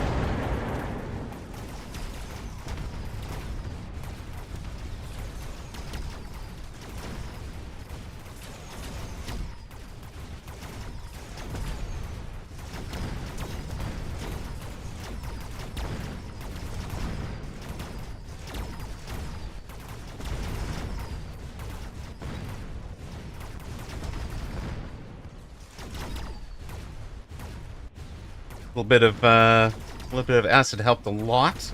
Will also be a bunch of experience for the marksman, which will help their overall DPS right now. I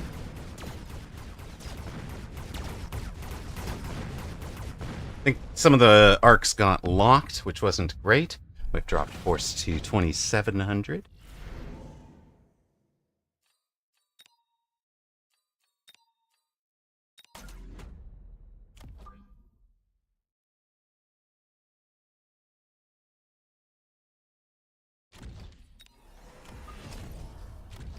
So it looks a lot like that to me.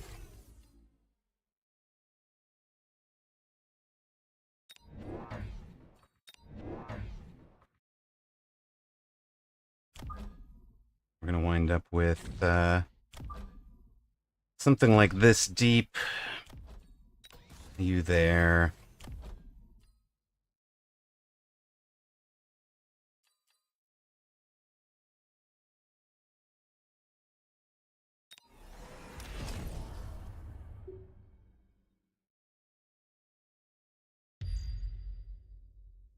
Throw down a bunch of that.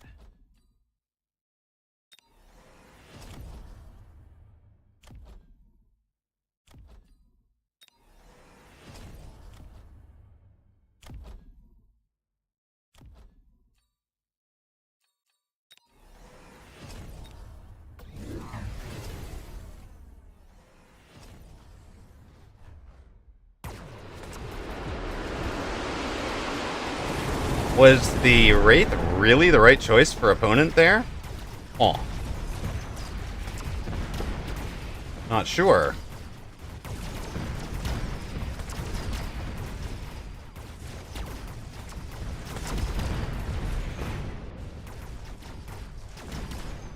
We're hitting a lot of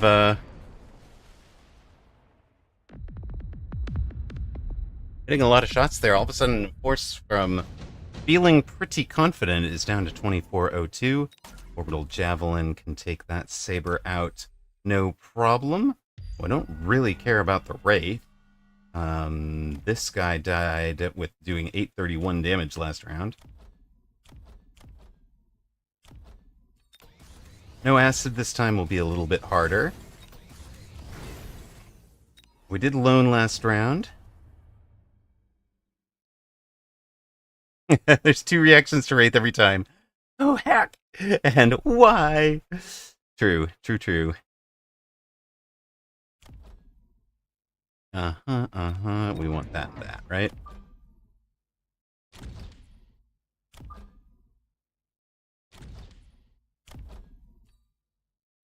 Extra damage.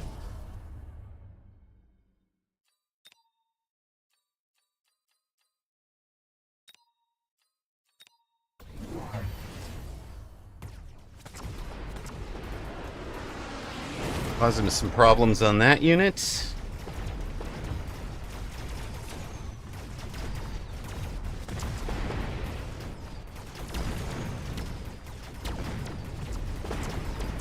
Start targeting the now level 4 Wraith. Let's go, marksmans.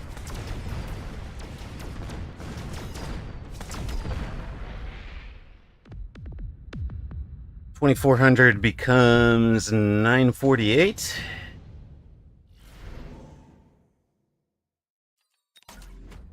Lightning Storm over the top. There. 100% we have got to shield that ourselves. We've never even teched the Phoenix, so that's probably... Don't even leave the Phoenix exposed to the storm is kind of what I'm thinking there. Let's get that down. You guys probably... I don't think I want aerial specialization, but they were getting too far forward, right? So we'll put that there.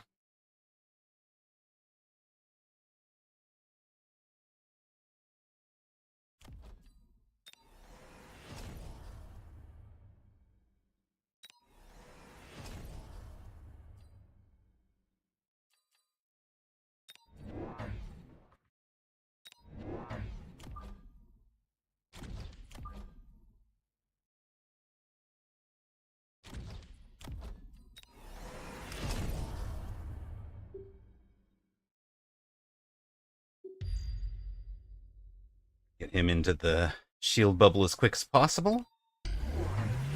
Photon where the storm is. Interesting. And a whole bunch of bubbles. We've got a whole bunch of bubbles too, buddy. 1 shield down, and things are getting slowed. Underground for the crawlers instead of split. I think loose formation would have been better for him. He is bringing down our shield bubbles. Things are still under the photon, so that photon has done a ton of work for him. Yeah, just ranging the marksman was enough to keep them from getting targeted. They're going to do a lot of work out there. The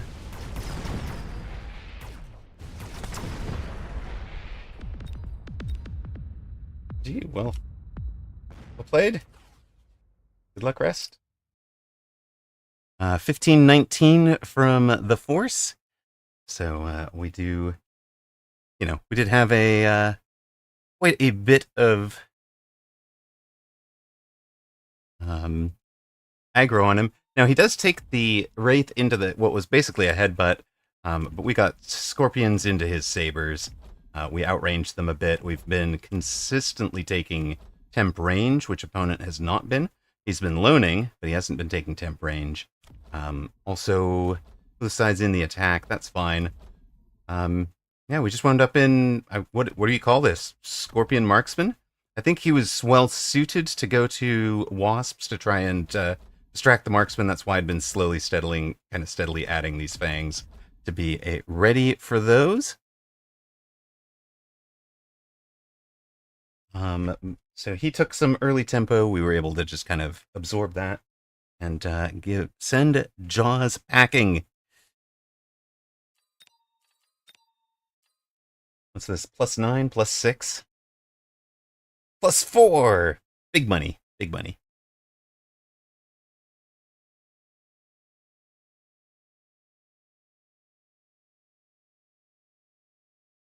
Wow. The Force was the favorite. I guess the early losings, early losses made it look perhaps more dangerous than it was. We'll give those who supported streamer, including Incarsis, get their win. And on we go to our nextest match. Big +4. Who's doing Chat off against Nightcrawler? AWM against 2515. Let's take let's show Dachshund. Come on.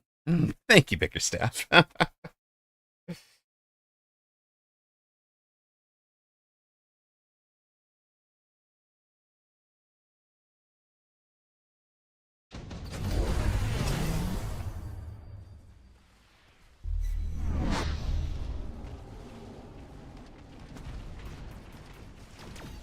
You got him. He tried to Scorp sting you. Okay.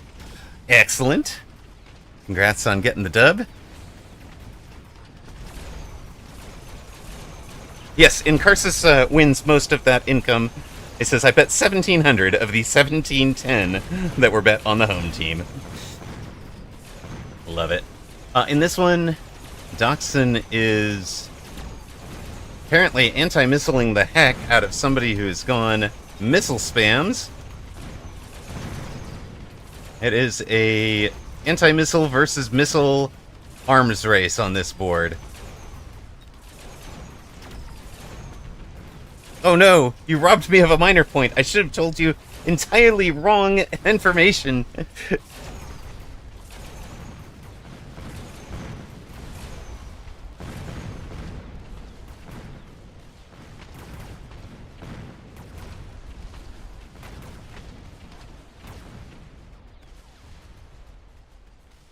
Dachshund loses. Uh-oh.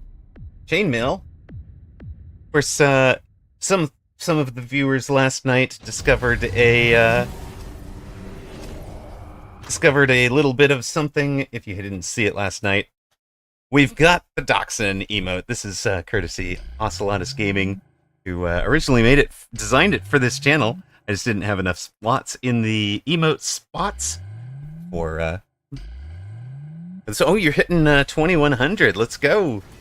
Dachshund's at 1500. You've got the ion beams up. You can see the GGWP from Dachshund. Predictions bar is gone. This will be their last round of this one.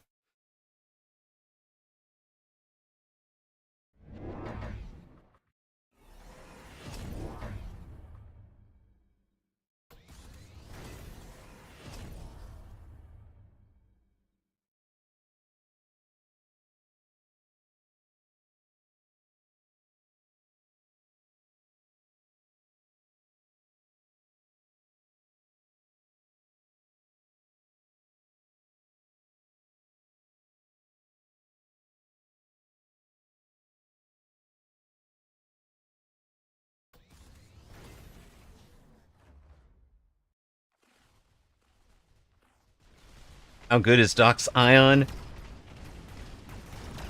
Carves right through the shield, starts hitting the storms on the side that they had won from.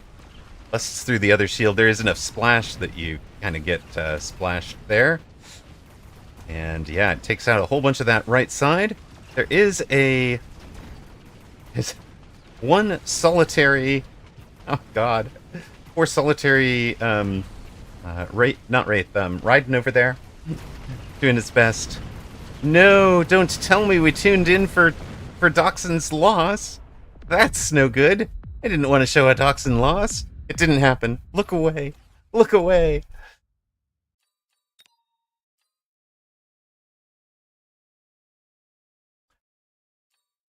Chat off Nightcrawler ongoing. Uchi gets the win over Blood. Egophobic over Blue Mage. 25-15 over AWM. Dachshund goes down to that fellow. Let's take a look at can Nightcrawler finish off? Can Nightcrawler finish off Shadoff?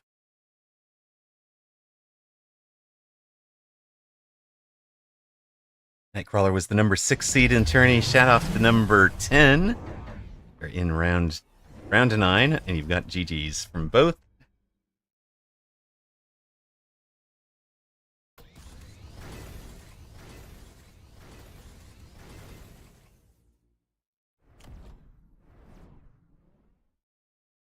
How is Nightcrawler playing? He's talking to me. Wait, this looks like much the same thing. He's got the HE burst mode range enhanced. What the heck? Flank down there? Holy smokes. That is a array flank from Nightcrawler for sure. And then it's, oh my gosh, it is Tarantula Mini Ray, and he's throwing out Photon to make sure that takes as minimal damage as possible. That looks pretty darn good. There are hackers on the board for Shadoff. Hackers write a canonical counter to the Tarantulas. Is that going to do anything here? They've hacked the first sets of spider mines. They've hacked at least one Tarantula. They're doing fine. They are doing less fine. They're doing a lot less fine. They keep hacking the Tarantulas, though, so, you know, they're accomplishing something. Rutro, Egophobic says, oh no, a 4-0 abandoned. Now I have to pare down. Rutro. Well, it wasn't Nightcrawler, right? Nightcrawler gets the W. Puts us through to round 5, I do believe. Nightcrawler with the win over Shadoff, trying to get his season championship. So now we know what the top unbeatens are. 25-15 abandoned. They have had a long day, 3 matches. Despite winning, beat AWM and Eimer, and decides to abandon at 4-0. So it's going to face. It's not you that plays down though, Egophobic. It is Sparty playing up, facing that person. Egophobic playing Habsburg, the number 1 seed. Nightcrawler versus Apucci. And Amarok, I think I wind up coming down to about this player. If I've got it right, maybe Sinwa. We'll see. Possibly even, I might even be playing down into a 2-2. If so, that'll be Zhaji Qinhuanju. HE burst range. Probably Skay. You think that is Skay? Up here? Playstyle is similar? Okay, thank you, Westmoreland. I was not looking. So, potential Skay up there. Oh, wait, we just saw him against Oxen, right? So, possible. Yeah, Burst destroyed him when he went AM Mustangs. Do kind of love it. Oh, 25-15? I think 25-15 is Skay. Oh, makes sense, sure. And beats Eimer and AWM. Yeah, okay, that makes good sense. 25-15 being Skay. I like it. Shh.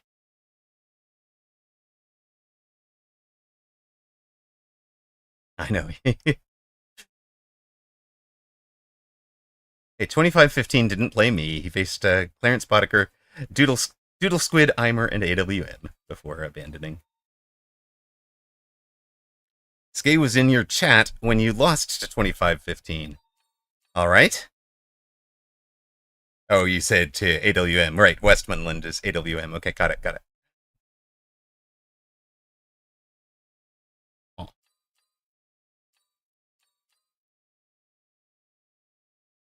Yeah, I really don't imagine that Skay would stream snipe. I mean, there is the plausible, pop. Because you can, if you're in a browser, you can pop chat out and potentially be chatting with the streamer without, with audio off and not looking at the stream. But hey, the Force, welcome in, first time chatter. How you doing, man? Chi-Chi's. Actually, very well played on your part as well. You put a lot of early tempo pressure on, and I think there were lines for you to kind of push that one a little bit further. So very nicely done. I do apologize. I'm going to run an ad real quick because I try to do them during the round breaks. But you definitely had some lines there. We had that headbutt. I like the thought of the Wraith. I think you might have wanted it a little closer to the line. Because a Wraith over top of a headbutt can be really, really powerful. You make the whole headbutt fight under degen beam and really, really punish the opponent for it. And a degen beam and 8-gun and just keep your drip chaff coming. Felt to me like your outside towers were pretty unguarded, and I was contemplating rushes at them by the end game, like an armored rhino rush on one of the outside towers. I think would have really been a backbreaker for you. But GG's, well played. Welcome in. We're just a couple followers short of 2,000, and we do weekend tournament coverage. Usually a cast the Saturday European, and then play the Saturday Americas myself.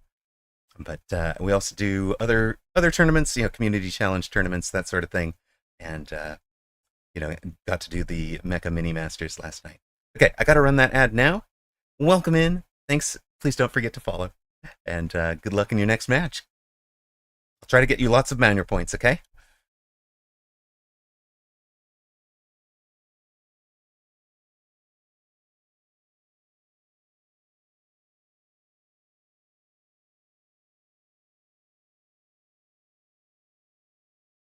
Incarsis says, reading up on some Fortnite news, it's being reported that Disney's take from the May Star Wars event was $1.6 billion with a capital B dollars for the licensing of the event. That is very much insane. Oh my god. Thank you for the follow, the foreskin. Good luck in the next match. You are follower number 1998, I believe. Yes, there it is. It updated. A real follower, not one of Neuronimo or Nightcrawler trolling me again.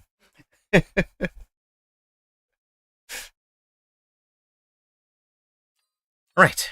Interested to see who I face. It could be AWM if we were doing adjacencies. I think it'll be down to one of these three.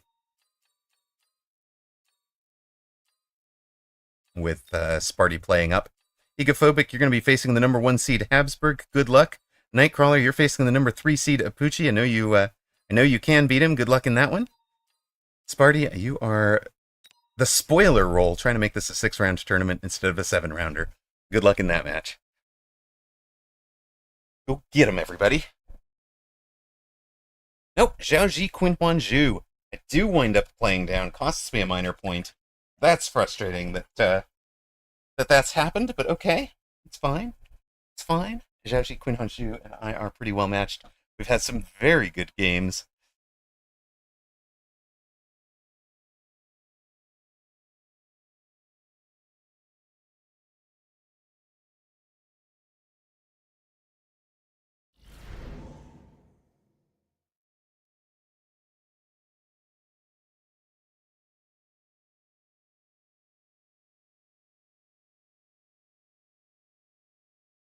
Channel point predictions are up for you now.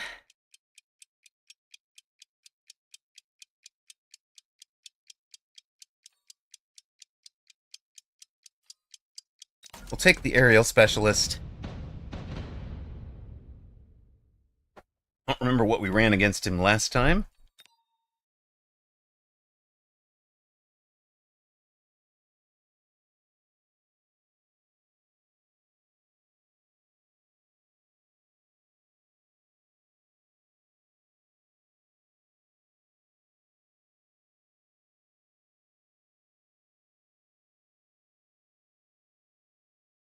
I know, it's 93 degrees or 33 Celsius for you silly people still outside. Someone needs to tell Mother Nature to turn down the thermometer. That is what scientists have been telling us for 50 years. Legit, right? Like, gotta figure out a way to reduce emissions. And that is not just that's almost not even a politics problem anymore. That is legit that becomes a global problem each and every one of us should be on board with.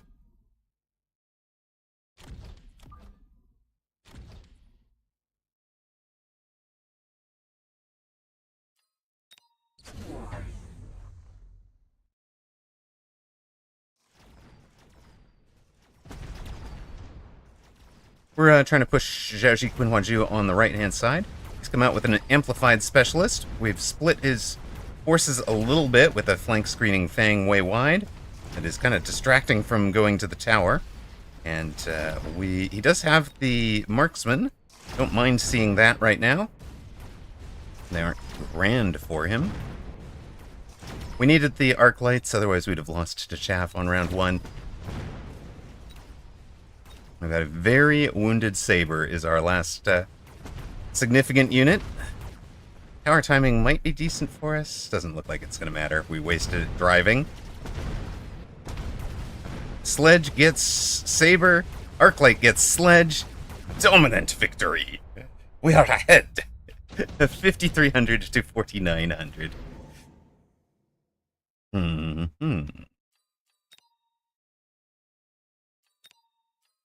How do we feel about a missile strike right around here-ish? We think that'll pick up this marksman. Is that marksman walking this way? Oh, darn it.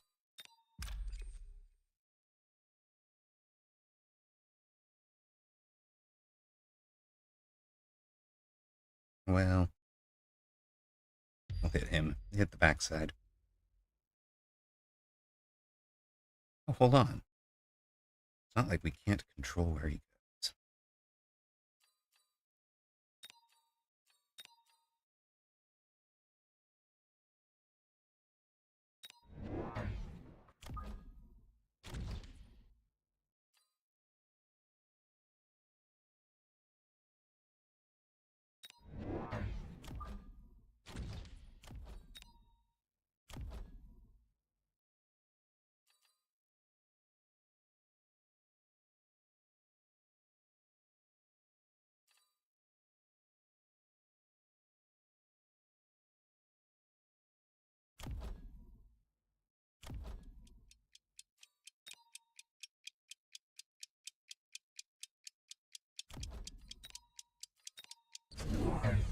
I leveled both towers because there is the smack and then pull style play, and Zhao Qinhuanju well good enough to pull that kind of thing off.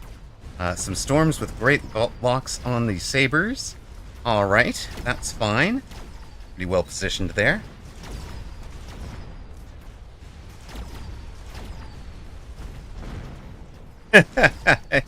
In Cursus being very careful with his answers, as I technically received my mail in Indiana, but I leave the house in February for work, and I don't go home until Thanksgiving. So, thanks. Well played from Zhao Qinhuanju. The storm's making a difference there. We aren't fast enough to really be pushing here. Well, shoot. These are not really what we want to see. None of them.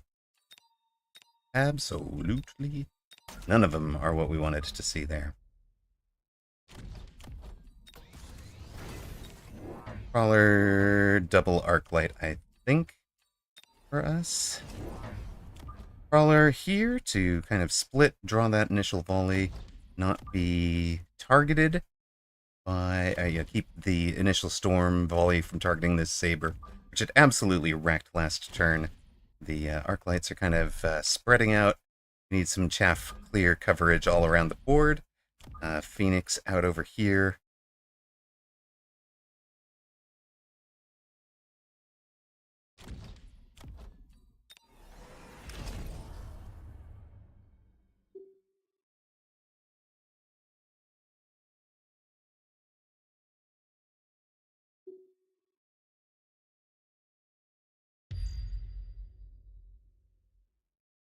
I want this Phoenix to fly, kind of strafe the board here.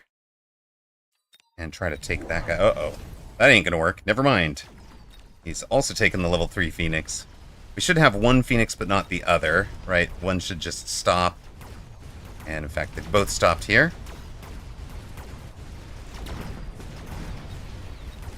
Blank Stangs, okay.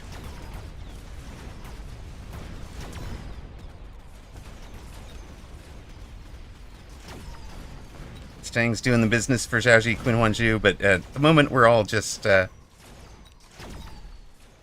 ruh-roh. Well, it's just feinting and jabbing.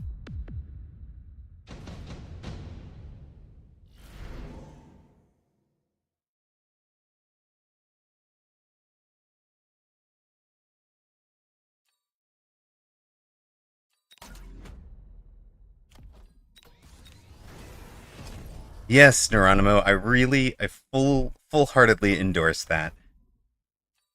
I don't think that the I don't think that slowing some of the economic industry in order to protect the globe is a death sentence for anybody here. Um,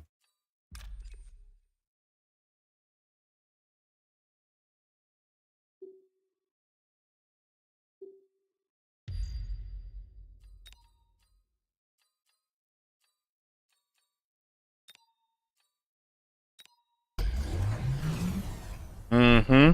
Yes, it is. Great little missile strike from him, too. I get from him.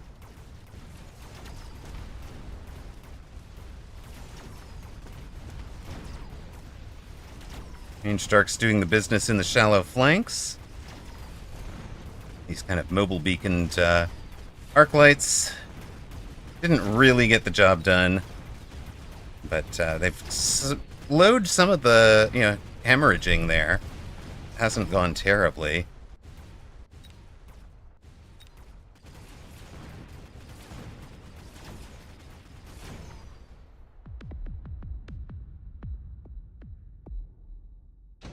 Yeah, likewise. It's been ridiculously hot here, and I'm not at all in the heat wave area. I'm nowhere near the heat wave area, right? So, definitely not enjoying it. All right.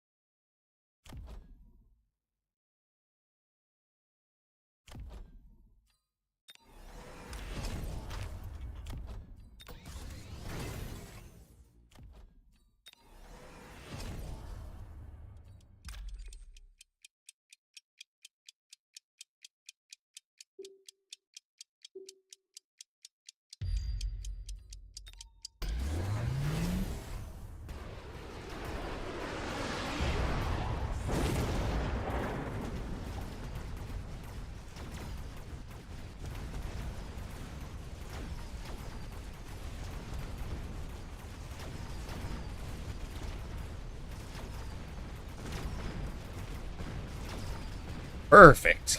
Mobile beacon hits tower with this guy while the wasps are establishing themselves. Now the wasps are all the way in.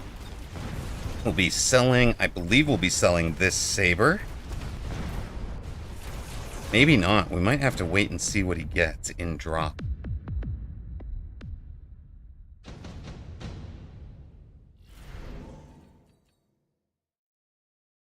It's that, sure. Yes, we are being a degenerate again, it's true. It is very much true. Alright, we're going to put you here. Let you work on the weak side of this board. You guys got your level.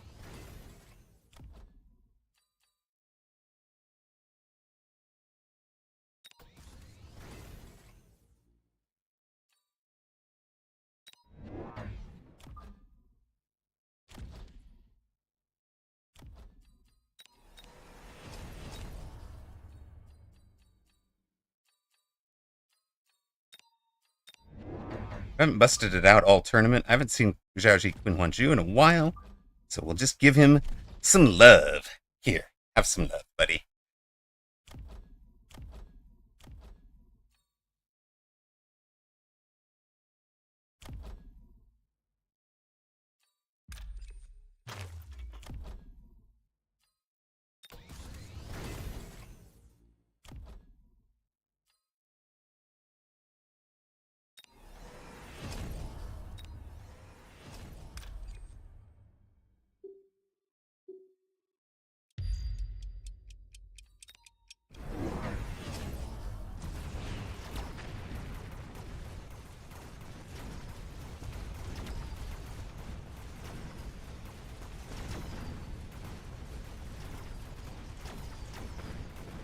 Yeah, get out of this heat. Good luck with the games. Thank you, Neuronimo. Have a good one.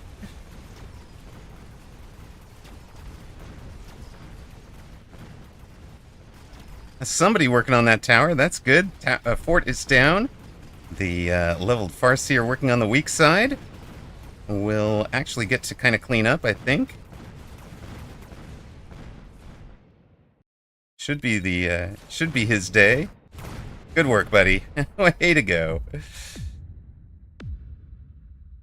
We've got 2,700 Jiaoxi Quinhuaju down to 3015. Wasp Swarm, sure. How do we save level 3 Wasp here?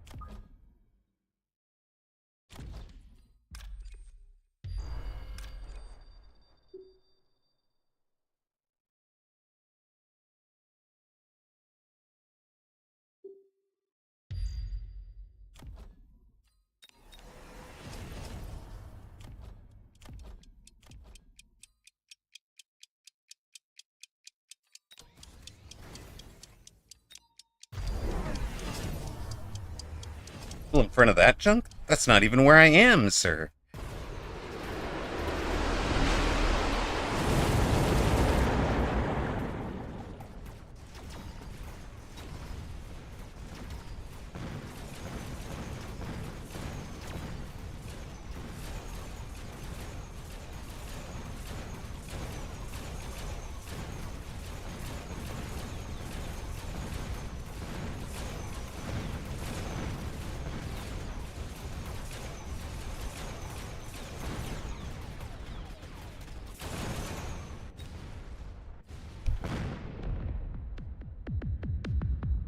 You could not beat the 2385. Good luck. Or bad luck, I guess, as the case might have been.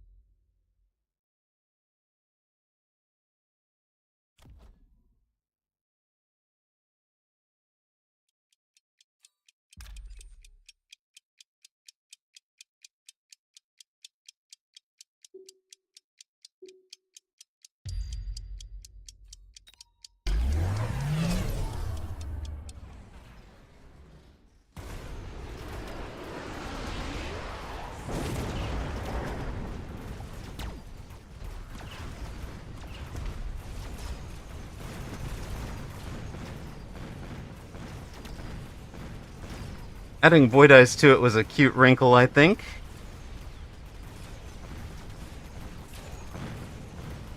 We get his tower. We're getting a lot of levels going into a lot of things right now.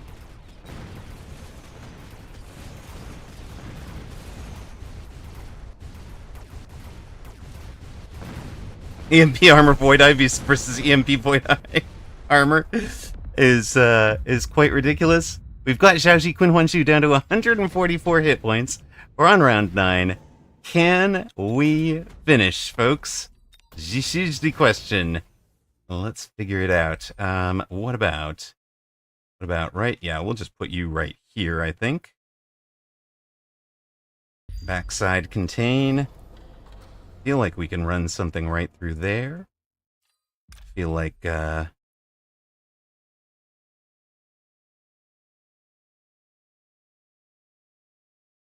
mean, just Goomba stomp that bad boy, right?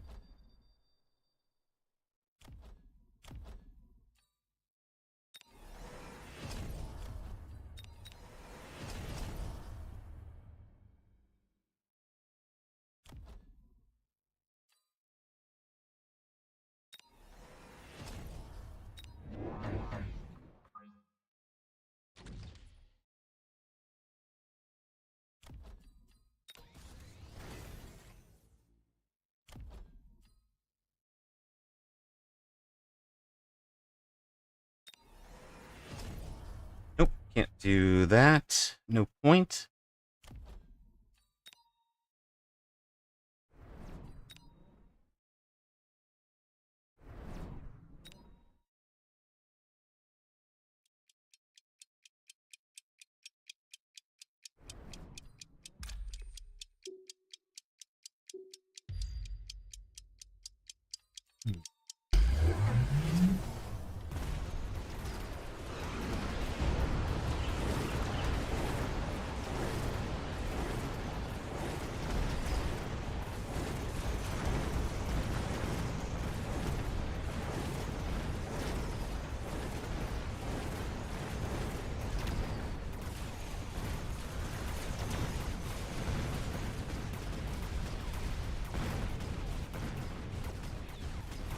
Holy smokes, it's a heck of a fight.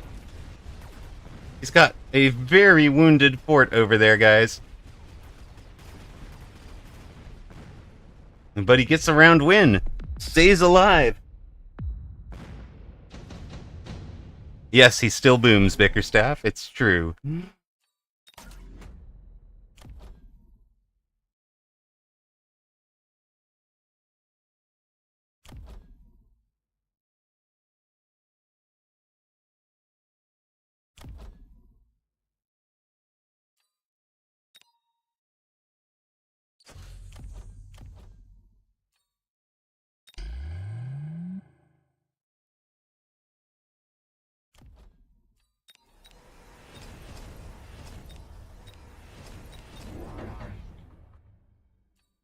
You too.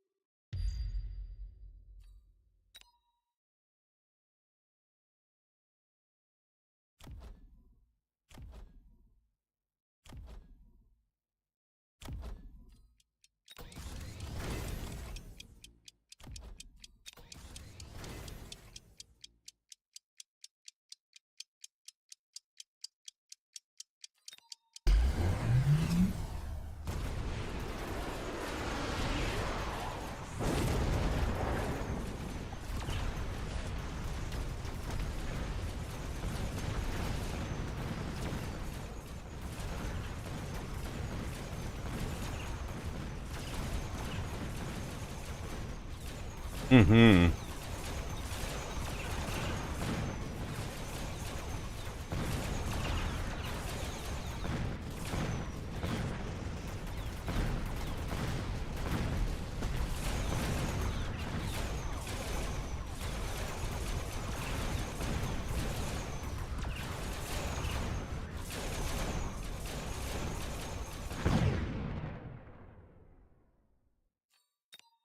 Joshi Quinwanchu and I are very evenly matched, have been for a long time, and you can definitely tell he'll get a revenge against us in our next meeting. But today we had the better of him.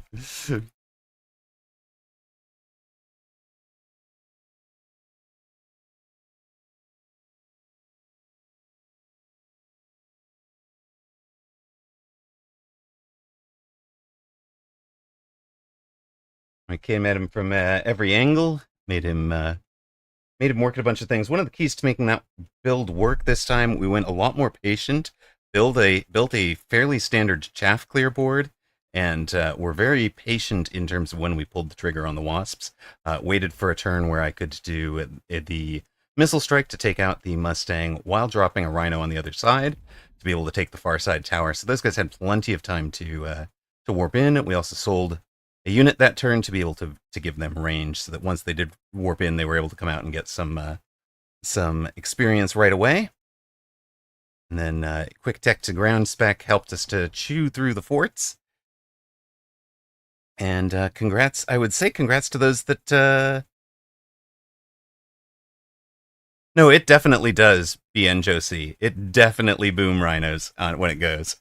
So, it 100% does. All right. What's our MMR change?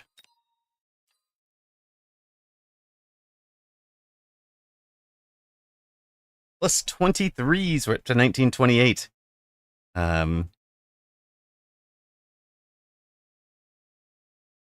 What did that get us to? 5 and 5, I think, right? For the day. Yep. 5 and 5. 2-game win streak, 1928, and minus 21. So we're 21 under our all-time high. We would need a bit of a surprise or, punching up win to catch that. Did the spoiler win? He did. Sparty turns this into a 6-round tournament. So Apucci versus Habsburg, the number 1 versus the number 3. And Amarok is in with a shout for a top 5 finish. We're behind Sparty, behind this fellow, behind Ben Malls. We're ahead of Nightcrawler, AWM, and Egophobic and Blood. That does not feel right. Does not feel right. But of course, we aren't getting quite as many minor points, and we've eliminated one of the folks who could have given us minor points. So that's a bit of a problem. Sorry. Dang it.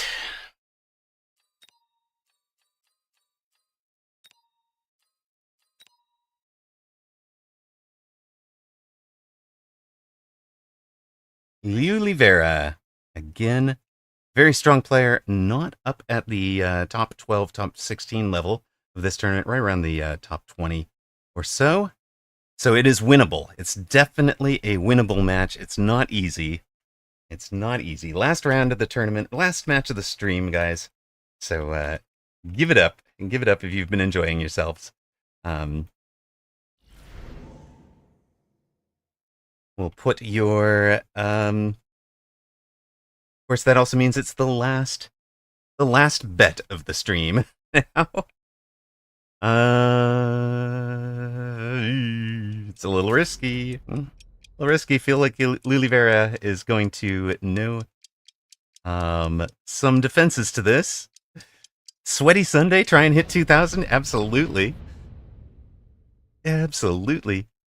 And Monday and Tuesday and Wednesday. I don't need to go outside and exercise. What's showering? We got this.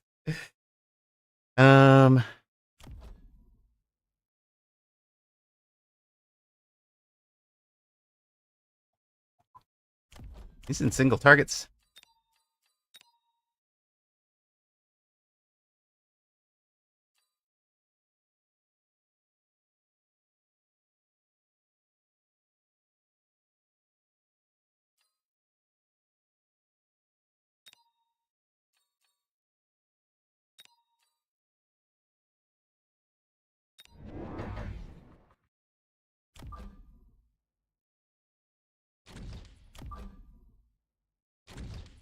Lulivera, aerial specialist. We're the Rhino specialist, so, we can have a Rhino Wasp off.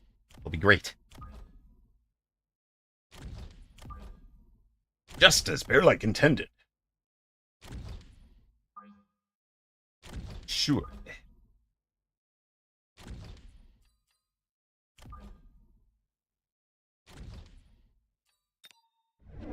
All right, another person sitting back. Now, I wonder if how much of this is, people had great, um, tuned in and saw us in that Fang aggro build, because we had that one long Fang aggro build where we're just playing down, right? So a bunch of people have come out very defensive against us, and certainly possible that Lilivera was able to tune into the end of the last match as well, and is just going to play very, very conservatively against us for now.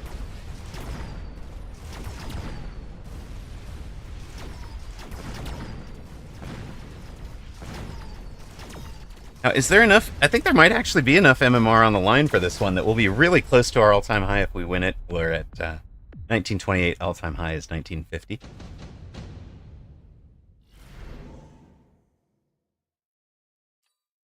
Anti-interference, electromagnetic impact, haste module.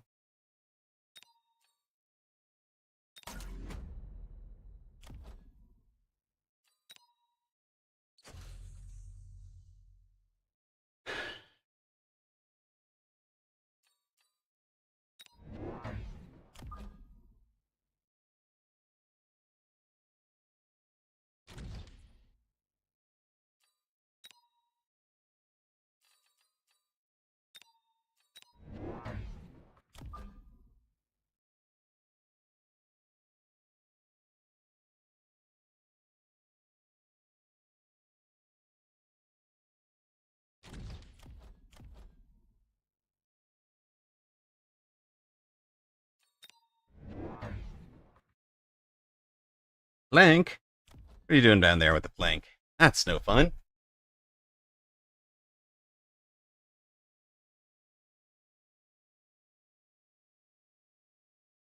It's good play, though. And there's the Wraith with a haste module. So he's definitely thinking. So Wraith beats the Fang. Wraith beats the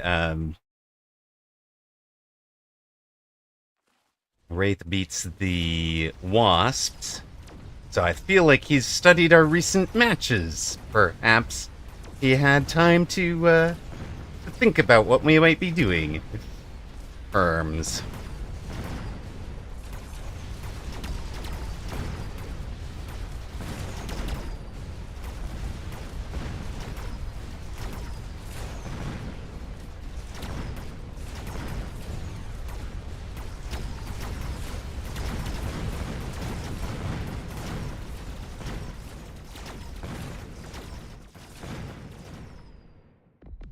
Victory!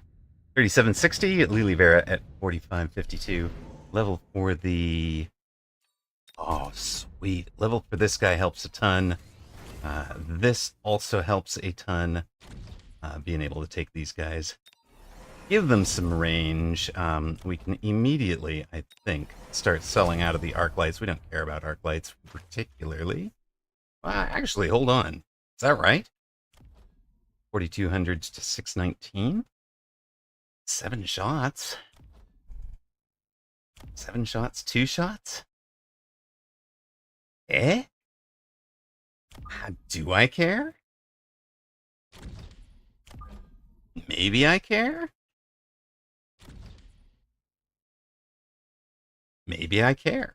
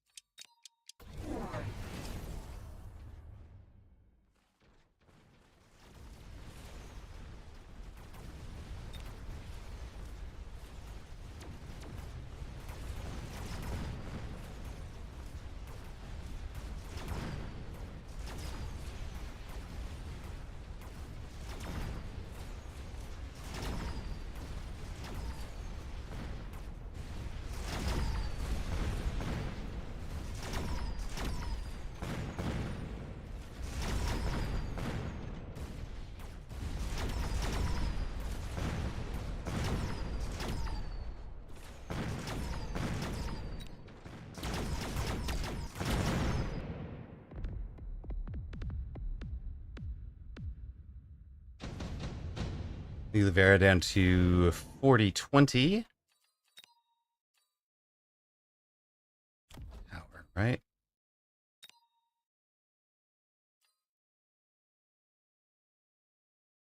Orbital is orbital, but redeploy is so strong.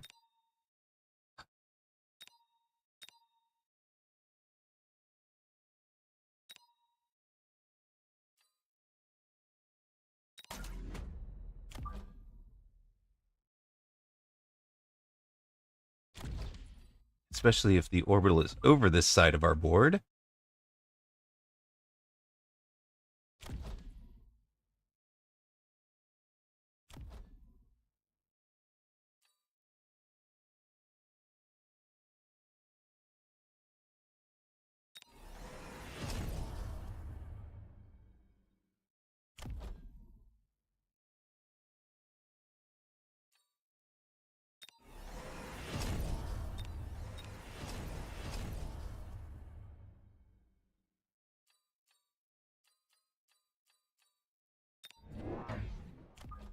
Let's see if we can lure some crawlers to their doom here.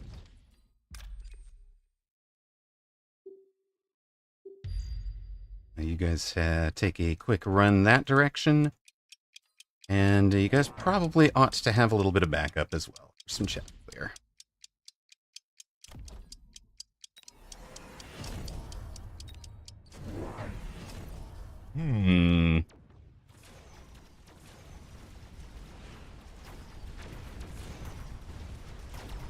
All right. The Rhino has stopped to play a little bit of patty cake in the forest there. I don't know. Blows up at the tower. Doesn't quite get there.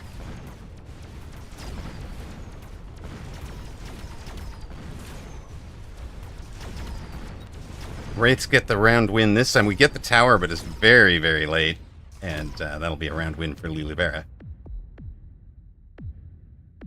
Looks like we'll be running an ad mid-match. I do apologize for those of you that aren't subscribers.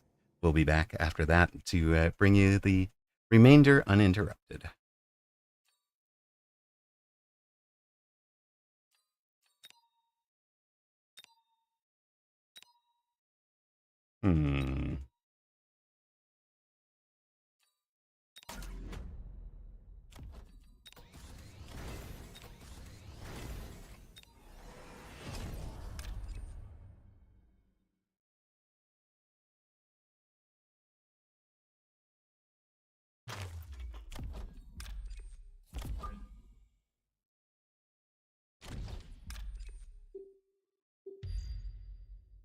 Go and jump drive Rhino. Jump drive Rhino, right? Jump drive Rhino power armor? You guys are just kind of some anti-wasp shenanigans stuff.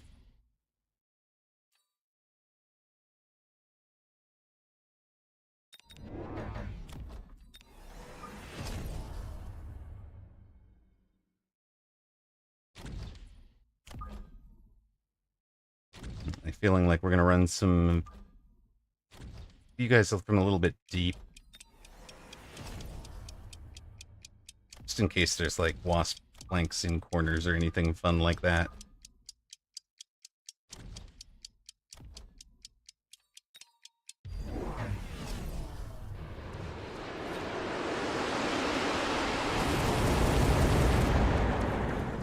Alright, it is Stealth Phantom Ray from opponent.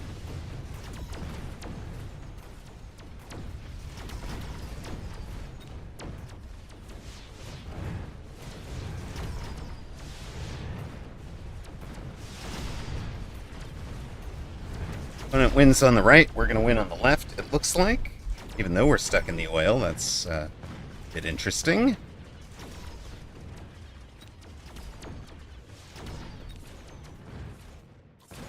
Oh, we are not going to win on the left either.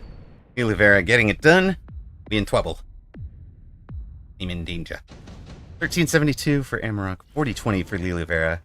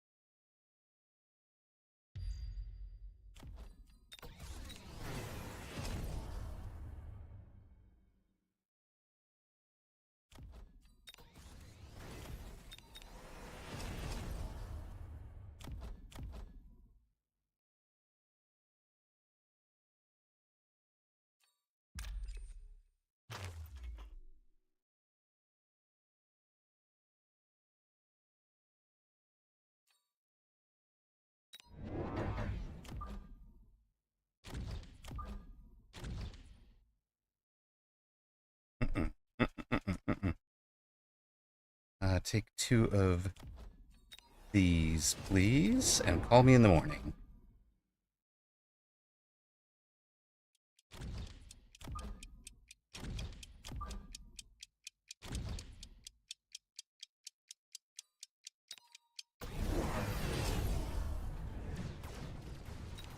Ranged 8-gun Wraith from him at this point.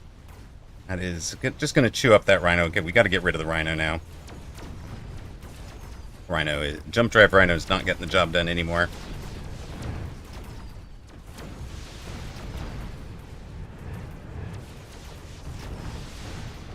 Might not have a turn to do it in. That is 1,300 and more. Gee, well played. See you next season. That's our championship come to a conclusion. We're 4-2. Not knocked out. Lose to a 21-55. Lee Rivera, pretty solid player, of course, and doesn't put up with our shenanigans. We came out aggro asymmetrical. They played a very standard, very symmetrical game, and does beat us. So kind of showing previous opponent how to get it done. Drove us out of any kind of shenanigans we might want to have been in, and then kind of a little bit like Momaro sort of had us and too spread out to be concentrated.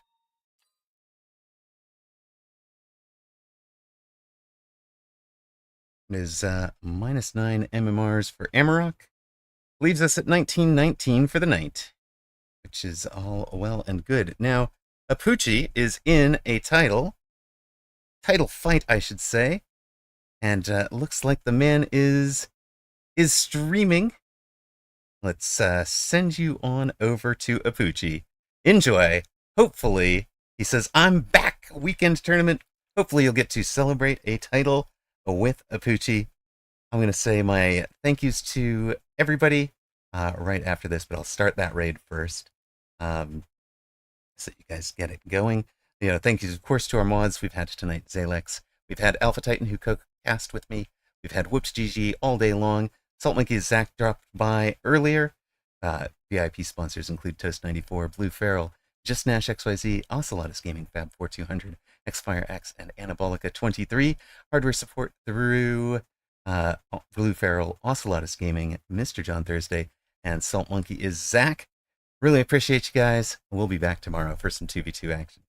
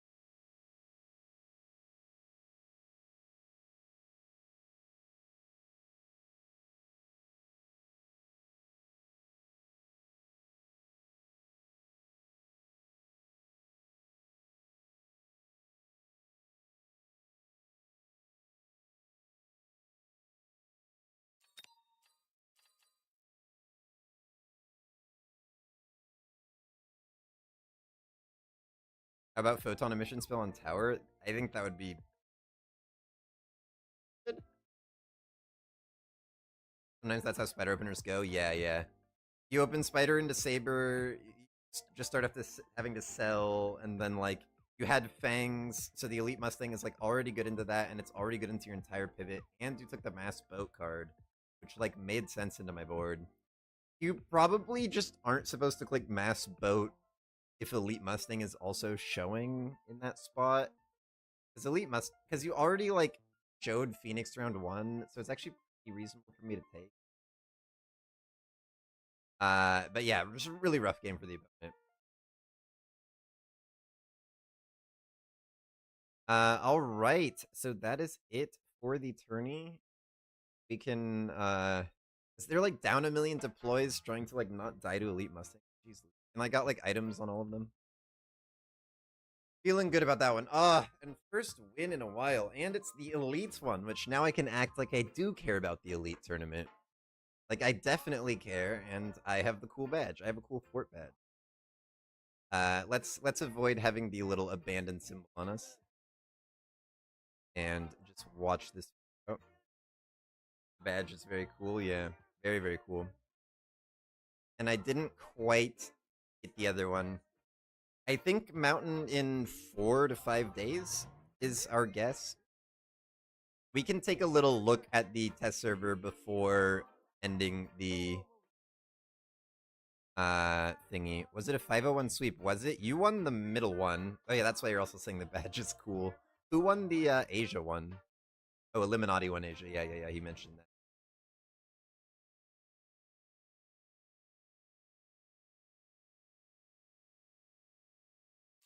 All right.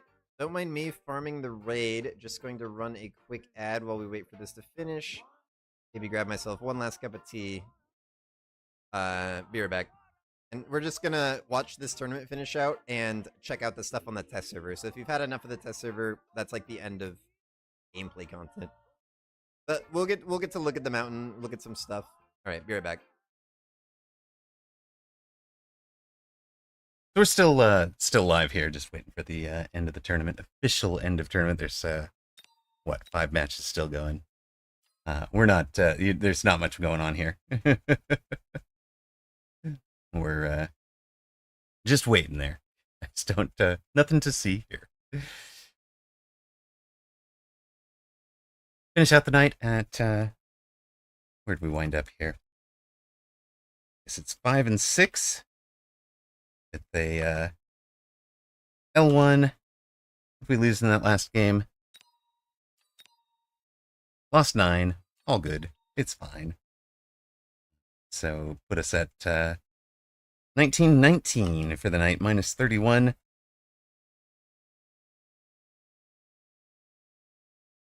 And not bad under our. It's actually not technically minus 31, is it, for the day? So we started at 1930, so it's actually technically minus 10 for the day. I was just scoring from the all-time high all day long, making myself look bad. Way to go, Hams. What you doing? 1919 is just minus 11 for the day. All right, and we'll go fix that in the Nightbot season to date. Where is that thing? Here?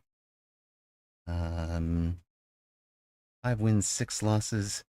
317 wins, 291 losses for the season. A little bit above 500. 1919 will be plus 409, it seems.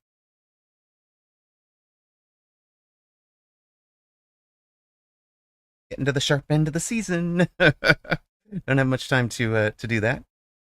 Wait a sec. What have I done wrong there? Well, it doesn't matter. 5, 6, L1. Oh, I see. I put a dash in there. 1919 minus 11. Go. And then season to date is here. The Secret Amarok stream. Hey, welcome back, Ms. Diana.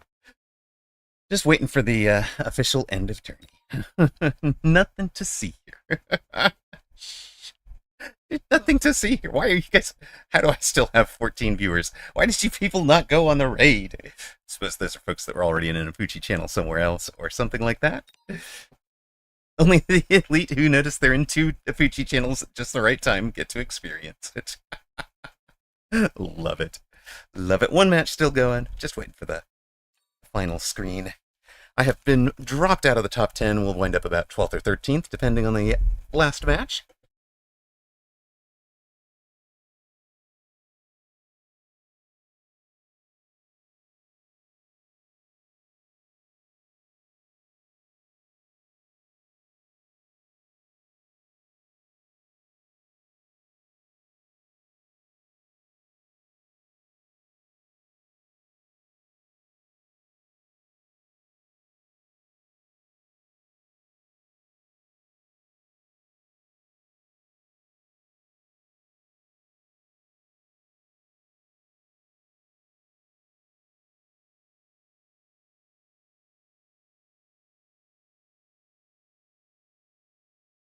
Got your butt handed to you today. Aw, sorry. You're waiting for the after credits Marvel teaser. Let's go, Jeff Bezos nuts. Didn't stick around to get 1 o'clock their minor points. Shaking my head. Is that what this is? What, you're calling them 1 o'clock? That's not right. That's 1 o'clock, right? There you go. 1 o'clock.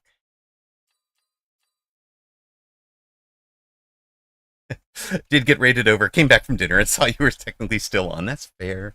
That's fair.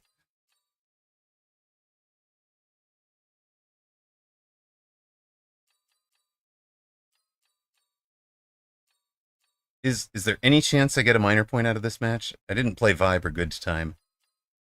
They're just having a good time down there, so best that could happen to me is not losing a place as a result of that match ending. But still.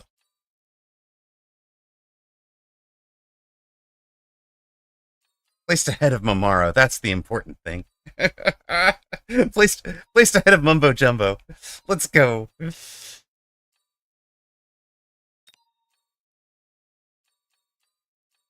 It's a very respectable record. Especially since one of the two losses came when I dumped teriyaki sauce all over my lap in the middle of the match. Such a moment.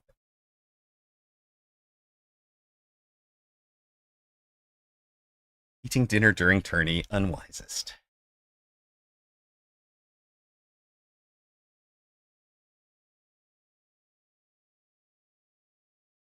Really sitting there looking across the room longingly at the paper towels.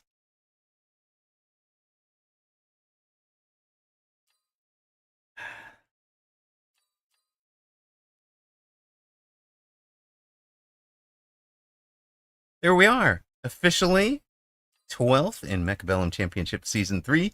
Got the Fort Badge. Yay! Congratulations, of course, to your top 13. Mumbo Jumbo, 13th. Amarok, 12th. AWM, 11th. Ben Malls. Again, this fellow, upright, downright. 1 o'clock. Leo Oliveira, Bisons, Blood. Number 1 seed Habsburg comes third. Sparty takes runner-up. And gets... That's, in fact, I blame Sparty. Sparty getting all those points is why I wind up beneath Ben Malls. And of course, Ben Malls beating Sparty is why I end up beneath Ben Malls. Might be the more accurate statement. And congratulations, of course, to Apucci. Gets the wins over Skynet the Baron, N47, Blood, Nightcrawler. Finally beats his boogeyman Baller. And gets the win in the final. Against, was it against Habsburg? It was against the number 1 seed Habsburg. So gets the job done. Congrats to Apucci. Says he's said he couldn't. Yeah, you too, man. Congratulations. I was saying I blame Sparty for you having more minor points than me, but it's actually I blame you for beating Sparty. 5 a.m. time for bed. Well, I'm about to raid out. Don't rage to me, sir. I'm going somewhere else. I'm done. Your game was crazy. I actually maybe I should download it. It does look really close. Might enjoy watching that one later. And I do wanted to bring down the final. And you know what? Let's take the Nightcrawler match as well. A couple of things to take a look at there for offline. Good night, Ben Malls. Congrats on the top 10. Well deserved. Let's go. And yeah, pretty chuffed with 12th, honestly. Felt like I had a shout at 5-1, but you know, if I'd gone 5-1, that's 4th with that many minor points. My God. Well, it'd be -1 because we get 1 from somebody beating us. Bizarre. Would have been on 17, probably below Blood then. 5th. All right. GG's. Good night, everybody. Be back on for some 2v2s tomorrow, 15 hours from now. I do need to go check, make sure. We have not replaced our fortress, our beloved fortress, with a with something else. Click through a couple of buttons here. Can we have a collect all button for this, please? I just want 250,000 combat points for the season's pretty good, though.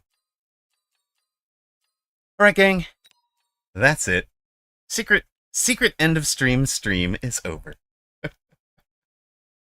Thanks for secret end of stream words with friends. No. Good night, guys. Thanks very much for watching.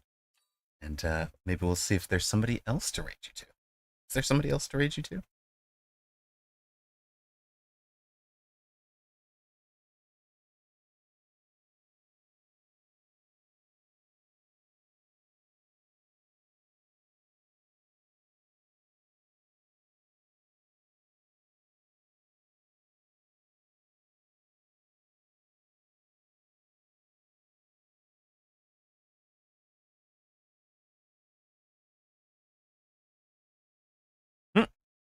Mumbo is offline.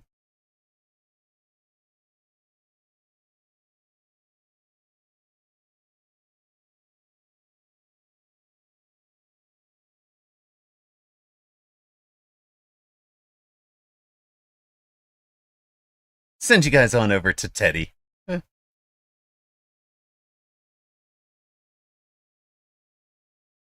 4 whole viewers going in this raid. Big raid. Big raid. Good night, guys. Have a good one.